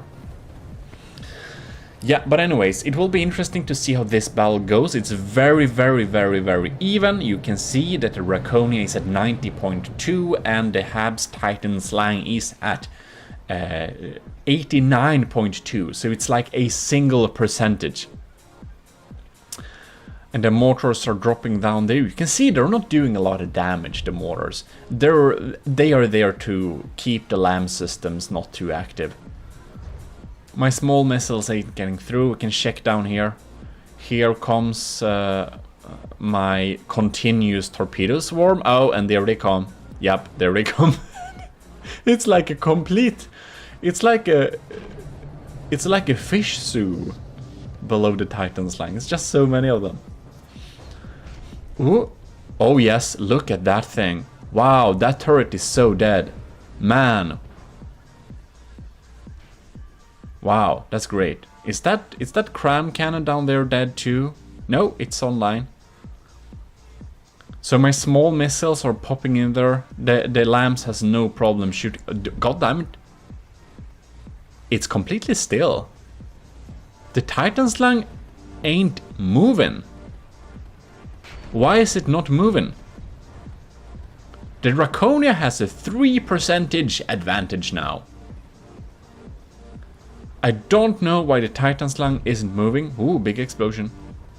But either it's the Azipods are still there, so it must be the engines. But if it's the engines, I don't understand why the lambs... The lambs stopped working now too, no? I am not sure. I'm not sure what's up with the... No, the lambs are working. They did zap a shell there. So I don't understand how they can have power while the engine... Oh, maybe it has super little power left and the lambs have a positive power priority, which we need to do an instant tutorial about pretty soon too. And now you can see the Titan Slang is dead in the water. It shoots back, yes, it has... Oh, do you see that main APS there down at the... Like, you see that? It's died. We killed it. So the main gun, the main APS is dead. The laser is zapping and zapping. The cram is still online. It's very resilient. Very good. That's a very good cram design, by the way. It's very resilient. And since he switched to mainly hollow point, my LAM system basically has no chance of taking him out. The Draconia doesn't have a very strong LAM system, but it is formidable. It really is. Okay. Ooh. So we're getting so much holes in the Titan Slang now that now the mortars might actually start to hurt. And you can see, oh, Here you can see the torpedoes are coming in. We've let the torpedoes in, and the main torpedo swarm that's like a vertical downwards launch, they are shaped charges, so they're quite scary.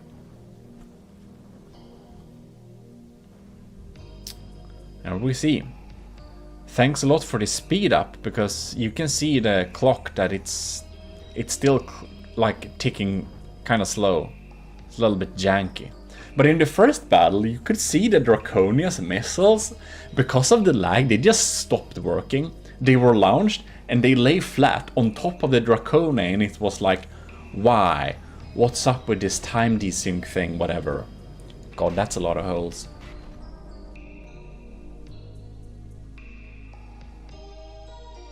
Yeah. Seems like the main gun does it work? It looks like it might almost work. Crazy that. Yeah. The Titan Slung lost this battle. So, beautiful, let's go to the third battle. So, right now, Borderwise has won one battle with his Titan Slung, and the Draconia won the second battle. Beautiful. So we have 1-1. Let's see on the third and decisive battle who's going to win this best of 3. The Draconia's initial swarm is pretty formidable. We see we tore some holes there. Oh my god. The LAM system let through some missiles from the front there. We got some turrets on that blast. And you can see the laser is digging in its side there. Yeah, the Titan Slung is a really compact design, and if you make your designs too compact, yeah. Keeping the block count low, I would feel a better bulk and less era would probably be an upgrade for a Titan Slung, but that's so much work I wouldn't do it either. The Draconia has a lot of era too. When I made the Draconia, I thought that staggered era was really important to have all over the place. And now I learned some more things, and I learned that there is something that's called just solid slugs. Ooh, that turret is very sad. And they don't care very much about era, so I only use era for certain parts, like the AI and stuff like that nowadays. It's not worth it to have all over the place, in my opinion. It can be for some time, some... Ooh, that's a laser! You saw that was a laser. We zapped the laser barrel. So, we just need to hope that we're lucky, or not extremely unlucky. So the Draconia's laser is pretty hard to take out, because the laser is right behind the super massive main APS cannon. So, in order to take out the Draconia's laser, you have to land a super lucky shot, or you have to dig through the main gun, destroy that, several layers of heavy armor, and then dig into the laser turret. But the first battle and some earlier battles against the Titan Slung several months ago, he did actually take out the laser early on, and that was really lucky. But the laser is still online, as we can see. So the Draconia is actually behind with 92%, and the Titan Slung is at 93%, so it's still very even. Also do note that the Draconia losing health points fast, it's part of its setup. It doesn't have heavy armor on the outside. It utilizes like metal and wood and stone. Oh, that's a turret! We shot off a turret. You can see the next mortar swarm there. And as you can see, these mortars come on, mate. They're not doing a lot of damage. They're kind of weak. But you can see they are opening a window for missiles and all sorts of fun stuff to get in there. So there you can see the staggered era. Ooh, hello friends, repair bots. Here we have the laser. Ooh, darn. This laser and engine is getting opened up. Wow. Yeah, definitely. So, general tips. If you're watching this and you're thinking, oh my god, the Draconia is so strong and the Titan Slang is so strong, because both of these ships are very, very, very strong. Borderwise did a great job at upgrading his Titan Slang. Oh no, the houses are empty. Yeah, we'll just check around this a little bit, see how it's doing. But if you're looking at this, you might think, God darn it, what are these pro ships? You can never beat them. Or you think they're absolutely crap. Neither me or Borderwise is the best builders alive. But we have both played the game for a long time, so we have learned a lot. But if you think that these ships are very formidable and you're like, how can I ever beat this thing?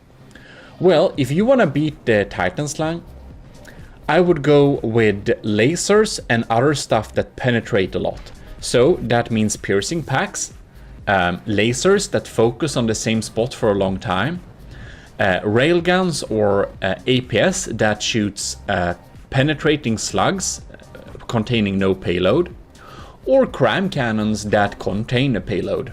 Cram cannons is a great way to deal with the Titan Slang, but do make sure that they are like a Doom cram level, because his LAM system is no joke. Like, my crams aren't getting through there, and I have a...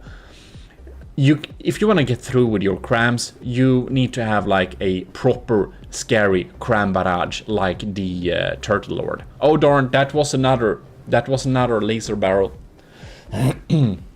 Ooh, it's looking pretty good for the Draconia. It's in the lead by 3%. His cannons are online, but you can see that a lot of the guns, they're not functional anymore. The main gun seems to be dead, because it did have a higher gauge before. But anyways, if you wanna beat the Titan Slang, skip the missiles, skip the torpedoes, go with penetrating slugs like sabots or armor piercing. No payload, just slugs. God damn it, missile! Can't you hit? Now when the lance is finally weak enough, you're missing. Come on, mate. Like, hitting one of those huge missiles can be like an instant game changer. Yeah, but penetrators, piercing packs, piercing crams, piercing APS, that's great for dealing with a Titan Slang. And also mortars, of course, to distract the lambs too. You can use that method. If you want to beat a Draconia, however, you probably are better off with using sandblasters. Things that just blow up a lot of stuff. And if you're using sandblaster, come on, mate, are you gonna miss too? If you're using sandblasters against the Draconia, that's reasonable to take out defensive points, taking out the laser, even stuff like that. And it's so much bulk, you should probably not mess with regular penetrators. But if you want to beat a Draconia, one thing I really use against a Draconia, if I was making a ship to beat a Draconia, I would have vertical launch large missiles with a lot of explosive payload. That could really take it out. Another thing you could use to beat the Draconia is actually crams. Crams is a great counter for the Draconia, and that's the reason why Borderwise Titan Slang does have the potential to win over the Draconia. But now we can see the Draconia is still at 87%, while the Titan Slang is down to 74%. Wow. It's really looking like the Titan Slang is going to lose this best of 3. Which makes me very, very happy. Because I did think that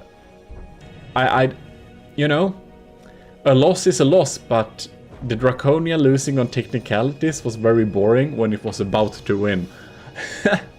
So fun to see this best of 3 here. But honestly, the Titan Slang did win one battle. So, you know, it could have gone the other way around as well. Yeah, as I said, if border-wise Titan Slang can disable the Draconia's laser early on, it has disabled the only way the Draconia is dealing reliable damage against the Titan Slang. And then we can... Ooh, that's a big explosion.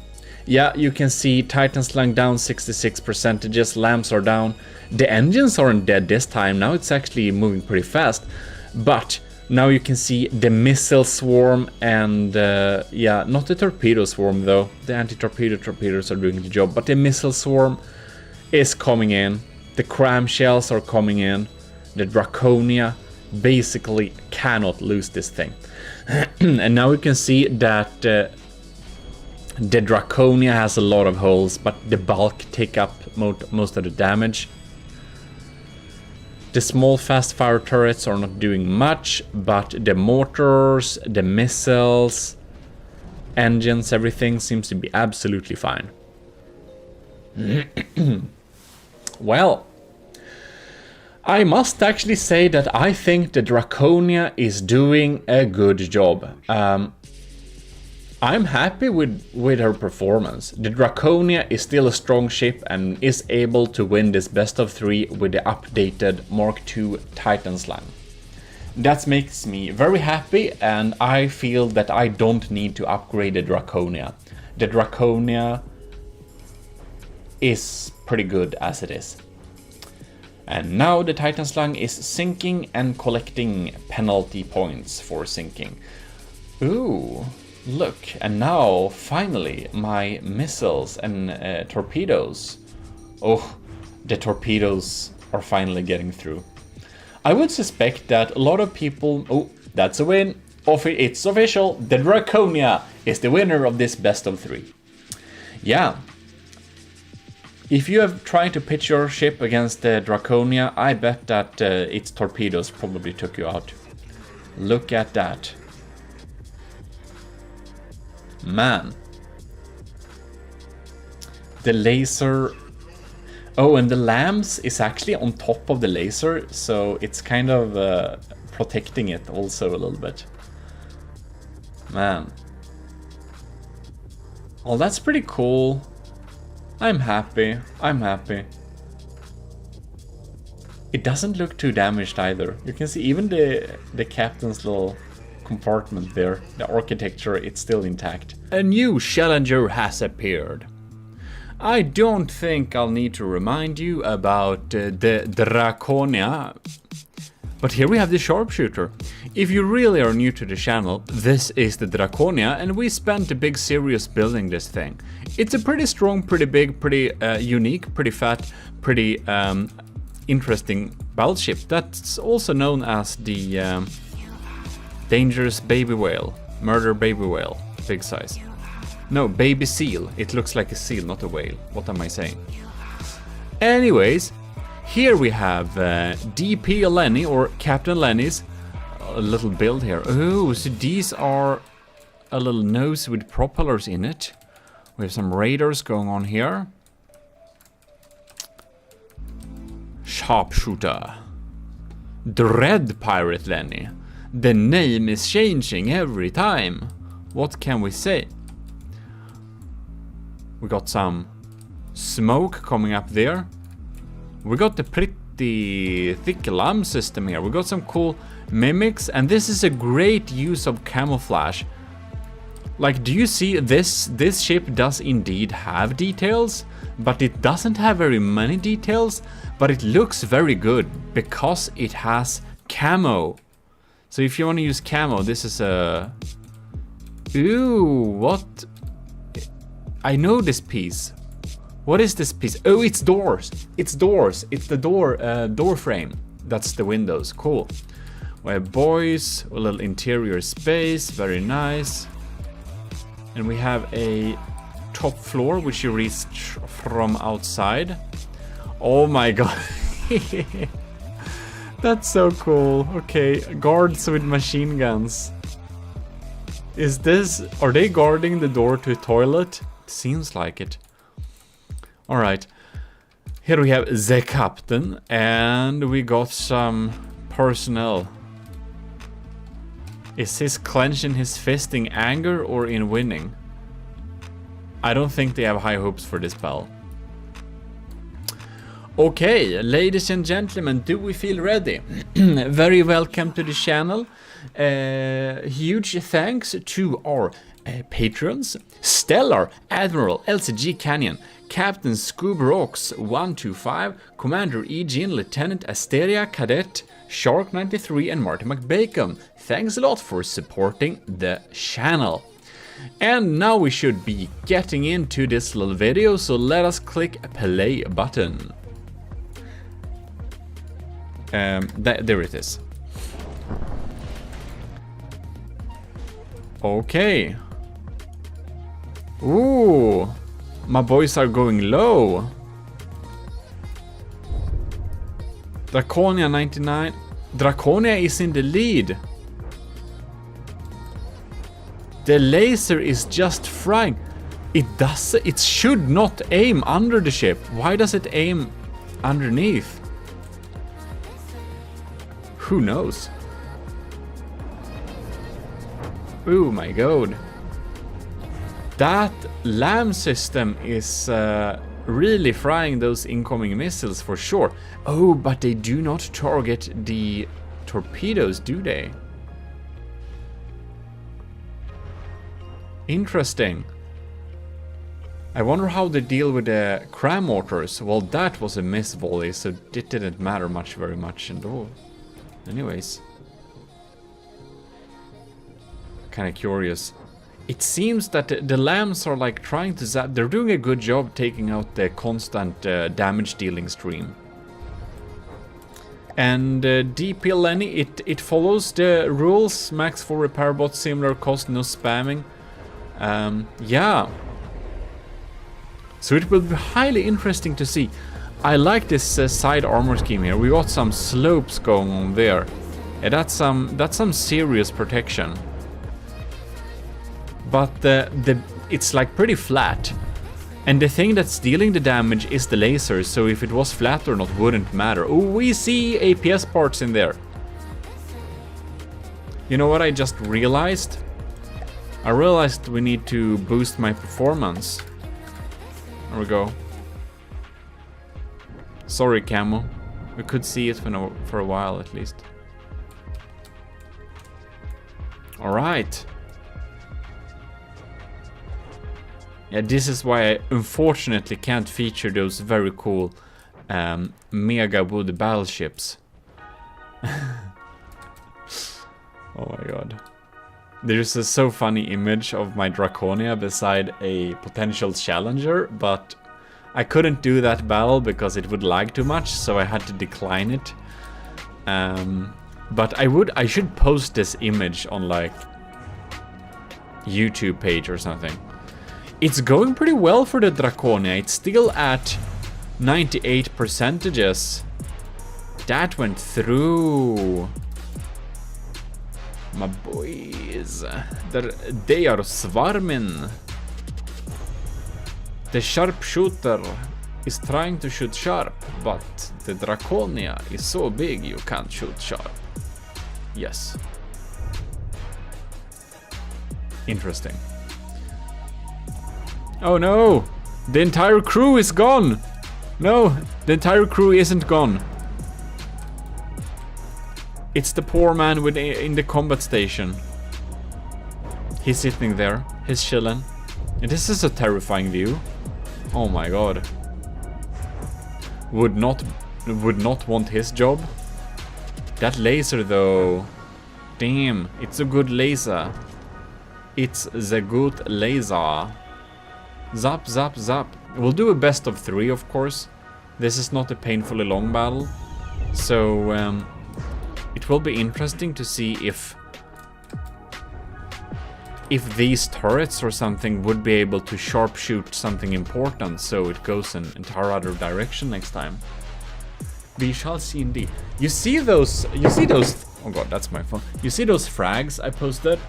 I put there? They have like a super sharp angle of fragment. So when they get shot down with lambs, they still do some damage, and that was kind of the thought behind it. That they should at least like do some damage no matter what. Wow. Well, I'm feeling that this ship should be more formidable than it kind of felt like during this battle. Because this armor scheme is like the to-go armor scheme that just so many people use. And I'm thinking it might be this flat surface, but to be honest, the laser dealt most of the damage, I believe. One thing that I would say is that... No, it's actually 2 layers of metal. Okay, we can't even say that. It has, yeah, it has proper armor. Yeah, interesting for sure. It's going low. It's going low. It's gonna collect some penalty points for being submarining soon. Who knows?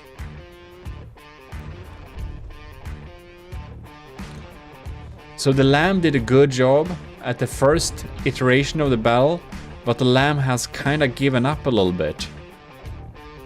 And this deck is... What about this deck then? Interesting. It's like alloy and metal. It feels like pretty standard procedure. At least the laser has been EMP protected all along. But yeah. So that's... Our EMP didn't touch the laser. That's good. For it. Yeah. It's protect by EMP for sure. And remember, if you miss like actually one single little poor spot when EMP insulating a laser, like the receiver or just one little part that's actually physically connected to the main structure, your laser will be very sad indeed. The EMP will find it and fry it all. Just fry it, yeah. Yeah, EMP is scary. That's why we have an instant EMP insulation tutorial. If you do not know how to properly protect yourself against EMP insulation, you must watch my tutorials, my instant tutorials about EMP. Yes, very welcome. What's up with your voice today, GMODIST? You're talking like a strange man. GMODIST, that is because you are a strange man. Thank you, GMODIST. Stop talking to yourself. You're becoming even more estranged than this poor, huge missile who completely failed. Did you hear me? Failed to reach its target because it was stupid and didn't turn good enough. DP Lenny is down to 69 and it's dropping from there. So... it ain't looking particularly... Oh, it did hit. Are you kidding me? It actually hit. Good missile. Very good missile. Maybe there is hope for me too as well. GMODIST, don't kid yourself. You will always be weird. Oh, look at that beautiful EMP frying. Oh yes, those laser components. Eat, eat, eat.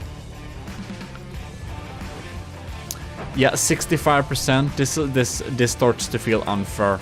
Like, how is the Draconia doing? It's doing absolutely, completely super fine. It's like... Nemas problemas. It's not able to turn the speed that this super quick sharpshooter still moves at. But its weapons are lined up. And... it's dealing some damage, if you know what I mean. It's only the like, well, the turret on this side.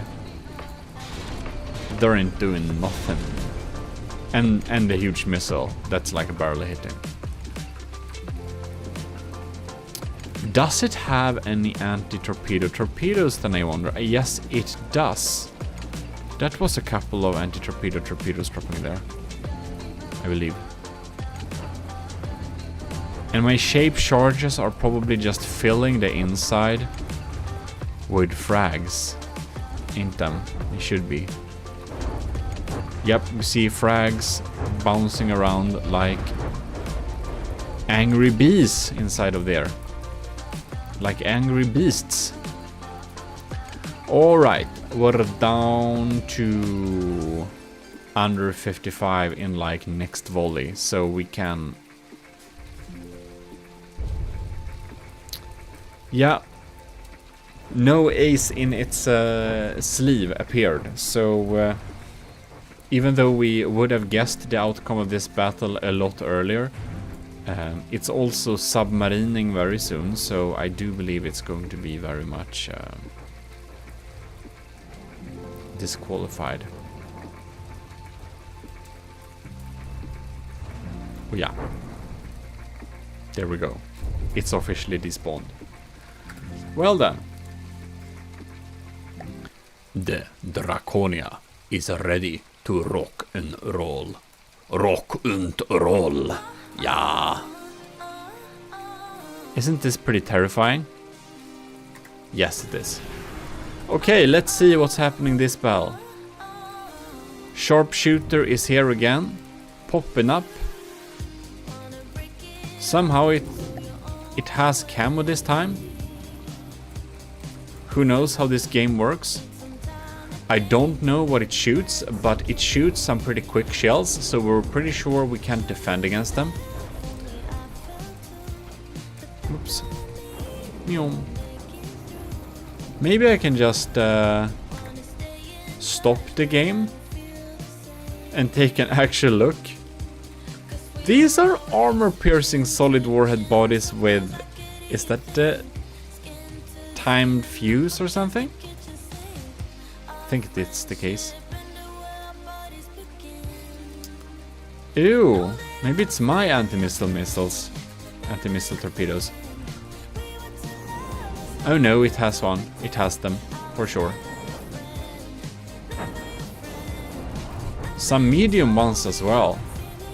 But my torpedo barrage is just a little bit insane, so it's possible that it will not have time to deal with them. We're gonna follow these guys because these are quite evil. These are the angry bees. And we'll see how we go. And we see, oh no. What? They got popped, yeah? Okay. The anti-torpedo torpedoes are doing a good job for sure. It's just not enough. Ooh, cool additions there. Okay, now... Oh god damn it. Thank you. So how's the Draconia doing? Ew, these are some holes. Yeah, that's some nasty penetrators for sure. It's like blasting deep holes here. But the Draconia is pretty thick here, so... Ain't matter that this is completely blasted away. The main gun isn't even touched. And that packs some punch. Let's follow one of my medium vertical launchers.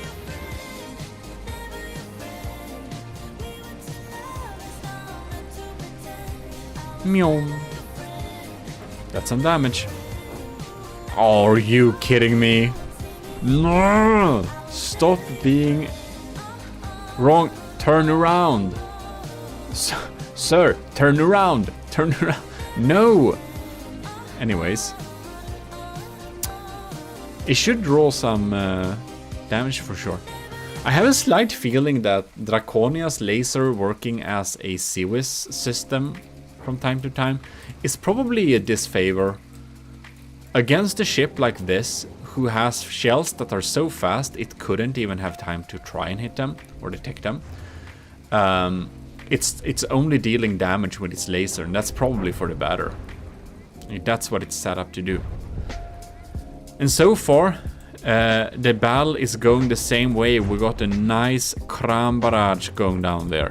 And while this cram barrage isn't particularly scary, it will go through 2 meters of like metal and 1 meter of rubber and deal not big damage, but substantial damage inside of there.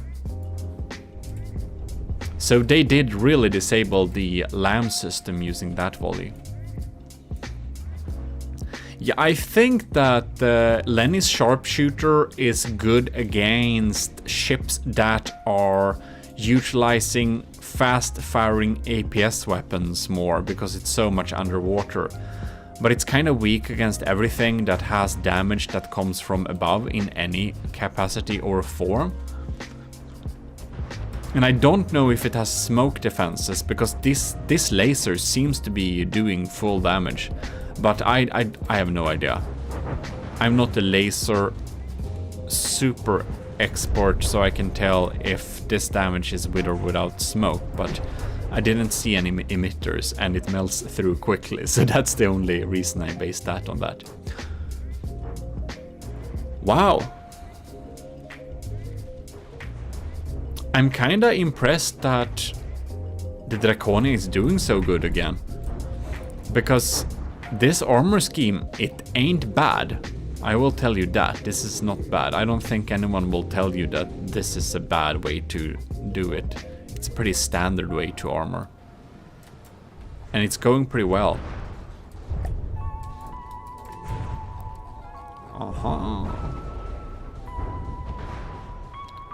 Is this a design with the turret neck? If it is, I will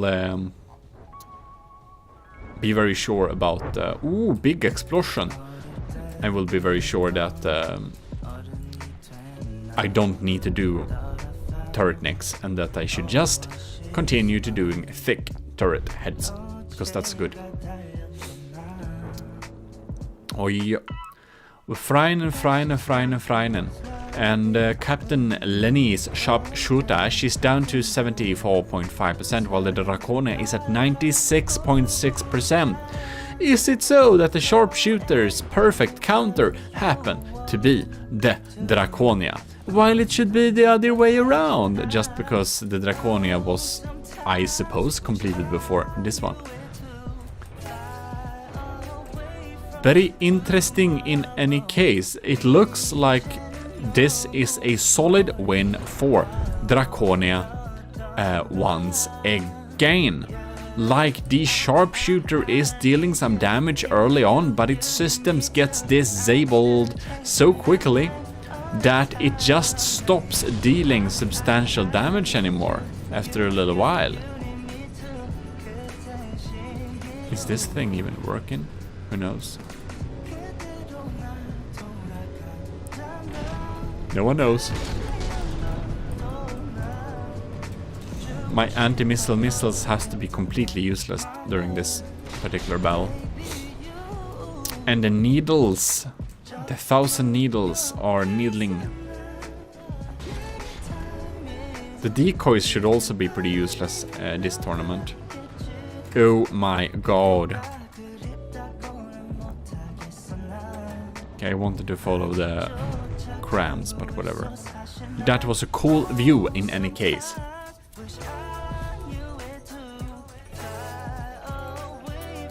Well, as I understand best of 3, if Draconia won 2 battles in a row, I do believe that this battle is pretty much concluded. Nothing will happen like right here.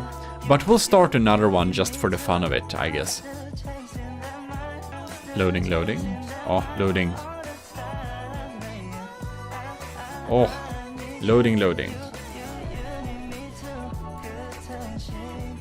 Let's look at how the incoming fire looks at the Draconia in the early stages of battle. Just how the incoming shells deal damage.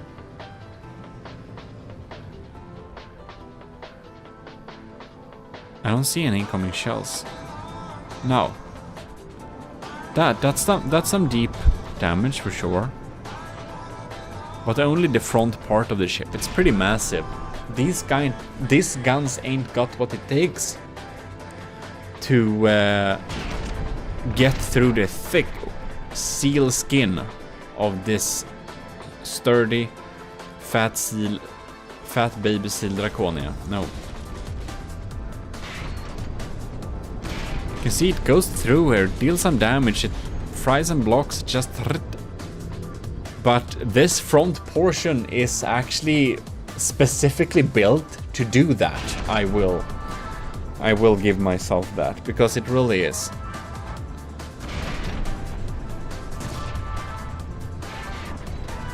So yeah, it seems that this battle is probably also going the same way, so we kind of know that just for the thing of it. This time the lambs are still alive and kicking. Let's see how the sharpshooter is doing today. The turrets are very sad. We have blasted. You know what? My needles, my 1,000 needles, they... Oh, god damn it, stop missing. The 1,000 needles, they are working exactly as a sandblaster. They're working as a sandblaster APS. That's their function. They're sandblasting away. So it successfully, like those small missiles, successfully sandblasts away the turret's capability. I do think that the sharpshooter probably needs a more efficient or selected targeting LAM system or more protected line system, something. Because the LAMs does protect against this thing in the beginning, but then it gets taken out. So if it had a sturdy LAMs, I think it would be able to survive a little bit better. Because it really feels like these 1,000 needles are actually sandblasting it away. Oh, poor things. It's like they aim against the deck here. Ooh, and I know why. That's because some of the AIs are set up to target blocks above water, and well, there ain't very many blocks above water, are there? There we have APS ports. Well, I will have to say that is indeed a clear win for the Draconia. Good game, Captain Lenny. Thanks for your submission. It was interesting to see. I'm kind of surprised that this battle feels so uneven, because the sharpshooter looks like a competently built and armed ship, and armored as well. In any case, that is how it is. It can be luck, of course, like the beginning. I kind of got the image in my head that the Draconia is a little bit weaker than it actually is, just because, well, the first couple of battles we did, it didn't go very well for the Draconia, did it? And then I had kind of weird rules, so one could say that one of the losses was kind of unfair towards her, but, well, decided is decided. We'll do rematches in the future and stuff like that. In any case, thanks a lot for watching. And thanks again for our patrons for supporting. If you want to support the channel, check out the Patreon and see if the perks do it for you. And we are back. We have another challenger against the Draconia. The army of GMODISM's Draconia is meeting the next challenger, which is Netrameira's NNV Tezcatlipoca Mark II Godsplitter version. Very nice, and it abides by the rules and everything. So that is very interesting indeed. I haven't checked what this thing contains, but we have some fast-firing forward-facing guns. We have some big boy missiles there. GMODIST. So let's start this battle here. Oh god, the first recording crashed, so I will see if I will be able to save that, but whatever. Okay, we're swarming the place here. What? Oh, it warps? Oh my god. That's scary. It's kind of going pretty low though. Alright. Maybe pretty susceptible to getting damaged and sinking. My laser is definitely frying its sides here. We have a lot of metal and alloy here. Okay. We definitely got some sandblasters here. Right. So, in case I'm not able to save the first file, Netrameira submitted a craft that was accepted. ECCLESIARCHY Mark II God Splitter version. So it will be very interesting to see how it will deal with the Draconia. It is not able to take out the heavy mortars, but it doesn't matter very much because it still does a pretty good job at taking out most things that comes in, and the decoys are pretty good too. I wonder how our torpedoes are doing. So the anti-torpedo torpedoes can't defend. Ooh, I see some pack parts there.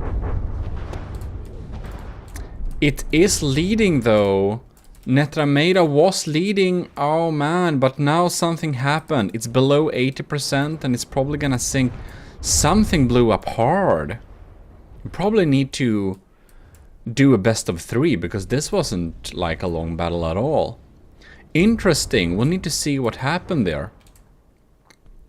So it has some formidable lambs, but it seems that the lambs kind of die after a while, that they're kind of charged up, so they're not strong after a while, like many lamb systems, and the Draconia just keeps on firing. So anyways, if you're first time here on the channel, well, check around. We got a lot of cool from depth content, and you should absolutely subscribe to the channel. And if you did enjoy this video, please like it. We're gonna follow this thing.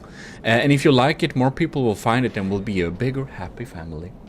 In any case, I also want to thank our patrons, of course, because they are really helping the channel out. And that's of course Admiral LCG Canyon, Commander Ejin, Lieutenant Asteria, Cadet Shark 93 and Cadet Martin McBacon. Thanks a lot for tuning in to the channel. So it looks like my huge missile was tricked a little bit, but then it found it's the right target, but then it's kind of too far away. Oh, that's going slow. Will it even reach this thing? It's kind of weird. The Netrameira warped the time. It warped one time now. It's dead in the water. It warped in the time. Anyways, the commissioned officers of the Army of GMODIST, they really help out. So thanks a lot for supporting the channel. And if you want to join the Army of GMODIST's commissioned officers, please look at the Patreon link in the description. And if you just want to join the Army of GMODIST, you can self-assign Matros 3rd class role in our Discord. And I'll use that for some future stuff, like some tournaments and challenges and stuff like that. So it can be a fun thing to just join in on the army thing. In any case, it looks like this battle is pretty decided. I'm kind of surprised that the Netrameira's ECCLESIARCHY Mark II God Splitter isn't sinking yet. But, well. And I will say this, Netrameira submitted 2 extremely powerful ships that battled the broadsword, and they won hard. They were really good, really efficient builds. So if the Draconia manages to win over Netrameira in the best of 3, I think I must have probably improved my building skills a bit with the Draconia. But anyways, it's a really cool build. We're gonna check it a little bit more in some future ones. But 63%. I don't think this. It doesn't shoot back anymore. It doesn't shoot back. No. So let's just restart the battle. All right. So we have the teams here. We got my team. We got Netrameira. We got main. We got a little bit of material taking when dealing damage. So let's... Alright, And there we go. Damn! So then... it warps. Okay, so it kind of dodges the first volley, yeah? And we got some huge missiles coming in there, but it seems that my anti-missile missiles were able to take that thing out. Okay, so we're not getting hurt by its missiles, yeah? We get sandblasted here. Yeah, it sandblasted away some turrets. I also got some mini blasters going on there. And the laser... what's up with my laser? Oh! My laser got killed this time. And my auxiliary output... oh, it's also sandblasted away. We got blasted heavily this time. So the Draconia is getting sandblasted away. That's what's happening. We got our insane missiles going. We got some bad FPS. Let's follow this little thing here and see if we can get in close this time.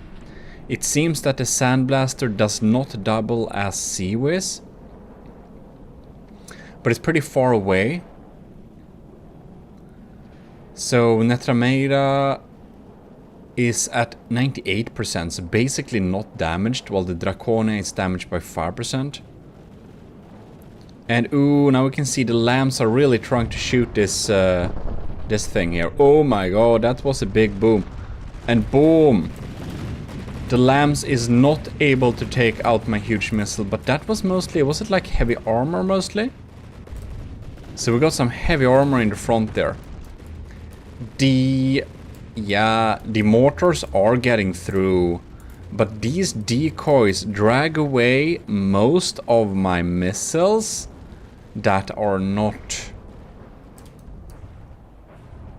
I wonder if Netrameira would have benefited from a lamb system with some... ooh, that's some confetti. Oh! Oh! I think we have some APS cannons that does not have ejectors. So here comes my big missiles, and here comes my long-range mediums. Boom, we fired her again. Draconia is down at 91%, and the God Splitter is at 87%.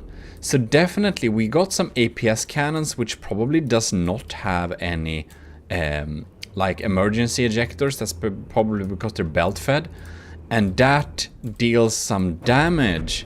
And it's trying to run away from... oh, it basically does. Does it? We'll be able to... it just backs away so quickly. Damn. That missile won't reach, will it? And it's basically stopped firing back. We got some more parts there. That's probably due to the EMP damage that I deal all over the place. And here we got some frag EMPs. Yeah, you can see there the EMP got a lot of laser parts there. The Draconia is still at 91%. It's of course... It got real damaged. Like the Sandblasters really took out the lasers like early on. And that made it so we made much less damage than we would have otherwise. But it seems that when my shaped charge missiles detonate something inside of there, Netrameira just can't deal damage anymore. And just keeps running away. And, well... the Draconia isn't well suited for long-range battle, but it's good enough to still do damage. What's happening with our main gun here? It's looking pretty dead, doesn't it? I don't know if it is dead. Welp. Welp, welp, welp. It's just chillin'. Ew. Okay, let's ride something. Let's ride something further away. So, Netrameira down to 61% again. Like, because it's a best of 3, the battles are already decided. Netrameira lost 2 of these battles. It's a very powerful, formidable ship, and it's cool with the jump drives, and that it basically dodges the first volley. But its lambs are not strong enough to keep it safe, and some of the cannon seems to be a little bit volatile, which make it not deal damage anymore. And my anti-missile missiles seems good enough for taking out those huge missiles. Here we have a nice little setup with those. Well, win for the Draconia. Well, I'm very happy that the Draconia wins something, because like the Draconia, it's a pretty powerful ship. It really is. I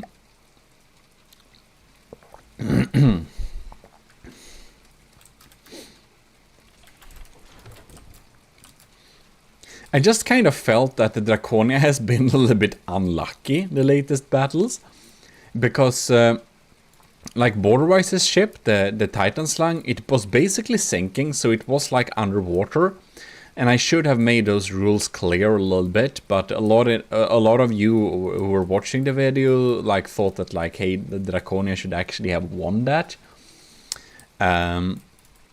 So that's like one thing, but yeah. So because I still counted this at losing, even though the Titan Slung was underwater, it kind of, you know, I don't know.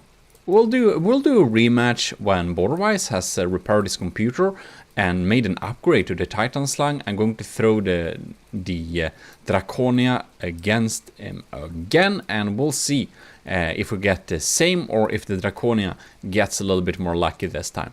In any case, let's start this little battle here, because I just want to see. Bam! There we got like a big pack blast. Piercing packs. Ew! Damn, that's some penetrating packs, isn't it? It's pretty scary. There's like a shotgun pack confetti. It just pierces and deals like a lot of damage.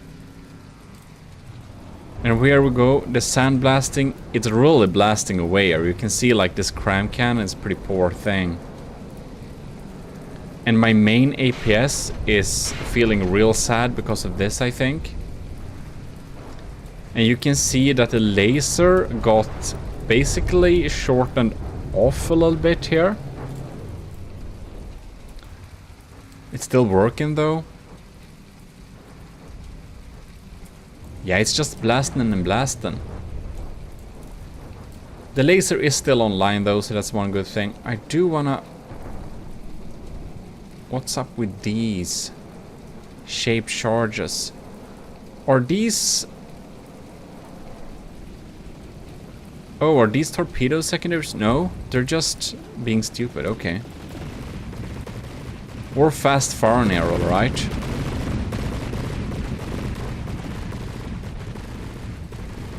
And boom. Inaccurate crams. They get tricked.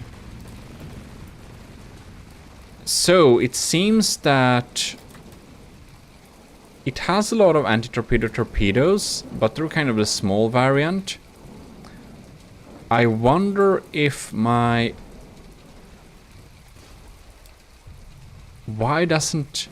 I haven't seen my vertical... There they come. I want to see what happens with these beauties. I'm just gonna ride with them a little bit.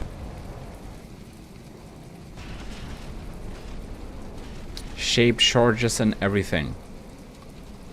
Maybe they just don't have the reach, I don't know. It's very even, this battle though.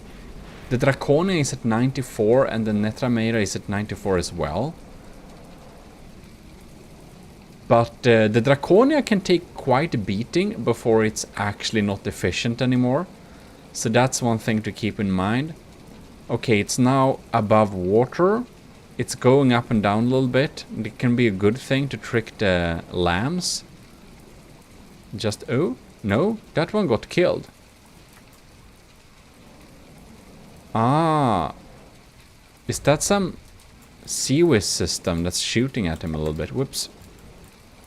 Anyways. Aha!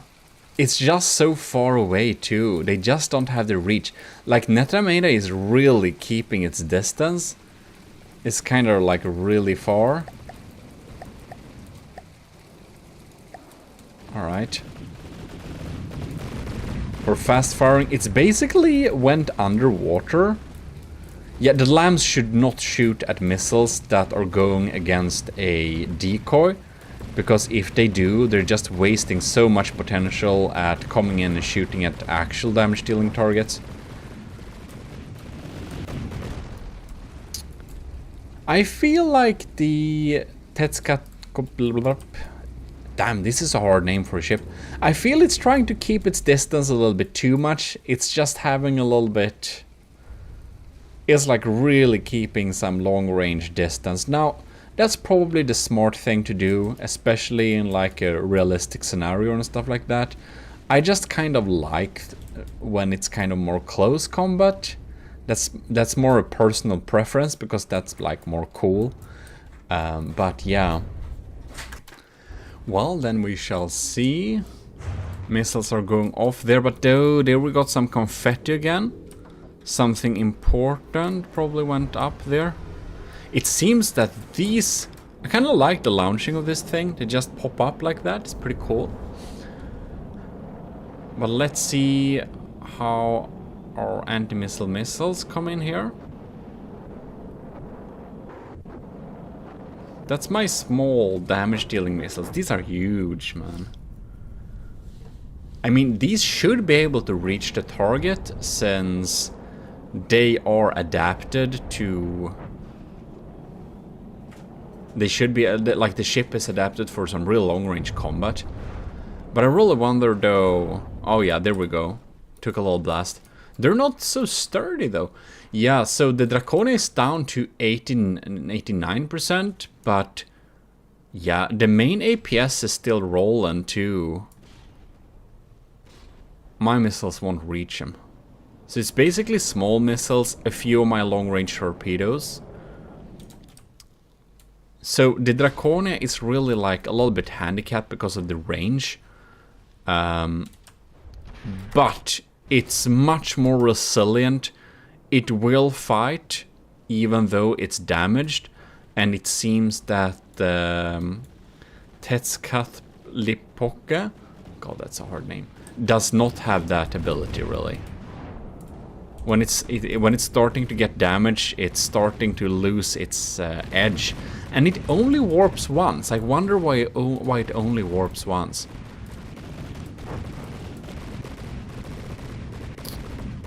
Oh well. Yeah, that's some sandblasting. I kind of like the sound of these cannons. They have a nice sound to them. That's some nice sandblasting for sure. Just backs away so much. It's like a backwards ship. It should have been more streamlined from like backwards, so it would be faster. And there we go. We have some torpedoes. Now let's see here. No? Okay. It absorbed that EMP well. Last time we had some good confetti popping out.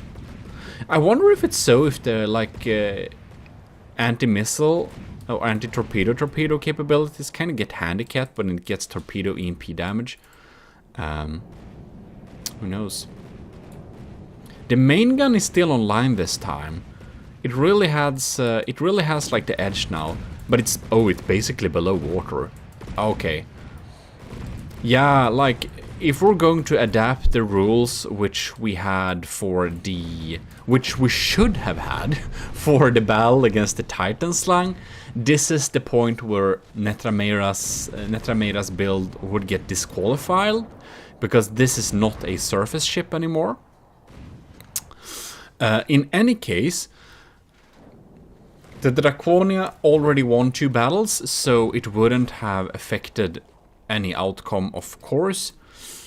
Even though I should set up a rule in my main rule set that basically says you can't go below... Oh no! Come on! No! At least it got some damage dealt. Okay. It, like the long-range torpedo almost reaches. I kinda think it's funny those crams are kind of hitting it. Yeah, I wonder how good the accuracy is now, because we have some sonars, but they're basically backup. Like the Draconia is not set up to deal with submarines. It's pretty weak against submarines, actually. Yeah. You saw that also with the Titan Slang. When it like sat on the floor of the ocean and shot upwards with super cavs, the Draconia was so wasted. But the Draconia is still at 89%. It seems that Netrameda is not able to deal damage very well from this position. And I wonder why it's kind of sinking with this much materials left. I don't quite get that. Is it some navigation who's damaged? Because, I mean, we hear the steam engine. It obviously have power to go backwards, so it's not that. Oh, that's too much range, man. Too much range. Yeah, I think the Draconia is not... It's just wasting materials, shooting missiles and missiles and missiles. But funny enough, the Draconia has a lot of materials left in storage, while the Tetskat Lipoka does have like 4,000 materials. It's probably burning everything with like steam engines, most likely. So how is the Draconia doing? Draconia. Well, we have had a heavy case of sandblasting. That's pretty obvious. It seems that all the shields have gone down, but is that maybe only because the enemy is beyond 5,000 meters? It could be that too. I don't know actually how to see like range in this battle mode here. Oh no, the small houses, they're gone. The small houses are gone. The bridge is gone too, but the little auxiliary house here it's all fine. Just the bridge to it is damaged. Well. Okay, so Netrameda is at 0%. I would kind of like to see, like, how far away is it? I think I'll need to set up some range rule too, like getting disqualified if you are like more than 4,000, 3,000 meters away, something like that. Just to have like something. Alright. That cram shell went straight through, it didn't explode. Well, that's too bad. Anyways, it's still foreign, but it's kind of just sitting here. It has 0 materials. I guess we have some kinetic power left. But yeah, that's basically, I mean, this battle ain't going anywhere really. I kind of think it's very amusing that the cram shells almost hit. Ah, oh well. Shooting from underwater, from the depth is such a weird game that it kind of works. In any case, I hope you liked this little video, this little battle with the Draconia, and thanks for submitting this God-splitter version of this ship. It seems very sort of formidable. I love the warp. Said it only warps once. The sound of these sandblasters are pretty nice. It's a little bit too backing away, a little bit too much, but I mean, I guess it does its job, and it shouldn't sink like this. But other than that, it's a cool ship. But it lost all 3 battles on different accounts. Ladies and gentlemen, welcome back to GMODIST. This time we are pitching HMS Ragnarök versus the Draconia. So this is a collab with Brenzo, who has refitted the Ragnarök to the 2.0 version. And, well, here we shall see what will happen. The Draconia's laser is lasing on. Brenzo has recorded this footage, so I am just commentating on this thing. Anyways, the small missiles are popping in there, doing a little stream. We have some Seawiz systems going wild. So the Ragnarök is a one-sider, and now okay, the swarm is coming in, but it ain't doing much. The lambs of the Ragnarök is pretty strong, so we shall see what happens there. It's very interesting. And the Draconia, it should be said that the Draconia has a 300k material disadvantage. It does, however, have a advantage in terms of block count. But yeah, I don't expect the Draconia to win, but it has beat some bigger foes before, and it may do it again. So we shall see here. The Ragnarök is a glorious ship. It has some very funny interiors, which we might look at in a future video. This time we'll just focus on the little battle here. And it's finally done. Took some time. Oh, check there, the laser has disabled a little bit of that turret. Very cool to see the laser is doing its thing. Now, Brenzo has set up some pretty decent armor going on there, so my heat missiles won't do much. And I am one of very few YouTubers. Oh my god, that's scary. Oh wow, these are some deep penetrating. So Brenzo has put some sabots into the main guns, he said. So they're just melting through the armor there, yeah. Doing a good job. And the ship is so fast too, it kind of flies around the ship, making the Draconia at a very bad angle for itself. In any case, what was I saying? Sabots, yes, but before that, who knows? Oh, one thing, Brenzo, by the way, you're probably watching this.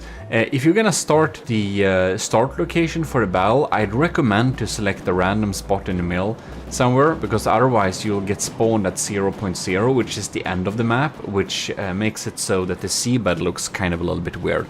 Now, this doesn't matter very much, just a quick tip.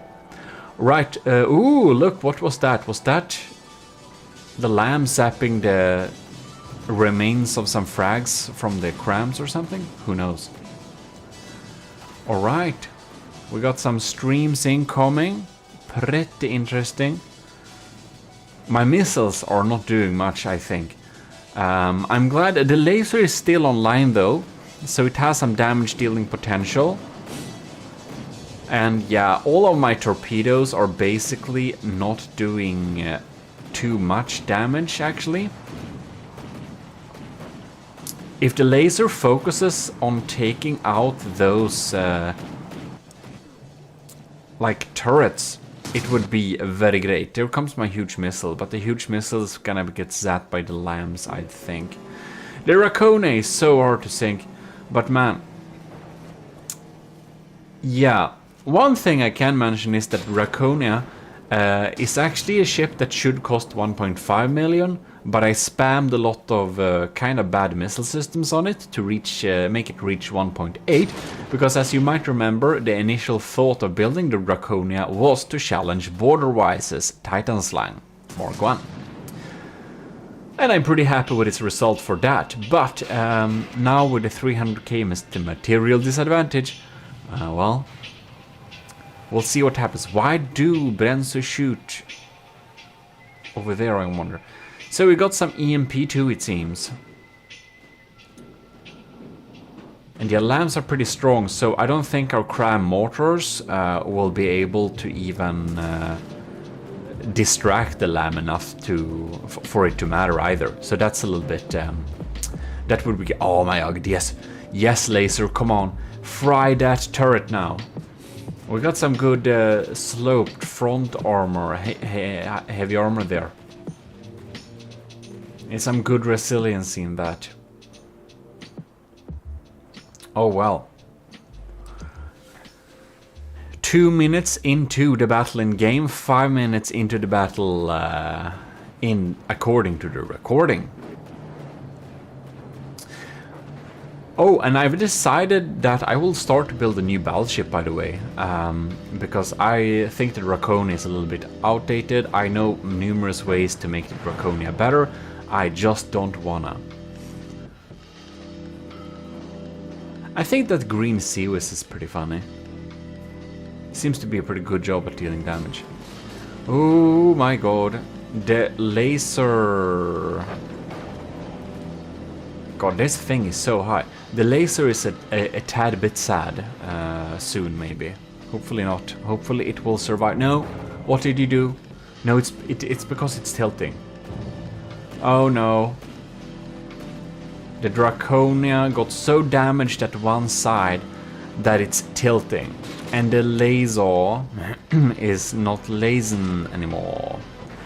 This is very bad news for the Draconia. The HMS Ragnarök is down to 95.5%, but the Draconia is at 86.2%. And a low material count, material count, yeah, for the Draconia is fine, but not without its laser. Yeah, so what I was going to say before was that I'm one of very few YouTubers, aka Swedish one, who has the proper pronunciation of the name of this ship, because the original builder, Robas of the Ragnarök, he is Swedish, and it's called the Ragnarök. Okay, if you want some pronunciation. There you know. And the O with 2 dots, that's an Ö. It's not an O with 2 dots. That's heretical, by the way. So, let's see here, what has our... oh, our laser is online! The laser is online, but is it dealing any damage? No, it's not online anymore. So sad. Come on! If the laser is not online, we have no hope. But it's shooting through it now. What is it doing? 83%. It's looking pretty sad. And now it feels like nothing else in terms of firepower getting through.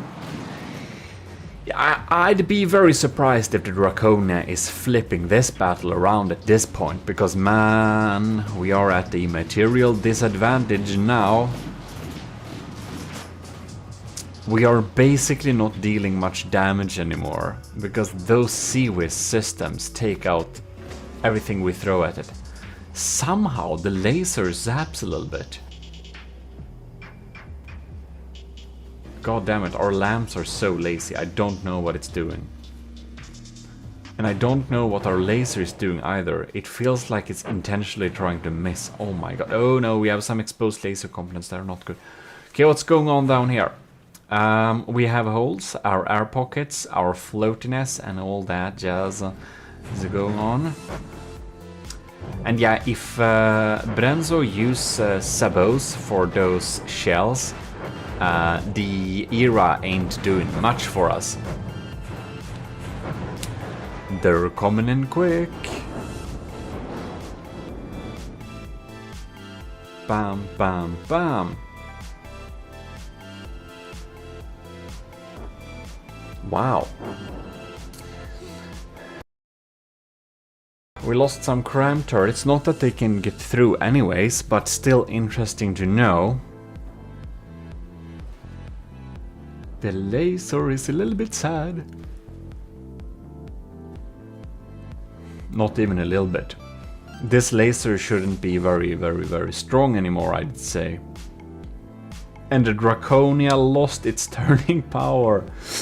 So the Ragnarök is getting behind the Draconia, which is very bad for the Draconia. It's not in any way set up to handle that.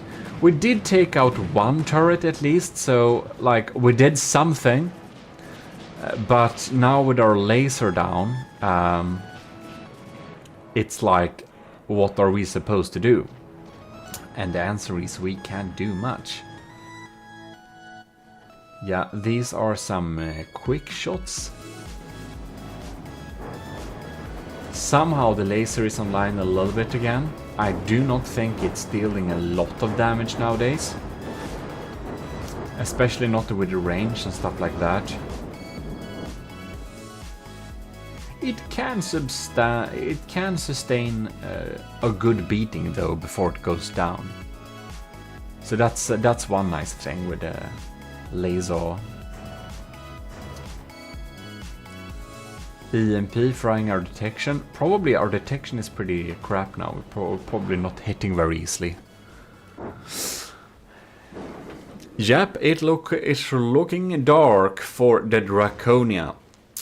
But we did a little test battle a few days ago where I had some small issues with this setup, so I'm not totally, you know, I kind of expected a little bit what was going to happen. And I could do that, by the way, from the beginning, because the Draconia has loads of points where it should be fixed. By the way, the easiest way to beat the Draconia is probably cram spam, I'd say. But anyways, heavy APS works of course too, and there are like many points that can be fixed with the Draconia, so you know, I'm not surprised. And as said, a few days ago I posted a little test battle on the GMODIST channel, and we actually have 2 battles there, and I had some small issues with how it was set up, so that's why we're doing this little battle. If you haven't subscribed to the GMODIST channel, it's a good time to do so. Because I do post some from the depth content there too, as well as every VOD from my live streams, which is on Twitch. So if you aren't following me on Twitch either, you should probably do that too if you want to see some from the depth building. The Draconia is down to 71%, but it's basically very toothless now, like it's doing nothing while we're behind it, so yeah. And of course, do check out Brenzo's building series on this HMS Ragnarök. It was pretty enjoyable. I checked out some of those episodes and, well, it was a lot of work for him to update the Ragnarök original built by Robas in like 2015, I don't know. Kind of a little bit before my From the Depth days. I wonder if Robas would turn back to From the Depth if I ask him nicely in Swedish on his stream sometime. He's regularly streaming, so he doesn't disappear, just doesn't upload to his channel. Maybe I can join his stream and just ask nicely sometime. That would be pretty funny. I would want to see him review the Ragnarök 2.0 by Brenzo. That would be cool. Anyways, maybe I can make a ship that beats the Ragnarök 2.0, send it to him, and then we'll get a reaction. Or an angry emoji. No, we'll get a passive-aggressive sign posted outside my, like, doorstep.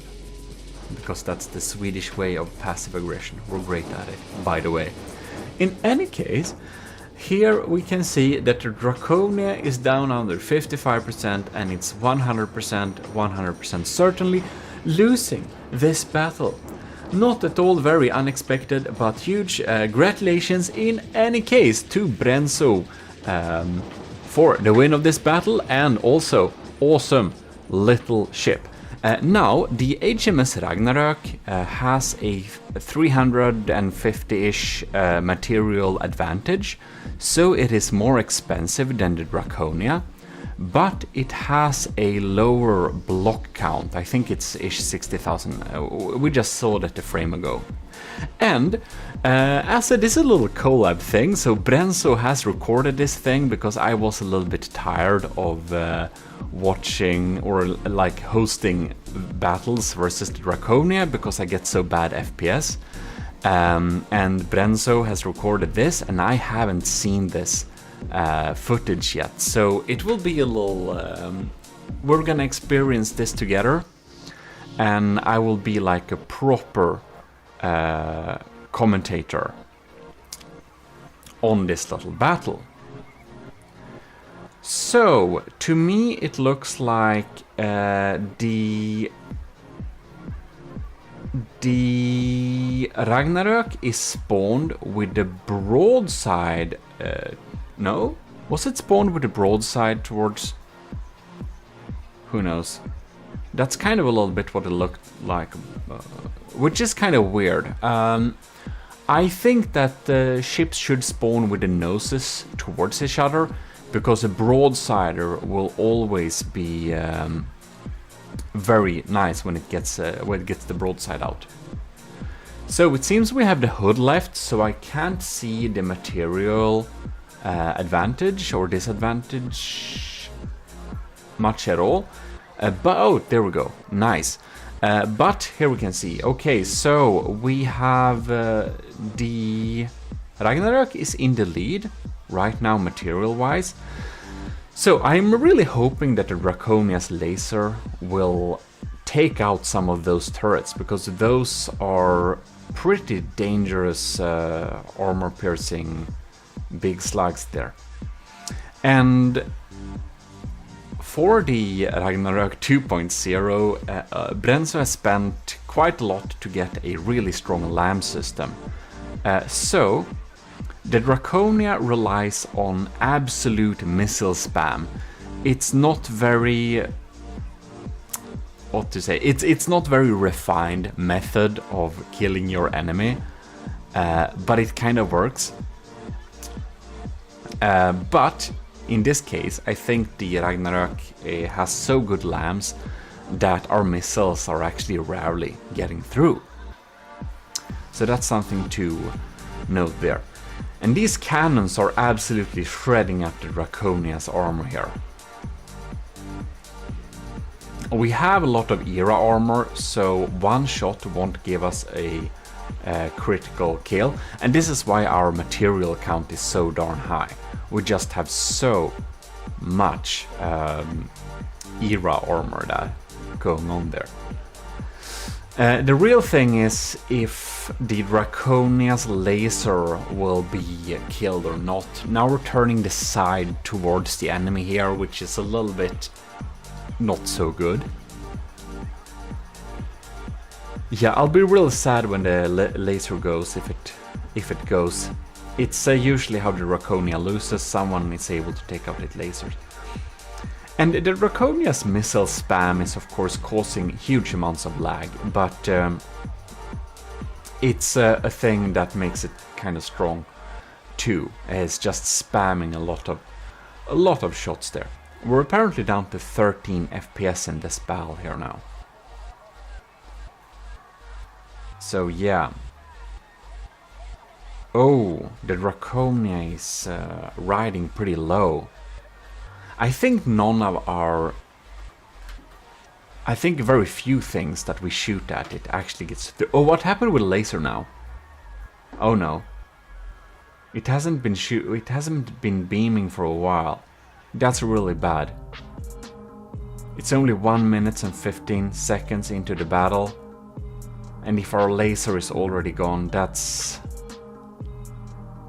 super bad. Oh no. Alright.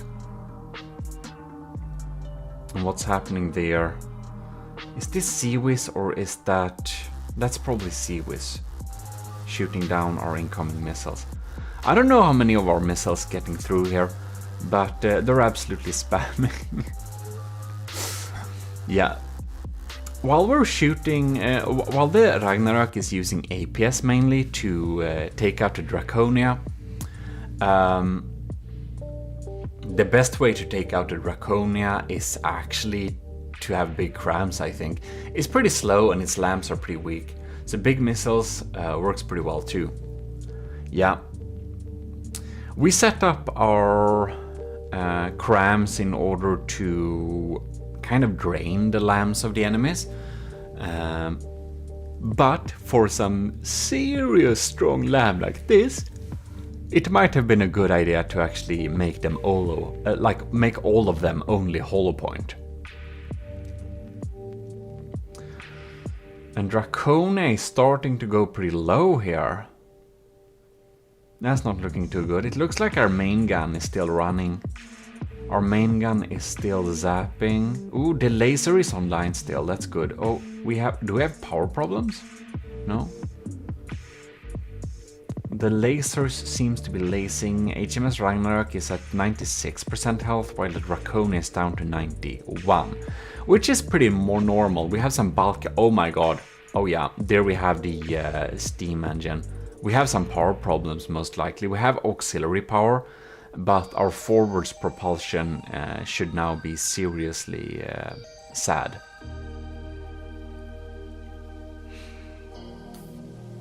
We're 7 minutes into the recording, but only 2 minutes into the battle.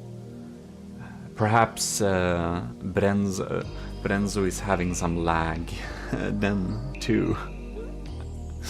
By the way, the HMS Ragnarok is a little series where he builds it, and if you want to check that out when he builds it, if you liked me building the Draconia in the series about building the Draconia, you probably enjoy the building series of the HMS Ragnarok, or the refitting basically. It's a pretty cool little thing. I checked out some of the episodes and it's interesting to see for sure. Okay, here we have my huge missile. This was a late addition because you might remember that I built the Draconia in order to be challenging border-wise Titan Slime. Oh no, the Sea Whiz is popping in on it. Yeah, and when I built the Draconia was a lot cheaper than the end result of the Titan Slime.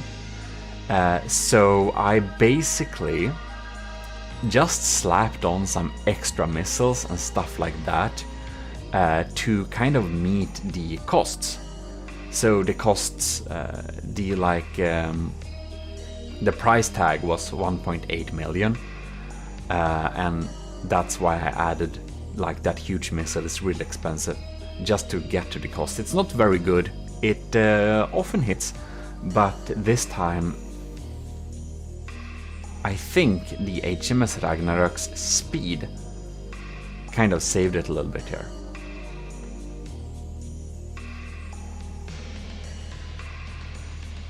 All right.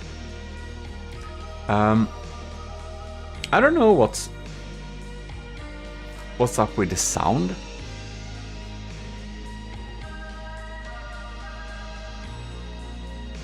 Ain't that super weird?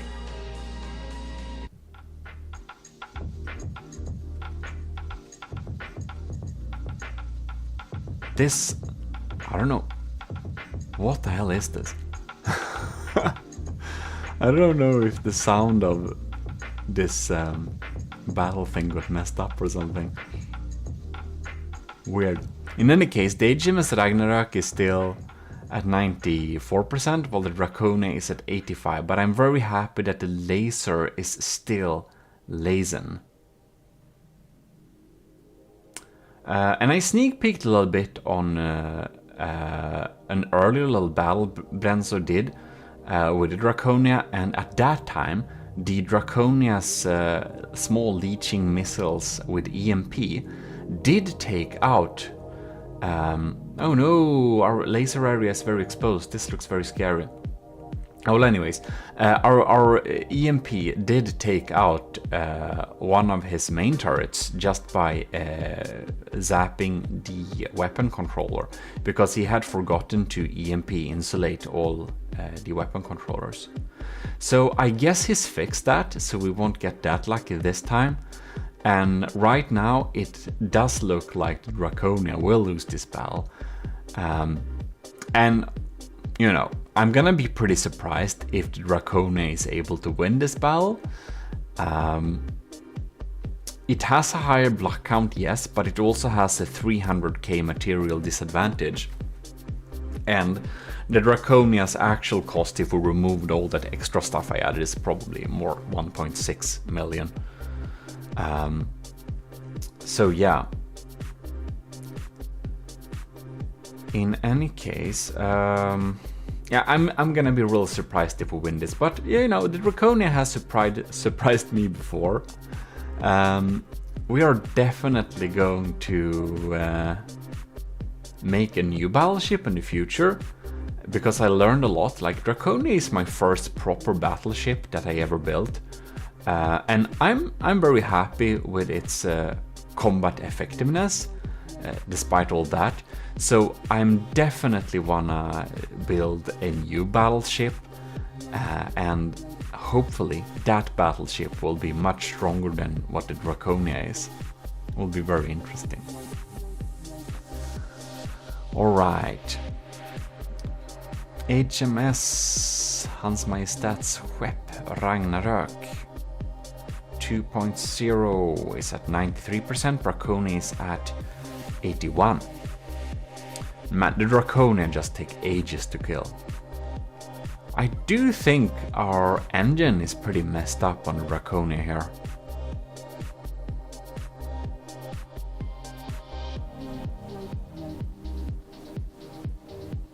Oh yes.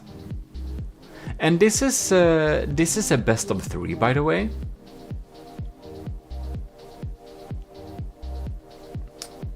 So we're going to see what happens next then.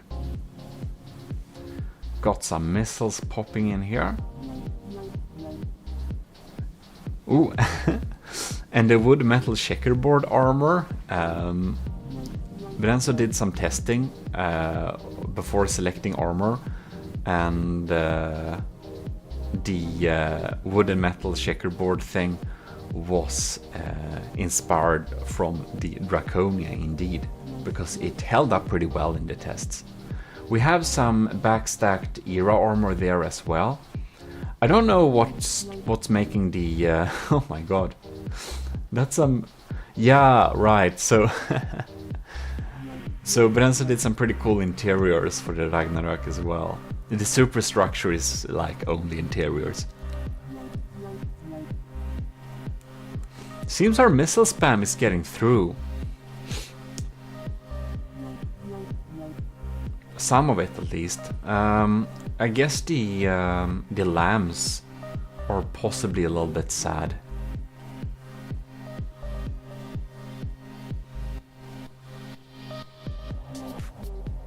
Well, it feels kind of weird watching a battle with no sound.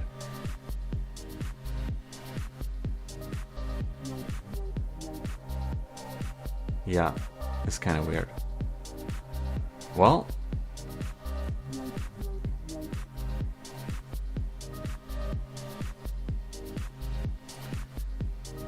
(11 FPS). We're 14 minutes into the battling game, and we're 14 minutes into the recording and 4 minutes into the game. So that tells me that this is probably some pretty slow speed.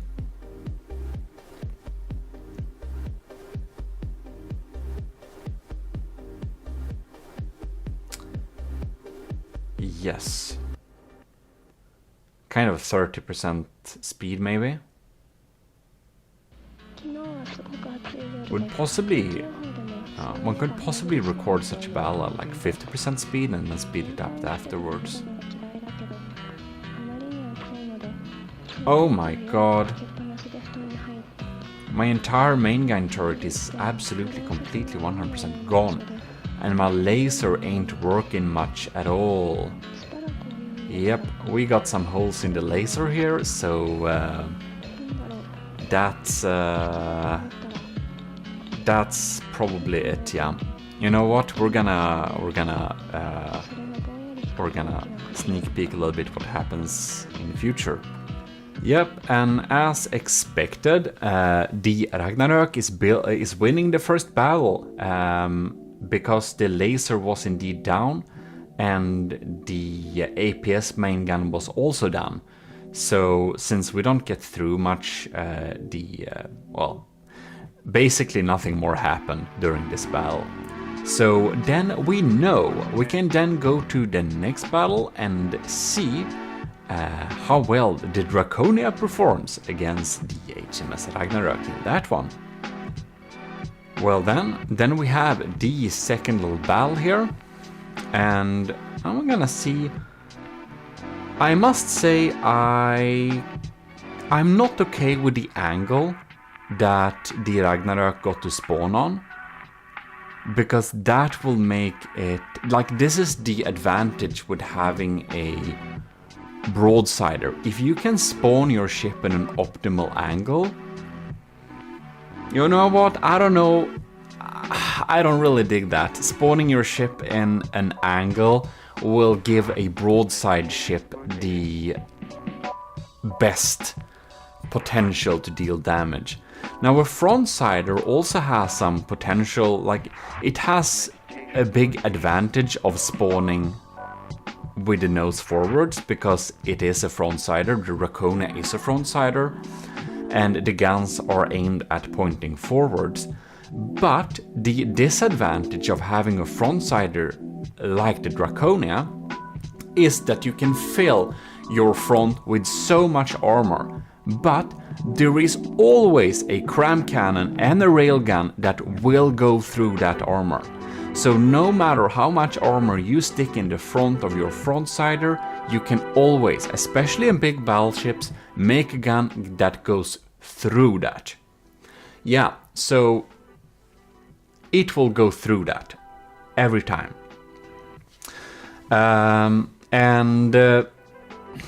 When you have your guns spread out on a broadside like this, there are so many different places an enemy can hit, so you will not do substantial damage to the ship. And that is why it is fair that a frontsider will spawn towards the enemy with all its guns facing the enemy, because when a railgun hits that frontsider, it will hit something important. Because the kind of surface area of the front of a frontsider is pretty small, so the railguns will go through there and deal some damage to some important bits. But when you have a broadsider, you are supposed to make it also face the front towards the enemy, because otherwise the frontsider can't deal damage to the broadsider until all its guns are facing towards the frontsider. When we have it like this right now, the Ragnarok and the Draconia is both facing the enemy with all its guns at once, and that makes it kind of unfair, I feel like, because, as said, the Draconia has a lot of front armor, but these railguns can go through it. So the HMS Ragnarok will be able to deal some damage early on to the front of the Draconia, and these early game stages should actually be for the Draconia to be able to deal some damage to the Ragnarok before it faces the broadside. Because now, and another thing is that the Ragnarok spawns at an angle, it can move sideways really fast, and the Draconia don't have time to adjust and make sure its side doesn't face the enemy, because the Ragnarok is basically already gaining speeds forwards in a sideways direction, and the Draconia can't turn so fast. And this makes it really unfair for the first minute of the battle, that the Draconia cannot face the enemy forwards to make sure it's moving sideways. The Draconia's weapons will hit better when the ship is trying to turn sideways, while the Ragnarok can deal all the damage to the Draconia. I don't know if that makes any sense, but hope I tried to explain that, because I did a battle before with the Secret Advisor against Draconia, and he had such a large diff gun ship that it was basically unable to turn at all before basically colliding with the Draconia. Thing was, if he got the advantage to spawn at the broadside, his ship would always win.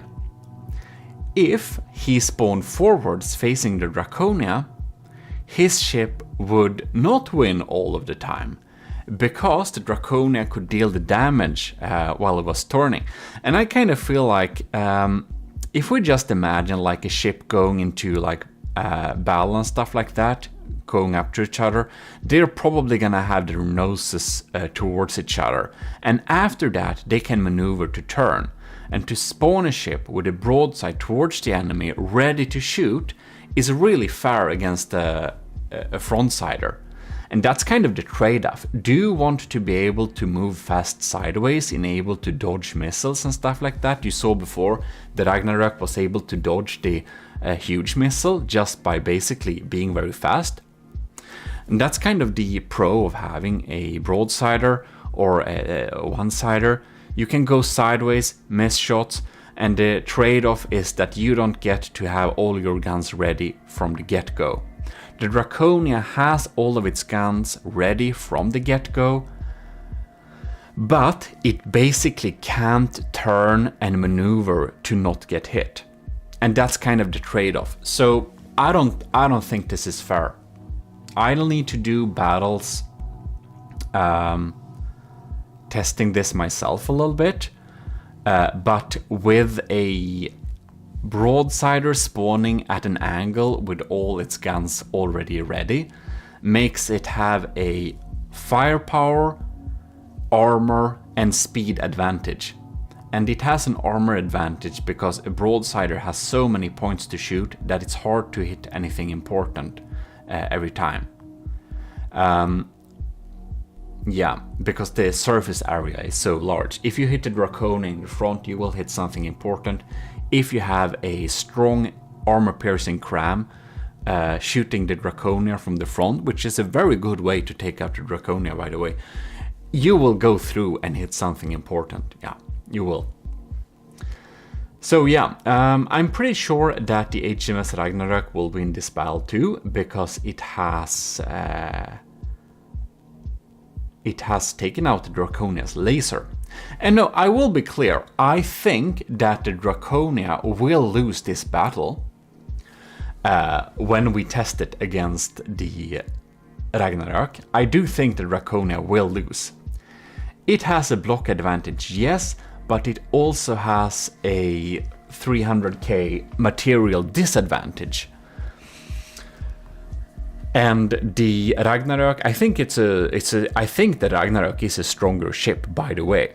It's very well built. It has gone through multiple tests, and Brenzo is a very good builder.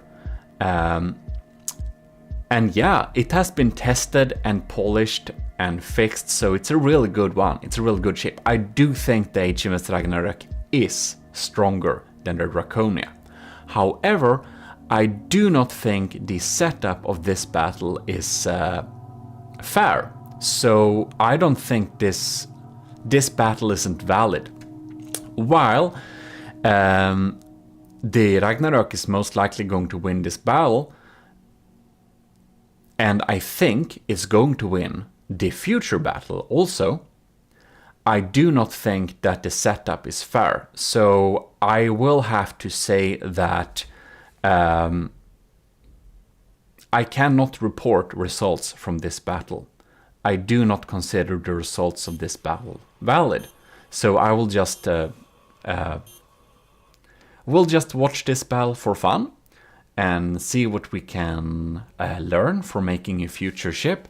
But the results as of this battle isn't valid, and I'm going to make... I think if you want me to make to set up this battle and we can look at it again, please do tell me in the comments and we can do that.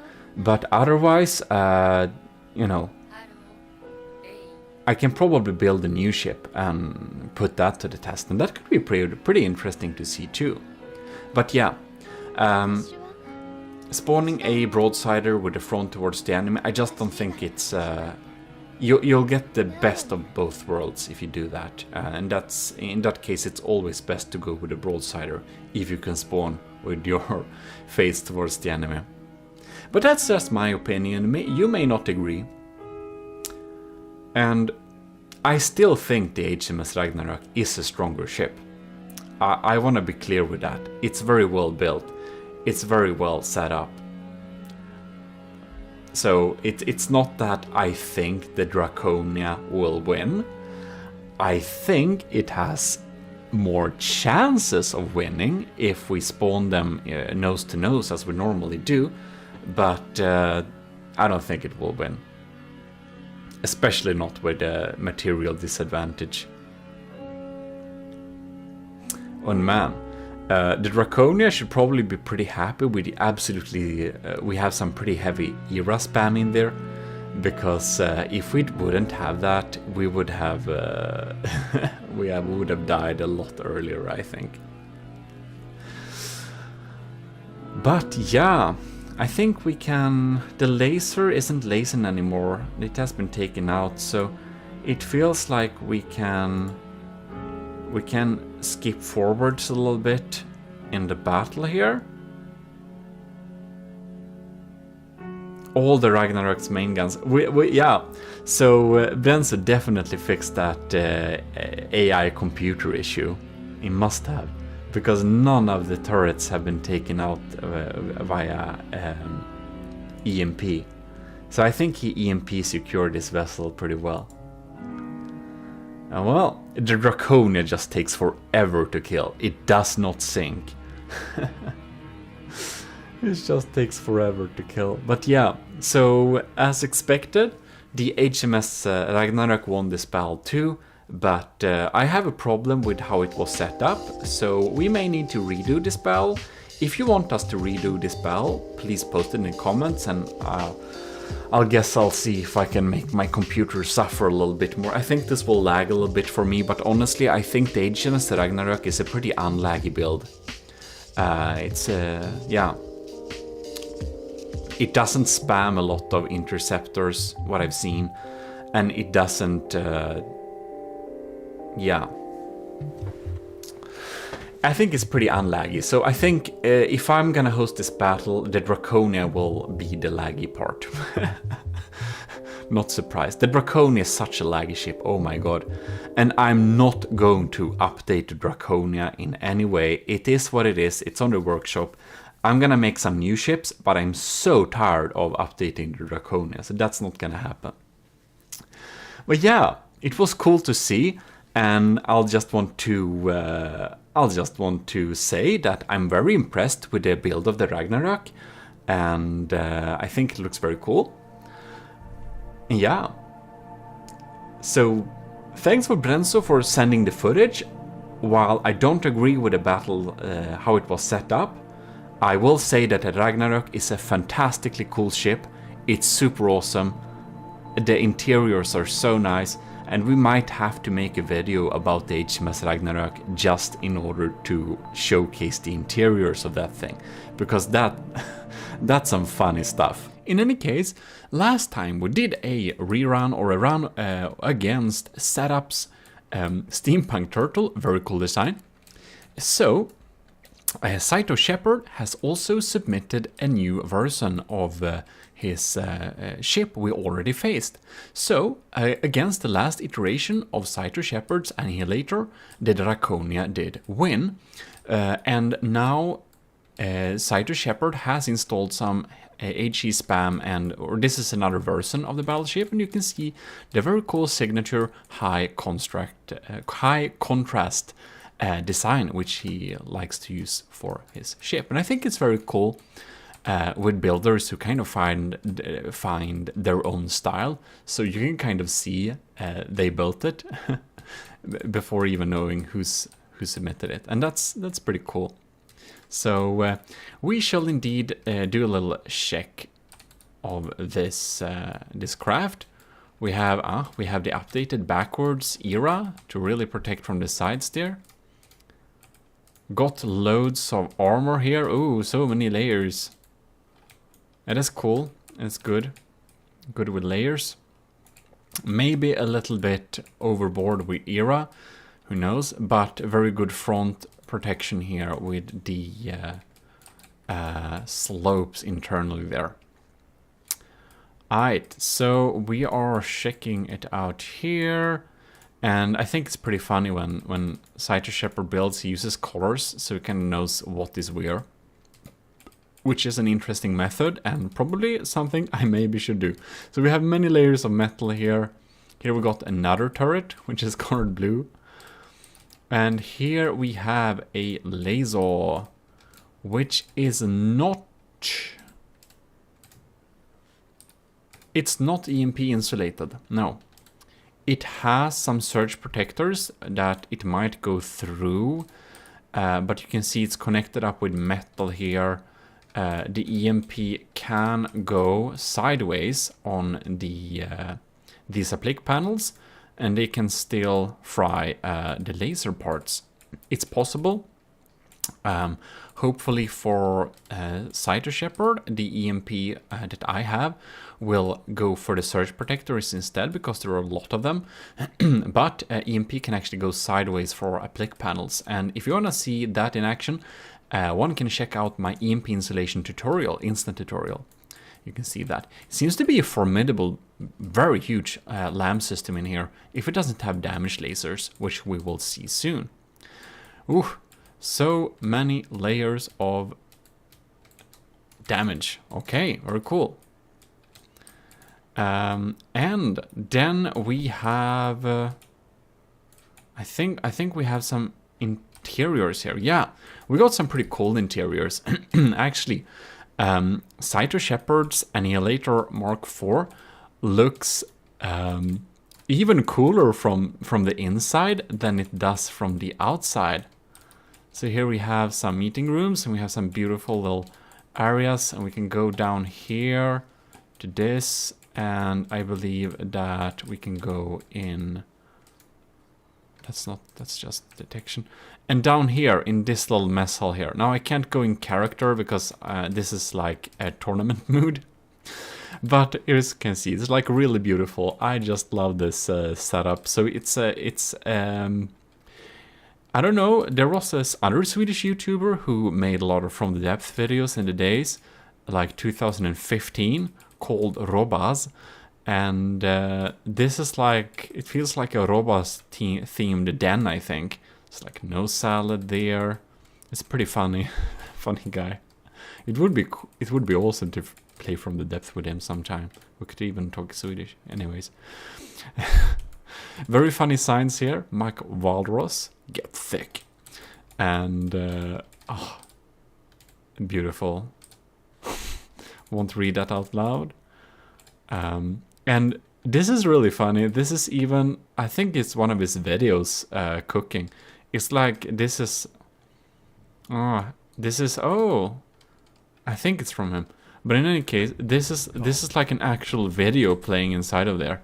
So it's pretty funny. Now we won't watch that, of course, but Of course, cog means something completely. yeah, that's Rovas, and having some funny similarities with or false friends, as we call words, which means something else in different languages. Anyways, so he uses milk from Norrmejerier. That means he lives in the north part of Sweden.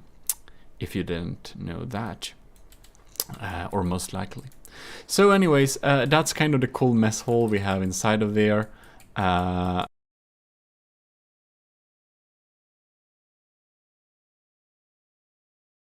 Super cool, very nice interior. We have some bunks there and there, and yeah, I guess that's it for the interiors. The Draconia, you know everything about. You've seen that too many times. So we will start the battle. And we can see that... Ooh, we have some white lamps, do we? They're kind of zapping stuff very quickly. No? Some of the crams seems to be moving in there.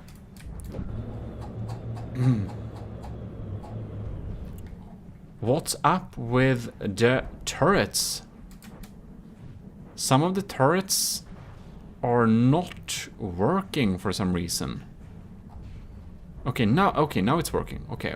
They're just set up at a different range, possibly. So, the Draconia is behind in terms of damage. Apparently, setup is using some heavy explosive spam. What's up with my laser? Okay, it's working. I was a little bit sad if my laser was already not working. Wow, this HE spam has really blown away parts of my main gun there. And now we are getting into pretty close distance for being this type of ship.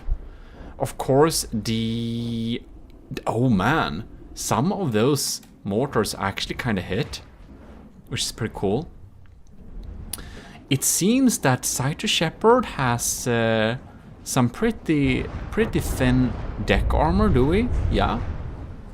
And that might... Ooh, wow! We sniped a turret there somehow. That's pretty cool. Yeah, so pretty narrow turret nicks. I know a lot of people uses narrow turret nick, and it's kind of proclaimed as the industry best standard.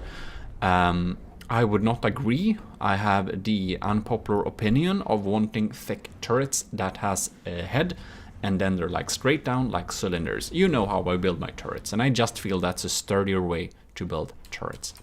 Now something is happening here. Why is it lagging? Draconia is at 92%.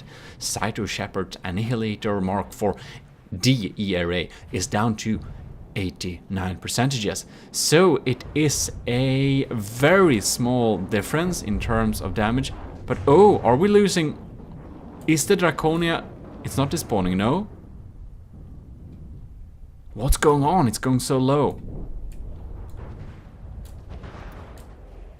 It's really... Stuff is happening. Like one side of the Draconia is very eaten away there. Interesting indeed. But it is 2%. Almost one... Yeah, it's kinda ish 2%. No, 1% in the lead. A very small difference. The laser. What's up with my laser? It seems that the laser is offline, and that can indeed turn the tide of the battle. Very interesting indeed. So, are my missiles able to deal damage? It seems we have some incoming crams. The mortars are popping in there. We can see one of them, some of them went through and went into the design there. The Draconia is at 89% and Cyto Shepherd's Annihilator Mark IV is at 88%. This is so close. It feels like Cyto Shepherd might slightly be in the lead here because a lot of the cannons are really dealing damage to the full extent still. And the LAM system, which is very big, is working real hard to take out those incoming damage dealers. Right, Draconia 88%, Cyto Shepherd Annihilator 87%. This is a very even battle so far. So seems that the EMP damage has not went through to kill the LAM system yet, which is very good for Cyto. And oh no!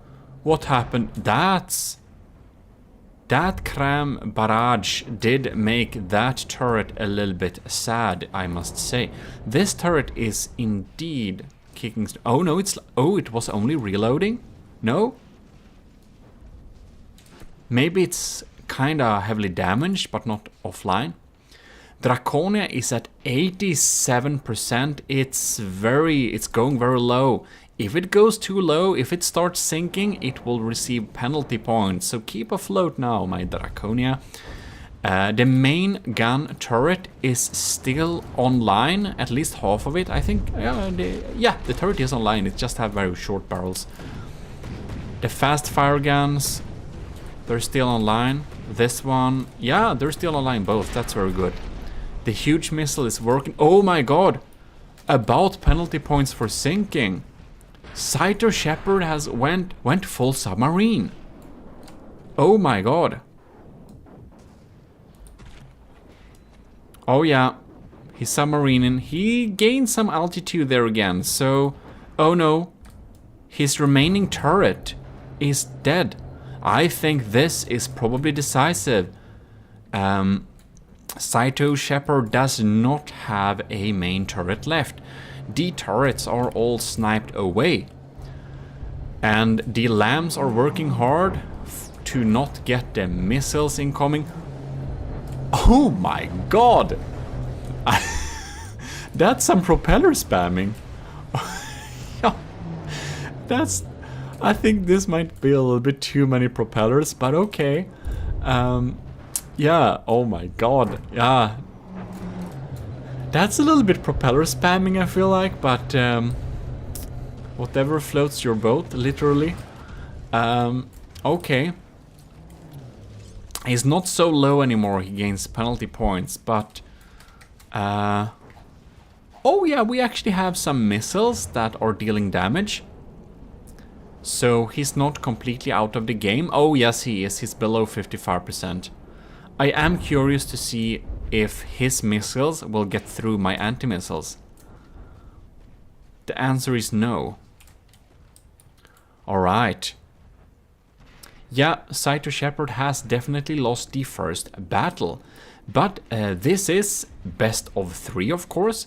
So we will do a rematch and see if we get some other results. Yep. So very interesting. Definitely an improved design.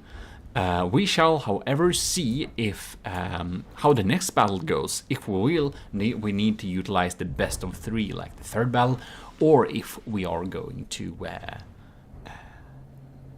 If it's going to be decided next battle. So, stay with me. And there we go, battle start. Kind of see from above, kind of how it looks like a little bit.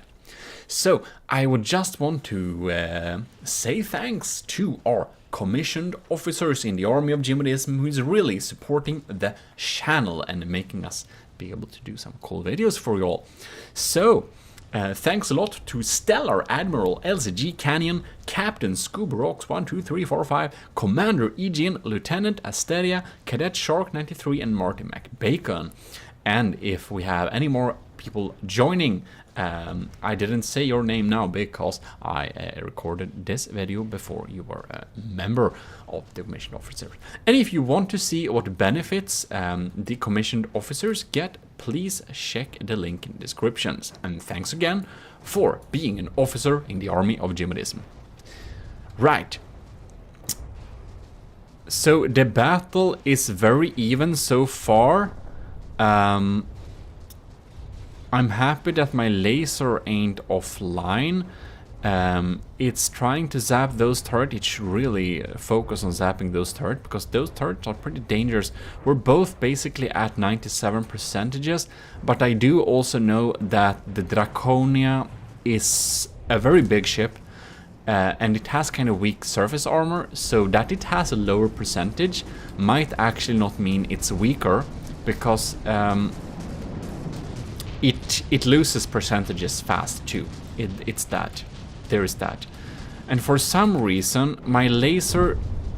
okay, oh yeah, that was kind of not a good idea, but I did so the laser doubles as a anti-missile laser too. Yeah. But maybe it is good, I don't know. If it wins the battle, it was probably the right choice. What is this now? Is this a little top tower? Well, we shall see if them inside will eat any more McWalrus today or if it's over with the fast food for a while. Oh man, I just feel my laser should not be spending time on zapping missiles that are medium or something. Anyways. Because it's such a good damage dealer. Alright. We're definitely degraded mood. Can't really see. We can probably pause the game just a little quick second so we can kind of check around things in decent frame rate. Oh, we're making chocolate cake here. It's like actually a video from Robus. I mean, Well, they're getting lased in there for sure. These are mediums. I kind of don't feel like my laser should be spending time on shooting down medium missiles. Well, maybe we can change that in the future. Here we have a lot of anti-torpedo torpedoes coming in here. And they're good. They're doing a pretty good job at keeping the annihilators safe from my more than formidable torpedo barrage. Let's just follow one of his missiles there. So Cyto Shepherd is in the lead here with 3%. That is highly interesting. We should definitely see what will be happening. These seem to be reinforced too. So I do really think that my anti-missile, anti-torpedo torpedoes won't be able to defend against it. But is it losing speed? No, it's not. It's having good APN guidance. No? It didn't reach. I wonder if the other... Wait. That was... I think I... wait, I followed my... I think I'm a little bit lost. Oh. That's kind of how it is. I thought he had torpedoes too. I don't think he does. He only has anti-torpedo torpedoes, right? Alright, willing to follow one of these and see where they aim for. Now they stay around and take... yeah. Draconia is at 86%, while Cyto Shepherd Annihilator is at 91%. This will be highly interesting to see how it goes, because my laser is still online, which is very interesting for sure. It seems to be damaged, very damaged, so it might not have long left. If my laser gets out of well, if it dies, I do not think the Draconia can win this, but as long as that laser stays alive, I think it still has a good chance of winning. Cyto Shepherd is down to 86%. Wow. 85. The Draconia. Is she gonna take the lead? What's happening? 84 versus 85. What happened with the laser? The laser is zapping sky missiles. We are really slamming on here with the APS guns, fast fire.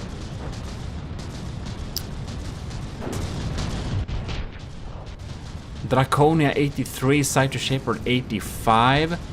One of the turrets, oh yeah, it's gone. One of the turrets is gone there. The laser is still online. The Draconia is really tipping there. Oh my god. Oh, the laser, oh no, it got distracted. If it had zapped that turret, it would have been very much in favor of Draconia's chances of winning this. Yeah, okay. And the laser is really set up to target hot things, so if we have a turret anywhere, it will try and zap it, because turrets are usually protected by shields. And I don't know, do we use shields here? I think we may not use shields here. In that case, I don't know why it targets. If it uses shields, they're like set up to be invisible, but they should still be visible slightly when we're taking incoming fire here. Interesting. It might have ring shields too. Draconia is at 79%, it's down into the 70s, while the Cyto Shepherd's Annihilator Mark IV, she is in the 83%. It seems that the Annihilator's lambs kind of lost its edge a little bit, because the lasers... no, the laser... Is my laser down? Very interesting indeed. If my laser is down, it will be really hard for the Draconia to win this thing. The missiles are getting through now, because it seems that the LAM system has lost its edge, but still. And the mortars are really helping at taking out some turrets, I believe. Even though they're kind of weak, they still do good damage for sure. Well, well, well. We have a lot of holes in there. I wonder how... Are my torpedoes getting through the defenses now? No, they're not. They are still kept at bay. Draconia is at 77. Cyto Shepherd is at 82. It's not looking too good for the Draconia here. Surprisingly enough, the main gun is ish alive. I think it still does some damage. Somehow. Can't be very fast bullets, but they are still flying in there. Man, so much holes here. This fast fire gun is still online though, so we got one gun there. We got this gun here. Surprisingly, it's kind of almost underwater, but the cram, the front cram, is still alive too. How are our missiles doing? Our missiles are still firing. Draconia is at 74, Cyto Shepherd is at 81.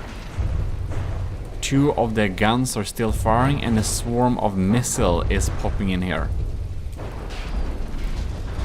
It's kind of surprising how the Draconia can still float and battle. Looking like this. You'll have to give it one thing, and that it's extreme resiliency. Bam. Draconia 73. And the Annihilator is at 81. So here we have the decoy, which all the missile and the missiles are going against. Smart addition. Very good addition. Yeah, these two guns are... They are firing and firing.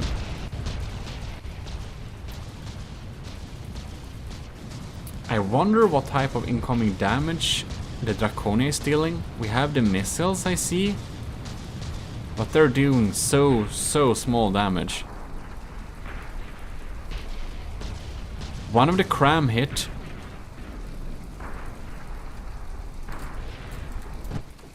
Whoops. The Draconia... Oh, might the Draconia actually sink? Is it so damaged it sinks? This poor cannon. It still tries to fire. I don't think these bullets reach very far now because of the extreme damage this is taken. Some of the mortars... Oh, this side of the mortars, they're fine. They're probably doing the heavy lifting of the damage now.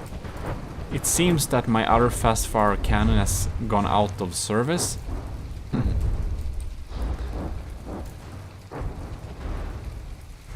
The Draconia is at 69%.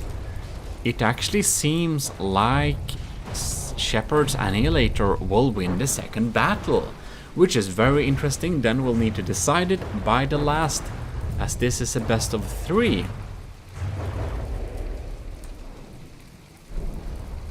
We're very far away from each other now. Very far. Oh, but the Annihilator, are we sinking here? We're almost sinking. Wow. Thanks to the angle it's facing upwards, it's not sinking.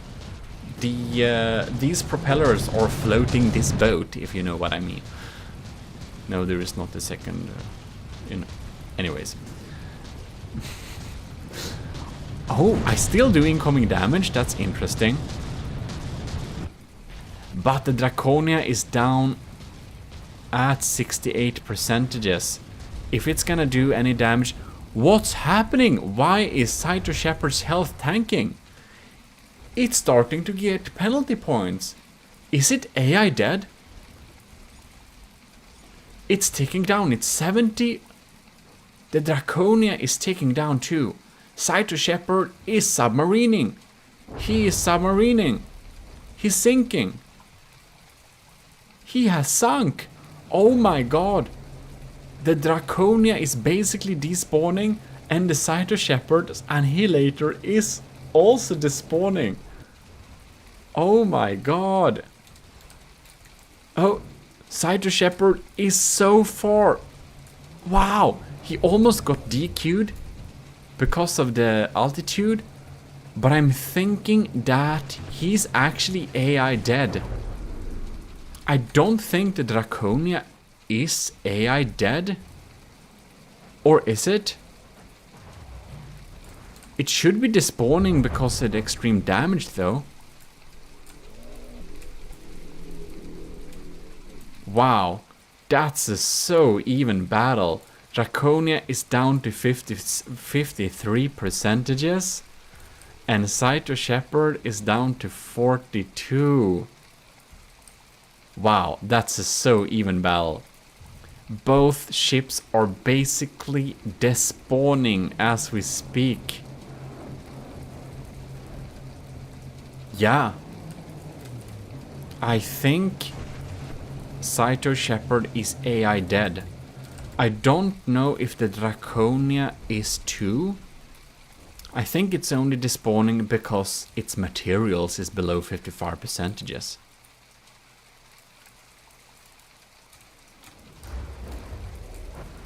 Let's check.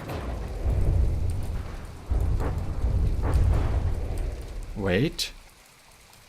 What's up with this compartment? This is... What was on top? No, this... Oh! This is one of Draconia's AIs. It's missing. And this is the other AI compartment.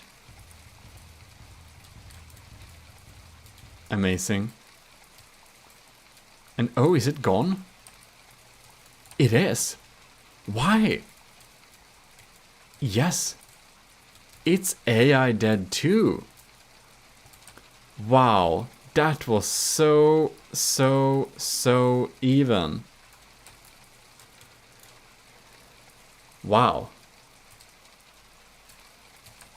Oh my god. That's the most even battle I even have seen.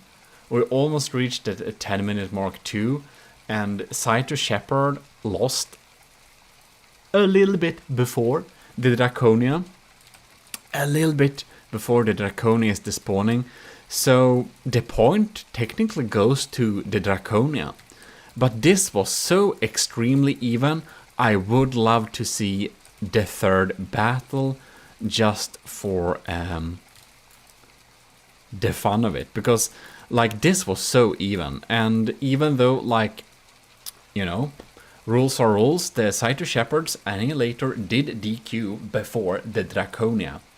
But yeah, that was so even. Well, I must say that the Annihilator Mark IV DERA is definitely a big improvement over the earlier version of the Annihilator. So a big applaud to Saito Shepherd for improving the ship to this point. It's very formidable now indeed. Just, it seems, either the Draconia was very lucky this time, or it's slightly stronger. In any case, we should, we mix up the, let's preview location so we're not in land, no. So we're gonna do a third battle just for the fun of it. Alright, we're back here in the battlefield, and we shall see how the battle fares this time. So we wanna see, just for the fun of it, how both of the crafts deal with this third battle here. Even though it's best of 3, which means that the Draconia has technically won, even though it was super narrow victory. Super narrow. have barely seen such a narrow victory. It's crazy.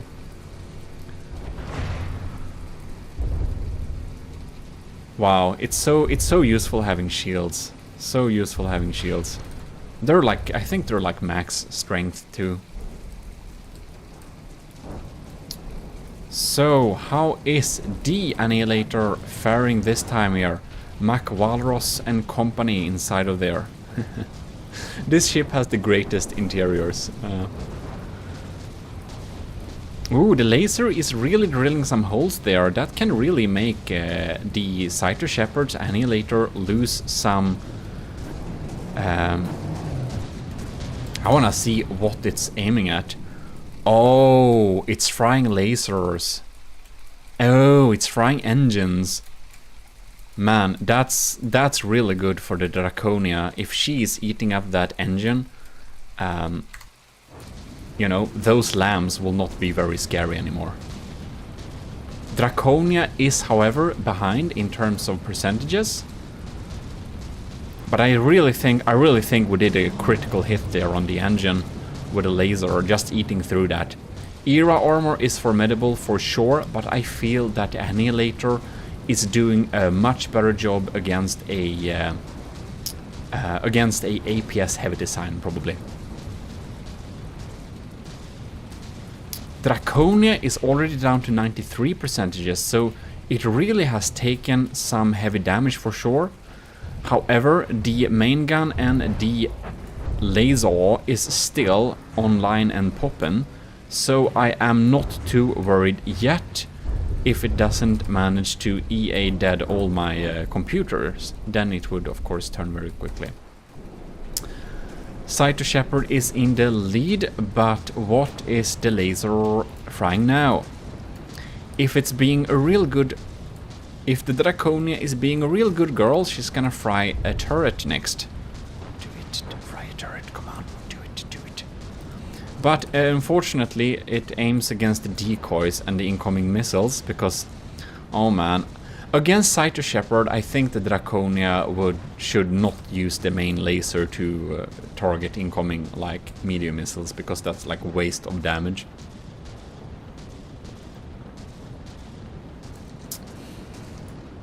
So the Draconia is basically 5% behind in terms of damage. And the laser, what is the laser even doing?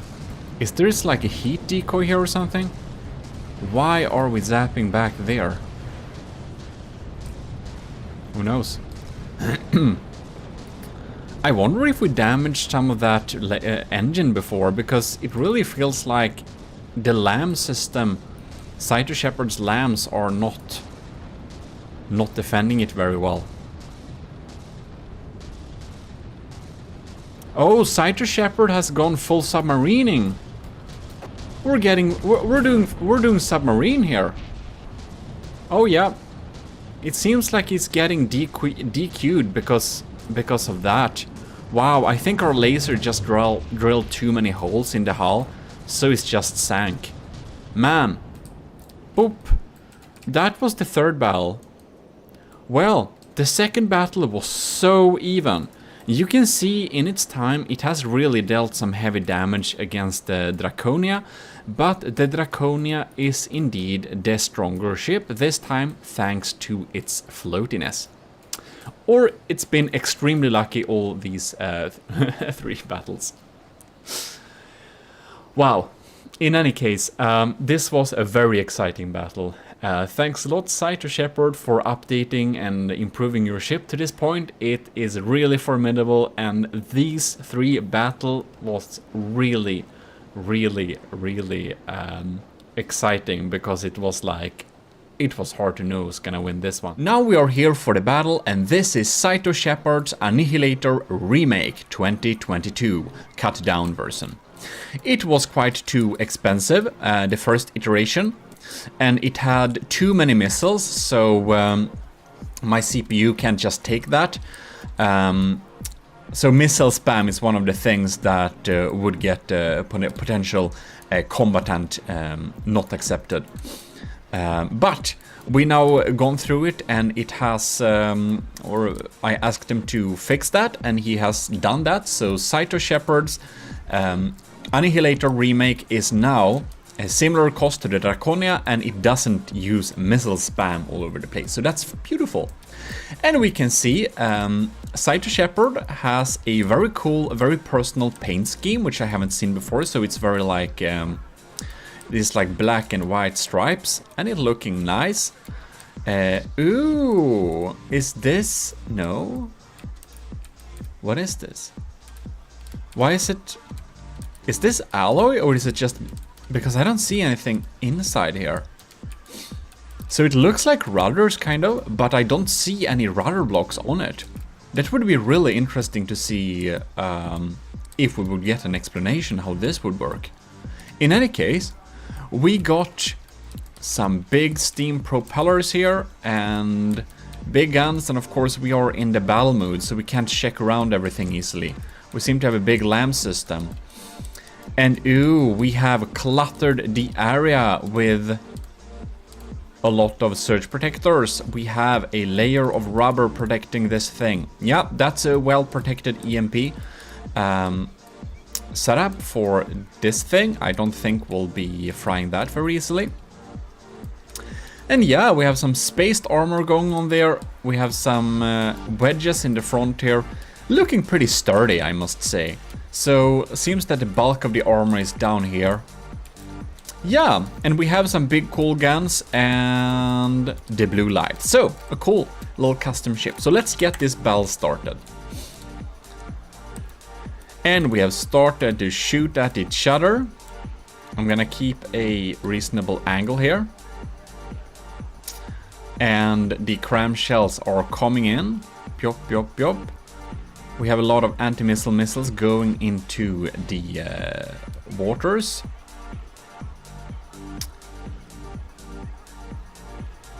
Okay, let's see what's happening now. The laser keeps frying.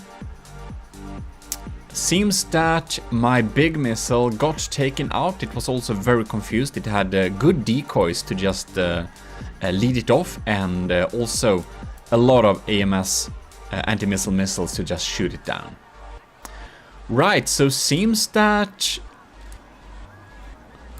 Does my missile even coming in here? No, I just realized that we need to turn down the settings a little bit here. That barely helps, but a little bit. Okay, and we got some shells popping in there. So it has a lot of...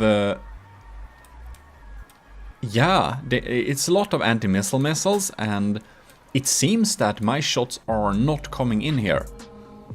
It really does a good job at taking out most of the incoming missiles. Like, my missile swarm is getting pretty deleted.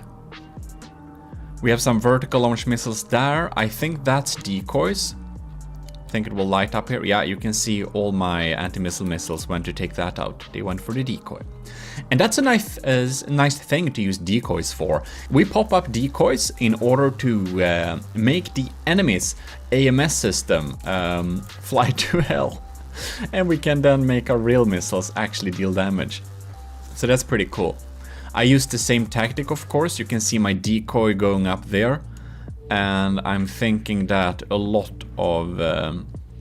I don't know if his AMS system reached that far, because they are busy with taking out my missiles. But here you can see his anti-missile missiles, they go for the decoy straight off. So we're using the same tactic against each other. Draconia down to 97%, Cyto Shepherd down at 95%. So a very small lead for the Draconia so far. And even though I've learned a lot building the Draconia, and I'm kind of very unhappy. Oh my god! Oh yes, they are getting through. These are my ultimate lamb distractors. A few lambs can take on my mortars because they are basically made to basically just disable lambs. They're just made to soak up all the lamb's damage. So we're getting a little hold here. Seems like Cyto Shepherd and I both use the wood metal checkerboard armor. It is very efficient if you have the space to offer, of course. For a heavier ship, metal and stone checkerboard might be more useful, but the metal wood checkerboard lets you float pretty well. Oh my god, my laser is frying that APS. That makes me so happy. It still fires though. Okay, it switched target. Anyways, even though I learned a lot making the Draconia and now I'm kind of unhappy with its design, it is still a very strong ship. Like, before making the Draconia, I wasn't...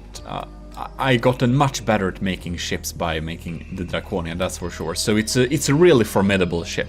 So if I'm saying it's kind of bad, it's just that I learned new stuff. And it remains to be seen if I actually learn something, because we shall see if my next battleship of an equal size will be stronger or not. If not, then I obviously didn't learn much, and I did get more right with the Draconia. But the Draconia is a good ship. It's very strong, and I'm very happy with its performance for sure. Draconia is still in the lead. It's 94, and Cyto Shepherd is down to 90.9. 90.9, yes. Big missile popping in there. Draconia is starting to go pretty low here. The main APS gun is, however, not taken out, so that's pretty good for me. The laser is also not damaged, so seems that we have some real problems for Cyto Shepherd's main guns to really get through and deal damage to the important bits.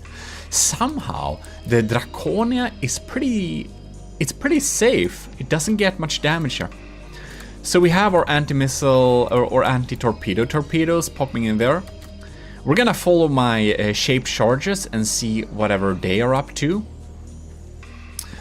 I wonder if Cyto utilizes a lot of torpedoes or not. I do not think so. I do know he has a lot, or had a lot, of anti-torpedo torpedoes. But we shall see. One thing that's pretty useful with my anti-torpedo torpedoes is that they are on turrets and they are aiming straight for the enemy, so they have a very high likelihood of hitting its targets. Yeah, there we took out some stuff too. Cyto Shepherd is down to... Oh, there his anti-torpedo torpedoes came out and disabled my little swarm there. That's probably useful because these are shaped charges, and if you don't have proper protection from below, they will just shred you from within, from underside. Yeah, nasty thing. Draconia 93, Cyto Shepherd 86. It's starting to look a little bit sad, but I must say that these turrets, they seem to be pretty well built, well protected. We have lots of heavy armor here. You can see it has 2 barrels, and that's something that I always like to do, having multiple barrel, multiple firing pieces, because as you can see, my laser could fry half of this system, but another part of the turret is still alive, and then the whole turret block isn't like wasted. So it's really smart having several firing pieces per thing for sure. Now, I wonder if it wouldn't be more advisable to keep the barrels a little bit more separated, just to keep them apart, so that it's less likely that the entire thing blows up. But to this defense, every turret that is damaged, one of the barrels are still working. Right. So here we have some... Oh god, the stutter has came. The stutter has arrived. I'm sorry, guys. Yeah, that's why I need eventually to get a new computer if we're gonna continue doing big battles in from the depth, because, you know, this ain't acceptable. Well, these are some Sea-Wiz turrets, and they are busy Sea-Wizzing for sure. I do feel like it would probably be good if they set up to have a larger minimum like range, so that they don't turn around so much. They'll be on target a lot more often. Lords, this is a stream of anti-missile missiles for sure.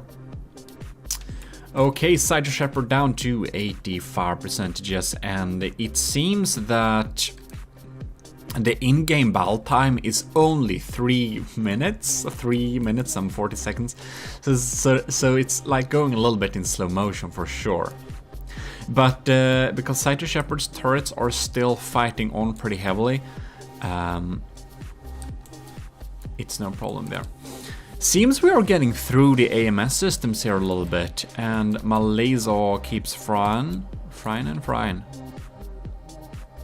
They are EMPing some stuff. Wonder if we get... Ooh, we got the barrel there. Oh man, yeah, okay, that turret is down now.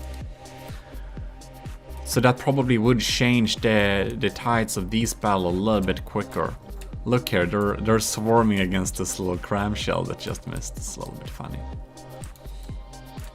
Or no, they're not. Never mind. Are we having any stuff coming in here? Yeah, I do feel like the Annihilator remake spends a lot of its resources on defense. Oh, it's sinking, we're sinking. But what I wanted to add is that it should probably spend some more materials on actually dealing damage. I don't know its firepower per mass ratio, but that's the kind of feeling I get from this. Because it's not able to take out my weapon systems. Scyther Shepherd, he's sinking. You can see I added a rule. If your ship is sinking, that means you're losing. You can't be a submarine anymore. After the Borderwise battle, where he won because I didn't set up a rule against submarining, I set up a rule. If you're submarining, you're getting this qualification points and you are getting DQ'd. So, Scyther Shepherd is sinking. Too much heavy armor, too little wood. This thing does not float without air or possibly upwards propulsion. There we go. That's a win for the Draconia. Well, I'm happy with her performance. The Draconia has delivered today. But indeed, formidable ship for Scyther Shepherd. We are going to go to setup. And if you're interested in like making some rules, like I twiddle around a lot with my rules here just to make it kind of fairish. But these are my rules here. So the rules are as follows. A 1200 second mark, that's 20 minutes, I believe. We have disqualified after 30 points, and here we have use maximum distance. If you're going away more than 5,000 meters, you're doing like weird long range mass shit, and that's boring. You can make a fast ship that just evades forever, and you can make a battle just, you know. I don't want ships escaping the battlefield and winning by this, so maximum distance 5,000 meters. Don't do that. Maximum altitude. If you're a naval ship and you suddenly go above like 100 meters in the air, and you know, to be fair, like the Filke had some jumping action, well, that's fine. You can have some jumping action, why not? But you can't stay there. So if you're airshipping 100 meters above the water, you're ain't a ship anymore. So yeah. That's the rule, and we have a minimal altitude. If you're below 15 meters, you're definitely submarining on us. So